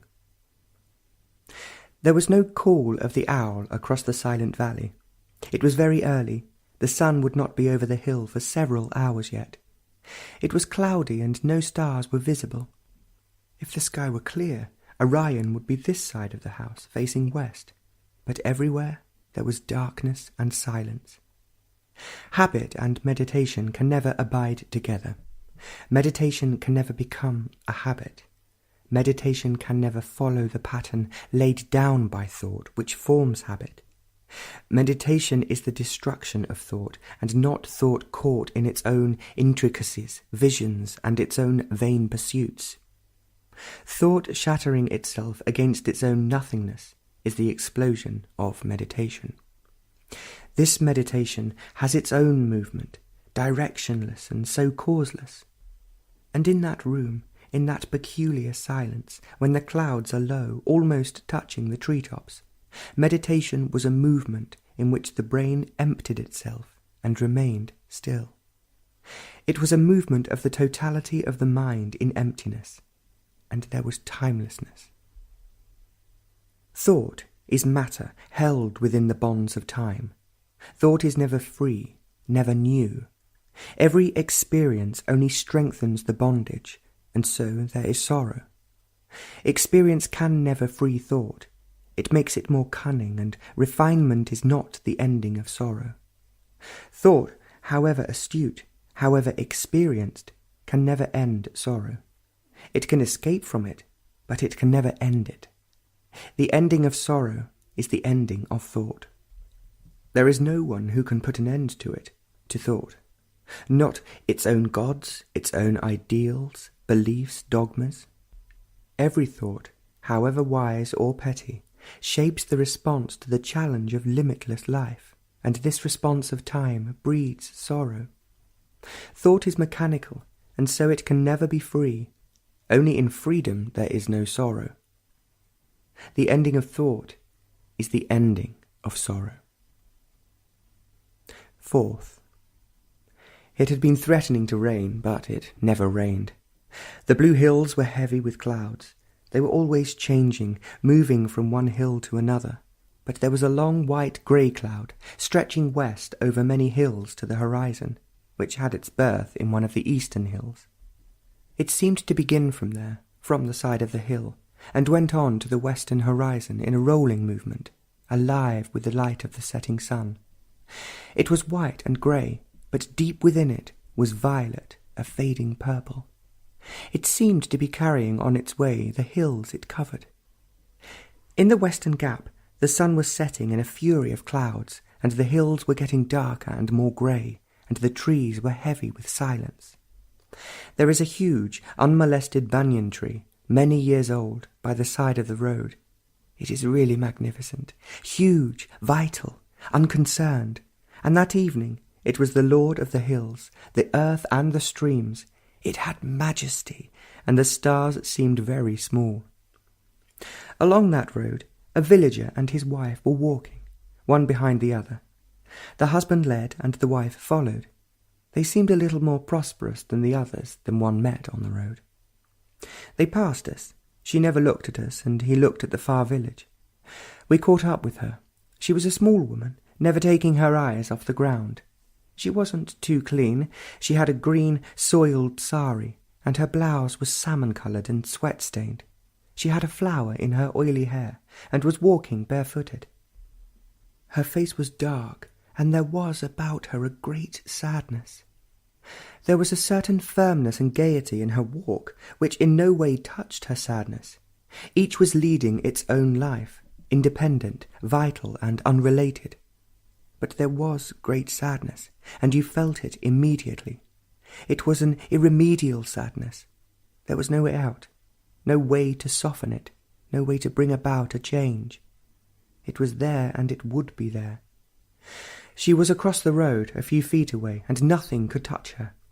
We walked side by side for a while, and presently she turned off and crossed the riverbed of sand and went on to her village, the husband leading, never looking back, and she following. Before she turned off, a curious thing was taking place. The few feet of road between us disappeared, and with it also disappeared the two entities. There was only that woman walking in her impenetrable sadness. It was not an identification with her, nor overwhelming sympathy and affection. These were there, but they were not because of the phenomenon. Identification with another, however deep, still maintains separation and division. There are still two entities, one identifying with the other, a conscious or an unconscious process, through affection or hate. In it there is an endeavour of some kind, subtle or open. But here there was none at all. She was the only human being that existed on that road. She was, and the other was not. It was not a fancy or an illusion. It was a simple fact, and no amount of clever reasoning and subtle explanation could alter that fact. Even when she turned off the road and was going away, the other was not on that straight road that went on. It was some time before the other found himself walking beside a long heap of broken stones, ready for renewing the road. Along that road, over the gap in the southern hills, came that otherness with such intensity and power that it was with the greatest difficulty that one could stand up and continue to walk. It was like a furious storm, but without the wind and the noise, and its intensity was overwhelming.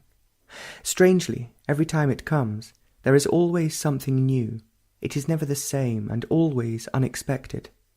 This otherness is not something extraordinary, some mysterious energy, but is mysterious in the sense that it is something beyond time and thought. A mind that is caught in time and thought can never comprehend it.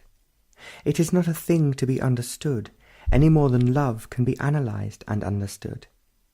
But without this immensity, strength and energy, life and all existence at any level becomes trivial and sorrowful. There is an absoluteness about it, not a finality. It is absolute energy. It is self-existent without cause.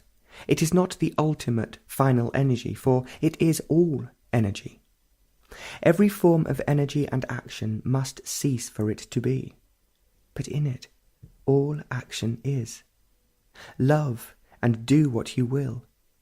There must be death and total destruction for it to be. Not the revolution of outward things, but the total destruction of the known in which all shelter and existence is cultivated. There must be total emptiness, and only then that otherness, the timeless, comes. But this emptiness is not to be cultivated. It is not the result whose cause can be bought and sold, nor is it the outcome of time and evolutionary process. Time can only give birth to more time. Destruction of time is not a process. All methods and processes prolong time. Ending of time is the ending of total thought and feeling. Fifth, beauty is never personal. The hills were dark blue and carried the light of the evening. It had been raining, and now great spaces of blue appeared. The blue was ablaze with white clouds surrounding it. It was the blue that made the eyes sparkle with forgotten tears. It was the blue of infancy and innocence. And that blue became a pale Nile green of early leaves of spring, and beyond it was the fire red of a cloud that was gathering speed to cross the hills. And over the hills were the rain clouds, dark, heavy, and immovable. These clouds were piling up against the hills in the west, and the sun was caught between the hills and the clouds. The ground was soaked, red and clear, and every tree and bush had deep moisture.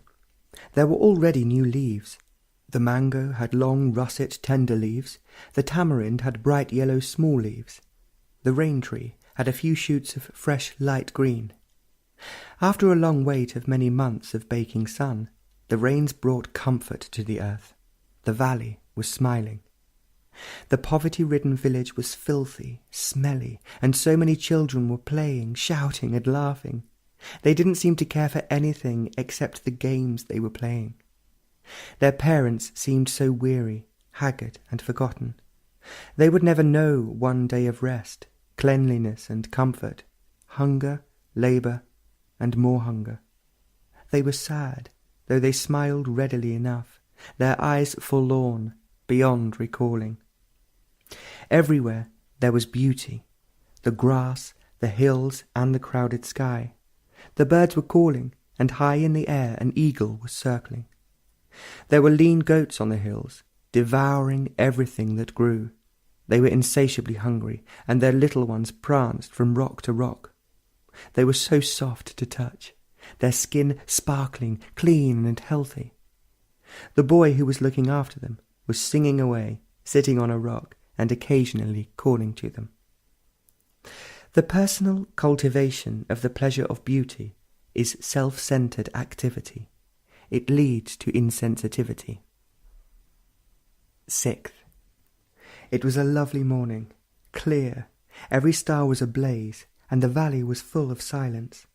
The hills were dark, darker than the sky, and cool air had a smell of rain, the scent of leaves, and some strong scented flowering jasmine.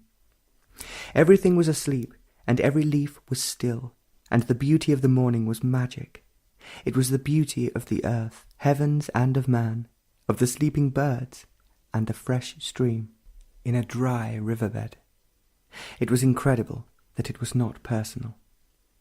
There is a certain austerity about it, not the cultivated, which is merely the activities of fear and denial, but the austerity of completeness, so utterly complete that it knew no corruption. There on the veranda, with Orion in the western sky, the fury of beauty wiped away the defences of time. Meditating there, beyond the limits of time, seeing the sky ablaze with stars and the earth silent, beauty is not the personal pursuit of pleasure, of things put together, of things known or unknown, images and visions of the brain with its thoughts and feelings. Beauty has nothing whatsoever to do with thought or sentiment, or with the pleasurable feeling aroused by a concert or a picture or seeing a game of football. The pleasures of concert and poems are perhaps more refined than football, but they are all in the same field as the mass or some puja in a temple. It is the beauty beyond time and beyond the aches and pleasures of thought. Thought and feeling dissipate energy, and so beauty is never seen. Energy, with its intensity, is needed to see beauty. When there is a seer, an observer, then there is no beauty. There, on the perfumed veranda, when dawn was still far away and the trees were still silent, what is essence is beauty. But this essence is not experienceable. Experiencing must cease, for experience only strengthens the known. The known is never the essence. Meditation is never the further experiencing. It is not only the ending of experience, which is the response to challenge, great or small, but it is the opening of the door to essence, opening the door of a furnace whose fire utterly destroys, without leaving any ashes. There are no remains. We are the remains, the yes-sayers of many thousand yesterdays, a continuous series of endless memories of choice and despair. The big self and the little self are the pattern of existence, and existence is thought, and thought is existence, with never-ending sorrow. In the flame of meditation, thought ends, and with it feeling, for neither is love. Without love, there is no essence. Without it, there are only ashes on which is based our existence. Out of emptiness, love is. 7th. The owls started very early this morning, calling to each other. At first they were in different parts of the valley. One was in the west and the other north. Their hoots were very clear in the still air, and carried very far. At first they were quite a distance from each other, and gradually they came nearer, and as they came their hoots became hoarse, very deep, not so long drawn out, shorter and more insistent. As they came nearer, they kept calling to each other more frequently. They must have been large birds. One couldn't see them. It was too dark, even when they were in the same tree, quite close, and the tone and quality of their hoots changed. They were talking to each other at so profound a depth that they could hardly be heard. They were there for considerable time, till dawn came. Then, slowly, a series of noises began. A dog barked, somebody called, a firecracker went off. For the last 2 days there was some kind of festival. A door opened, and as it became lighter, all the noises of the day began. To deny is essential. To deny today without knowing what tomorrow will bring is to keep awake. To deny the social, economic and religious pattern is to be alone, which is to be sensitive. Not to be able to deny totally is to be mediocre. Not to be able to deny ambition and all its ways is to accept the norm of existence, which breeds conflict, confusion and sorrow. To deny the politician, and so the politician in us, the response to the immediate, to live with short vision, is to be free from fear. Total denial is the negation of the positive, the imitative urge, conformity. But this denial itself is positive, for it is not a reaction. To deny the accepted standard of beauty, past or present, is to discover beauty which is beyond thought and feeling.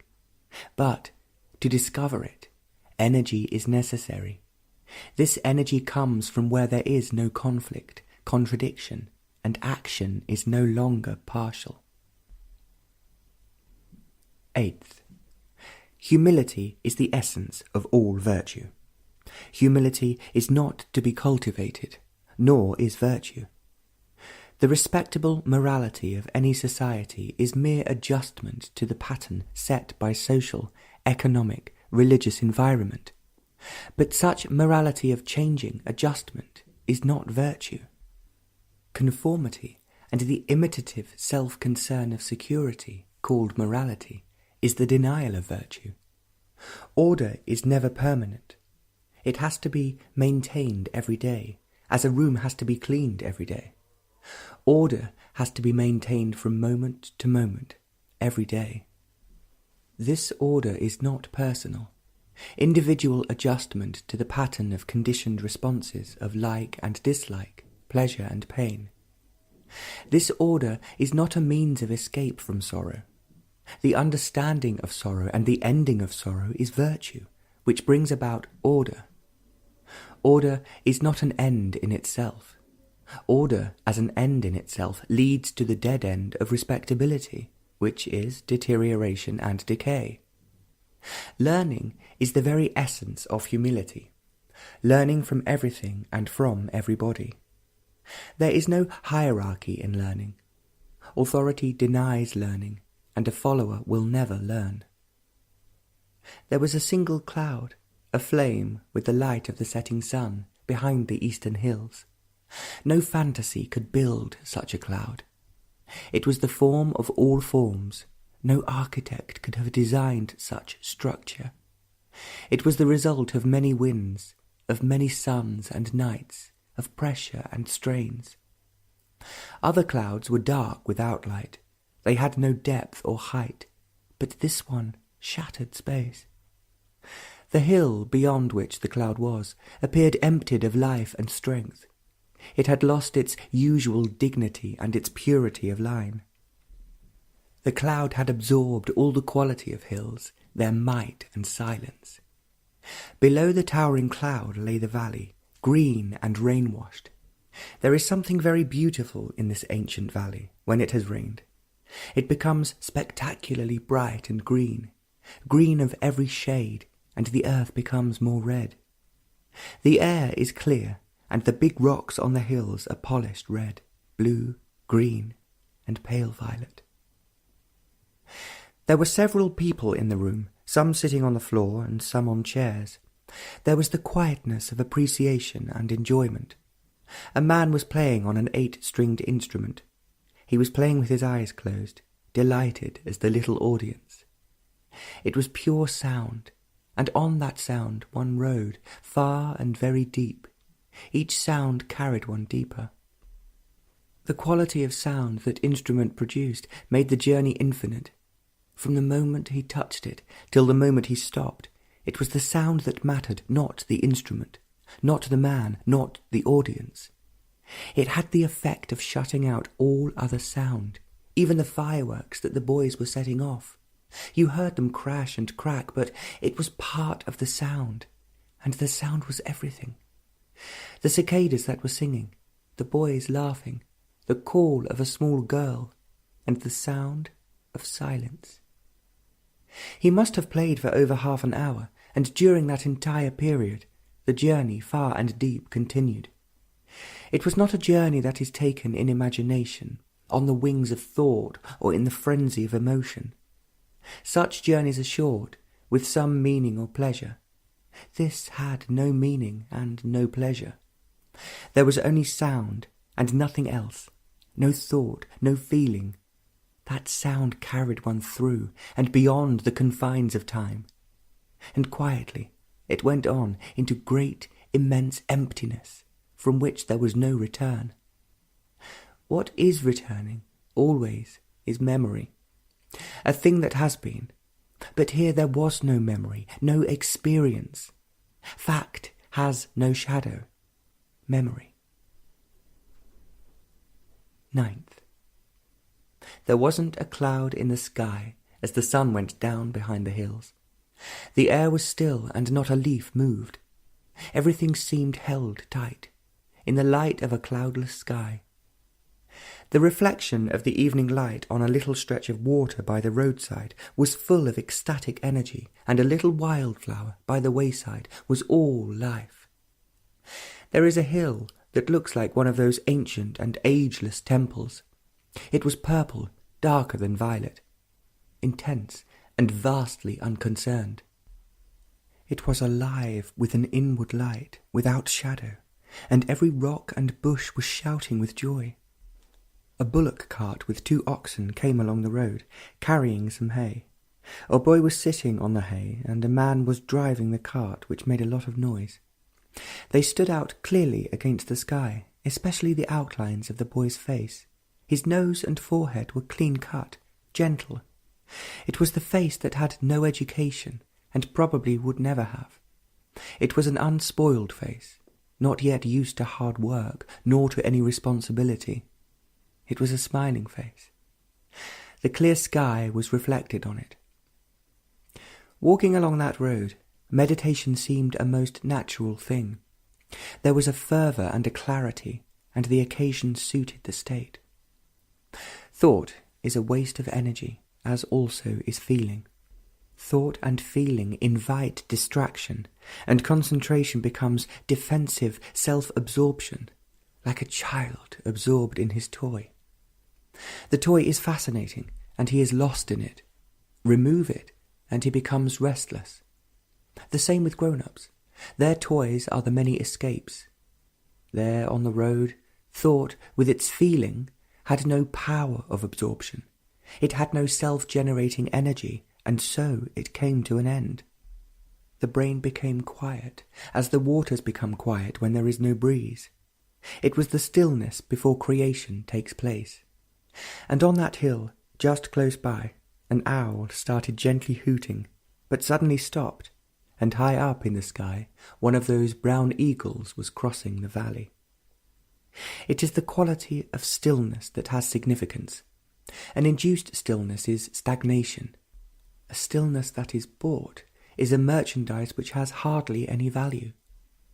A stillness that is the outcome of control, discipline, suppression, is clamorous with despair. There was not a sound in the valley nor in the mind, but the mind went beyond the valley and time, and there was no returning, for it had not gone. Silence is the depth of emptiness. At the bend of the road gently goes down across a couple of bridges over dry red riverbeds to the other side of the valley.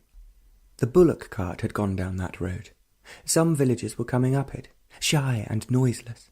There were children playing in the riverbed, and a bird kept on calling. Just as the road turned east, that otherness came. It came pouring down in great waves of benediction, splendid and immense. It seemed as though the heavens opened, and out of this immensity came the unnameable. It had been there all day. One realized suddenly, and only now, walking alone, with the others a little way off, did one realize the fact. And what made it extraordinary was this thing that was happening. It was the culmination of what had been going on, and not an isolated incident. There was light, not of the setting sun, nor powerful artificial light. This makes shadows, but there was light without shadow, and it was light. 10th. A deep-throated owl was hooting in the hills. Its deep voice penetrated the room and quickened hearing. Except for those hoots, everything was still. There was not even the croak of a frog or the rustle of some passing animal. The silence intensified between the hoots, which came from the southern hills. They filled the valley and the hills, and the air throbbed with the call. It wasn't answered for a very long time, and when it came, it was way down the valley to the west. Between them, they held the silence and the beauty of the night. Dawn would come presently, but now it was dark. You could see the outlines of the hill and that huge banyan tree. The Pleiades and Orion were setting in a clear, cloudless sky. The air was made fresh by a short shower of rain. It had a perfume that comes of old trees, rain, flowers, and very ancient hills. It was really a marvellous morning. What was outside was taking place inside, and meditation is really a movement of both, undivided. The many systems of meditation merely trap the mind in a pattern offering marvellous escapes and sensations. It is only the immature that play with them, getting a great deal of satisfaction from them. Without self-knowing, all meditation leads to delusion and to varying forms of self-deception, factual and fancied. It was a movement of intense energy, that energy which conflict will never know. Conflict perverts and dissipates energy, as ideals and conformity do. Thought was gone, and with it feeling, but the brain was alive and fully sensitive. Every movement, action with a motive is inaction. It is this inaction that corrupts energy. Love with motive ceases to be love. There is love without motive. The body was completely motionless, and the brain utterly still, and both were actually aware of everything, but there was neither thought nor motion. It was not a form of hypnosis, an induced state, because there was nothing to be gained by it, no visions, sensations, all that silly business. It was a fact, and a fact has no pleasure or pain, and the movement was lost to all recognition, to the known. Dawn was coming, and with it came the otherness, which is essentially part of meditation. A dog barked, and the day had begun. 11th. There are only facts, not greater or lesser facts. The fact, the what is, cannot be understood when approached with opinions or judgments. Opinions, judgments, then become the fact, and not the fact that you wish to understand. In pursuing the fact, in watching the fact, the what is, the fact teaches, and its teaching is never mechanical. And to follow its teachings, the listening, the observation must be acute. This attention is denied if there is motive for listening. Motive dissipates energy, distorts it. Action with a motive is inaction, leading to confusion and sorrow. Sorrow has been put together by thought, and thought feeding upon itself forms the I and the me. As a machine has life, so does the I and the me, a life which is fed by thought and feeling. Fact destroys this machinery. Belief is so unnecessary, as are ideals. Both dissipate energy which is needed to follow the unfolding of the fact, the what is. Beliefs, like ideals, are escapes from the fact. and in escapes there is no end to sorrow. The ending of sorrow is the understanding of the fact from moment to moment. There is no system or method which will give understanding, but only a choiceless awareness of a fact. Meditation, according to a system, is the avoidance of the fact of what you are. It is far more important to understand yourself, the constant changing of the facts about yourself, than to meditate in order to find God, have visions, sensations, and other forms of entertainment. A crow was cawing its head off. It was sitting on a branch with thick foliage. It wasn't visible. Other crows came and went, but it went on, hardly stopping its sharp, penetrating croak. It was angry with something or complaining about something. The leaves shook around it, and even the few drops of rain didn't stop it. It was so completely absorbed in whatever it was that was disturbing it. It came out, shook itself, and flew away, only to resume its biting complaint. Presently it got tired and rested. And from the same crow, in the same place, came a different caw, subdued, somewhat friendly and inviting. There were other birds on the tree, the Indian cuckoo, a bright yellow bird with black wings, a silvery grey fat bird, one of many who were scratching at the foot of the tree. One of those small striped squirrels came along and went up the tree. They were all there in that tree, but the crow's call was the loudest and most persistent. The sun came out of the clouds, and the tree cast a heavy shadow, and across the small, narrow dip in the land came the sounds of a flute, strangely moving. 12. It had been cloudy all day, heavy dark clouds, but they brought no rain, and if it didn't rain heavily and for many hours, the people would suffer. The land would be empty, and there would be no voices in the riverbed. The sun would bake the land. The green of these few weeks would disappear. The earth would be bare. It would be a disaster, and all the villagers around here would suffer. They were used to suffering, to deprivation, to go with little food. Rain was a blessing, and if it didn't rain now, there would be no rain for the next 6 months, and the soil was poor, sandy, rocky. The rice fields would be watered from the wells, and there would be the danger that they too might go dry. Existence was hard, brutal, with little pleasure. The hills were indifferent. They had seen sorrow from generation to generation. They had seen all the varieties of misery, the coming and the going, for they were some of the most ancient hills in the world, and they knew, and they couldn't do much. People cut down their forests, their trees for firewood, and the goats destroyed their bushes, and the people had to live. And they were indifferent. Sorrow would never touch them. They were aloof, and though they were so close, they were far away. They were blue that morning, and some were violet and grey in their greenness. They could offer no help, though they were strong and beautiful, with that sense of peace that comes so naturally and easily, with deep inward intensity, complete and without roots. But there would be neither peace nor plenty if the rains didn't come. It is a terrible thing to depend for one's happiness on rain, and the rivers and irrigation canals were far away, and government was busy with its politics and schemes. Water, that is so alive with light, and that dances tirelessly, was needed, not words and hope. It was drizzling, and low on the hill was a rainbow, so delicate and fanciful. It circled just over the trees and across the northern hills. It didn't stay long, for the drizzle was a passing thing, but it had left so many drops on the mimosa-like leaves of the spreading tree close by. On these leaves 3 crows were taking a bath, fluttering their black-grey wings to get the drops on the under part of their wings and their bodies. They called to each other, and there was pleasure in their caw. When there were no more drops, they moved to another part of the tree. Their bright eyes looked at you, and their really black beaks were sharp. There is a little water running in one of the riverbeds close by, and there is a leaky tap which forms a decent pool for birds.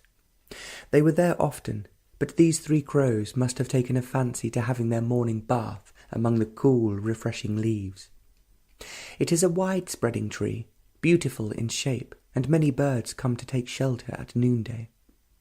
There is always some bird in it, calling or chattering away or scolding. The trees are beautiful, in life and in death. They live and have never thought of death. They are always renewing themselves. How easy is it to degenerate in every way, to let the body waste, become sluggish, fat, to allow feelings to wither away, the mind allowing itself to become shallow, petty and dull. A clever mind is a shallow mind, and it cannot renew itself, and so withers away in its own bitterness. It decays by the exercise of its own brittle sharpness, by its own thought. Every thought shapes the mind in the mould of the known.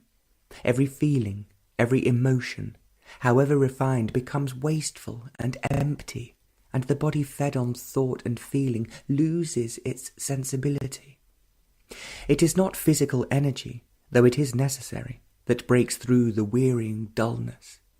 It is not enthusiasm or sentiment which brings about sensitivity of one's whole being.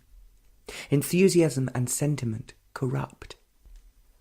It is thought that is the disintegrating factor, for thought has its roots in the known. A life based on thought and its activities becomes mechanical. However smoothly it may run, it is still mechanical action. Action with motive dissipates energy, and so disintegration sets in. All motives, conscious or unconscious, generate from the known. A life of the known, though projected into the future as the unknown, is decay. In that life there is no renewal. Thought can never bring about innocency and humility, and yet it is innocency and humility that keep the mind young, sensitive, incorruptible. Freedom from the known is the ending of thought. To die to thought, from moment to moment, is to be free from the known. It is this death that puts an end to decay. 13th. There is a huge boulder which projects itself from the southern hills. It changes its colour from hour to hour. It is red, highly polished marble of deep rose, a dull brick red, a rain-washed, sunburnt terracotta, a grey of mossy green, a flower of many hues, and sometimes it seems just a block of rock without any life. It is all these things, and this morning, just as dawn was making the clouds grey, this rock was afire, a flame among the green bushes. It is moody as a spoiled person, but its moods are never dark, threatening. It always has colour, flamboyant or quiet, shouting or smiling, welcoming or withdrawn. It might be one of the gods that is worshipped, but it is still a rock of colour and dignity. All these hills seem to have something special to each of them. None of them is too high. They are hard in a hard climate. They seem to be sculptured and exploding. They seem to go with the valley, not too large, far away from towns and traffic, green when it rains and arid. The beauty of the valley is the trees in the green rice fields. Some of the trees are massive, big of trunk and branch, and they are splendid in their shape. Others are waiting expectantly for the rain, stunted but slowly growing. Others are full of leaves and shade. There are not too many of them, but those that survive are really quite beautiful. The earth is red, and the trees are green, and the bushes very close to the red earth. They all survive in the rainless, harsh, sunny days of many months, and when it does rain, their rejoicings shatter the quietness of the valley. Every tree and every bush is shouting with life, and the green leaf is quite incredible. The hills too join, and the whole earth becomes the glory that is. There was not a sound in the valley, It was dark, and there wasn't a leaf moving. Dawn would come in an hour or so. Meditation is not self-hypnosis, by words or thought, by repetition or image. All imaginations of every kind must be put aside, for they lead to delusion. The understanding of facts and not theories, not the pursuits of conclusions and adjustments to them, and the cultivation of visions. All these must be set aside, and meditation is the understanding of these facts, and so going beyond them. Self-knowing is the beginning of meditation. Otherwise, so-called meditation leads to every form of immaturity and silliness. It was early, and the valley was asleep. On waking, meditation was the continuation of what had been going on. The body was without a movement. It was not made to be quiet, but it was quiet. There was no thought, but the brain was watchful, without any sensation. Neither feeling nor thought existed. And a timeless movement began. Word is time, indicating space. Word is of the past or the future, but the active present has no word. The dead can be put into words, but the living cannot. Every word used to communicate about the living is the denial of the living. It was a movement that passed through and between the walls of the brain, but the brain had no contact with it. It was incapable of pursuit or of recognition. This movement was something that was not born out of the known. The brain could follow the known as it could recognize it, but here no recognition of any kind was possible. A movement has direction, but this had no direction. It was not static. Because it was without direction, it was the essence of action. All direction is of influence or of reaction. But action which is not the outcome of reaction, push or pull, is total energy. This energy, love, has its own movement. But the word love, the known, is not love. There is only the fact, the freedom from the known. Meditation was the explosion of the fact.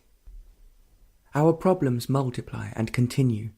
The continuation of a problem perverts and corrupts the mind. A problem is a conflict, an issue which has not been understood. Such problems leave scars and innocency is destroyed. Every conflict has to be understood and so ended. One of the factors of deterioration is the continued life of a problem. Every problem breeds another problem, and a mind burnt with problems, personal or collective, social or economic, is in a state of deterioration. 14th. Sensitivity and sensation are two different things. Sensations, emotions, feelings always leave a residue, whose accumulation dulls and distorts. Sensations are always contradictory and so conflicting. Conflict always dulls the mind, perverts perception. The appreciation of beauty in terms of sensation, of like and dislike, is not to perceive beauty. Sensation can only divide as beauty and ugliness, but division is not beauty. Because sensations, feelings, breed conflict. To avoid conflict, discipline, control, suppression have been advocated, but this only builds resistance, and so increases conflict and brings about greater dullness and insensitivity. The saintly control and suppression is the saintly insensitivity and brutal dullness which is so highly regarded. To make the mind more stupid and dull, ideals and conclusions are invented and spread around. All forms of sensations, however refined or gross, cultivate resistance and a withering away. Sensitivity is the dying to every residue of sensation.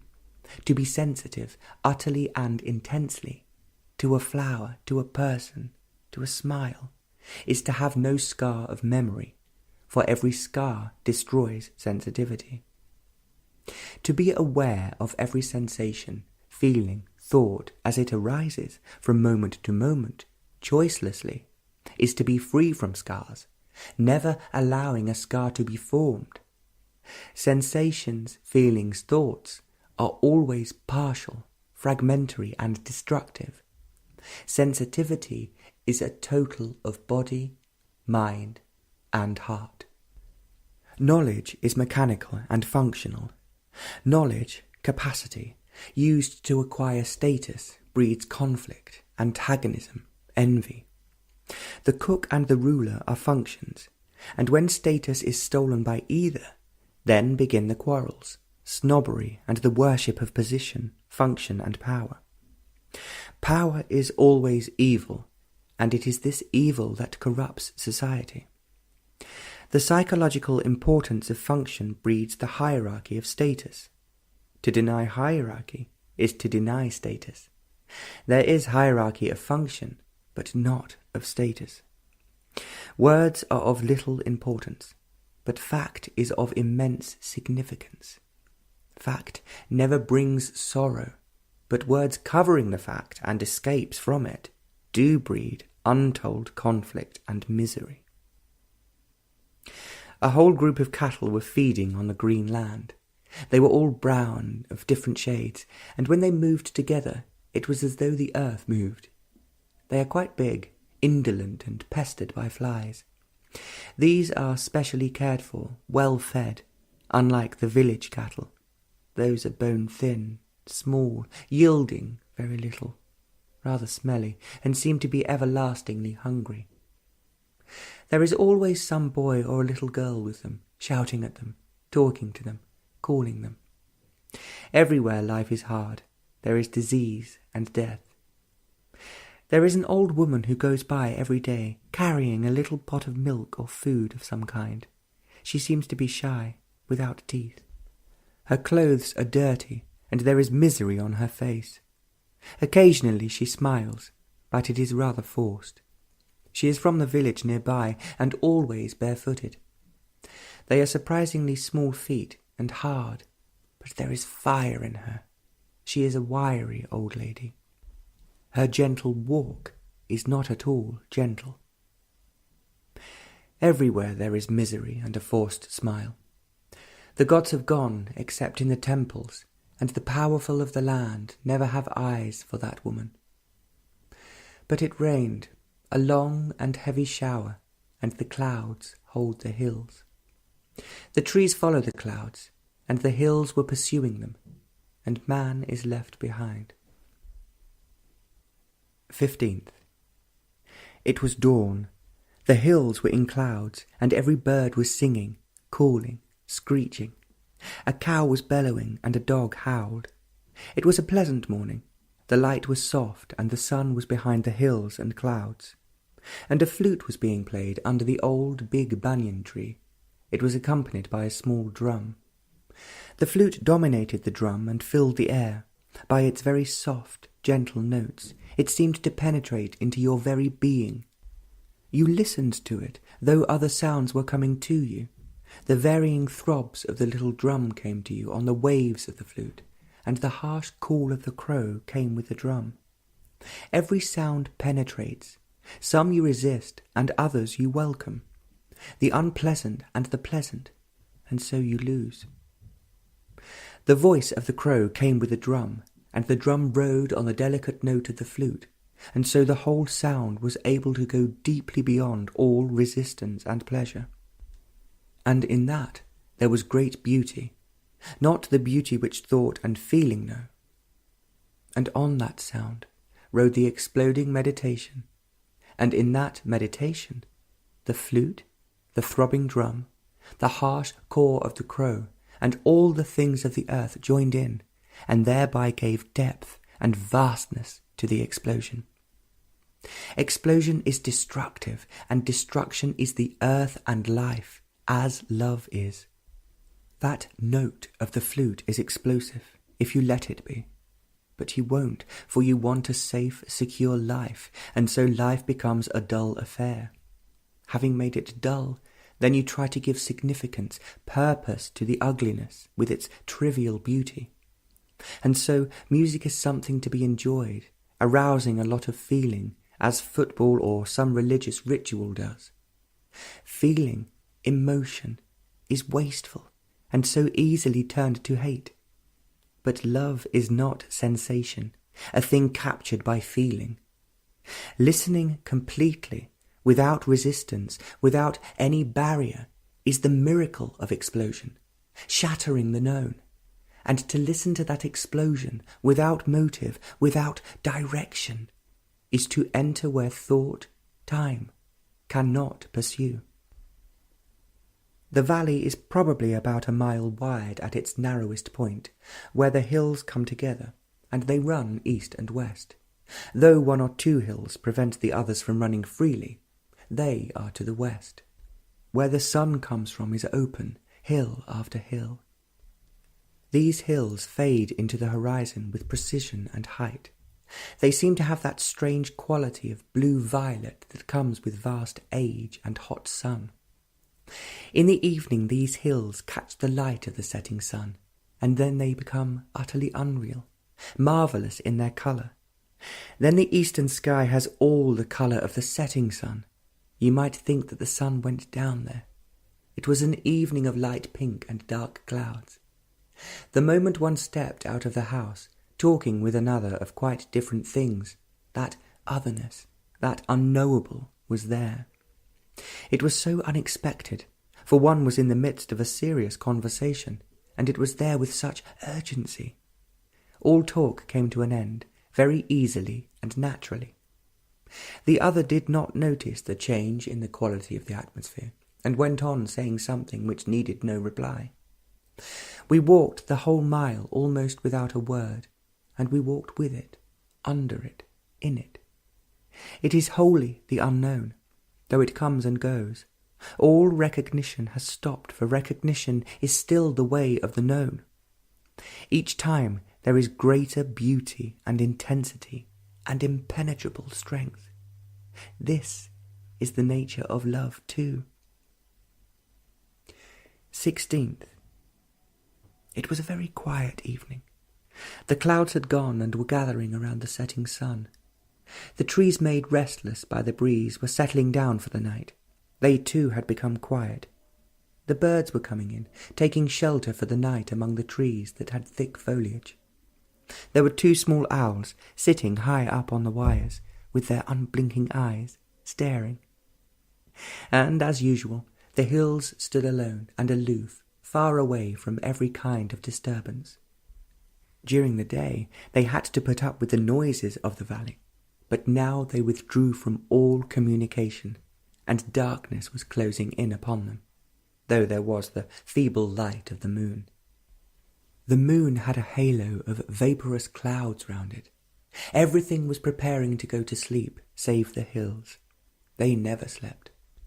They were always watching, waiting, looking and communing amongst themselves endlessly. Those two little owls on the wire made rattling noises, stones in a metal box. Their rattling was far louder than their little bodies. Like large fists, you would hear them in the night, going from tree to tree, their flight as silent as the big ones. They flew off the wire, flying low, just above the bushes, rising again to the lower branches of the tree, and from a safe distance they would watch and soon lose interest. On the crooked telephone pole further down was a large owl. It was brown, with enormous eyes, and with a sharp beak that seemed to come out between those staring eyes. It flew off with a few beats of its wings, with such a quietness and deliberation that it made you wonder at the structure and the strength of those graceful wings. It flew off into the hills and lost itself in darkness.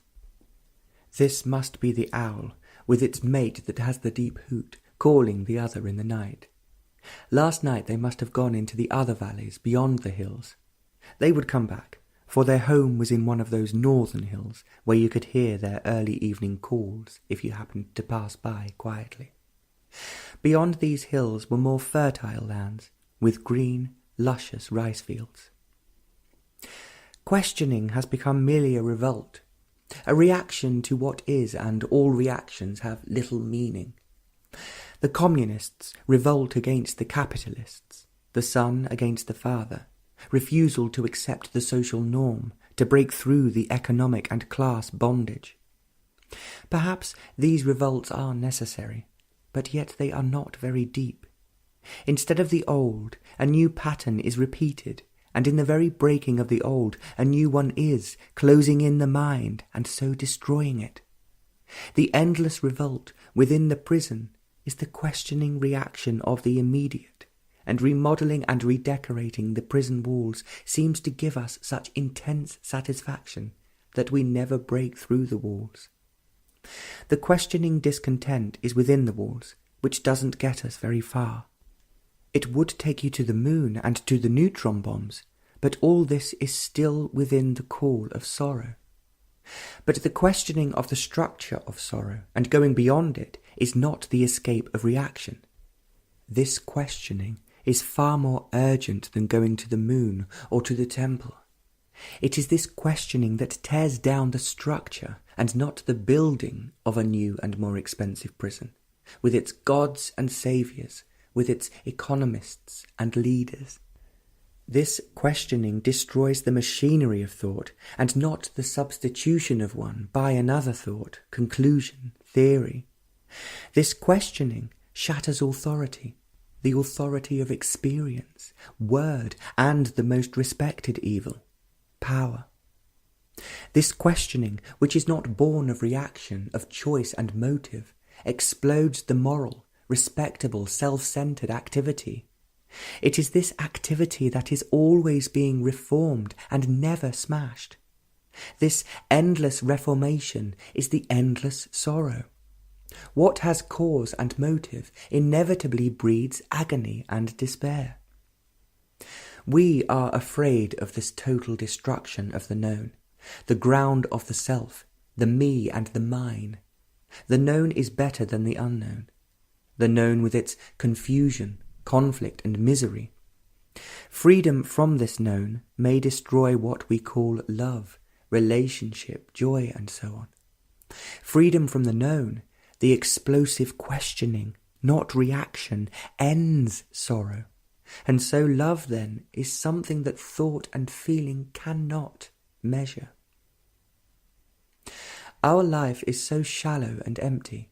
Petty thoughts and petty activities woven in conflict and misery, and always journeying from the known to the known, psychologically demanding security. There is no security in the known, however much one may want it. Security is time, and there is no psychological time. It is a myth and an illusion, breeding fear. There is nothing permanent now or in the hereafter, in the future. By right questioning and listening, the pattern moulded by thought and feeling, the pattern of the known, is shattered. Self-knowing, knowing the ways of thought and feeling, listening to every movement of thought and feeling, ends the known. The known breeds sorrow, and love is the freedom from the known. 17th. The earth was the colour of the sky, the hills, the green ripening rice fields, the trees and the dry sandy riverbed were the colour of the sky. Every rock on the hills, the big boulders, were the clouds, and they were the rocks. Heaven was the earth, and the earth heaven.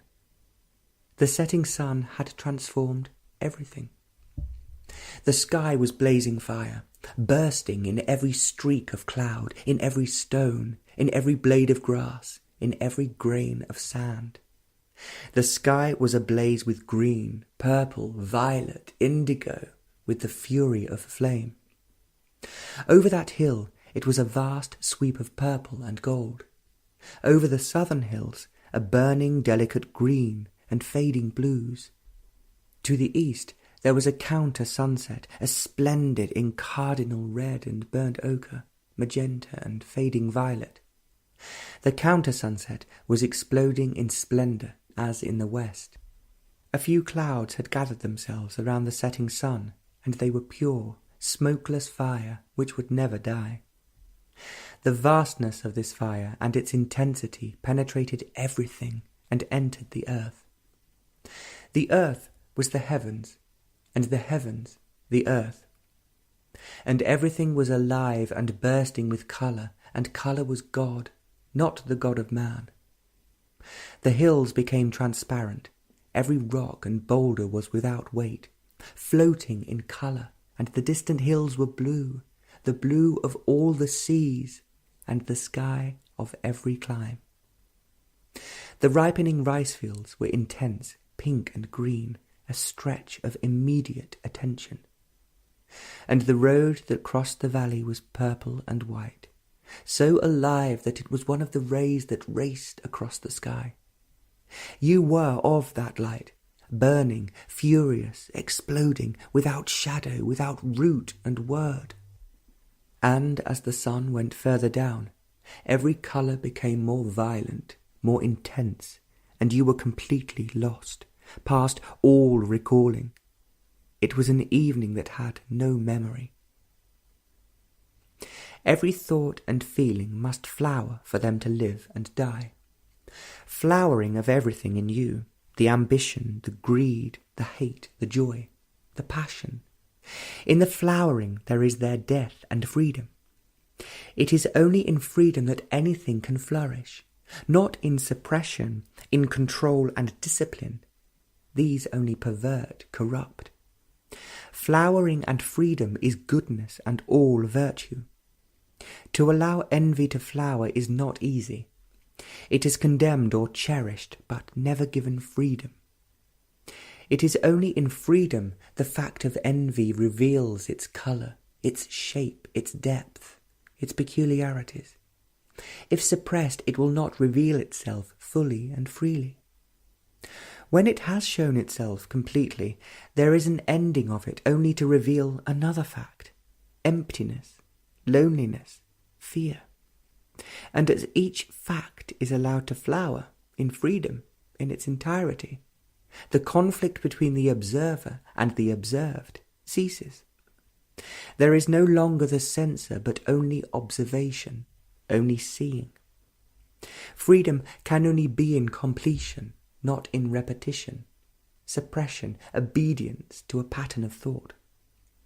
There is completion only in flowering and dying. There is no flowering if there is no ending. What has continuity is thought in time. The flowering of thought is the ending of thought, for only in death is there the new. The new cannot be if there is no freedom from the known. Thought, the old, cannot bring into being the new. It must die for the new to be. What flowers must come to an end. It has no future, for it has no seed. 20th. It was very dark. The stars were brilliant in a cloudless sky, and the mountain air was cool and fresh.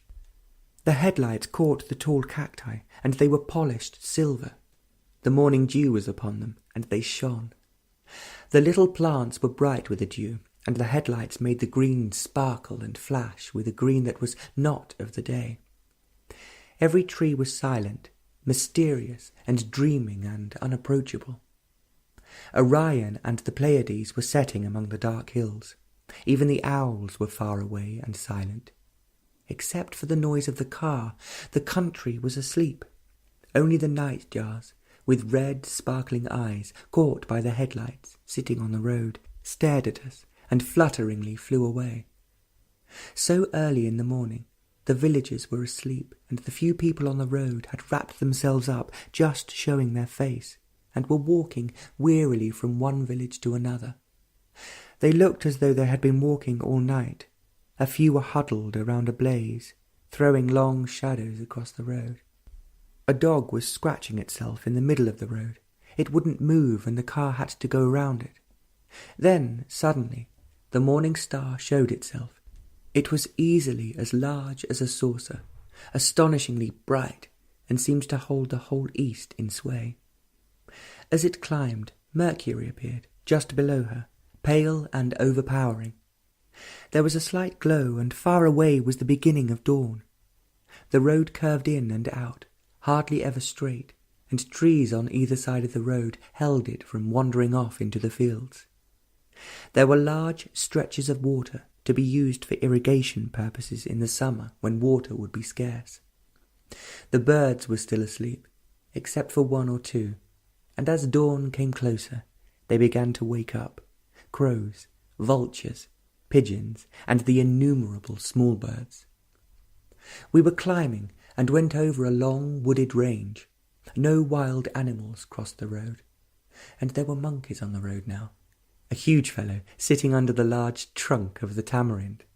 It never moved as we passed by, though the others scampered off in every direction. There was a little one, it must have been a few days old, clinging to the belly of her mother, who looked rather displeased with things. Dawn was yielding to day, and the lorries that crashed by had turned off their lights. And now the villagers were awake, people sweeping their front steps and throwing dirt in the middle of the road. Mangy dogs still fast asleep right in the middle of the road. They seemed to prefer the very centre of the road. Lorries went around them, cars and people. Women were carrying water from the well, with little children following them. The sun was getting hot and glary, and the hills were harsh, and there were fewer trees, and we were leaving the mountains and going towards the sea in a flat, open country. The air was moist and hot, and we were coming nearer the big, crowded, dirty city, and the hills were far behind. The car was going fairly fast, and it was a good place to meditate, to be free of the word and not to give too much importance to it, to see that the word is not the thing, and the thing is never the word, not to get caught in the overtones of the word, and yet use words with care and understanding, to be sensitive to words and not be weighed down by them, to break through the verbal barrier and to consider the fact, to avoid the poison of words and feel the beauty of them, to put away all identification with words and to examine them, for words are a trap and a snare. They are the symbol and not the real. The screen of words acts as a shelter for the lazy, the thoughtless, and the deceiving mind. Slavery to words is the beginning of inaction, which may appear to be action, and a mind caught in symbols cannot go far. Every word, thought, shapes the mind, and without understanding every thought, mind becomes a slave to words, and sorrow begins. Conclusions and explanations do not end sorrow. Meditation is not a means to an end. There is no end, no arrival. It is a movement in time and out of time. Every system, method, binds thought to time. But choiceless awareness of every thought and feeling, understanding their motives, their mechanism, allowing them to blossom, is the beginning of meditation. When thought and feeling flourish and die, meditation is a movement beyond time. In this movement there is ecstasy. In complete emptiness there is love. And with love there is destruction and creation. Madras, 21st. All existence is choice. Only in aloneness there is no choice. Choice in every form is conflict. Contradiction is inevitable in choice.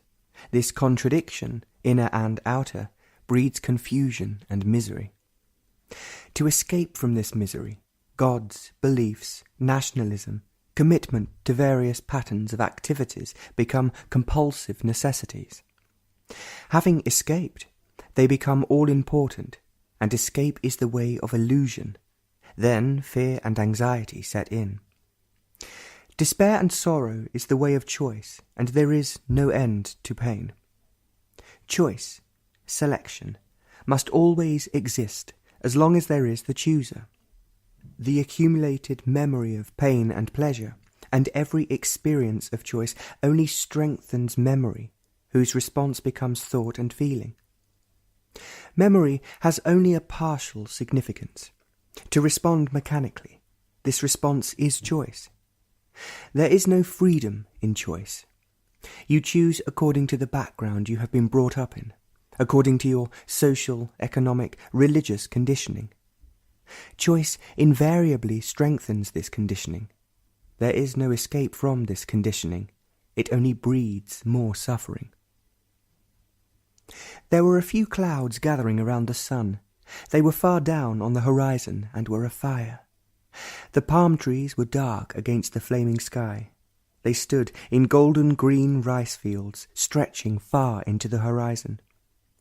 There was one all by itself, in a yellowing green of rice. It was not alone, though it looked rather forlorn and far away. A gentle breeze from the sea was blowing, and a few clouds were chasing each other, faster than the breeze. The flames were dying, and the moon strengthened the shadows. Everywhere there were shadows, quietly whispering to each other. The moon was just overhead, and across the road the shadows were deep and deceptive. A water snake might be crossing the road, quietly slithering across, pursuing a frog. There was water in the rice fields, and frogs were croaking, almost rhythmically. In the long stretch of water beside the road, with their heads up out of the water, they were chasing each other. They would go under and come up to disappear again. The water was bright silver, sparkling and warm to the touch, and full of mysterious noise. Bullock carts went by, carrying firewood to the town. A cycle bell rang. A lorry with bright, glaring lights screeched for room, and the shadows remained motionless. It was a beautiful evening, and there on that road, so close to town, there was deep silence, and not a sound disturbed it, not even the moon and the lorry. It was a silence that no thought, no word could touch, a silence that went with the frogs and the cycles, a silence that followed you. You walked in it, you breathed it, you saw it. It was not shy, it was there, insisting and welcoming. It went beyond you into vast immensities, and you could follow it if your thought and feeling were utterly quiet, forgetting themselves and losing themselves with the frogs in the water. They had no importance, and could so easily lose themselves, to be picked up when they were wanted. It was an enchanting evening, full of clarity and fast fading smile. Choice is always breeding misery. Watch it, and you will see it, lurking, demanding, insisting, and begging. But before you know where you are caught in its net of inescapable duties, responsibilities, and despairs. Watch it, and you will be aware of the fact. Be aware of the fact. You cannot change the fact. You may cover it up, run away from it, but you cannot change it. It is there. If you will let it alone, not interfering with it with your opinions and hopes, fears and despairs, with your calculated and cunning judgments, it will flower and show all its intricacies, its subtle ways, and there are many, its seeming importance and ethics, its hidden motives and fancies. If you will leave the fact alone, it will show you all these and more. But you must be choicelessly aware of it, walking softly. Then you will see that choice, having flowered, dies, and there is freedom. Not that you are free, but there is freedom. You are the maker of choice. You have ceased to make choice. There is nothing to choose. Out of this choiceless state, there flowers aloneness. Its death is never ending. It is always flowering, and it is always new. Dying to the known is to be alone. All choice is in the field of the known.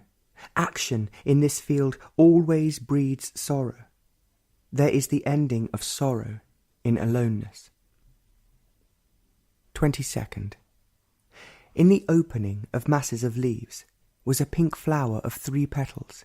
It was embedded in green, and it too must have been surprised by its own beauty. It grew on a tall bush, struggling to survive among all that greenery. There was a huge tree towering over it, and there were several other bushes, all fighting for life. There were many other flowers on this bush, but this one among the leaves had no companion.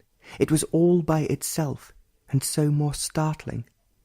There was a slight breeze among the leaves, but it never got to this flower. It was motionless and alone, and because it was alone, it had a strange beauty, like a single star when the sky is bare. And beyond the green leaves was a black trunk of the palm. It wasn't really black, but it looked like the trunk of an elephant. And as you watched it, the black turned to a flowering pink. The evening sun was upon it, and all the tree-tops were afire, motionless. The breeze had died down, and patches of the setting sun were upon the leaves. A small bird was sitting on a branch, preening itself. It stopped to look around, and presently flew off into the sun.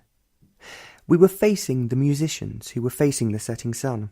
There were very few of us, and the little drum was being played with remarkable skill and pleasure. It was really quite extraordinary, what those fingers did. The player never looked at his hands. They seemed to have a life of their own, moving with great rapidity and firmness, striking the taut skin with precision. There was never hesitation. What the right hand did, the left hand never knew, for it was beating out a different rhythm, but always in harmony. The player was quite young, grave, with sparkling eyes. He had talent, and was delighted to be playing to that small, appreciative audience. Then a stringed instrument joined in, and the small drum followed. It was no longer alone. The sun had set, and the few wandering clouds were turning pale rose. At this latitude there is no twilight, and the moon, nearly full, was clear in a cloudless sky. Walking on that road, with the moonlight on the water and the croaking of many frogs, became a blessing. It is strange how far away the world is, and into what great depth one has travelled. The telegraph poles, the buses, the bullock carts, and the worn-out villages were there beside you, but you were far away, so deep that no thought could follow. Every feeling stayed far away. You were walking, aware of everything that was happening around you, the darkening of the moon by masses of clouds, the warning of the cycle bell, but you were far away. Not you, but great, vast depth. This depth went on more profoundly within itself, past time and the limits of space. Memory couldn't follow it. Memory is tethered, but this wasn't. It was total, complete freedom, without route and direction.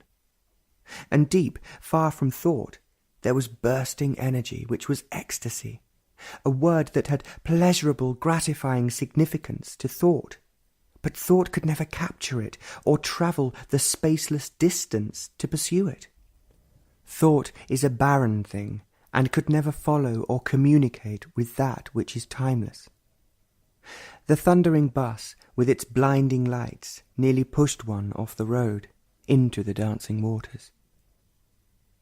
The essence of control is suppression. The pure seeing puts an end to every form of suppression. Seeing is infinitely more subtle than mere control. Control is comparatively easy. It doesn't need much understanding. Conformity to a pattern, obedience to established authority, fear of not doing the right thing, of tradition, the drive for success. These are the very things that bring about suppression of what is, or the sublimation of what is. The pure act of seeing the fact, whatever the fact be, brings its own understanding, and from this, mutation takes place. 25th.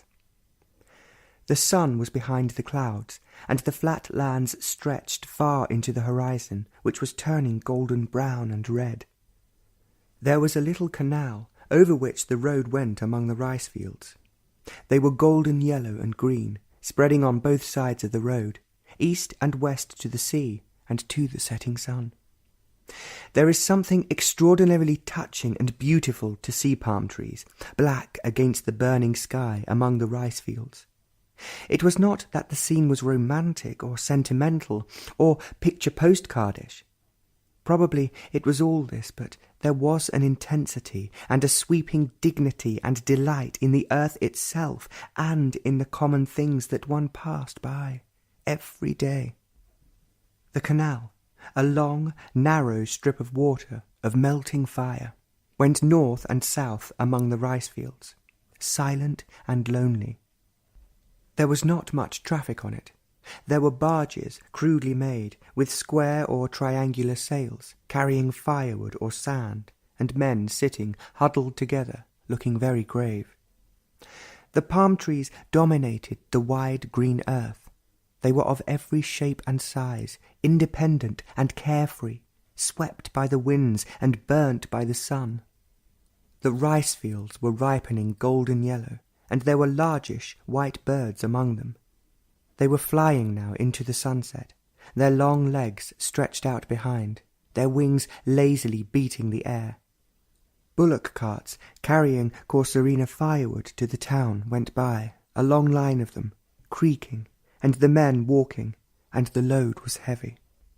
It was none of these common sights that made the evening enchanting. They were all part of the fading evening, the noisy buses, the silent bicycles, the croaks of the frogs, the smell of the evening. There was a deep widening intensity, an imminent clarity of that otherness, with its impenetrable strength and purity. What was beautiful was now glorified in splendour. Everything was clothed in it.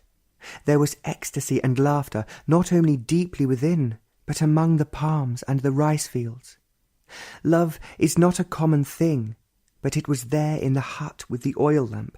It was with that old woman, carrying something heavy on her head, with that naked boy swinging on a piece of string, a piece of wood which gave out many sparks, for it was his fireworks. It was everywhere, so common that you could pick it up under a dead leaf or in that jasmine by the old crumbling house. But everyone was occupied, busy and lost. It was there filling your heart, your mind, and the sky. It remained and would never leave you. Only you would have to die to everything, without roots, without a tear. Then it would come to you. If you were lucky, and you forever ceased to run after it, begging, hoping, crying. Indifferent to it, but without sorrow, and thought left far behind. And it would be there, on that dusty, dark road. The flowering of meditation is goodness. It is not a virtue to be gathered, bit by bit, slowly, in the space of time. It is not morality made respectable by society, nor is it the sanction of authority. It is the beauty of meditation that gives perfume to its flowering. How can there be joy in meditation if it is the coaxing of desire and pain? How can it flower if you are seeking it through control, suppression, and sacrifice? How can it blossom in the darkness of fear, or in corrupting ambition and in the smell of success? How can it bloom in the shadow of hope and despair? You will have to leave all these far behind, without regret, easily, naturally. You see, meditation has not the strain of building defences, to resist and to wither. It is not fashioned out of a sustained practice of any system. All systems will inevitably shape thought to a pattern, and conformity destroys the flowering of meditation. It blossoms only in freedom, and the withering of that which is. Without freedom, there is no self-knowing, and without self-knowing, there is no meditation. Thought is always petty and shallow, however far it may wander in search of knowledge. Acquiring, expanding knowledge is not meditation. It flowers only in the freedom from the known, and withers away in the known. 26th. There is a palm tree, all by itself, in the middle of a rice field. It is no longer young. There are only a few palms. It is very tall and very straight. It has the quality of righteousness without the fuss and noise of respectability. It is there, and it is alone. It has never known anything else, and it would continue to be that way until it died or is destroyed. You suddenly come upon it at the turn of the road, and you are startled to see it among the rich rice fields and flowing water. The water and the green fields were murmuring to each other, which they always have been doing from ancient days, and these gentle mutterings never reached the palm. It was alone with the high heaven and flashing clouds. It was by itself, complete and aloof, and it would be nothing else. The water was sparkling in the evening light, and away from the road towards the west was the palm tree, and beyond it were more rice fields. Before coming upon it, you had to go through some noisy, dirty, dusty streets full of children, goats, and cattle. The buses raised clouds of dust which nobody seemed to mind, and the mangy dogs crowded the road. The car turned off the main thoroughfare, which went on, past many small houses and gardens, past rice fields. The car turned left, went through some pompous gates, and a little further on, there in the open, were deer grazing. There must have been 2 or 3 dozen. Some had tall, heavy antlers, and some of the young ones were already showing sharply what they would be. Many of them were spotted white. They were nervous, flicking their large ears, but they went on grazing. Many crossed the red road into the open, and there were several more waiting among the bushes to see what was going to happen. The little car had stopped, and presently all of them crossed over and joined the others. The evening was clear, and the stars were coming out, bright and clear. The trees were withdrawing for the night, and the impatient chattering of the birds had come to an end. The evening light was on the water. In that evening light, along that narrow road, the intensity of delight increased, and there was no cause for it. It had begun while watching a small jumping spider which jumped with astonishing rapidity on flies and held them fiercely. It had begun while watching a single leaf fluttering while the other leaves were still. It had begun while watching the small striped squirrel scolding something or other, its long tail bobbing up and down. The delight had no cause, and joy that is a result is so trivial anyway and changes with the change. This strange unexpected delight increased in its intensity, and what is intense is never brutal. It has the quality of yielding, but still it remains intense. It is not the intensity of all energy concentrated. It is not brought about by thought pursuing an idea or occupied with itself. It is not a heightened feeling, for all these have motives and purposes. This intensity had no cause, no end, nor was it brought into being through concentration, which really bars the awakening of the total energy. It increased without something being done about it. It was as something outside of you, over which you had no control. You had no say in the matter. In the very increasing of intensity, there was gentleness. This word is spoiled. It indicates weakness, sloppiness, irresolution, uncertainty, a shy withdrawal, a certain fear, and so on. But it was none of these things. It was vital and strong, without defences, and so intense.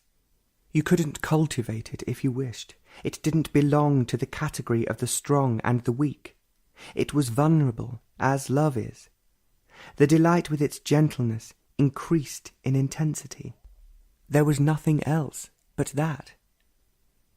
The coming and the going of people, the drive in the car and the talk, the deer and the palm tree, the stars and the rice field were there in their beauty and freshness, but they were all inside and outside this intensity. A flame has a form, a line, but inside the flame there is only intense heat, without form and line. 27th. The clouds were piling up to the southwest, driven by a strong wind. They were magnificent, great billowing clouds full of fury and space. They were white and dark grey, rain-bearing, filling the sky. The old trees were angry with them and the wind. They wanted to be left alone, though they wanted rain. It would wash them clean again, wash away all the dust, and their leaves would sparkle again. But they didn't like being disturbed, like old people. The garden had so many flowers, so many colours, and each flower was doing a dance, a skip and a jump, and every leaf was astir. Even the little blades of grass on the little lawn were being shaken. And two old, thin women were weeding it. Two old women, old before their age, thin and worn out. They were squatting upon the lawn, chatting and weeding leisurely. They weren't all there. They were somewhere else, carried away by their thoughts, though they were weeding and talking. They looked intelligent, their eyes sparkling, but perhaps too many children and lack of good food had made them old and weary. You became them. They were you and the grass and the clouds. It wasn't a verbal bridge over which you crossed out of pity or out of some vague, unfamiliar sentiment. You were not thinking at all, nor were your emotions stirred. They were you, and you were they. Distance and time had ceased. A car came with a chauffeur, and he entered into that world. His shy smile and salute were those of yours, and you were wondering at whom he was smiling and whom he was saluting. He was feeling a little awkward, not quite used to the feeling of being together. The women and the chauffeur were you, and you were they. The barrier which they had built was gone, and as the clouds overhead went by, it all seemed a part of a widening circle, including so many things, the filthy road and the splendid sky and the passer-by. It had nothing to do with thought. Thought is such a sordid thing anyway, and feeling was involved in no way. It was like a flame that burned its way through everything, leaving no mark, no ashes. It wasn't an experience, with its memories to be repeated. They were you, and you were they, and it died with the mind. It is strange, the desire to show off or to be somebody. Envy is hate, and vanity corrupts. It seems so impossibly difficult to be simple, to be what you are and not pretend. To be what you are is in itself very arduous, without trying to become something, which is not too difficult. You can always pretend, put on a mask, but to be what you are is an extremely complex affair, because you are always changing. You are never the same, and each moment reveals a new facet, a new depth, a new surface. You can't be all this at one moment, for each moment brings its own change. So, if you are at all intelligent, you give up being anything. You think you are very sensitive, and an incident, a fleeting thought, shows that you are not. You think you are clever, well-read, artistic, moral, but turn round the corner, you find you are none of these things, but that you are deeply ambitious, envious, insufficient, brutal, and anxious. You are all these things turn by turn, and you want something to be continuous, permanent. Of course, only that which is profitable, pleasurable. So you run after that, and all the many other yous are clamouring to have their way, to have their fulfilment. So you became the battlefield, and generally ambition, with all its pleasures and pain, gaining with envy and fear. The word love is thrown in for respectability's sake, and to hold the family together, but you are caught in your own commitments and activities, isolated, clamouring for recognition and fame, you and your country, you and your party, you and your comforting God. So to be what you are is an extremely arduous affair. If you are at all awake, you know all these things and the sorrow of it all. So you drown yourself in your work, in your belief, in your fantastic ideals and meditations. By then you have become old and ready for the grave, if you are not already dead inwardly. To put away all these things, with their contradictions and increasing sorrow, and be nothing, is the most natural and intelligent thing to do. But before you can be nothing, you must have unearthed all these hidden things, exposing them, and so understanding them. To understand these hidden urges and compulsions, you will have to be aware of them, without choice, as with death. Then, in the pure act of seeing, they will wither away, and you will be without sorrow, and so be as nothing. To be as nothing is not a negative state. The very denial of everything you have been is the most positive action, not the positive of reaction, which is inaction. It is this inaction which causes sorrow. This denial is freedom. This positive action gives energy, and mere ideas dissipate energy. Idea is time, and living in time is disintegration, sorrow. 28th. There was a large opening in the thick, closely planted Corsorina grove beside a quiet road. Towards the evening it was dark, deserted, and the opening invited the heavens. Further down the road there was a thin, walled hut with palm leaves woven together for its roof. In the hut was a dim light, a wick burning in a saucer of oil, and two people, a man and a woman, were sitting on the floor, eating their evening meal, chatting loudly, with occasional laughter. Two men were coming through the rice fields on a narrow path, dividing the fields, and to hold water. They were talking volubly, carrying something on their heads. There was a group of villagers, laughing shrilly and explaining something to each other with a great many gestures. A few days-old calf was being led by a woman, followed by the mother, softly assuring the baby. A flock of white birds with long legs were flying north, their wings beating the air slowly and rhythmically. The sun had set in a clear sky, and a rose-coloured ray shot across the sky, almost from horizon to horizon. It was a very quiet evening, and the lights of the city were far away. It was that little opening in the Corsorina grove that held the evening, and as one walked past it, one was aware of its extraordinary stillness. All the light and glare of the day had been forgotten, and the bustle of men coming and going. Now it was quiet, enclosed by dark trees and fast fading light. It was not only quiet, but there was joy in it, the joy of immense solitude, and as one went by it, that ever-strange otherness came like a wave, covering the heart and the mind in its beauty and its clarity. All time ceased. The next moment had no beginning. Out of emptiness only is there love. Meditation is not a play of imagination. Every form of image, word, symbol must come to an end for the flowering of meditation. The mind must lose its slavery to words and their reaction. Thought is time and symbol, however ancient and significant, must lose its grip on thought. Thought, then, has no continuity. It is then only from moment to moment, and so loses its mechanical insistency.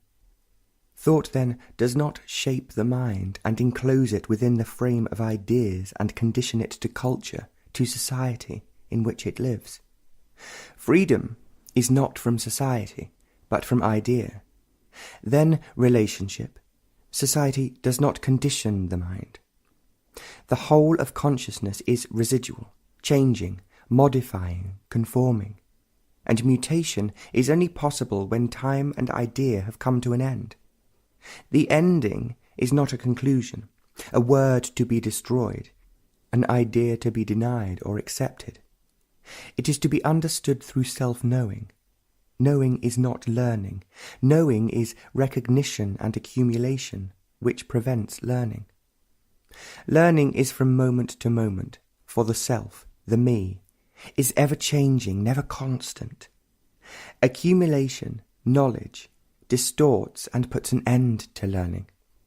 Gathering knowledge, however expanding its frontier, becomes mechanical, and a mechanical mind is not a free mind. Self-knowing liberates the mind from the known. To live the entire life in the activity of the known breeds endless conflict and misery. Meditation is not personal achievement, a personal quest for reality. It becomes one when it is restricted by methods and systems, and thereby deceptions and illusions are bred.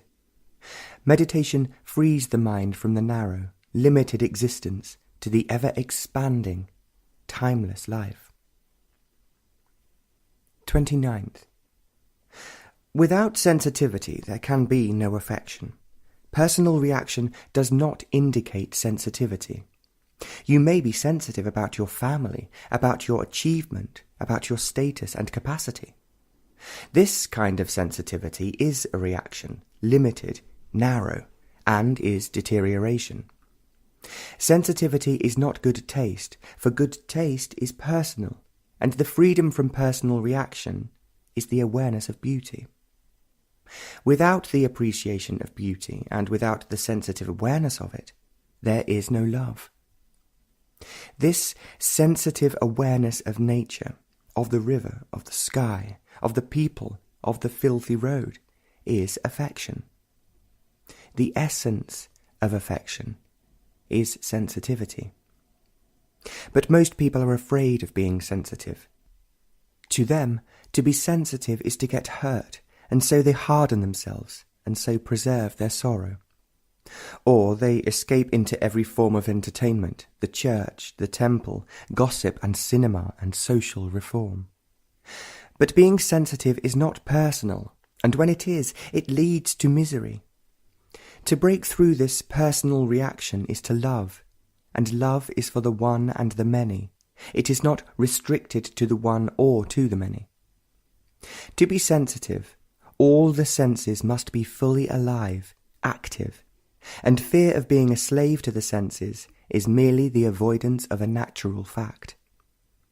The awareness of the fact does not lead to slavery. It is the fear of the fact that leads to bondage.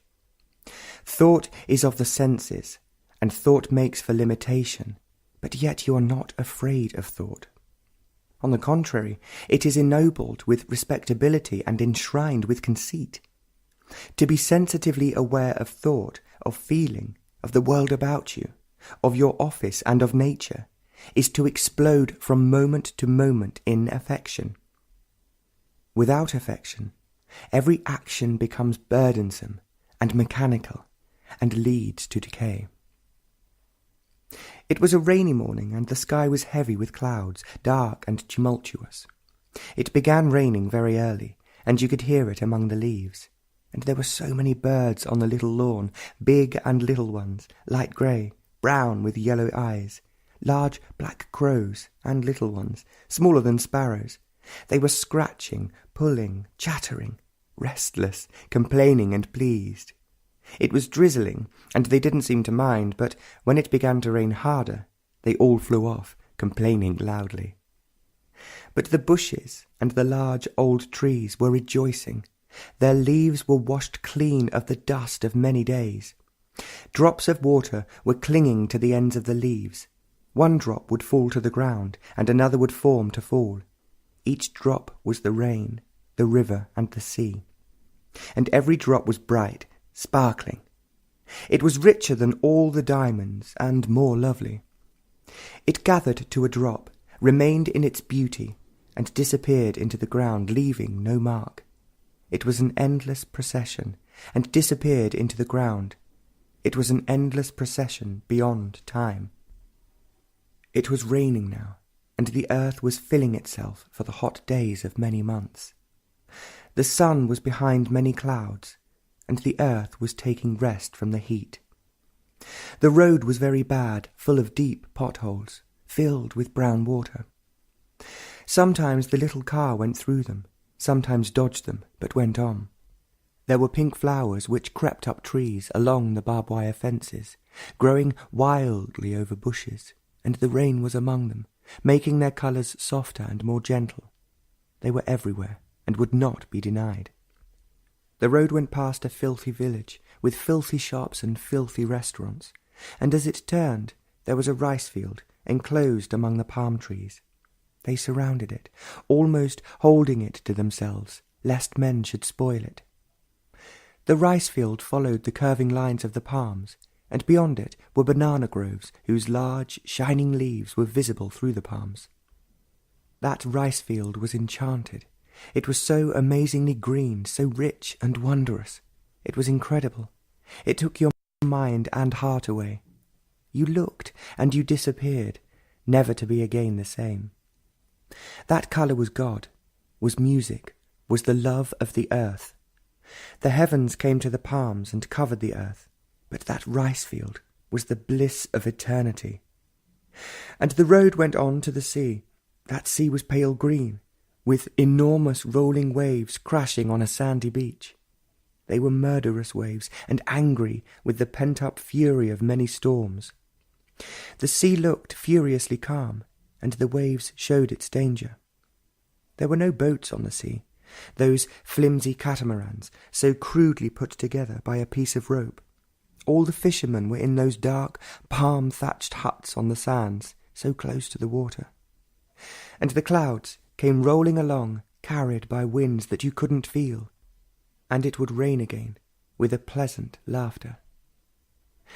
To the so-called religious, to be sensitive is to sin, an evil reserved for the worldly. To the religious, the beautiful is temptation, to be resisted. It's an evil distraction to be denied. Good works are not a substitute for love, and without love all activity leads to sorrow, noble or ignoble. The essence of affection is sensitivity, and without it all worship is an escape from reality. To the monk, to the sannyasi, the senses are the way of pain, save thought, which must be dedicated to the God of their conditioning. But thought is of the senses. It is thought that puts together time, and it is thought that makes sensitivity sinful. To go beyond thought is virtue, and that virtue is heightened sensitivity, which is love. Love, and there is no sin. Love, and do what you will, and then there is no sorrow. 30th. A country without a river is desolate. It is a small river, if it can be called a river, but it has a fairly large bridge of stone and brick. It is not too wide, and the buses and cars have to go slowly, and there are always people on foot and the inevitable bicycle. It pretends to be a river, and during the rains it looks like a deep, full river. But now, when the rains are nearly over, it looks like a large sheet of water with a large island, with many bushes in the middle of it.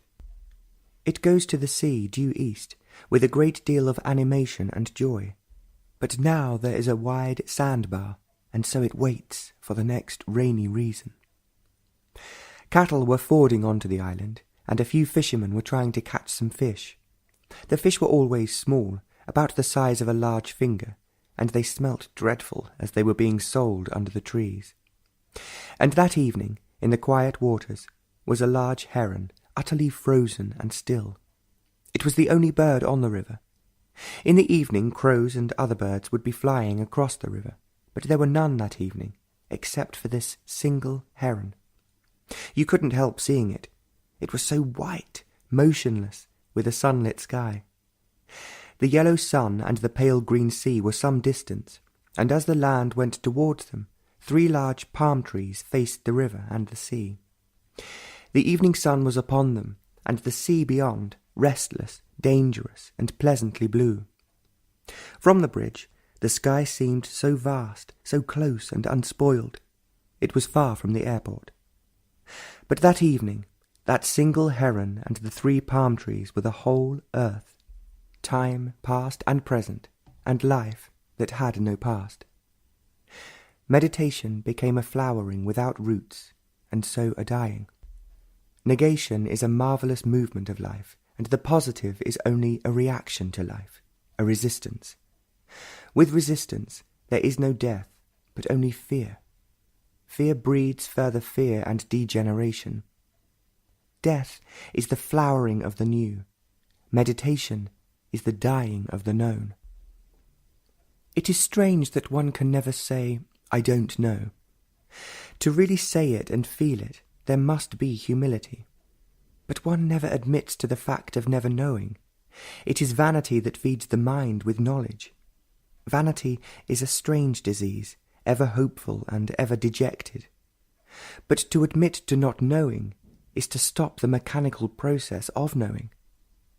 There are several ways of saying "I don't know," pretense and all its subtle and underhand methods, to impress, to gain importance, and so on. The "I don't know" which is really marking time to find out, and the "I don't know" which is not searching out to know. The former state never learns, it only gathers and so never learns, and the latter is always in a state of learning, without ever accumulating. There must be freedom to learn, and so the mind can remain young and innocent. Accumulation makes the mind decay, grow old and wither. Innocency is not the lack of experience, but to be free of experience. This freedom is to die to every experience and not let it take root in the soil of the enriching brain.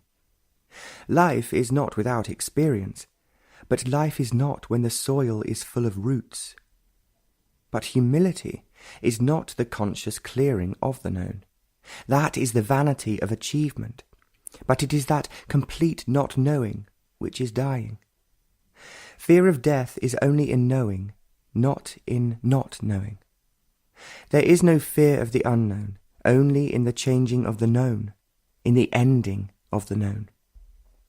But the habit of the word, the emotional content of the word, the hidden implications of the word, prevent the freedom from the word. Without this freedom, you are a slave to words, to conclusions, to ideas. If you live on words, as so many do, the inward hunger is insatiable. It is forever ploughing and never sowing. Then you live in the world of unreality, of make-believe, of sorrow that has no meaning. A belief is a word, a conclusion of thought, made up of words, and it is that corrupts, spoiling the beauty of the mind. To destroy the word is to demolish the inward structure of security, which has no reality in any way. To be insecure, which is not the violent wrenching from security, leading to various forms of illness, but that insecurity which comes from the flowering of security, is humility, and innocency whose strength the arrogant can never know. December 1st, 1961. The road was muddy, deep-rutted, full of people. It was outside the town, and slowly a suburb was being built. But now it was incredibly dirty, full of holes, dogs, goats, wandering cattle, buses, cycles, cars, and more people. Shops were selling coloured drinks in bottles, shops that had cloth to sell, food, wood for fire. A bank, a cycle repair shop, more food, goats, and more people. There was still country on either side of the road, palm trees, rice fields, and great puddles of water. The sun was among the clouds behind the palm trees, bursting with colour and vast shadows. The pools were ablaze, and every bush and tree was amazed by the vastness of the sky. The goats were nibbling at their roots, women were washing their clothes at a tap, children went on playing. Everywhere there was activity, and nobody bothered to look at the sky or at those clouds bearing colour. It was an evening that would soon disappear, never to appear again, and nobody seemed to care.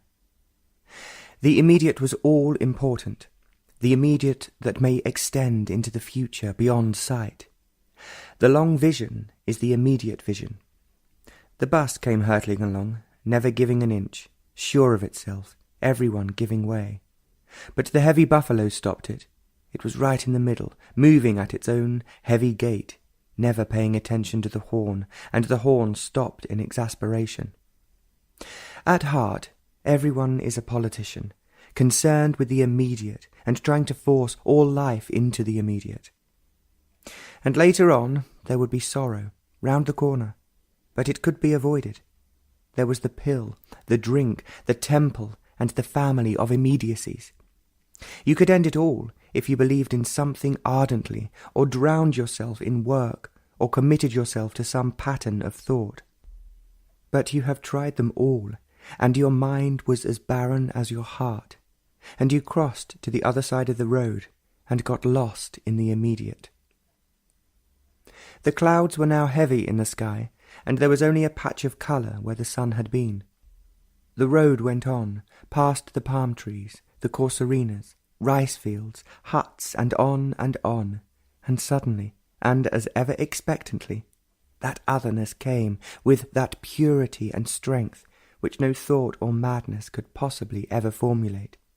And it was there, and your heart seemed to explode into the empty heavens with ecstasy. The brain was utterly still, motionless, but sensitive, watching. It could not follow into emptiness. It was of time, but time had stopped, and it could not experience. Experience is recognition, and what is recognized would be time. So it was motionless, merely quiescent, without asking, seeking. And this totality of love, or what you will, word is not the thing, entered into everything, and was lost. Everything had its space, its place, but this had none, and so it cannot be found. Do what you will not find it. It is not on the market, nor in any temple. Everything has to be destroyed, not a stone left unturned, no foundation to stand on. But even then this emptiness must be without a tear. Then perhaps the unknowable might pass by. It was there, and beauty. All deliberate pattern of change is non-change. Change has motive, purpose, direction, and so it is merely a continuity, modified of what has been. Such change is futile.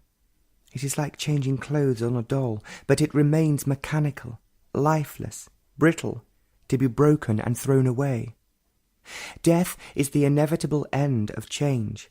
Economic, social revolution is death in the pattern of change. It is not a revolution at all. It is a continuity, modified of what has been. Mutation, total revolution, takes place only when change, the pattern of time, is seen as false, and in its total abandonment, mutation takes place. Second, the sea was rough, with thunderous waves that came in from afar. Nearby was a village built round a large deep pond, a tank it is called, and a broken-down temple. The water of the tank was pale green, and steps led down to it from all sides. The village was neglected, dirty, and there were hardly any roads. And round about this tank were houses, and on one side was the old temple in ruins, and a comparatively new one, with red-striped walls. The houses were dilapidated, but that village had a familiar, friendly feeling about it. Beside the way that led to the sea, a whole group of women were haggling over some fish at the top of their voices. Everyone seemed so excited about everything. It was their evening entertainment, for they were laughing too. And there were the sweepings of the road in a heap in the corner, and the mangy village dogs were poking their noses into it, and a shop close by to it was selling drinks, things to eat, and a poor woman with a baby and torn rags was begging at the door of the shop. The cruel sea was close by, thundering away, and the luscious green rice fields were beyond the village, peaceful, full of promise in the evening light. Clouds were coming across the sea unhurriedly, with the sun upon them, and everywhere there was activity, and no one looked up at the sky.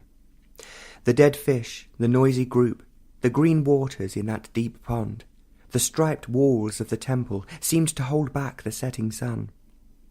If you walked on that road across the canal, beside the rice field and corsarina groves, every passer-by you know, they are friendly, they stop and talk to you, saying that you should come to live among them, that they would look after you. And the sky is darkening, and the green of the rice fields is gone, and the stars are very bright. While walking on that road in the dark, with the light of the city in the clouds. That inviolable strength comes with such abundance and with such clarity that it took literally your breath away. All life was that strength. It wasn't the strength of carefully built-up will, nor the strength of many defences and resistances. It was not the strength of courage, nor the strength of jealousy and death. It had no quality, no description could contain it, and yet it was there as those dark, distant hills, and those trees beside the road. It was too immense for thought to bring it about or speculate upon. It was the strength that had no cause, and so nothing could be added to or taken away from it. It cannot be known, it has no shape, form, and cannot be approached. Knowing is recognition, but it is always new, something that cannot be measured in time. It had been there all day, uncertainly, without insistence, like a whisper, but now it was there with an urgency and with such abundance that there was nothing but that. Words have been spoiled and made common.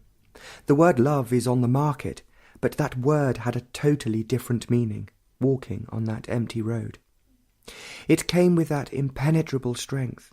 The two were inseparable, like the colour of a petal. The brain, the heart, and the mind were totally consumed by it, and there was nothing left but that. But yet the buses rattled by, the villagers were talking loudly, and the Pleiades were just over the horizon. It continued, walking alone or walking with others, and it went on during the night until the morning came among the palm trees. But it is there like a whisper, among the leaves. What an extraordinary thing meditation is! If there is any kind of compulsion, effort to make thought conform, imitate, then it becomes a wearisome burden. The silence which is desired ceases to be illuminating. If it is the pursuit of visions and experiences, then it leads to illusions and self-hypnosis. Only in the flowering of thought, and so ending thought, does meditation have significance.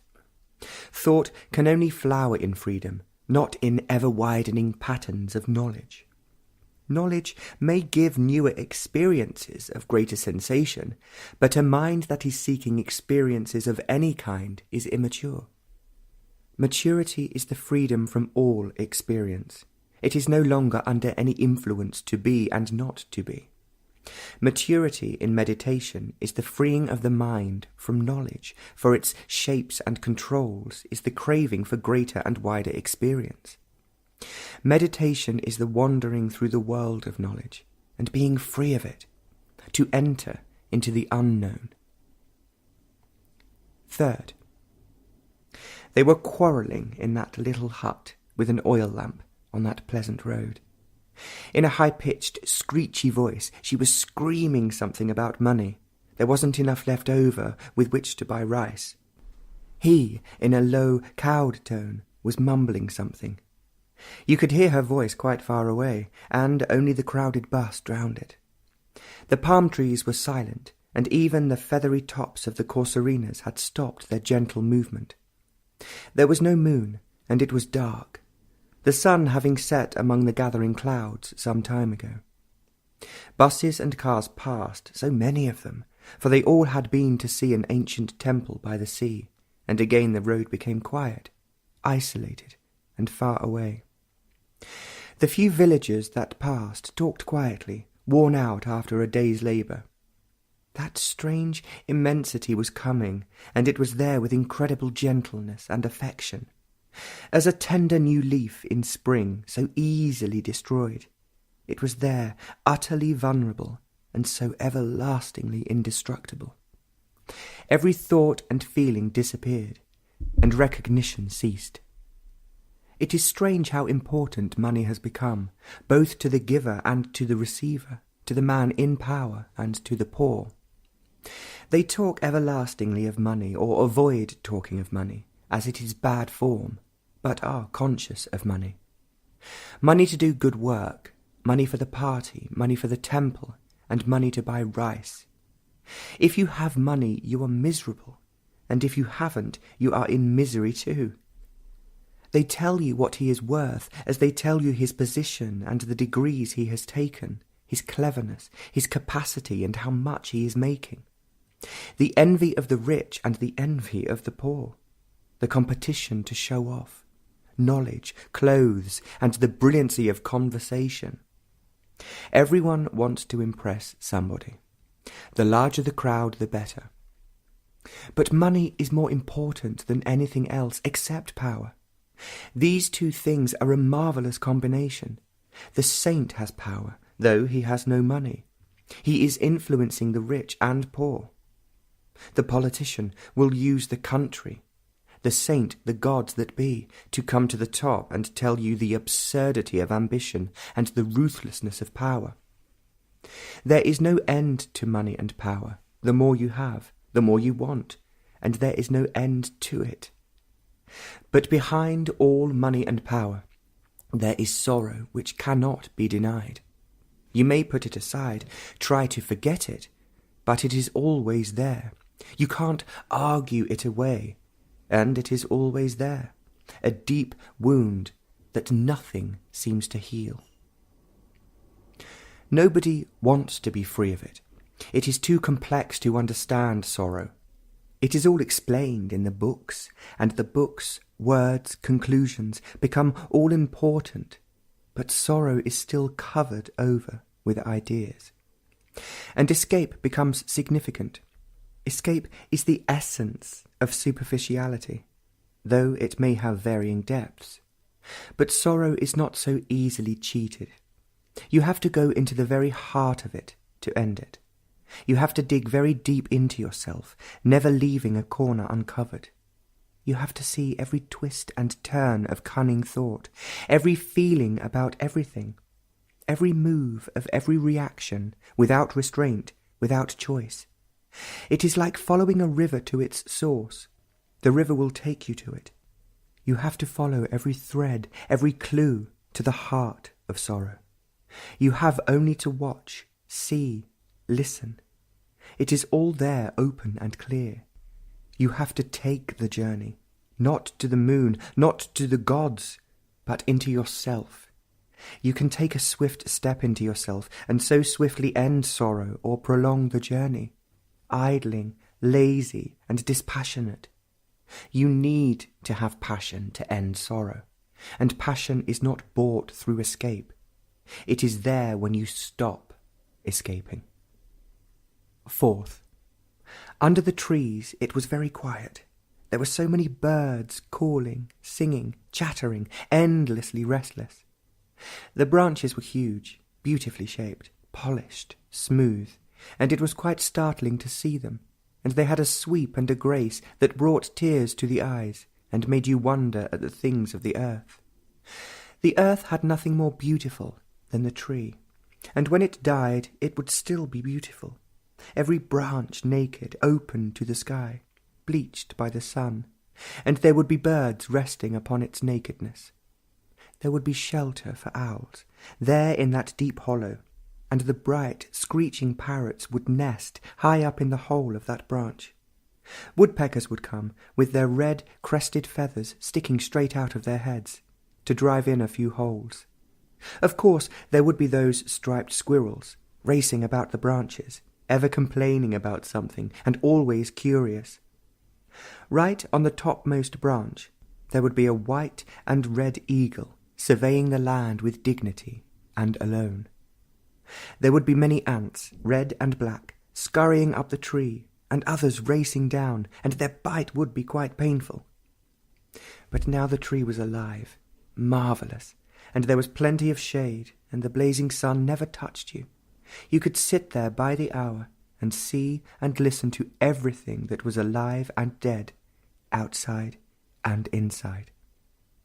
You cannot see and listen to the outside without wandering on to the inside. Really, the outside is the inside, and the inside is the outside, and it is difficult, almost impossible, to separate them. You look at this magnificent tree, and you wonder who is watching whom, and presently there is no watcher at all. Everything is so intensely alive, and there is only life, and the watcher is as dead as that leaf. There is no dividing line between the tree, the birds, and that man sitting in the shade, and the earth that is so abundant. Virtue is there without thought, and so there is order. Order is not permanent. It is there only from moment to moment, and that immensity comes with the setting sun so casually, so freely welcoming. The birds have become silent, for it is getting dark, and everything is slowly becoming quiet, ready for the night.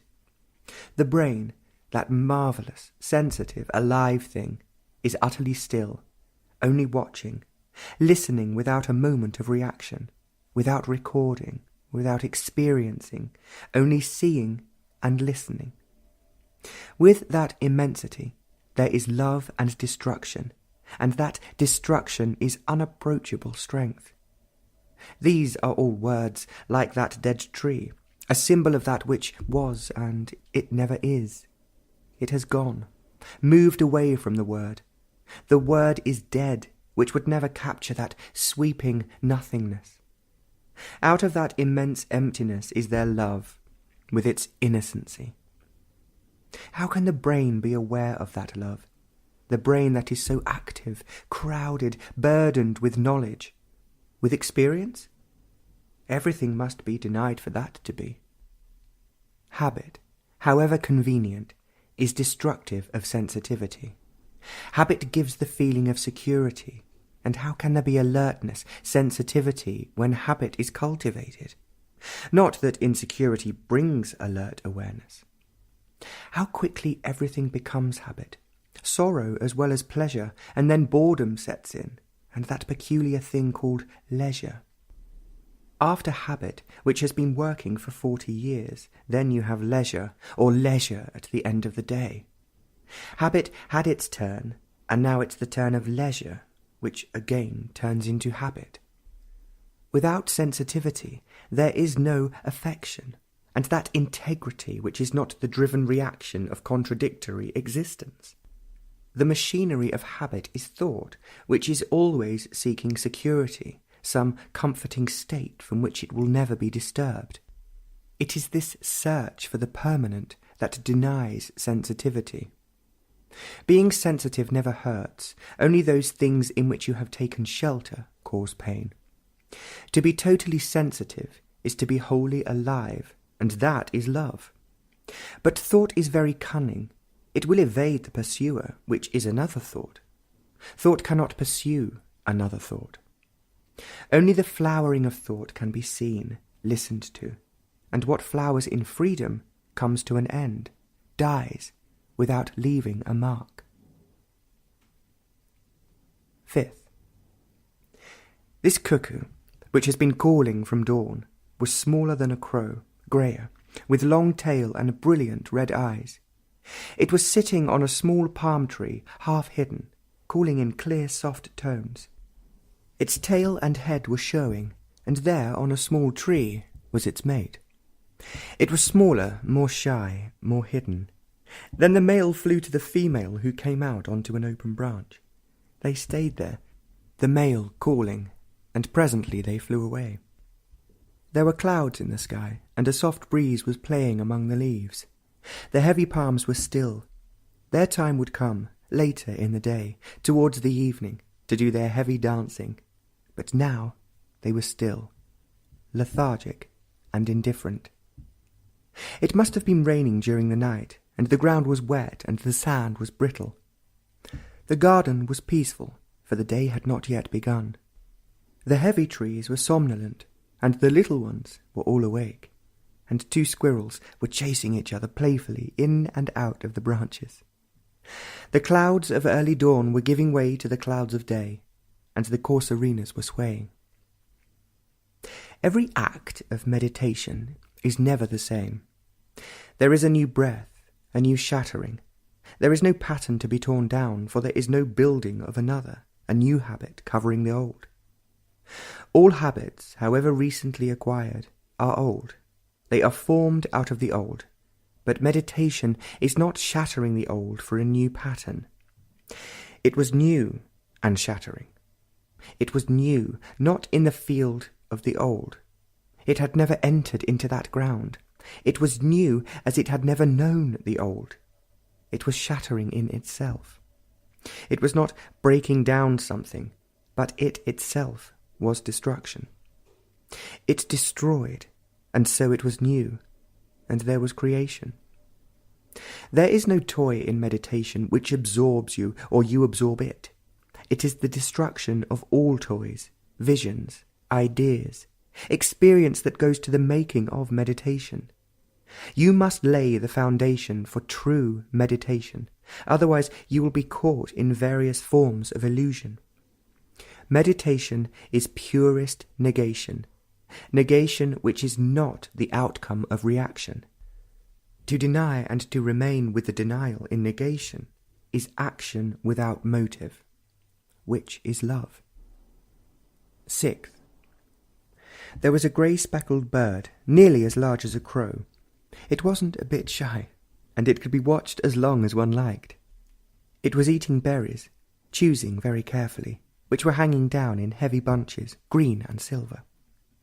Presently, 2 other birds, nearly as large as the speckled one, came to hang on the other bunches. They were the cuckoos of yesterday. There was no soft-throated calls this time. They were all eating busily. They generally are shy birds, these cuckoos, but they didn't seem to mind someone standing so close, watching them, only a few feet away. Then the striped squirrel came to join them, but all the 3 flew off, and the squirrel set to, and was eating away ravenously, when a crow came cawing, and this was too much for it, and it raced away. The crow didn't eat any of the berries, but probably didn't like others enjoying themselves. It was a cool morning, and the sun was coming up slowly behind the thick trees. There were long shadows, and the soft dew was still on the grass, and in the little pond there were 2 blue lilies with hearts of gold. It was light golden in colour, and the blue was the blue of spring skies, and the pads were round, very green, and a small frog was sitting on one of them, motionless, eyes staring. The 2 lilies were the delight of the whole garden.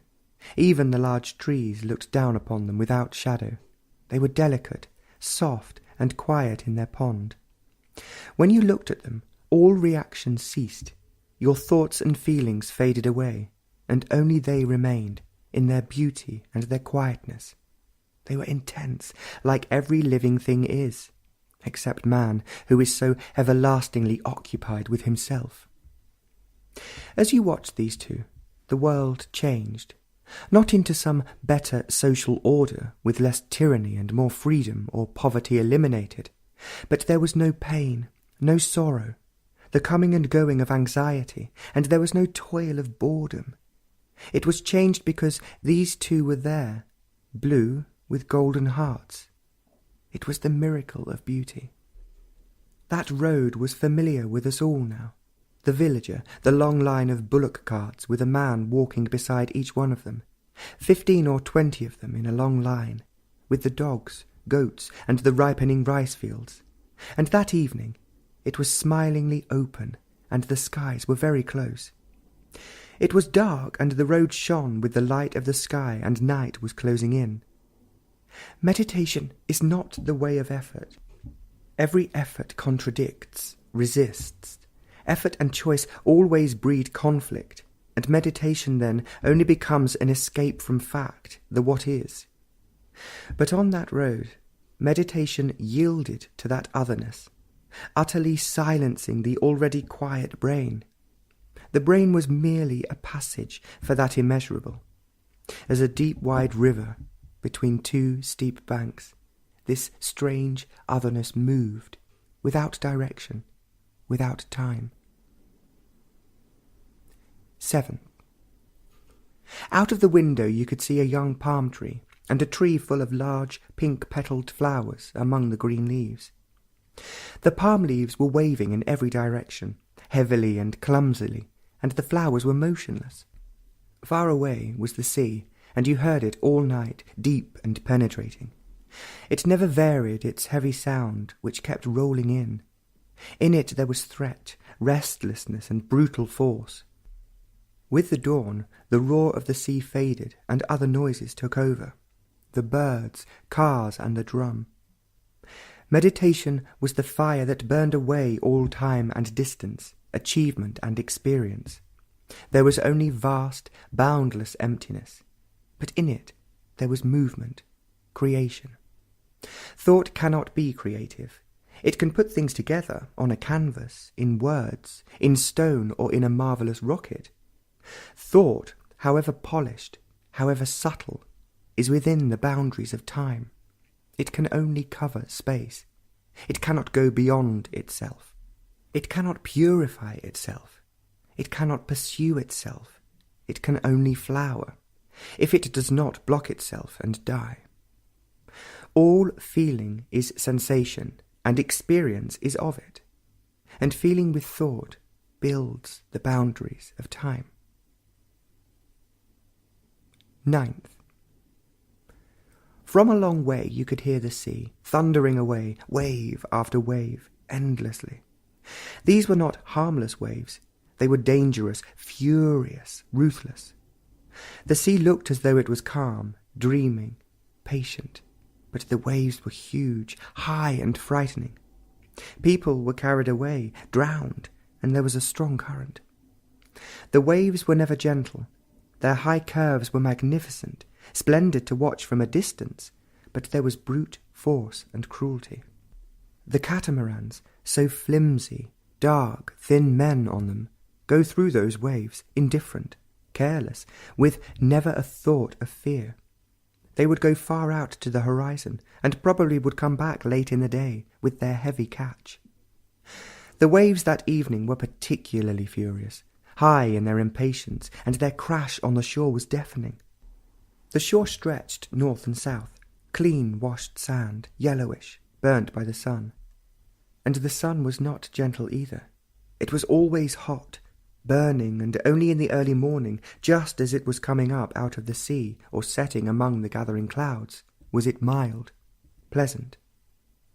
The furious sea and the burning sun were torturing the land, and the people were poor, thin, ever hungry. Misery was there, ever present, and death was so easy, easier than birth, breeding indifference and decay. The well-to-do were indifferent too, dull, except in making money or seeking power or in building a bridge.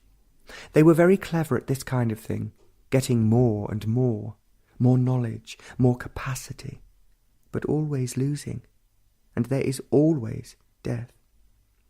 It is so final, it cannot be deceived. No argument, however subtle and cunning, can ward it off. It is always there.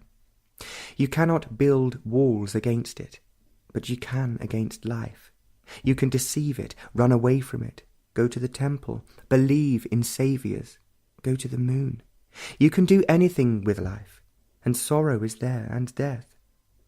You can hide from sorrow, but not from death.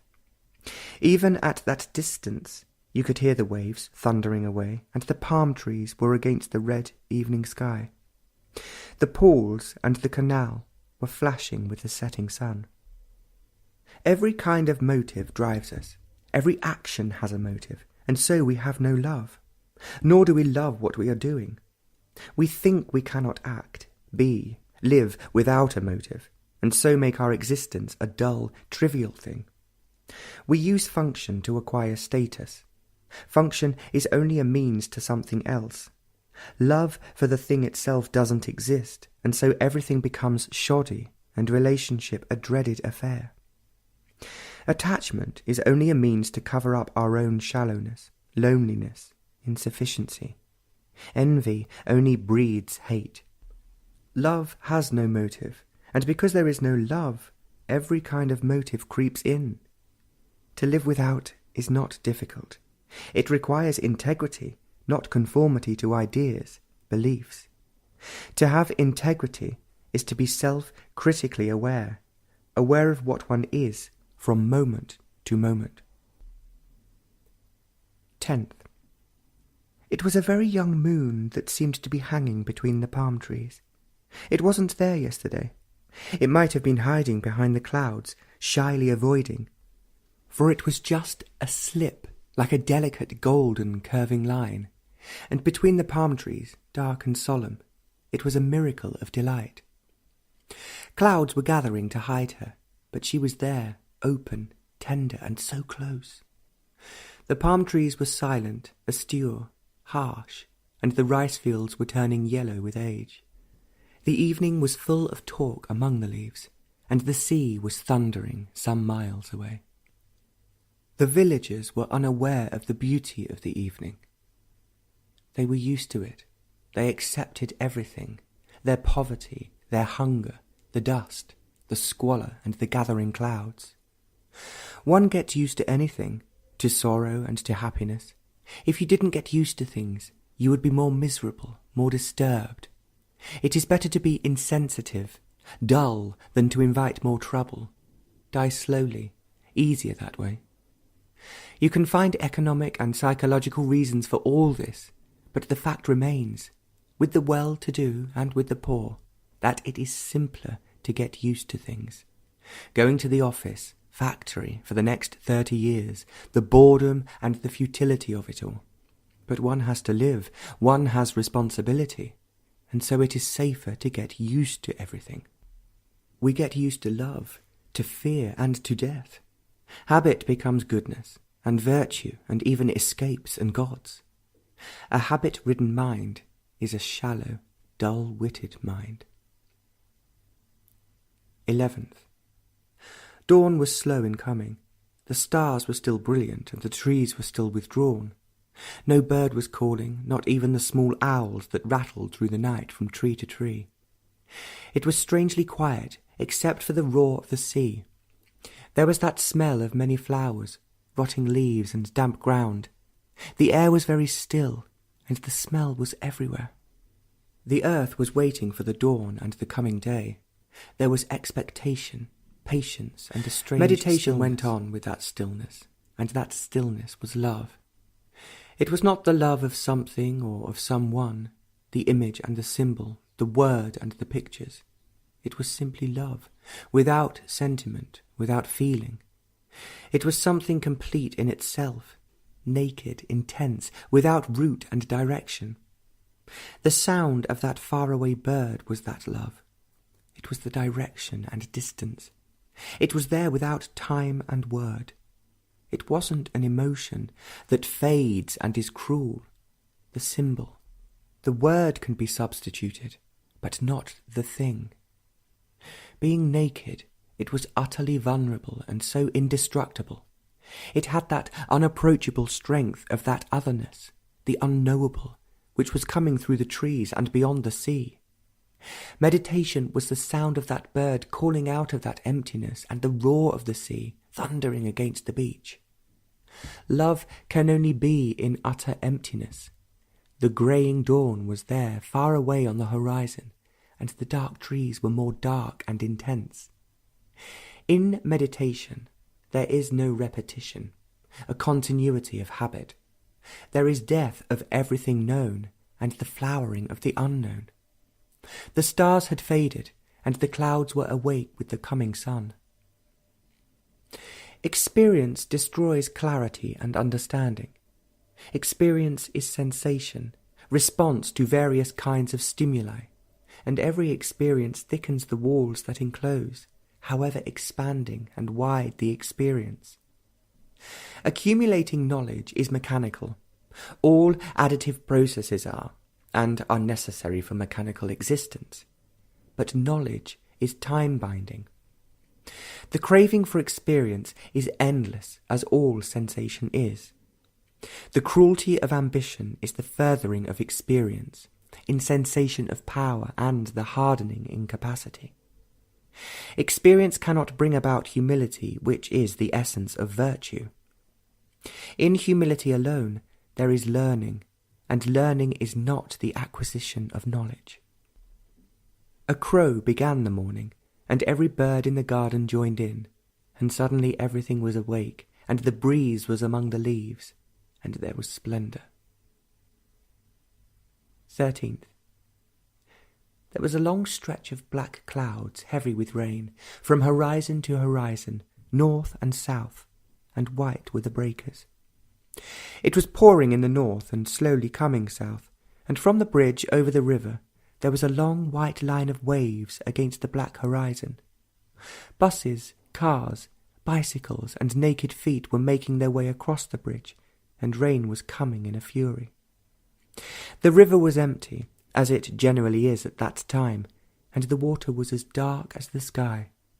There wasn't even that lovely heron, and it was deserted. Across the bridge was part of the big town, crowded, noisy, dirty, pretentious, prosperous, and a little further to the left were the mud huts, dilapidated buildings, small uncleaned shops, a small factory, and a crowded road, a cow lying right in the middle of it, the buses and cars going around it. There were streaks of bright red towards the west, but they too were being covered up by the coming rain. Past the police station, over a narrow bridge, is the road among the rice fields, going south, away from the noisy, filthy town. Then it began to rain, heavy, sharp downpour that made puddles in a second in the road, and there was running water when there was dry land. It was a furious rain, an exploding rain that washed, cleansed, purified the earth. The villagers were soaked to the skin, but they didn't seem to mind. They went on with their laughter and chatter, their naked feet in the puddles. The little hut with the oil lamp was leaking. The buses roared by, splattering everybody, and the cycles, with their feeble lamps, passed with a tinkle into the heavy rain. Everything was being washed clean, the past and the present. There was no time, no future. Every step was timeless, and thought, a thing of time, stopped. It could not go further or go back. It had no existence. And every drop of that furious rain was the river, the sea, and the unmelting snow. There was total, complete emptiness, and in it were creation, love and death, not separate. You had to watch your step. The buses passed almost touching you. 15th. It was a beautiful evening. A few clouds had gathered around the setting sun. There were a few wandering clouds, heavy with burning colour, and the young moon was caught among them. The roar of the sea came through the casuarina and the palm, softening the fury. The tall, straight palms were black against the bright, burning rose of the sky, and a whole group of white water birds were going north, group after group, their thin legs stretched out behind them, their wings moving slowly. And a long line of creaking bullock carts were making their way to the town, laden with the firewood, the felled casuarinas. The road was crowded for a while, and became almost deserted as you went further on and as it got darker. Just as the sun sets, quietly there comes over the land a strange sense of peace, a gentleness, a cleansing. It is not a reaction. It is there in the town with all its noises, squalor, bustle, and milling people. It is there in that little patch of neglected earth. It is there where that tree is with a coloured kite caught in it. It is there in that empty street, across the temple. It is everywhere, only one has to be empty of the day. And that evening, along that road, it was there, softly wooing you away from everything and everybody. And as it got darker, it became more intense and beautiful. The stars were among the palms, and Orion was between them coming out of the sea, and Pleiades was beyond their reach. Already 3/4 of the journey done. The villagers were getting to know us, wanted to talk to us, sell us some land, so that we could be among them. And as the evening advanced, that otherness descended with exploding bliss, and the brain was as motionless as those trees, without a single leaf stirring. Everything became more intense, every colour, every shape, and in that pale moonlight all the wayside puddles were the waters of life. Everything must go, be wiped away, not to receive it, but the brain must be utterly still, sensitive, to watch, to see. Like a flood that covers the dry, parched land, it came full of delight and clarity, and it stayed. 17th. It was long before dawn when the sharp cry of a bird woke up the night for an instant, and the light of that cry faded away. And the trees remained dark, motionless, melting into the air. It was a soft, quiet night, endlessly alive. It was awake. There was movement. There was a deep stirring with utter silence. Even the village next door, with its many dogs always barking, was quiet. It was a strange stillness, terribly potent, destructively alive. It was so alive and still that you were afraid to move. So your body froze into immobility, and the brain, which had awakened with that sharp cry of the bird, had become still, with heightened sensitivity. It was a brilliant night with the stars in a cloudless sky. They seemed so close, and the Southern Cross was just over the trees, sparkling in the warm air. Everything was quiet. Meditation is never in time. Time cannot bring about mutation. It can bring about change which needs to be changed again, like all reforms. Meditation that springs out of time is always binding. There is no freedom in it, and without freedom there is always choice and conflict. Rajghat, Benares. 18th. High up in the mountains, among the barren rocks, with not a tree or bush, was a little stream coming out of a massive, unapproachable rock. It was hardly a stream, it was a trickle. As it came down, it made a waterfall, just a murmur, and it came down to the valley, and it was already shouting of its strength, the long way it would go, through towns, valleys, woods, and open spaces. It was going to be an irresistible river, sweeping over its banks, purifying itself as it went along, crashing over rocks, flowing into far places, endlessly flowing to the sea. It wasn't getting to the sea that mattered, but being a river, so wide, so deep, rich and splendid. It would enter the sea and disappear into the vast, bottomless waters. But the sea was far away, many 1,000 miles. But from now till then, it was life, beauty, and ceaseless merriment. None could stop that, not even the factories and dams. It was really a marvellous river, wide, deep, with so many cities on its banks, so carelessly free and never abandoning itself. All life was there upon its banks, green fields, forests, solitary houses, death, love, and destruction. There were long, wide bridges over it, graceful and well used. Other streams and rivers joined it, but she was the mother of all rivers, the little ones and the big ones. She was always full, ever purifying herself, and of an evening it was a blessing to watch her, with deepening colour in the clouds, and her waters golden. But the little trickle so far away, amongst those gigantic rocks, which seemed so concentrated in producing it, was the beginning of life, and its ending was beyond its banks and the seas. Meditation was like that river, only it had no beginning and no ending. It began, and its ending was its beginning. There was no cause, and its movement was its renewal. It was always new. It never gathered to become old. It never got sullied, for it had no roots in time. It is good to meditate, not forcing it, not making any effort, beginning with a trickle and going beyond time and space, where thought and feeling cannot enter, where experience is not. 19th. It was a beautiful morning, fairly cool, and dawn was far away still. The few trees and the bushes around the house seemed to have become a forest during the night, and were hiding many serpents and wild animals, and the moonlight, with 1,000 shadows, deepened the impression. They were large trees, far above the house, and they were all silent and waiting for dawn. And suddenly, through the trees and from beyond, came a song, a religious song of devotion.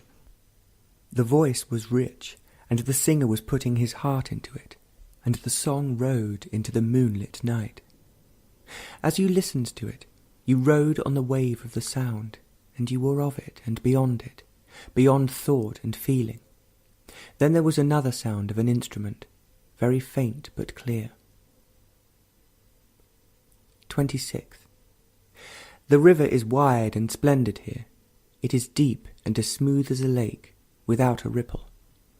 There are a few boats, mostly fishermen's, and a large boat with a torn sail carrying sand to the town beyond the bridge.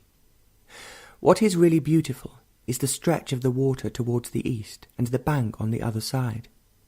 The river looks like an enormous lake, full of untold beauty and space to match the sky. It is a flat country, and the sky fills the earth, and the horizon is beyond the trees, far, far away. The trees are on the other bank, beyond the recently sown wheat. There are the green spreading fields, and beyond them are the trees, with villages among them.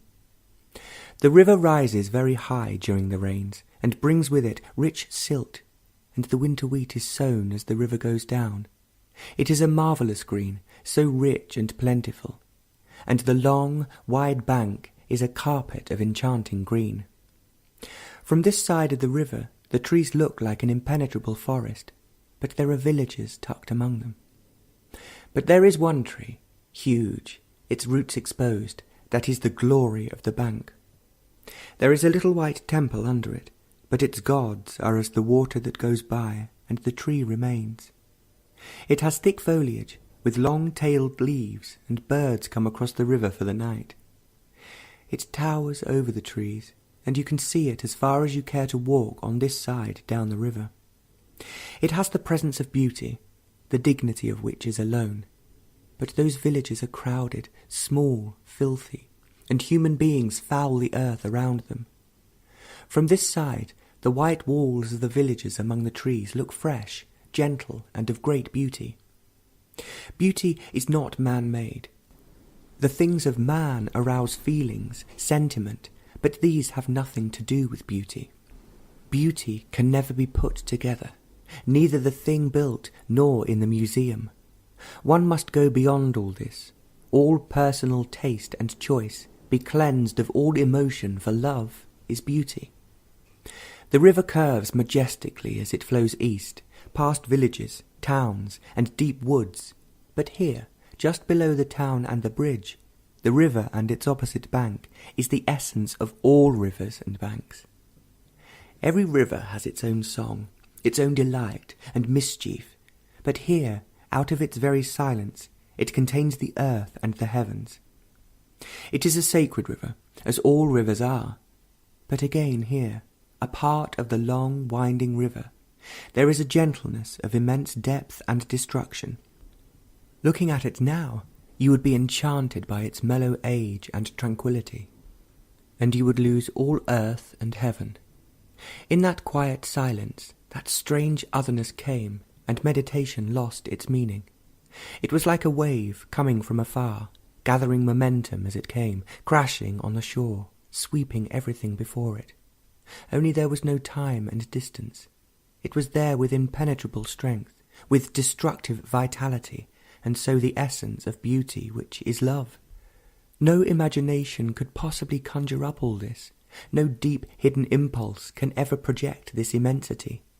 Every thought and every feeling, every desire and compulsion was totally absent. It was not an experience.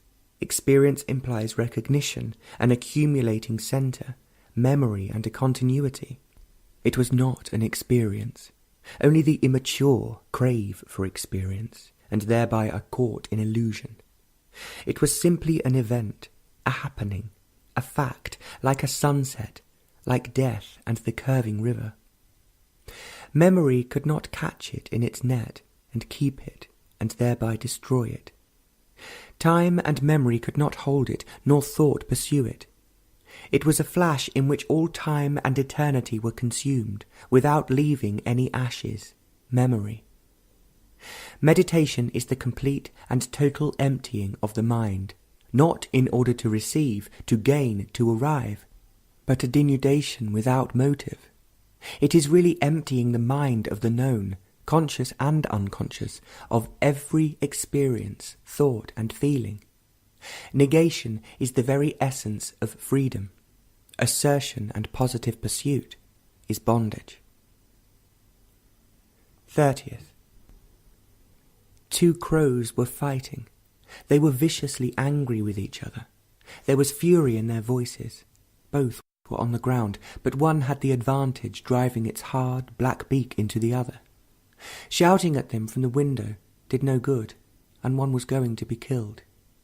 A passing crow dived in suddenly, breaking its flight, cawing more loudly than the two on the ground. It landed beside them, beating its black, shiny wings against them. In a second, 6 more crows came, all cawing away furiously, and several of them, with their wings and beaks, separated the two who were intent on killing each other. They might kill other birds, other things, but there was going to be no murder amongst their own kind, and that would be the end of them all.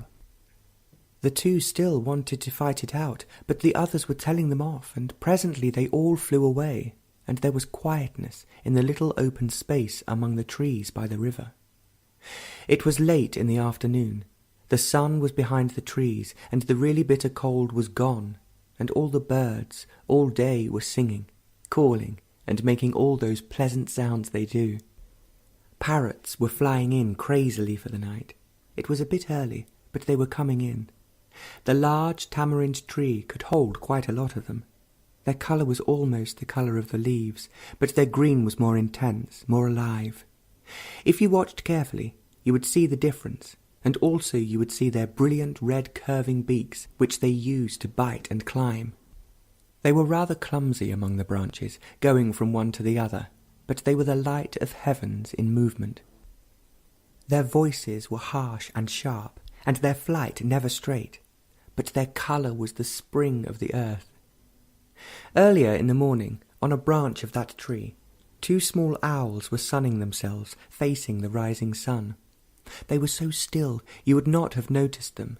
They were the colour of the branch, mottled grey, unless by chance you saw them coming out of their hole in the tamarind tree. It had been bitterly cold, most unusual, and 2 golden green flycatchers dropped dead that morning from the cold. One was the male, and the other female. They must have been mates. They died on the same instant, and they were still soft to the touch. They were really gold and green, with long, curving bills.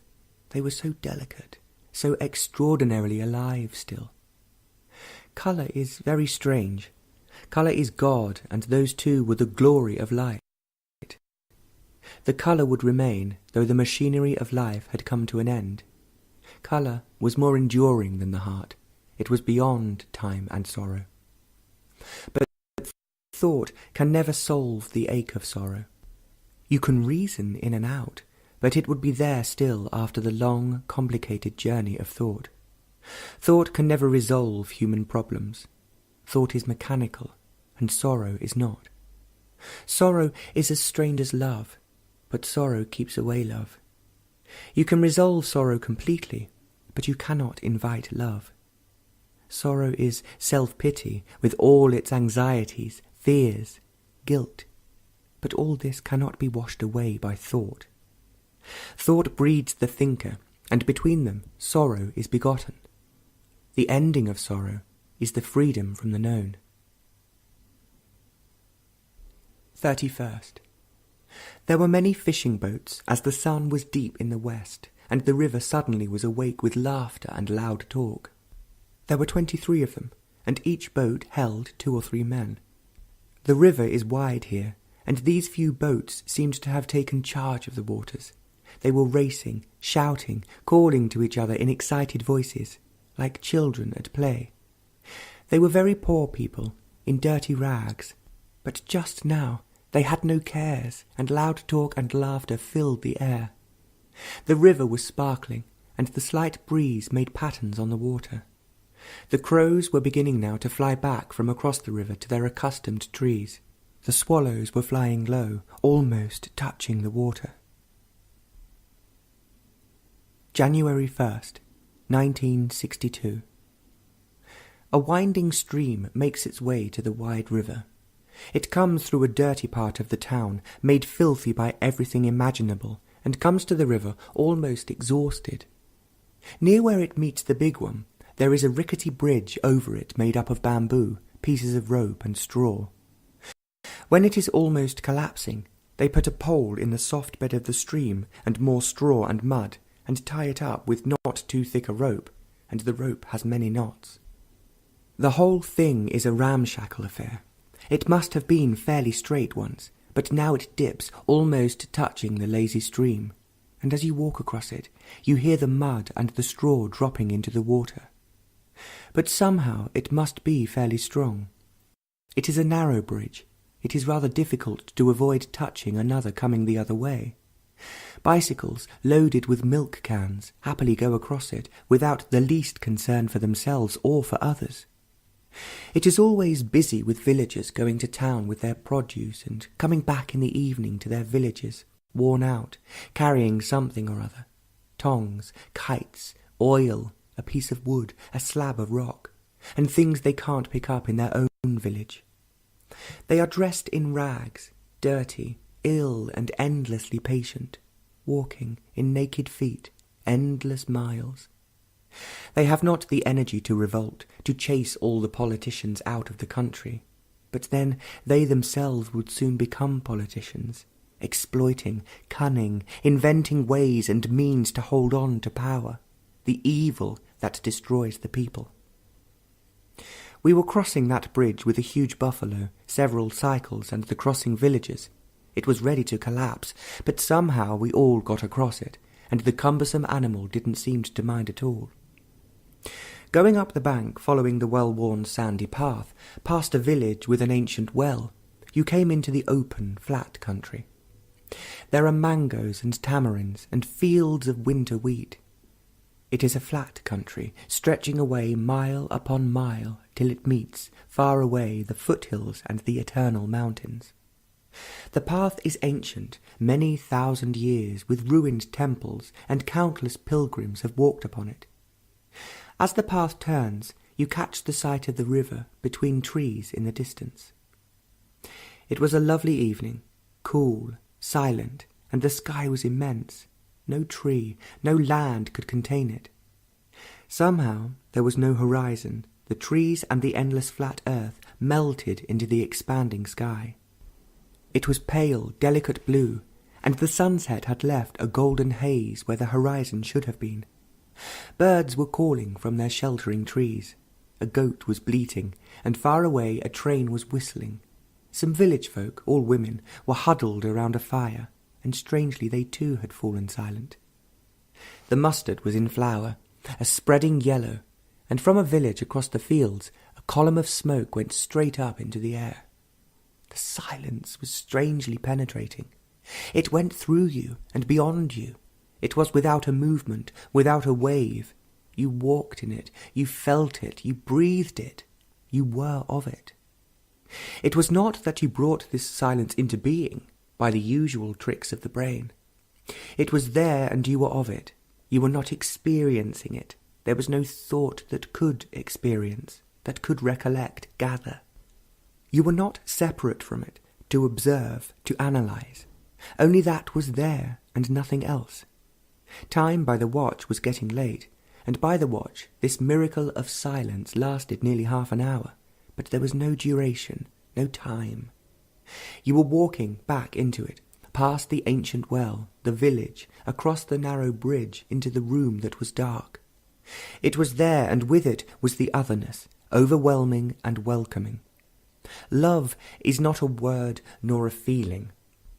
It was there, with its impenetrable strength and the tenderness of a new leaf, so easily destroyed. Pleiades was just overhead, and Orion was over the treetops, and the brightest star was in the waters. 2nd. The village boys were flying kites on the bank along the river. They were yelling at the top of their voices, laughing, chasing each other, and wading into the river to get the fallen kites. Their excitement was contagious, for the old people, higher up the bank, were watching them, shouting to them, encouraging them. It seemed to be the evening entertainment of the whole village. Even the starved, mangy dogs were barking. Everyone was taking part in the excitement. They were all half-starved. There wasn't a fat one among them, even among the old. The older they were, the thinner they were. Even the children were all so thin, but they seemed to have plenty of energy. All of them had torn, dirty rags on, patched with different cloths of many colours, and they were all cheerful, even the old and ailing ones. They seemed to be unaware of their own misery, of their physical weakness, for many of them carried heavy bundles. They had amazing patience, and they had to have it, for death was there, very close, and so also the agony of life. Everything was there at the same time: death, birth, sex, poverty, starvation, excitement, tears. They had a place under some trees higher up the bank, not far from a ruined old temple, to bury their dead. There were plenty of little babies who would know hunger, the smell of unwashed bodies, and the smell of death. But the river was there all the time, sometimes threatening the village, but now quiet, placid, with swallows flying low, almost touching the water, which was the colour of gentle fire. The river was everything. They occasionally bathed in it, they washed their clothes in it and their thin bodies, and they worshipped it, and put flowers, when they could get them, in it to show their respect. They fished in it and died beside it. The river was so indifferent to their joy and sorrow. It was so deep, there was such weight and power behind it. It was terribly alive and so dangerous.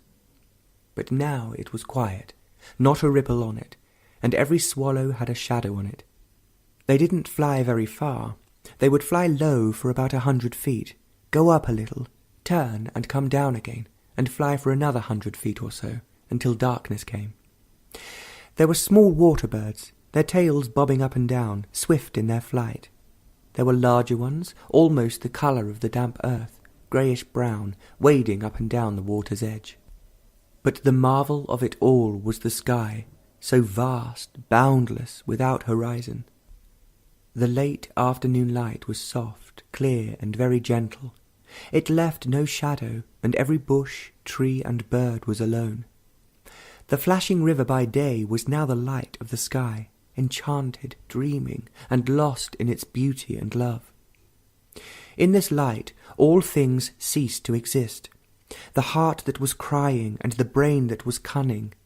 Pleasure and pain went away, leaving only light, transparent, gentle, and caressing. It was light. Thought and feeling had no part in it. They could never give light. They were not there. Only this light when the sun is well behind the walls of the city, and not a cloud in the sky. You cannot see this light unless you know the timeless movement of meditation. The ending of thought is this movement. But love is not the way of thought or feeling. It was very quiet. Not a leaf was stirring, and it was dark.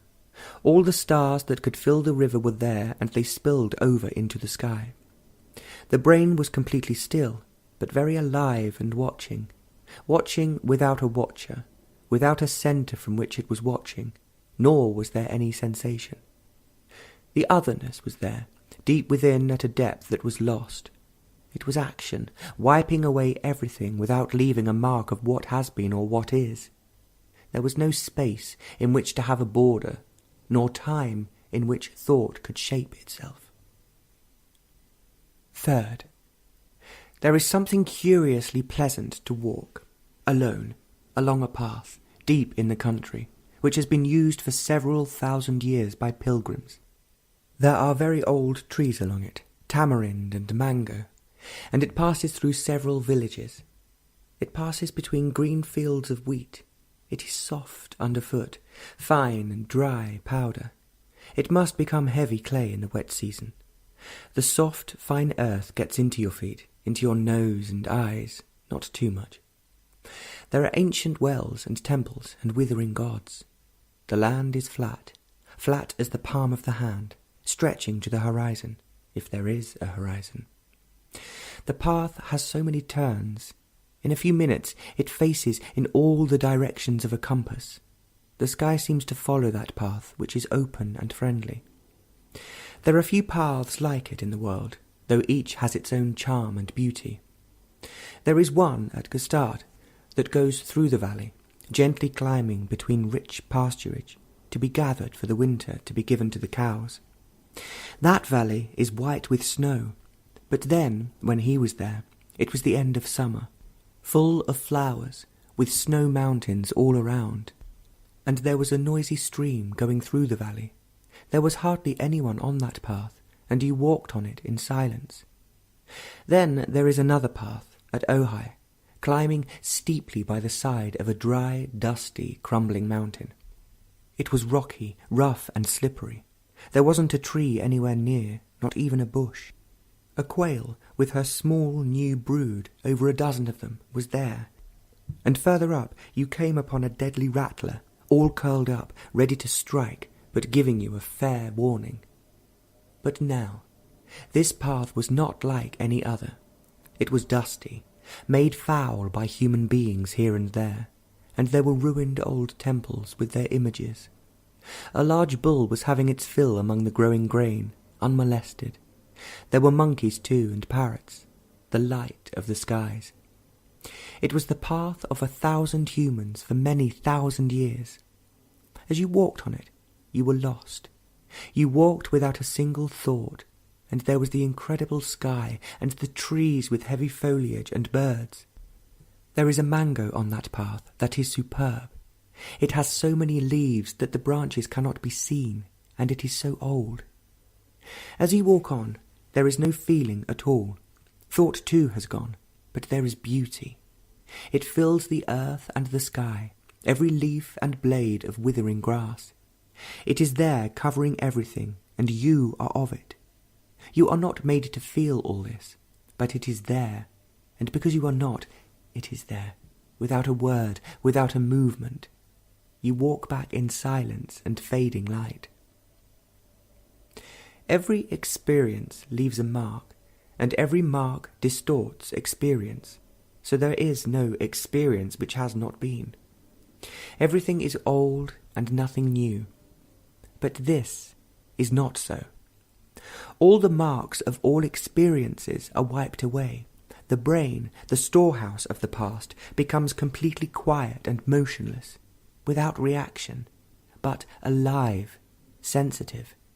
Then it loses the past and is made new again.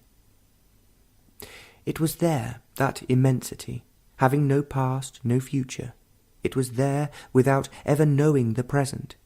It filled the room, expanding beyond all measure. Fifth, the sun comes out of the trees and sets over the town, and between the trees and the town is all life, is all time. The river passes between them, deep, alive and tranquil. Many small boats go up and down it, some with large square sails which carry wood, sand, cut stone, and sometimes men and women going back to their villages. But mostly they are small fishing boats with lean, dark men. They appear to be very happy, voluble people, calling and shouting to each other, though they are all clad in rags, with not much to eat, inevitably with many children. They cannot read and write, they have no outside entertainment, no cinemas and so on. But they amuse themselves, singing in chorus, devotional songs, or telling religious stories. They are all very poor, and life is very hard. Disease and death are always there, like the earth and the river. And that evening there were more swallows than ever, flying low, almost touching the water, and the water was the colour of dying fire. Everything was so alive, so intense. 4 or 5 fat puppies were playing around their thin, hungry mother. Crows, many groups of them, were flying back to the other bank. Parrots were flying back to their trees in their flashing, screeching manner. A train was crossing the bridge, and the noise of it came far down the river, and a woman was washing herself in the cold river. Everything was struggling to live, a battle for its very life, and there is always death, to struggle every moment of life, and then to die. But between the rising of the sun and its setting behind the walls of the city, time consumed all life. Time, past and present, ate man's heart away. He existed in time, and so new sorrow. But the village men, walking behind along the narrow path beside the river, strung out one by one, somehow were part of the man walking in front. There were 8 of them, and the old man directly behind was coughing and spitting all the time, and the others were more or less walking silently. The man that was in front was aware of them, their silence, their coughs, their weariness after a long day. They were not agitated, but quiet, and if anything, cheerful. He was aware of them as he was aware of the glowing river, of the gentle fire of the sky, and the birds coming back to their home. There was no centre from which he was seeing, feeling, observing. All these imply the word, thought. There was no thought, but only these things. They were all walking fast, and time had ceased to be. Those villagers were going back home to their hovels, and the man was going with them. They were part of him, not that he was aware of them as being a part. They were flowing with the river, flying with the birds, and were as open and wide as the sky. It was a fact, and not imagination. Imagination is a shoddy thing, and fact is a burning reality. All those 9 were walking endlessly, going nowhere and coming from nowhere. It was an endless procession of life. Time and all identity had ceased strangely. When the man in front turned to walk back, all the villagers, except the old man who was so close just behind him, saluted as though they were age-long friends. It was getting dark. The swallows had gone. There were lights on the long bridge, and the trees were withdrawing into themselves. Far away, a temple bell was ringing. 7th. There is a little canal, about a foot wide, that goes between the green fields of wheat. There is a path along it, and you can walk along it for quite a while, without meeting a soul. That evening, it was particularly quiet.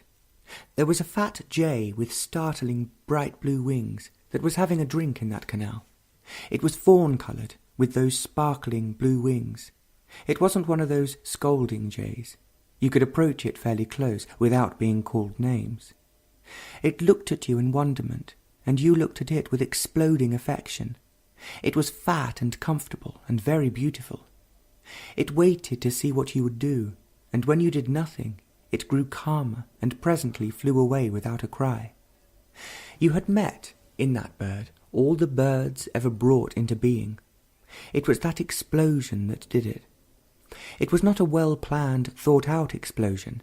It just happened with an intensity and fury whose very shock stopped all time. But you went along that narrow path, past a tree which had become the symbol of a temple.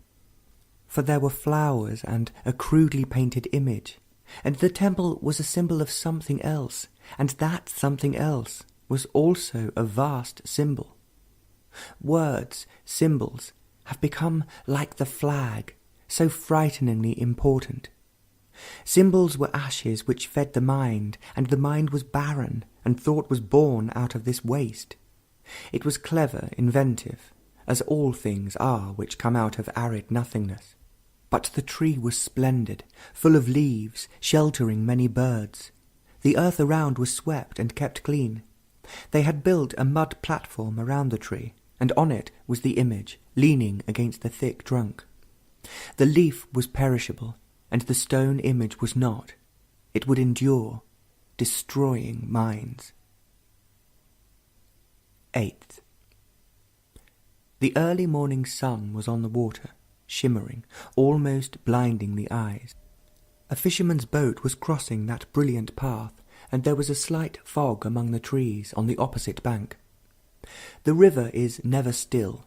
There is always a movement, a dance of countless steps, and this morning it was very alive, making the trees, the bushes, heavy and dull, except the birds which were calling, singing, and the parrots as they screeched by. These parrots lived in the tamarind tree beside the house, and they would be coming and going all day, restless in their flight. Their light green bodies shone in the sun, and their red curving beaks were brighter as they flashed by. Their flight was fast and sharp, and you could see them among the green leaves if you looked carefully. And once there, they became clumsy and not so noisy as on their flight. It was early, but all the birds had been out long before the sun was on the water.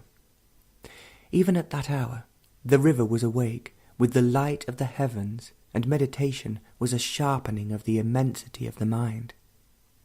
The mind is never asleep, never completely unaware. Patches of it were here and there, sharpened by conflict and pain, made dull by habit and passing satisfaction, and every pleasure left a mark of longing. But all these darkened passages left no space for the totality of the mind. These became enormously important and always breeding more immediate significance, and the immensity is put aside for the little, the immediate. The immediate is the time of thought, and thought can never resolve any issue except the mechanical. But meditation is not the way of the machine. It can never be put together to get somewhere. It is not the boat to cross to the other side. There is no shore, no arriving, and, like love, it has no motive. It is endless movement whose action is in time but not of time. All action of the immediate of time is the ground of sorrow. Nothing can grow on it except conflict and pain. But meditation is the awareness of this ground, and choicelessly never letting a seed take root, however pleasant and however painful. Meditation is the passing away of experience, and then only is there clarity whose freedom is in seeing. Meditation is a strange delight, not to be bought on the market. No guru or disciple can ever be of it. All following and leading have to cease as easily and naturally as a leaf drops to the ground. The immeasurable was there, filling the little space and all space. It came as gently as the breeze comes over the water, but thought could not hold it, and the past, time, was not capable of measuring it. 9th. Across the river, smoke was going up in a straight column. It was a simple movement, bursting into the sky. There wasn't a breath of air, there wasn't a ripple on the river, and every leaf was still. The parrots were the only noisy movement as they flashed by. Even the little fisherman's boat did not disturb the water. Everything seemed to have frozen in stillness, except the smoke. Even though it was going straight up in the sky, there was a certain gaiety in it, and freedom of total action. And beyond the village and the smoke was the glowing sky of the evening. It had been a cool day, and the sky had been open, and there was the light of 1,000 winters. It was short, penetrating, and expansive. It went with you everywhere. It wouldn't leave you. Like perfume, it was in the most unexpected places. It seemed to have entered into the most secret corners of one's being. It was a light that left no shadow, and every shadow lost its depth because of it. All substance lost its density. It was as though you looked through everything, through the trees on the other side of the wall, through your own self. Your self was as opaque as the sky and as open. It was intense, and to be with it was to be passionate, not the passion of feeling or desire, but a passion that would never wither or die. It was a strange light. It exposed everything and made vulnerable, and what had no protection was love. You couldn't be what you were burnt out, without leaving any ashes, and unexpectedly there was not a thing but that light. 12th.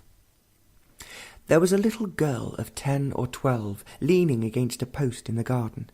She was dirty. Her hair had not been washed for many weeks. It was dusty and uncombed.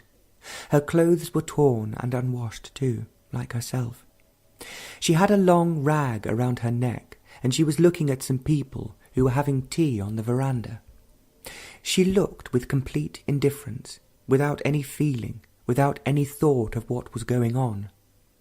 Her eyes were on the group downstairs, and every parrot that screeched by made no impression on her, nor those soft, earth-coloured doves that were so close to her. She was not hungry. She was probably a daughter of one of the servants, for she seemed familiar with the place and fairly well fed. She held herself as though she was a grown-up young lady, full of assurance, and there was about her a strange aloofness. As you watched her against the river and the trees, you suddenly felt you were watching the tea party, without any emotion, without any thought, totally indifferent to everything and to whatever might happen. And when she walked away to that tree overlooking the river, it was you that was walking away. It was you that sat on the ground, dusty and rough. It was you who picked up the piece of stick and threw it over the bank, alone, unsmiling, and never cared for. Presently, you got up and wandered off around the house. And strangely, you were the doves, the squirrel that raced up the tree, and that unwashed, dirty chauffeur, and the river that went by so quietly. Love is not sorrow, nor is it made up of jealousy, but it is dangerous, for it destroys. It destroys everything that man has built around himself except bricks. It cannot build temples nor reform the rotting society. It can do nothing, but without it nothing can be done. Do what you will. Every computer and automation can alter the shape of things and give man leisure, which will become another problem when there are already so many problems. Love has no problem, and that is why it is so destructive and dangerous. Man lives by problems, those unresolved and continuous things. Without them, he wouldn't know what to do. He would be lost, and in the losing gain nothing. So problems multiply endlessly. In the resolving of the one there is another, but death, of course, is destruction. It is not love. Death is old age, disease, and the problems which no computer can solve. It is not the destruction that love brings. It is not the death that love brings. It is the ashes of a fire that has been carefully built up, and it is the noise of automatic machines that go on working without interruption. Love, death, creation are inseparable. You cannot have one and deny the others. You cannot buy it on the market or in the church. These are the last places where you would find it. But if you don't look, and if you have no problems, not one, then perhaps it might come when you are looking the other way. It is the unknown, and everything you know must burn itself away, without leaving ashes. The past, rich or sordid, must be left as casually, without any motive, as that girl throwing a stick over the bank. The burning of the known is the action of the unknown. Far away, a flute is playing not too well, and the sun is setting. A great big red ball behind the walls of the town, and the river is the colour of gentle fire, and every bird is coming in for the night. 13th. Dawn was just coming, and already every bird seemed to be awake, calling, singing, endlessly repeating one or two notes. The crows were the loudest. There were so many of them, cawing to each other, and you had to listen with care to catch the notes of other birds. The parrots were already screeching in their flight, flashing by, and in that pale light their lovely green was already splendid. Not a leaf was stirring, and the river was running silver, wide, expansive, deep with the night. The night had done something to it. It had become richer, deep with the earth, and inseparable. It was alive with an intensity that was destructive in its purity. The other bank was still asleep. The trees and the wide green stretches of wheat were still mysterious and quiet, and far away a temple bell was ringing without music. Everything was beginning to wake up now, shouting with the coming sun. Every caw was more loud, and every screech, and the colour of every leaf and flower, and strong was the smell of the earth. The sun came over the leaves of trees, and made a golden path across the river. It was a beautiful morning, and its beauty would remain, not in memory. Memory is shoddy. It is a dead thing, and memory can never hold beauty or love. It destroys them. It is mechanical, having its use, but beauty is not of memory. Beauty is always new, but the new has no relationship with the old, which is of time. 14th. The moon was quite young, yet it gave enough light for shadows. There were plenty of shadows, and they were very still. Along that narrow path, every shadow seemed to be alive, whispering amongst themselves, every shadowy leaf chattering to its neighbour. The shape of the leaf and the heavy trunk were clear on the ground, and the river down below was of silver. It was wide, silent, and there was a deep current which left no mark on the surface. Even the afternoon breeze had died, and there were no clouds to gather around the setting sun. Higher up in the sky, there was a solitary rose-coloured whisper of a cloud that remained motionless till it disappeared into the night. Every tamarind and mango was withdrawing for the night, and all the birds were silent, taking shelter, deep among the leaves. A little owl was sitting on the telegraph wire, and just when you were below it, it flew off on those extraordinary silent wings. After delivering milk, the cycles were coming back, the empty tins rattling. There were so many of them, single or in groups, but for all their clatter and noise, that peculiar silence of the open country and immense sky remained. That evening nothing could disturb it, not even a goods train crossing the steel bridge. There is a little path to the right, wandering among the green fields, and as you walk on it, far away from everything, from faces, tears, suddenly you are aware that something is taking place. You know it is not imagination, desire, taking to some fancy or to some forgotten experience, or the revival of some pleasure and hope. You know well it is nothing of these things. You have been through this examination before, and you brush all these aside. Swiftly, with a gesture, and you are aware something is taking place. It is as unexpected as that big bull that comes through the darkening evening. It is there with insistency and immensity, that otherness which no word or symbol can catch. It is there filling the sky and the earth and every little thing in it. You and that little villager who without a word passes you by are of it. At that timeless time, only there is that immensity, neither thought nor feeling, and the brain utterly quiet. All meditative sensitivity is over. Only that incredible purity is there. It is the purity of strength, impenetrable and unapproachable, but it was there. Everything stood still.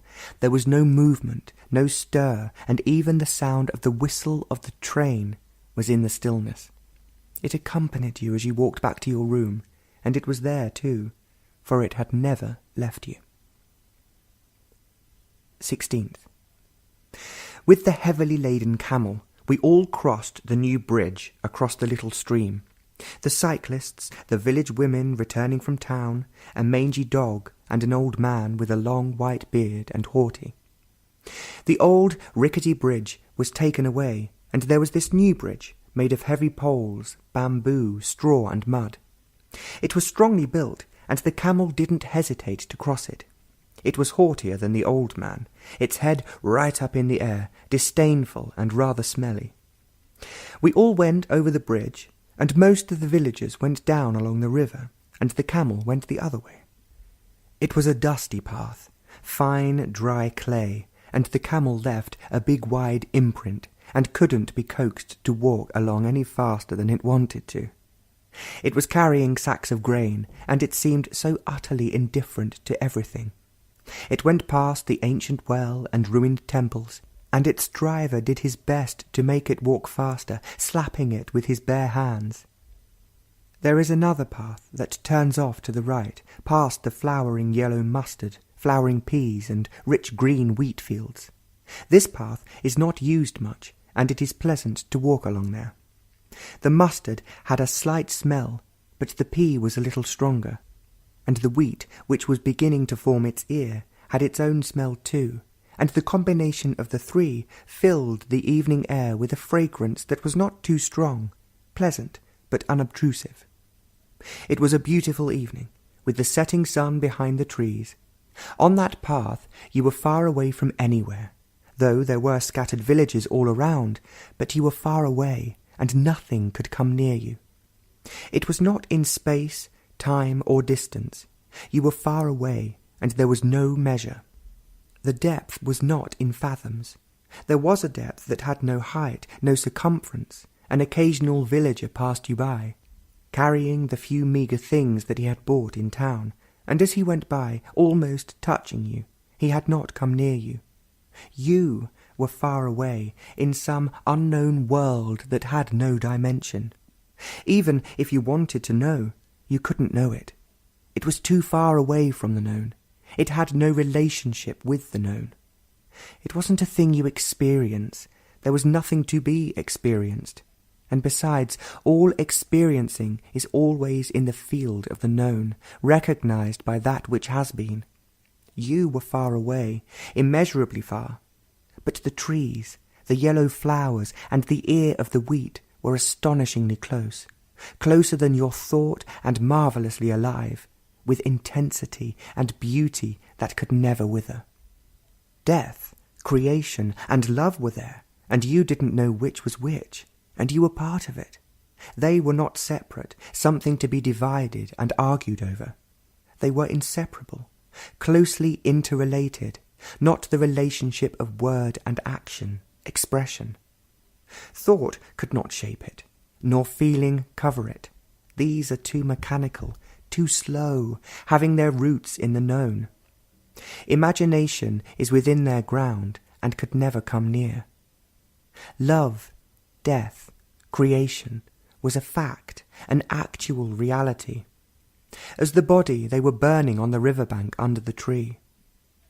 The tree, the fire, and the tears were real, were undeniable facts, but they were the actualities of the known and the freedom from the known, and in that freedom those three are inseparable. But you have to go very far, and yet be very near. The man on the bicycle was singing in a rather hoarse and tired voice, coming back with the rattling empty milk cans from the city. He was eager to talk to someone, and as he passed by he said something, hesitated, recovered, and went on. The moon was casting shadows now, dark and almost transparent ones, and the smell of the night was deepening. And around the bend of the path was the river. It seemed to be lighted from within, with 1,000 candles. The light was soft with silver and pale gold, and utterly still, bewitched by the moon. Pleiades was overhead, and Orion was well up in the sky, and a train was puffing up the grade to cross the bridge. Time had stopped, and beauty was there with love and death. And on the new bamboo bridge there was no one, not even a dog. The little stream was full of stars. 20th. It was long before dawn, a clear, starlit sky. There was a slight mist over the river, and the bank on the other side was just visible. The train was chugging up the grade to cross the bridge. It was a goods train, and these trains always puff up the incline in a special way, long, slow strokes of heavy puffs, unlike the passengers' trains that have quick, short bursts and are on the bridge almost immediately. This goods train, in that vast silence, made a rattling roar, more noisy than ever before. But nothing seemed to disturb that silence in which all movements were lost. It was an impenetrable silence, clear, strong, penetrating. There was an urgency which no time could gather.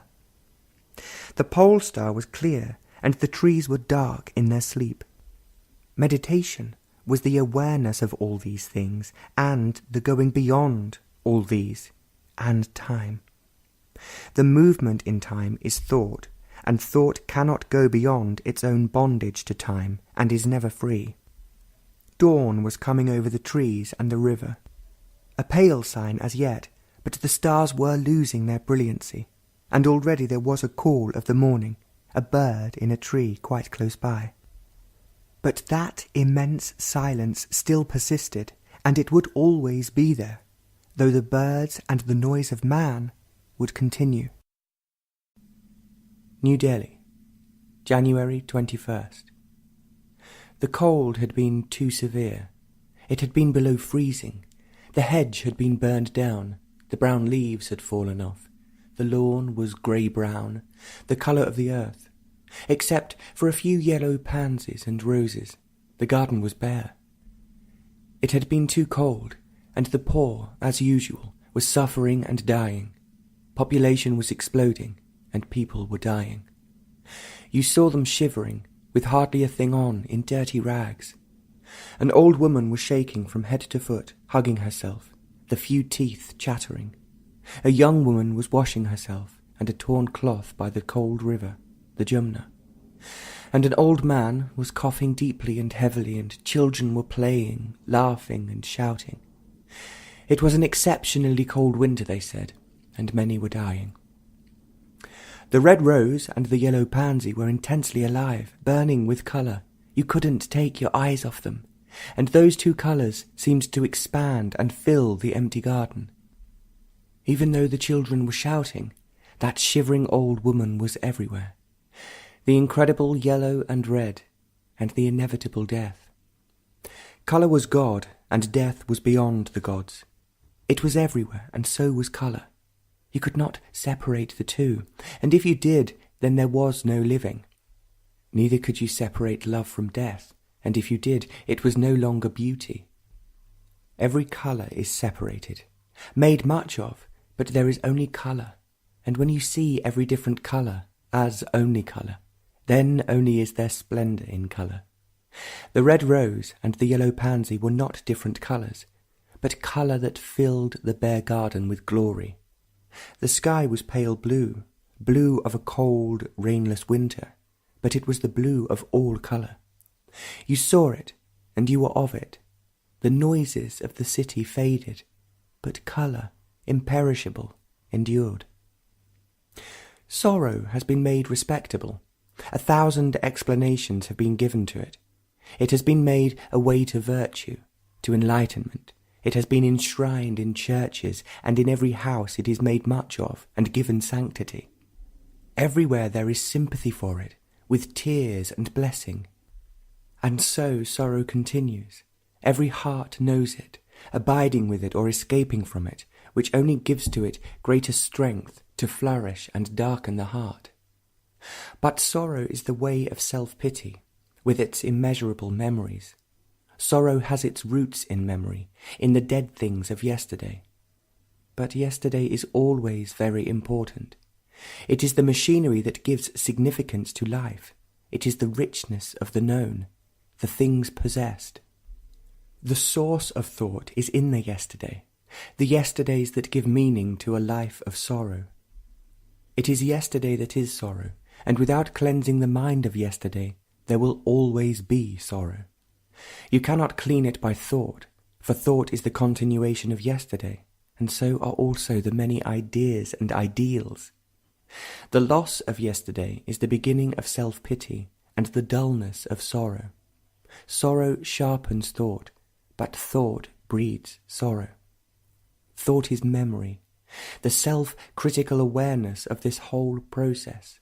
Choicelessly frees the mind from sorrow. Seeing this complex fact, without opinion, without judgment, is the ending of sorrow. The known must come to an end, without effort, for the unknown to be. 22nd. The surface was highly polished. Every line, every curl of the hair was studied and had its place. Every gesture and smile was contained, and all movement was examined before the glass. She had several children, and the hair was turning grey. She must have money, and there was a certain elegance and aloofness. The car was highly polished too. The chromium was bright and sparkling in the morning sun. The white-walled tyres were clean, without any mark, and the seats spotless. It was a good car and could go fast, taking the corners very well. This intense and expanding progress was bringing security and superficiality, and sorrow and love could so easily be explained and contained, and there are always different tranquilizers and different gods and new myths replacing the old. It was a bright, cold morning. The slight fog was gone with the rising sun, and the air was still. The fat birds with yellowish legs and beak were out on the little lawn, very pleased, inclined to be talkative. They had black and white wings, with dark fawn-coloured bodies. They were extraordinarily cheerful, hopping about, chasing each other. Then the grey-throated crows came, and the fat ones flew off, scolding noisily. Their long, heavy beaks shone, and their black bodies sparkled. They were watching every movement you were making, and nothing was going to escape them, and they knew that big dog was coming through the hedge before he was aware of them, but they were off cawing, and the little lawn was empty. The mind is always occupied with something or other, however silly or supposedly important. It is like that monkey, always restless, always chattering, moving from one thing to another, and desperately trying to be quiet. To be empty, completely empty, is not a fearsome thing. It is absolutely essential for the mind to be unoccupied, to be empty, unenforced, for then only it can move into unknown depths. Every occupation is really quite superficial, with that lady or with the so-called saint. An occupied mind can never penetrate into its own depth, into its own untrodden spaces. It is this emptiness that gives space to the mind, and into this space time cannot enter. Out of this emptiness there is creation, whose love is death. 23rd. The trees were bare. Every leaf had fallen off. Even the thin, delicate stems were breaking off. The cold had been too much for them. There were other trees which kept their leaves, but they were not too green. Some of them were turning brown. It was an exceptionally cold winter. There was heavy snow all along the lower ranges of the Himalayas, several feet thick, and in the plains a few 100 miles away it was quite cold. There was heavy frost on the ground, and flowers were not blooming. The lawns were burnt. There were a few roses whose colour filled the little garden, and the yellow pansies.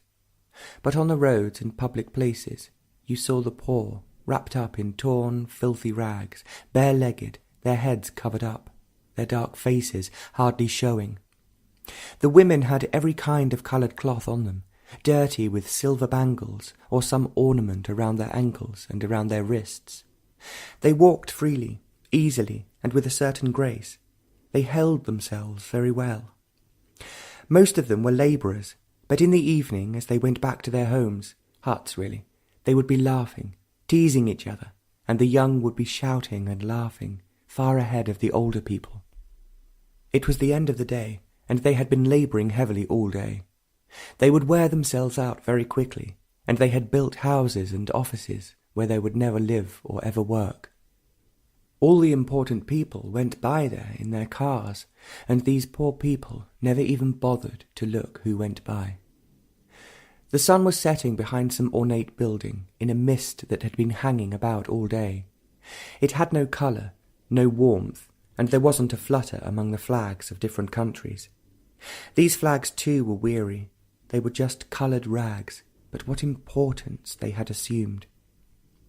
A few crows were drinking out of a puddle, and the other crows were coming in to have their share. The sky was pale and ready for the night. Every thought, every feeling was gone, and the brain was utterly still. It was past midnight, and there was no noise. It was cold, and the moonlight was coming in through one of the windows. It made a pattern on the wall. The brain was very awake, watching without reacting, without experiencing, There was not a movement within itself, but it was not insensitive or drugged by memory. And of a sudden, that unknowable immensity was there, not only in the room and beyond, but also deep in the innermost recesses, which was once the mind. Thought has a border, produced by every kind of reaction, and every motive shapes it as with every feeling. Every experiencing is from the past, and every recognition is from the known. But that immensity left no mark. It was there, clear, strong, impenetrable, and unapproachable, whose intensity was fire that left no ash. With it was bliss, and that too left no memory, for there was no experiencing it. It simply was there, to come and go, without pursuit and recall. The past and the unknown do not meet at any point. They cannot be brought together by any act whatsoever. There is no bridge to cross over, nor a path that leads to it. The two have never met and will never meet. The past has to cease for the unknowable, for that immensity to be. Here begin the pages that were missing from the first publication of Krishnamurti's notebook. 24th of January, 1962. The sky was intensely blue, the blue that gives colour to all things. That morning there was colour everywhere. The birds, the neighbours' children with their brilliant red trousers, the saris and the few flowers in the garden and the yellow pansies. These were extraordinary. One had seen them every day and marvelled at their delicacy and openness. But this morning they seemed to have covered the garden with their colour. They were really yellow, not brown yellow or red-green yellow. Their purity was the delight of the blue sky, and the eyes were filled with the colour. Beauty is beyond personal taste. It is not a reaction which is taste. Taste is within the field of things that have been gathered. It can be cultivated, as knowledge can be. It can be sharpened, refined. But beauty is not the plaything of thought, nor is it the fancy of any sentiment. Beauty as love cannot be put together by the vagaries of the mind. But that brief moment, when the sky and the flowers met, was the everlasting. Time totally ceased, and there was no space. There was only that and nothing else, but that brief moment was the unknowable. No mind could measure it, formulate it, or imagine it, and there was no word. The crested bird with its black head chattered on the gate, and the big brown eagles were circling in the sky, their sharp cry reaching the ground. It was a beautiful morning, and at the horizon, over the trees, a few clouds were gathering. To be beyond sorrow is to love. Sorrow is the loneliness of the empty mind that has built a wall around itself, the wall of resistance and anxiety. It's this loneliness that breeds sorrow. The sympathy, the consideration which this loneliness offers is the action of escape. In itself it is poor, and out of poverty there is not a new thing. And love is a new thing, and sorrow cannot meet it. Sorrow seeks refuge, an escape, the comfort of words, and ashes are not love.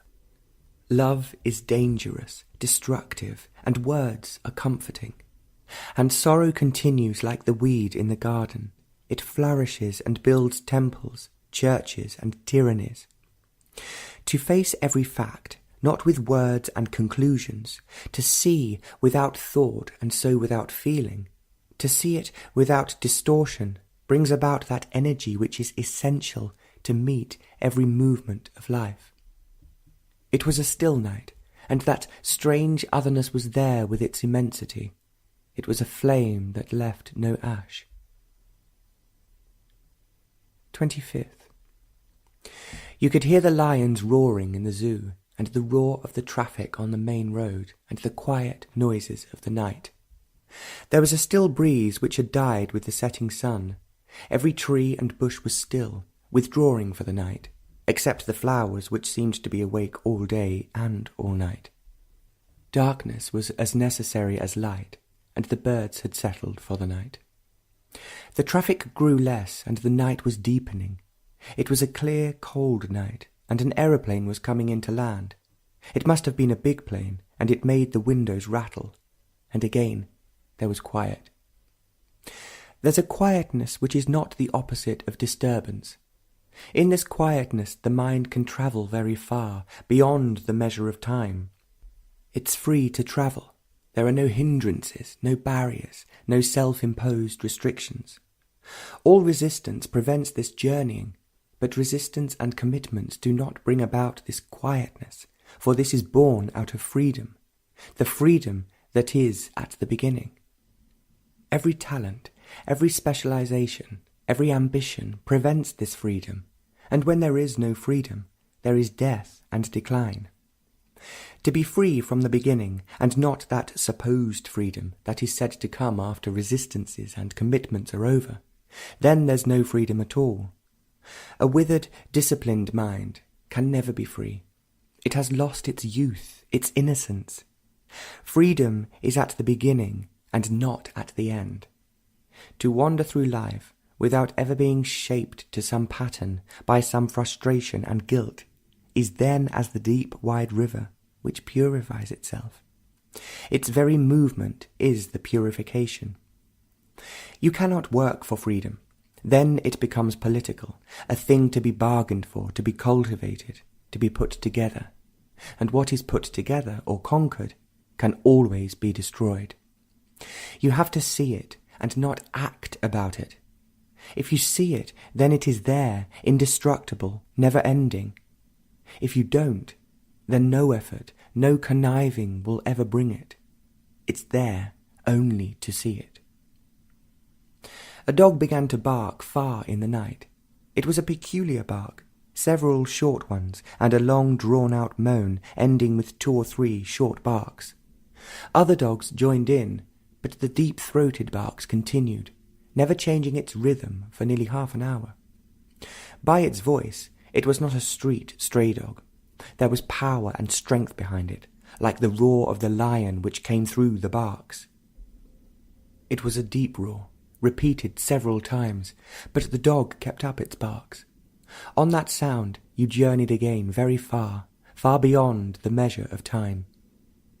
Again the brain was utterly still, every thought and feeling wholly absent, for that otherness, that incredible immensity filled the room and the space beyond the walls. There was bliss. 26th. The clouds began to gather in the morning, light, fleecy ones. They were gathering from different directions, mostly from southwest. The sun raced between them, and shadows covered the land. Towards the evening, the sky was dark and rain was in the air. The road by the house is not an important thoroughfare. It connects 2 main streets. There were a great many children on it that evening, all dirty, all in rags, all in torn shoes or barefoot. 1 or 2 smiled, the rest was solemn, sad and cold. A small boy was playing with a small piece of iron table. He had it on a string with several knots on it.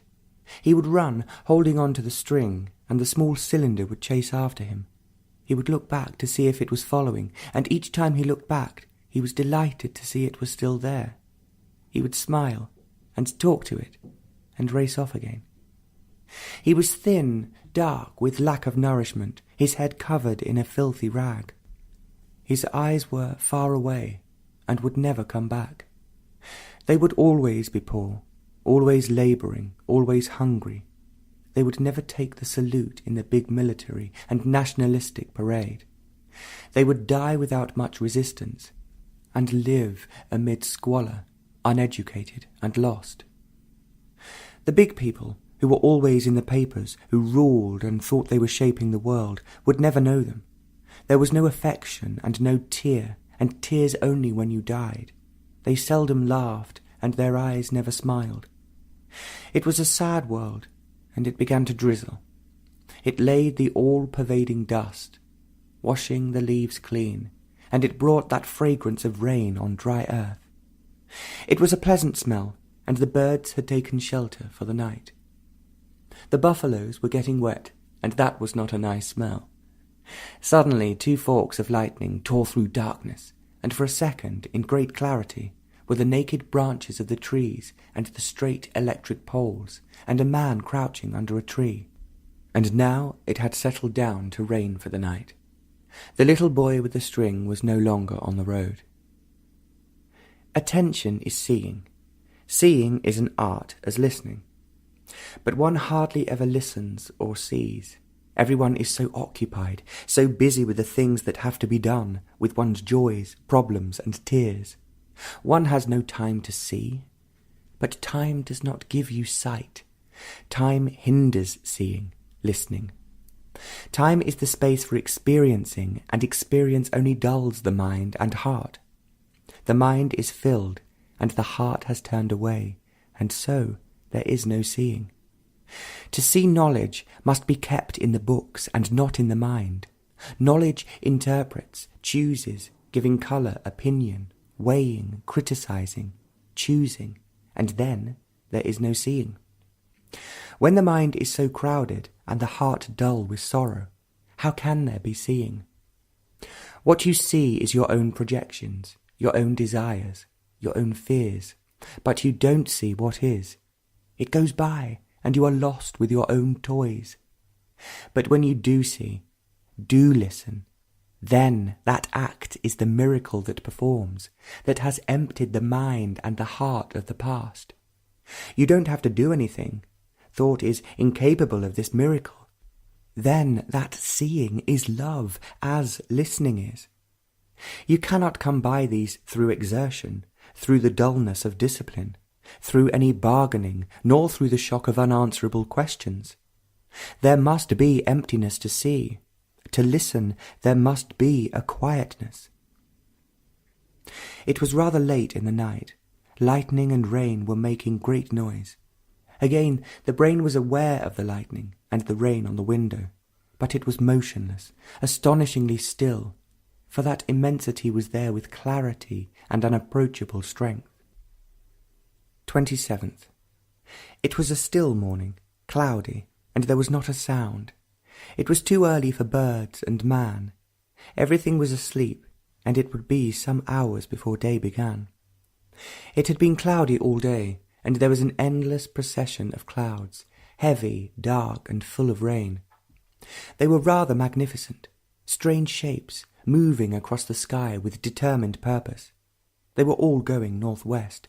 For a moment you had the impression that the earth was moving, for the clouds were the mountains, streams and rivers, and the cities that man had built. They looked like towers, peaks, and the blue waters. The sun came out through a mile-long blue patch, and there was glory. Every leaf was washed clean. Every leaf shone with drops of sparkling water. Every bird was out, chattering, singing, flying. A whole group of crows were settling down on the wires, 37 of them, and parrots were screeching across the sky. It was a marvellous moment of light, clear and incredibly rich. Far away there was the sound of a bugle, and a motor bicycle roared. But the blue sky remained, and there were 1,000 shadows. There is no space in light, no journey to be taken, nothing to be fulfilled, and the pain of frustration. There was no death in that clear light, nor time to gain. It was a marvellous moment, and it is always there, not a thing to be remembered, to be pursued.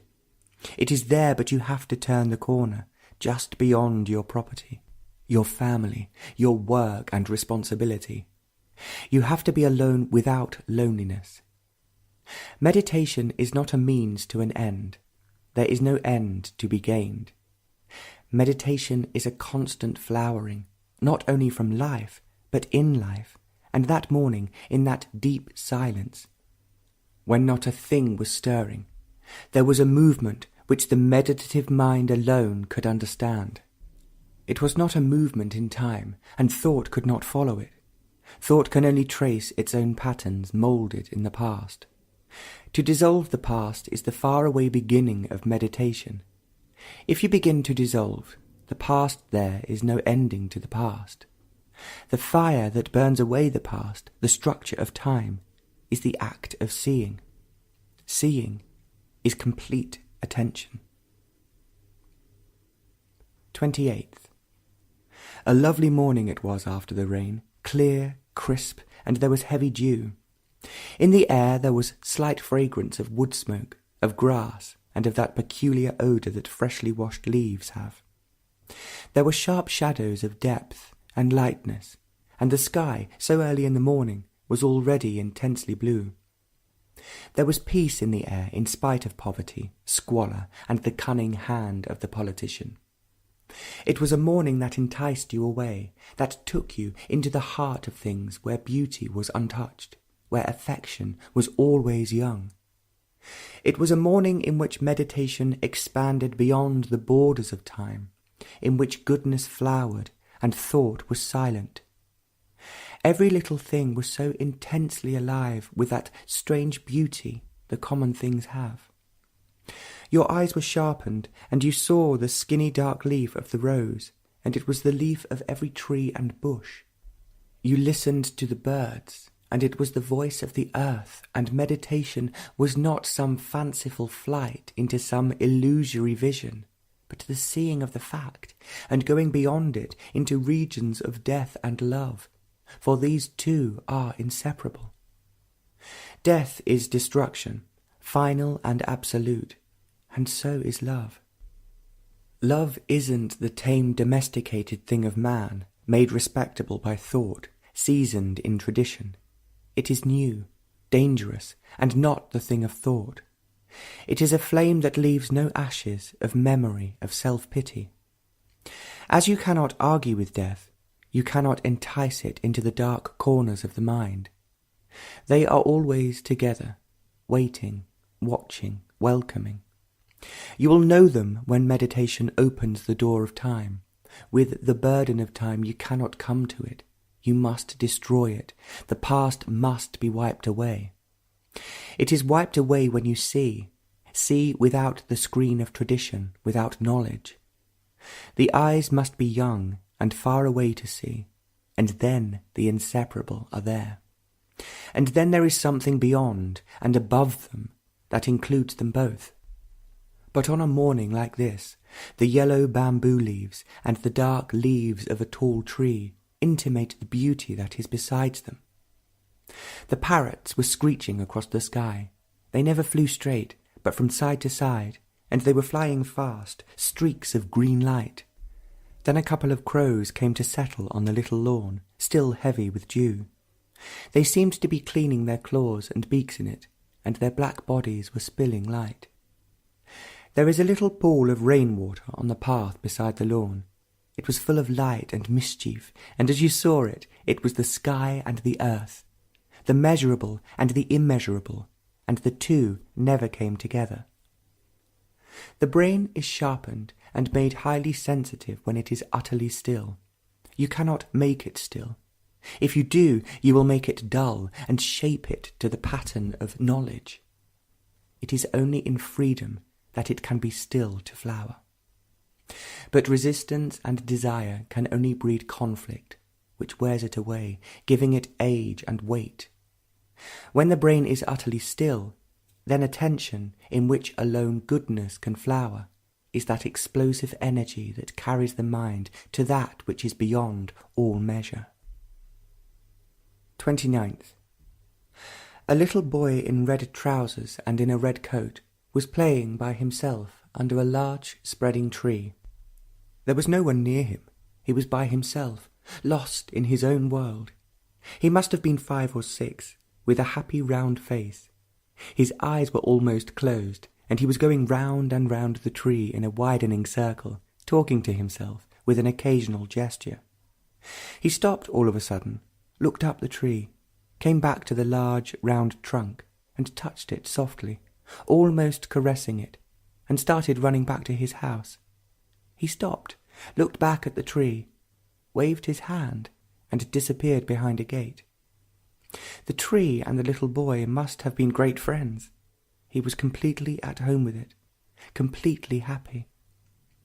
The tree, heavy with dark, bright leaves, and the red suit were beautiful in the morning light. It was an enchanting morning, and they were both part of the morning, like that flower and the sky.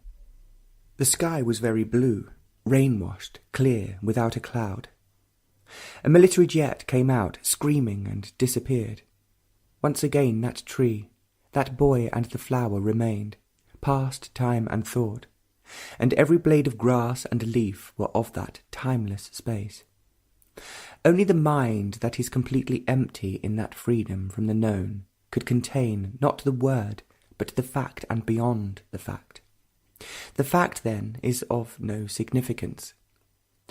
Meditation is the emptying the mind of the known, of knowledge and the fact. It is the fact, the what is, that frees thought. Thought cannot free itself. Thought is the word of the known. Thought cannot cover the fact, but the fact does put an end to thought. Knowledge is the experiencing of the fact, but the fact is not knowledge, nor is it the word. Thought is of knowledge, and knowledge cannot free the mind of the fact. Meditation is the choiceless awareness of this complex, which empties the mind of the known. The thought that is disciplined with resistance, fear, and with the cunning ways of ambition is always a slave to the known. Discipline is conformity, a substitution which prevents the understanding of fear. It is suppression, and so sustains conflict which makes the brain dull. A disciplined thought is subservient and ready to obey. Where there is understanding, the destructive discipline ceases. 30th. The morning was heavy with fog. You couldn't see across the road. You couldn't see the tall, naked tree nor its delicate branches. The leaves were dripping with dew, and the few yellow pansies were weighed down with it, and the usual roar of the aeroplane engines was quiet. They couldn't take off in this thick fog. The birds were silent. Only the crows were out, flying low, searching for food. But the sun would come out presently, and shadows would begin, the lean ones and the fat ones. How important shadows, symbols have become. A word, an image, a picture. The real is far away. It is too dangerous, but the symbol is very close, comforting.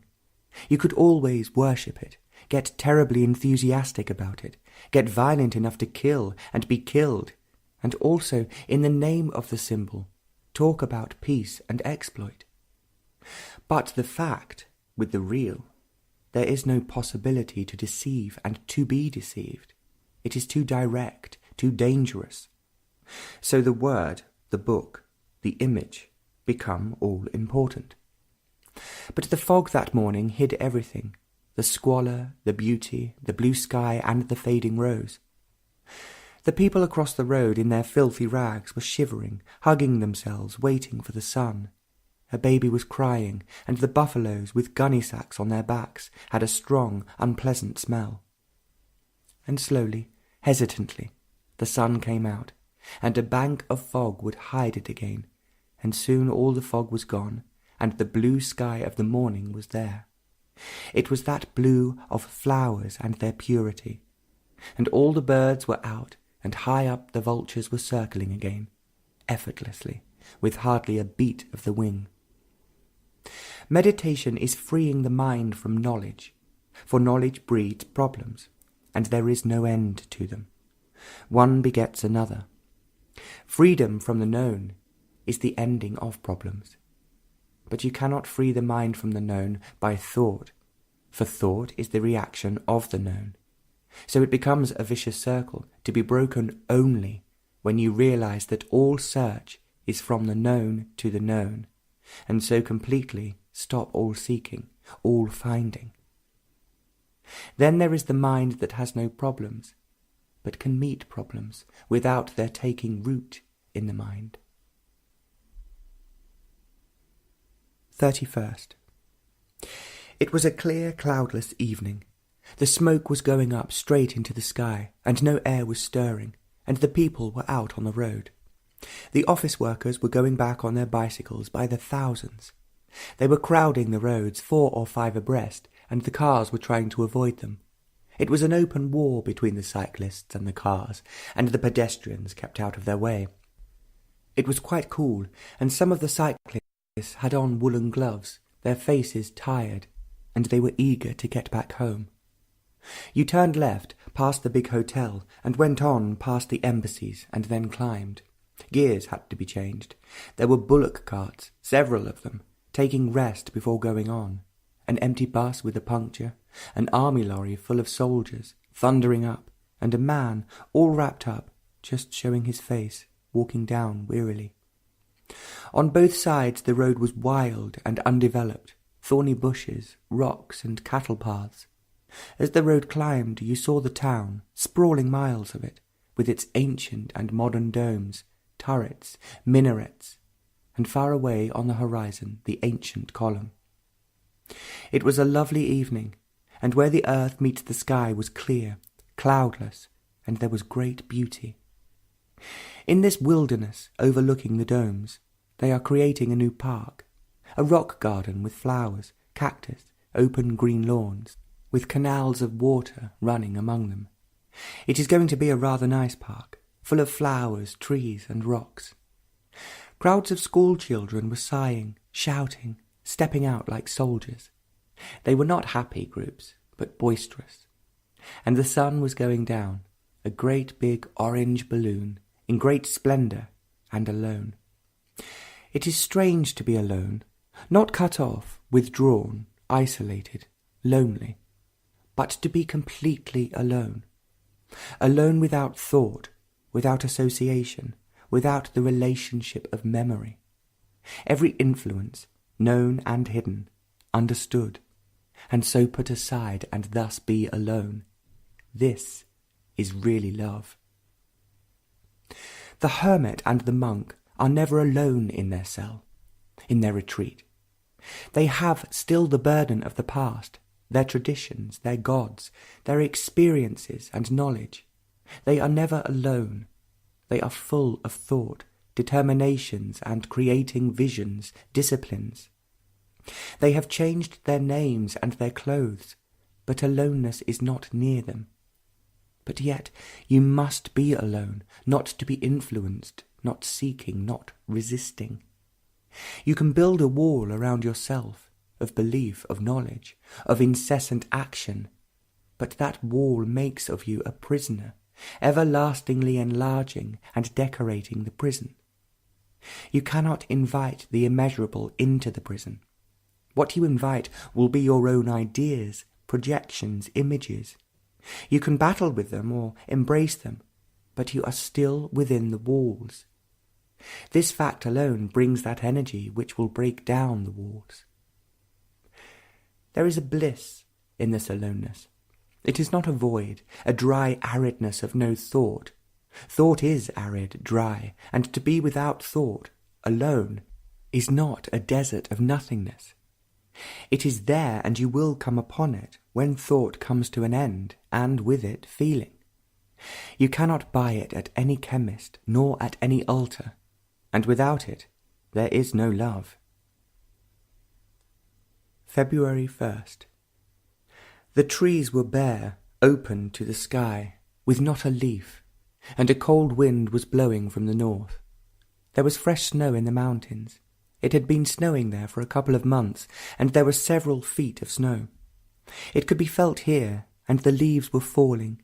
Even the evergreen trees were feeling it. They said it was a most unusually severe winter, lasting for so long. The grass was burnt by the cold, and so were the hedges and bushes. The birds were going further south, to sunny places. And as usual, the poor were suffering.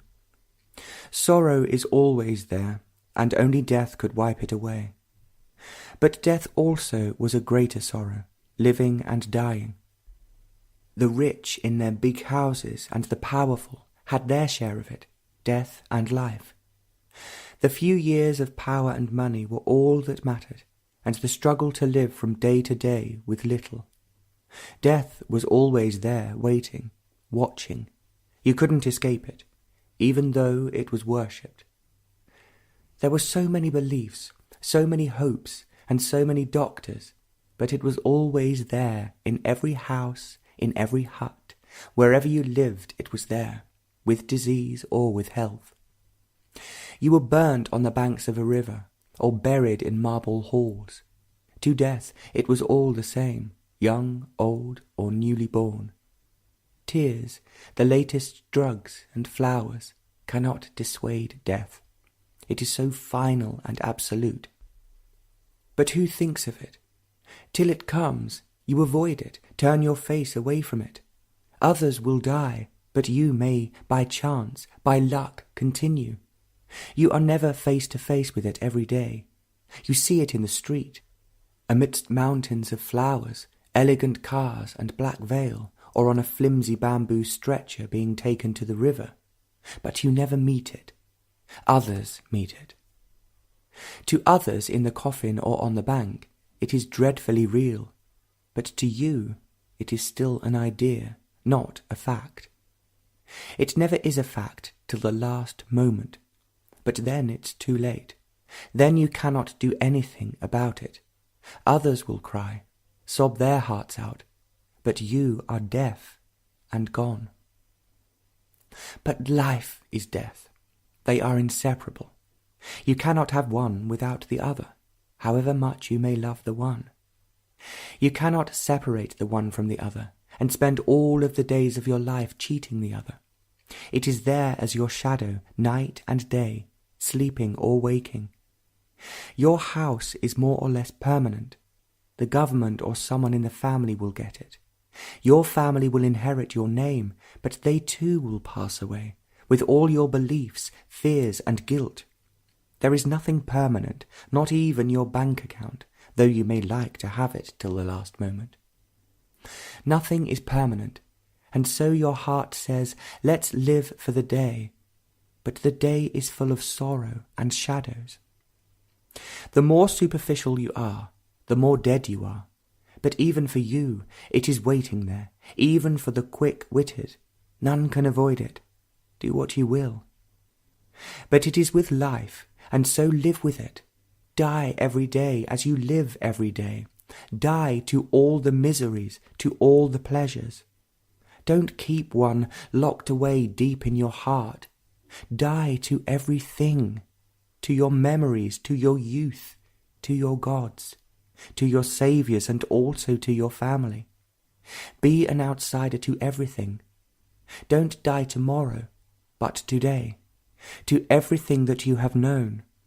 Then there is no fear, which is the shadow of death.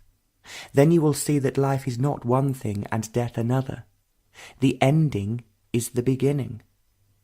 Then the mind is beyond time. Fear is time. Thought breeds it. With the death of the past, the experiences, memories, the new and the old traditions, mind is made new, and there is the unknown, the not measurable. The wind was still blowing from the north. Clouds were darkening the sky, and it would rain. It would turn cold, and as usual the poor would suffer. There would be disease and death and fears. An aeroplane, one of those new jets, was crossing the sky, ready to land. The screech and the roar were far behind. It was a beautiful thing to see. Second, it had been a splendid day, full of light and deep shadows. It was a light that entered into deep corners, into concealed places, even in the open. It had that penetrating quality that revealed the other side of the leaf, and almost the dark side of the trunk. It exposed your heart and mind, if you allowed it. Even if you were indifferent, careless, it lighted the fringes of thought and gave a passing delight. If you were willing, it entered into the unexplored regions of your mind, where you have never been, but have hovered round the edges of it, and now you see the whole of it, without a shadow, where something could hide. There was no secret corner. You were surprised, open, vulnerable, and there was innocency. and every leaf was bright with light, and all the birds were in the little garden, the little and the big, the many colours and the plain ones, chattering away, unafraid and unwilling to leave. And towards the evening there were huge clouds on the horizon. There was one of fantastic shape, without colour, white, and against it 4 vultures were circling, without a flutter of the wing. There was one that refused to leave the centre of the vast cloud. It circled endlessly, but wouldn't leave its chosen boundaries. It was there for over 20 minutes. Those 4 must have been at well over 1,000 feet, and during all that time there was not a beat of the wing. The others wandered off, but the central one remained. There was such ease, effortless movement and freedom. You watched it as long as it was there, the dark bird against a white, enormous cloud. There were many in the sky that sunlit afternoon, but this one captured your attention. You were there in that garden, but you were that thing, flying effortlessly against that massive cloud. It was not in thought. You were up there, nor in empty fancy and imagination. You were actually up there, not identifying yourself with it, but you were that bird, watching the earth and flying on the wind. If it was fancy or imagination, a thing of thought, when that bird left the cloud, you were everything. That man in rags on the road, that black and white bird with its bobbing tail, and the man who was talking to you about his difficulties. You were everything, and yet nothing, because you were nothing. You were everything. But this nothingness is not a thing of the mind. Thought can only beget thought, expand itself through knowledge, or belittle itself in self-pity. But thought cannot make itself into nothing. It can only form itself with ideas, with words, but it can never be the fact, the nothing. Later that evening, that immense cloud was the colour of the rose, delicate, with a purity that eyes could not see. It was now taking the colour of the setting sun, but not all of it. There were still the white curves, there were shades of black and russet brown, and there was beauty. On the road there was bustle and movement, smoke and noise.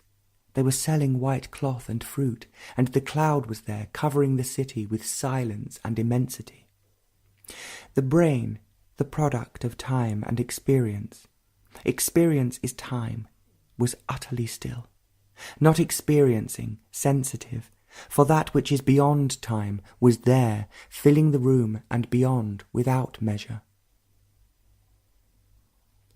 Third, she was a woman on the road, poor, dirty, unwashed for days, dark burnt by the sun and ill-nourished, with bangles around her ankles, and completely oblivious of what was going on around her. She had on a bright dress, torn and patched up.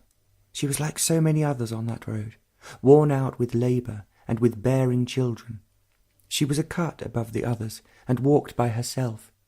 She held herself very straight, and there was an odd dignity about her, with that peculiar indifference which misery or joy brings. She looked straight ahead, her eyes far away. She must have lost everything, not recently, but ages ago, and now she was lost in it. Nothing would ever bring her out of it, employment or another man. She held something on her head, wrapped in a rag not too clean, with one hand, and the other moved with ease and grace. Now both hands were free, and the thing on her head remained in place. She walked along that path, unconscious that there were others. She was not thinking, she was simply lost.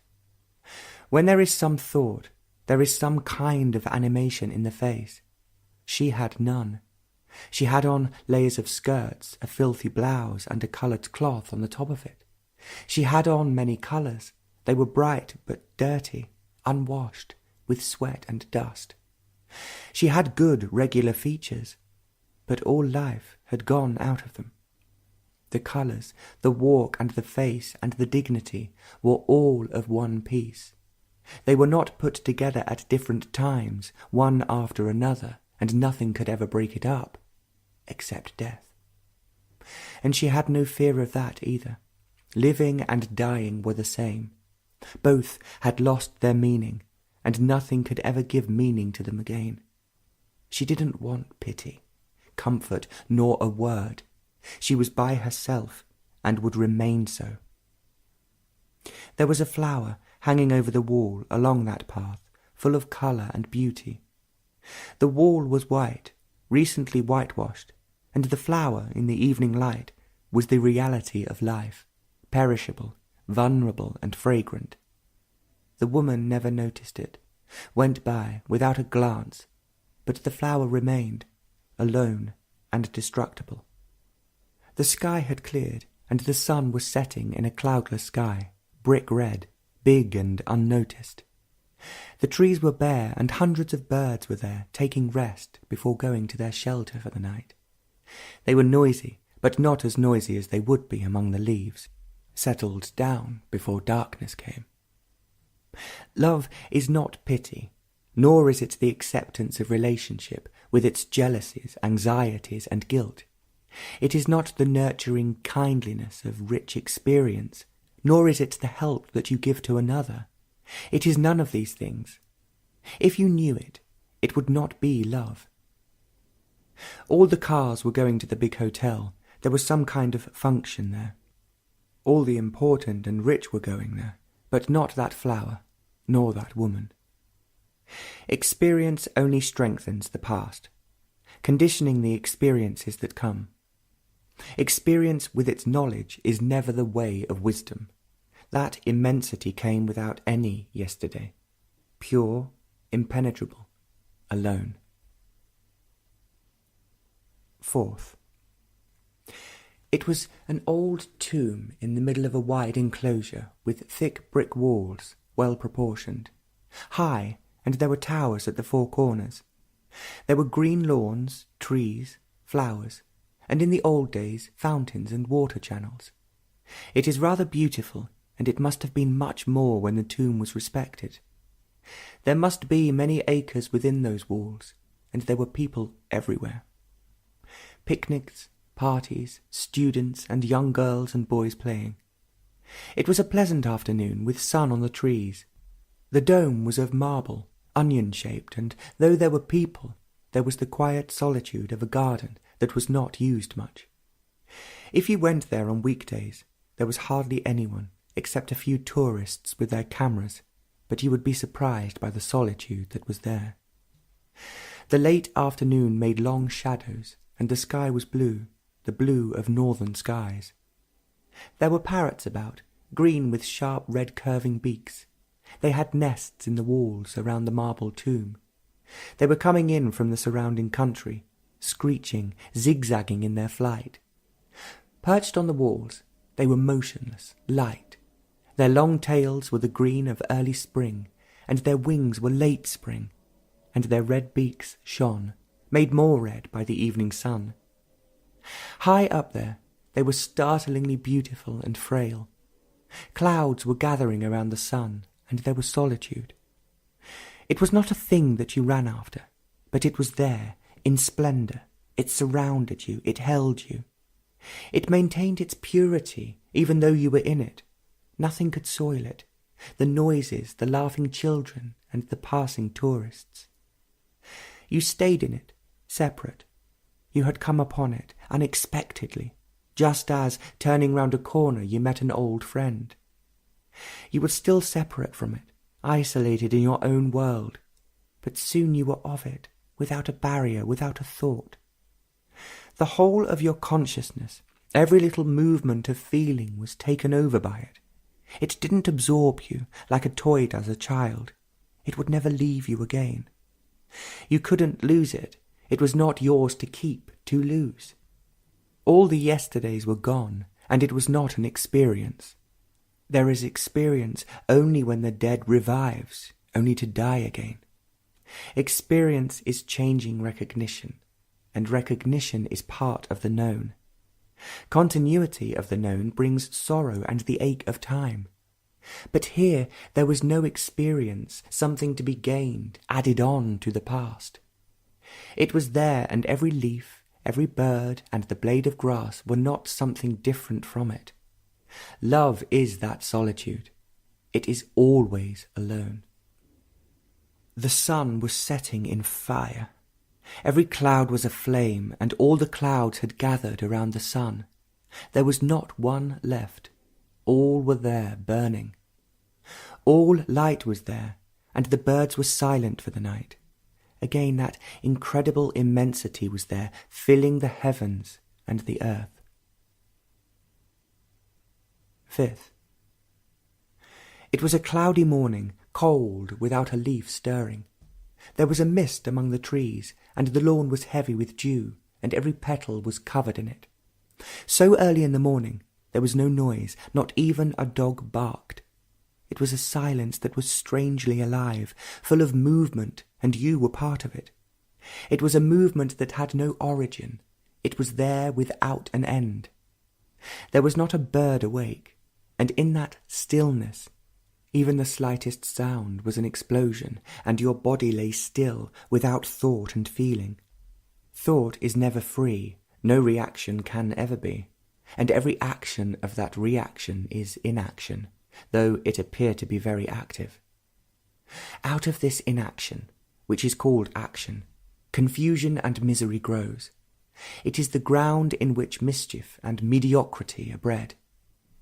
Far away, suddenly, the note of a flute exploded. It was a beginner who was playing it. A single note.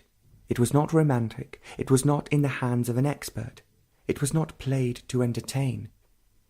In that silence, it had depth. It was pure. It had the quality of unheard melody. That note was being played over and over again, till dawn came, and birds began to sing. But that silence persisted, widening with greater depth. It was not more, there was no comparison. The active present had no borders of time. And an aeroplane was coming into land, and the day had begun. 7th. There were 4 parrots on that old tree. They had their nests in the dying trunk. They flew in screeching and became quiet as they settled on the branches. They were endlessly fidgeting, hanging on by their red beaks to go to a higher branch or to lower themselves. They were lighter green than the leaves, their long tails almost the colour of new leaves. Once they got among the leaves, it was difficult to spot them. Light was colour, and colour was light. There were others on other trees, but those 4 on the dying tree seemed to have captured the whole light of heaven. They were intense, ready to fly on the instant, gravely playful. From this distance, their eyes couldn't be seen, but their curving red beaks shone in the morning sun. From that window, with traffic roaring by, they seemed so utterly indifferent to the human world, but in flocks they came in from the outlying fields and groves to settle for the night among the ruins of old tombs, or among the trees that man had planted. You couldn't take your eyes off them, and there was joy in their very existence. A motive to joy is the death of joy. They were the flowers of the sky, and looking at them from that room where there was pain, it seemed so incredible that these birds could exist.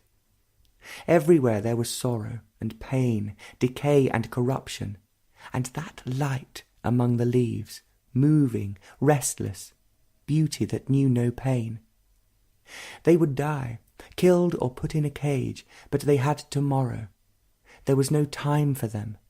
They neither lived for today or for tomorrow. They just lived, the green delight of heaven. Death is time. Every thought intensifies time, and the many yesterdays had shaped thought, moulded it to fashion tomorrow. But love had no tomorrow, nor had it a yesterday. It was the only thing that had no time, and it was there, green among the wintry leaves. Sorrow and love cannot live together. Sorrow has a motive, self-pity and memory. Every tear is of time, a remembrance, and sorrow grows in the soil of time. You cannot be free of sorrow if you are not free of time. They are inseparable as the shadow of that electric pole. Sorrow is in the shadow, not in the fact, in the what is. Fact has no time, but thought about fact has. As you are aware of those parrots, the traffic, the pain in that expanding attention, only fact remained, and time was not, and even the fact was gone, ceased to have any meaning, and there was only this attention in which everything was, for it was beyond time and measure. But you could not get it through that window or through any door. There is no way into it. Neither tears nor time will open the door to the eternal. You must die without effort, without a cry, and then perhaps, as you turn along the road, it will be there. But it is not. 9th. It is a lovely morning, clear and full of perfume. The sky has been very blue, and this morning it is bluer still, and it is so close to the earth, so close to the little garden with its few flowers and the dew-soaked lawn. Every flower was open to the sky, to the sun that was just coming over the trees. There were hardly any shadows, and the flowers were waiting for the sun to touch them. A jet was streaking across the sky with a roar, and the blue sky contained all the beauty and the mischief of man. The earth was swallowed up in that blue, in that immensity. A stray dog walked in. It was brushed clean, fur shining, tail wagging. It was very friendly, and it looked straight at you, and you were the dog, the flowers and the heavens. 2 miners were strutting on the lawn, and a vendor passed, calling out his goods. It was part of the morning, so utterly far away, and everything was aware of this fragrance. Nothing could be hurt. There would be no sorrow, no guilt, or the fear of tomorrow, for that delicate perfume was everywhere. It wasn't some fanciful mysticism, some mischief of the mind, but a very real thing, as real as those 2 birds and that friendly dog. You would be aware of it had you been there, and it wasn't an experience, leaving a mark on thought, adding more to the already known. Every experience is a reaction of the known, recognizable by the known, by the uncounted days of the past. Every experience darkens the immediacy of life and floods the memory. It was not between yesterday and tomorrow, and all experience is caught in time. It wasn't an experience to be repeated. Repetition is the projection of the past, the known, but it wasn't the known, for there was no centre. The known which is always gathering, experiencing, asking, seeking. But that perfume was there, not the word, not the thing you buy in a shop, nor the incense, awakening sensation of the church and the temple. You couldn't capture it and keep it in the decaying corners of memory. It was there, and your heart and mind were of it. It wouldn't leave you, for you were not there. The immense was there, the unknowable and the unexperienceable, and time had come to an end. All this is not imagination, to pick and choose. The brain, the thing of time, was utterly quiet, without its familiar movement, and the whole of the mind was completely still. It was there unapproachable in its strength and beauty. The dog had gone, and the noise of the day had begun, and the postman came with letters. 11th. A group of about 12 parrots were flying low, screeching at the setting sun. Their flight was noisy always, singly or in groups, and that evening they seemed to be more loud than ever. They were returning from their day in the country, for the night, to the shelter of the trees in town, and seemed to be very excited to get back. It had been a lovely day. There was the touch of the spring, and there were a few clouds making the sky more blue. The ancient and modern domes faded into the sky, and the trees were still bare, open to the sky. That evening, everything was open to it, and the mind had no secrets. Every corner of it was exposed, and in its exposure lost its shape. Every region of the mind was the beginning of the new. 30 or 40 crows were sitting on a bare tree of many branches, their black bills caught in the evening sun. Others were taking their bath in a puddle, cawing, calling, complaining and shouting their delight. There were miners fluttering around the puddle, trying to have their bath if the crows allowed them. There was a great delight among the trees and among the birds, and the few men that passed by were not too wrapped up in their own affairs. There was the slip of the new young moon, just a line, just a suggestion, and there was the beauty of a day that was over. A woman in a green sari was carrying a big bundle on her head, her arms swinging freely by her side. You have to die to all things to be aware of this beauty that has no resting place.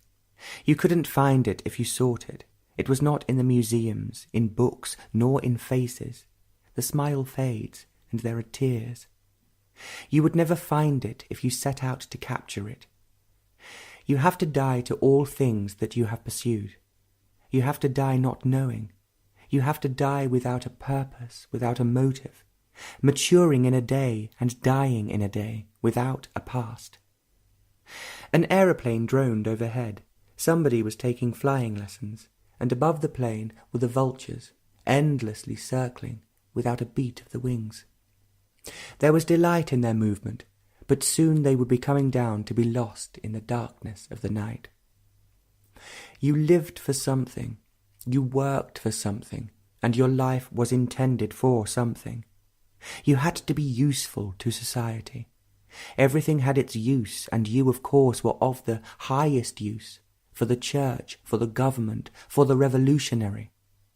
What was the use of that leaf, that flower, and those birds taking their evening bath? But that beauty cannot be used.